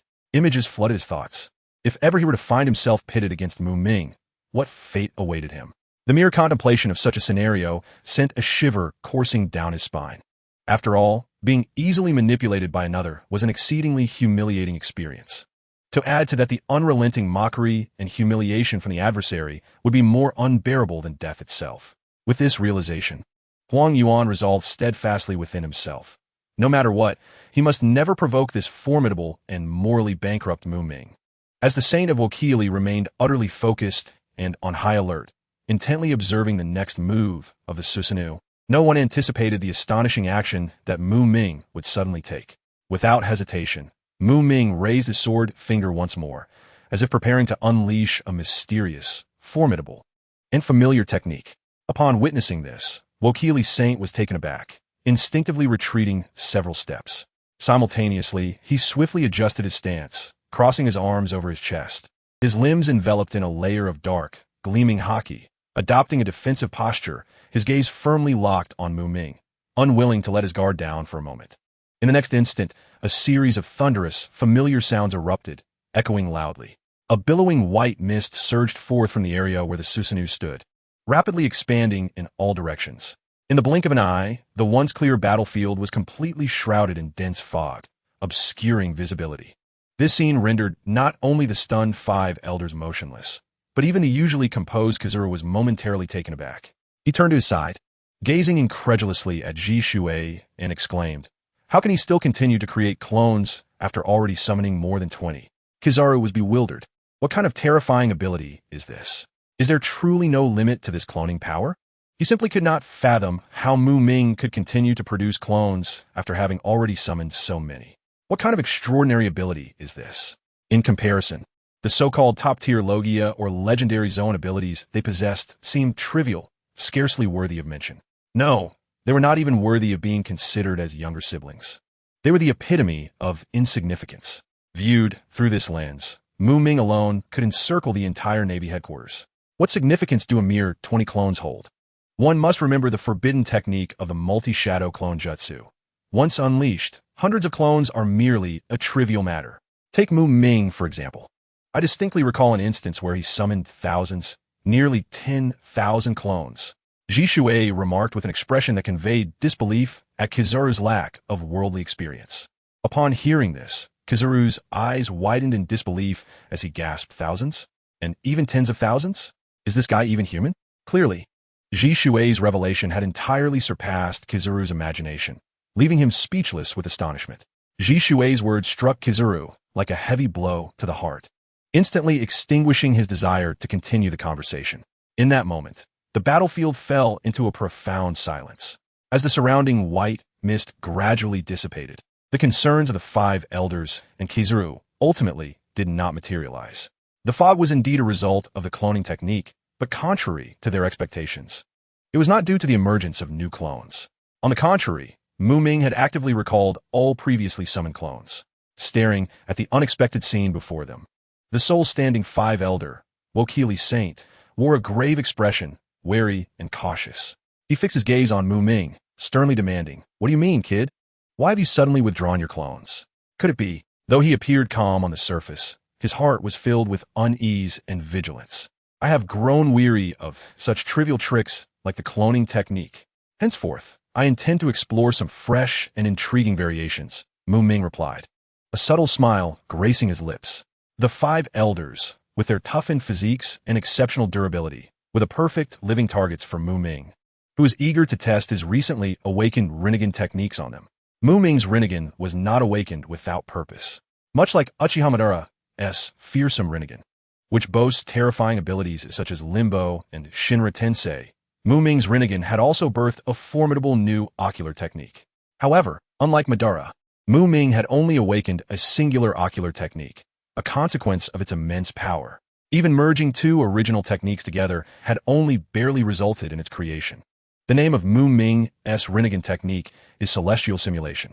The origin of this name is quite significant. Muming's successful awakening of this technique stems from his profound understanding of his own capabilities. Ever since he acquired various wondrous items within the system, his stamina and defensive abilities had reached saturation. However, he felt a lack of a powerful finishing move to compensate for his somewhat weak offensive capabilities. It was in light of this consideration that Celestial Simulation was born, becoming Muming's most relied upon trump card. The reason for its inception is rather straightforward. While Muming was deep in thought about how to create a powerful technique, a scene from Xiongbing Lian suddenly flashed through his mind.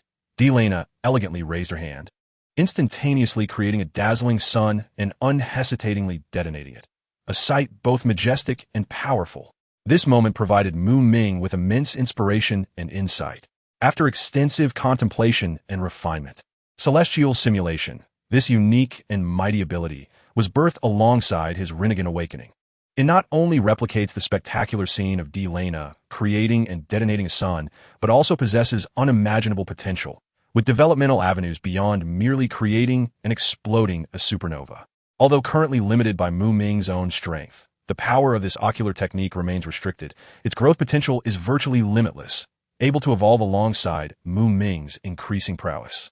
As long as Muming continues to break through his limits, Celestial Simulation will undoubtedly manifest its earth-shattering capabilities. The once noisy battlefield, filled with dust and commotion, gradually fell silent, replaced by an unsettling stillness. The smoke lingered in the air, not yet fully dissipated, as if still retaining the remnants of the fierce battle. Muming sat quietly, his gaze calmly fixed on the five elders, who were diligently recovering from their injuries. He neither seized the opportunity to strike nor delivered a finishing blow to eliminate any future threats.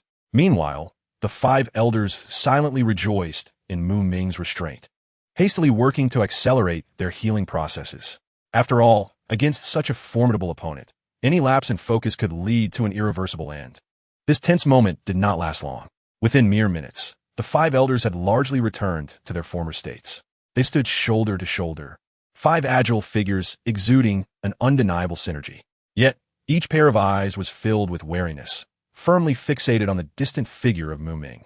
Observing their demeanor, Muming offered a faint smile, a seemingly casual expression that inexplicably compelled the five elders to instinctively retreat a step. After such a prolonged wait, "You have finally regained your composure," Muming remarked lightly as he gradually rose to his feet. With his movement, the elders' sense of vigilance intensified, their focus on this formidable young adversary akin to facing a grave threat. For these five individuals, who wielded immense power over the seas, had inexplicably lost 5 lives at the hands of Muming. Since their ascendance as the formidable elders, such a crushing defeat had been unprecedented. Following their recent brutal beating at Muming's hands, they finally awoke from their stupor, gaining clarity about the dire situation that had plunged them into despair. Initially, their sole thought was to never let this unexpectedly powerful Muming escape. However, reality coldly informed them that apart from fighting to the bitter end, any other approach was merely a delusion. Consequently, they resolved to go all in and attempt to wear Muming down through attrition. You reckless imp! Your wanton provocation of the world government will undoubtedly lead to dire consequences. Vo Chuli Saint exclaimed, his eyes wide with fury as he glared at Muming, his voice laced with anger. At that moment, Muming had long since lost interest and patience in conversing with these opponents, whom he could easily manipulate like mere punching bags. His left eye, imbued with the power of the Rinnegan, flickered with a barely perceptible glimmer, and in an instant, the kaleidoscopic technique time domain was unleashed. In that fleeting moment, the area surrounding the elders froze in time. Their movements abruptly halted. The 5 figures stood lifelessly, motionless in place. The next instant, Muming vanished like a specter, silently appearing behind the elders, with the tumultuous sea before them. Without hesitation, he extended his hands and swiftly inscribed a space-time coordinate of the Flying Thunder God technique upon the elders. Having completed this, he channeled his full power into the foundational technique of the Rinnegan, Shinra Tensei, amplifying its strength to the utmost, executing an enhanced version known as Super Shinra Tensei. With a resonant roar, Muming declared, Super Shinra Tensei. He meticulously controlled the immense repulsive force of the technique, his gaze locked onto the elders. With a subtle motion of his finger, the overwhelming repulsion surged forth like a mighty torrent towards them. Faced with such a terrifying onslaught of repulsive force, the elders, confined in time, were utterly incapable of resistance. Unbeknownst to them, their bodies were propelled at an alarming speed towards the distant sea. In the blink of an eye, the once lofty and invincible elders transformed into mere silhouettes against the horizon, fragile and insignificant, akin to flickering candles in the wind. Simultaneously, Muming's form vanished from sight, merging with the boundless sky alongside the Super Shinra Tensei. Once the elders were expelled from the confines of Egghead Island, the temporal stasis induced by Muming's kaleidoscopic technique abruptly ceased. In an instant, the elders awakened from their stupor, regaining their capacity for thought and action. What on earth just transpired?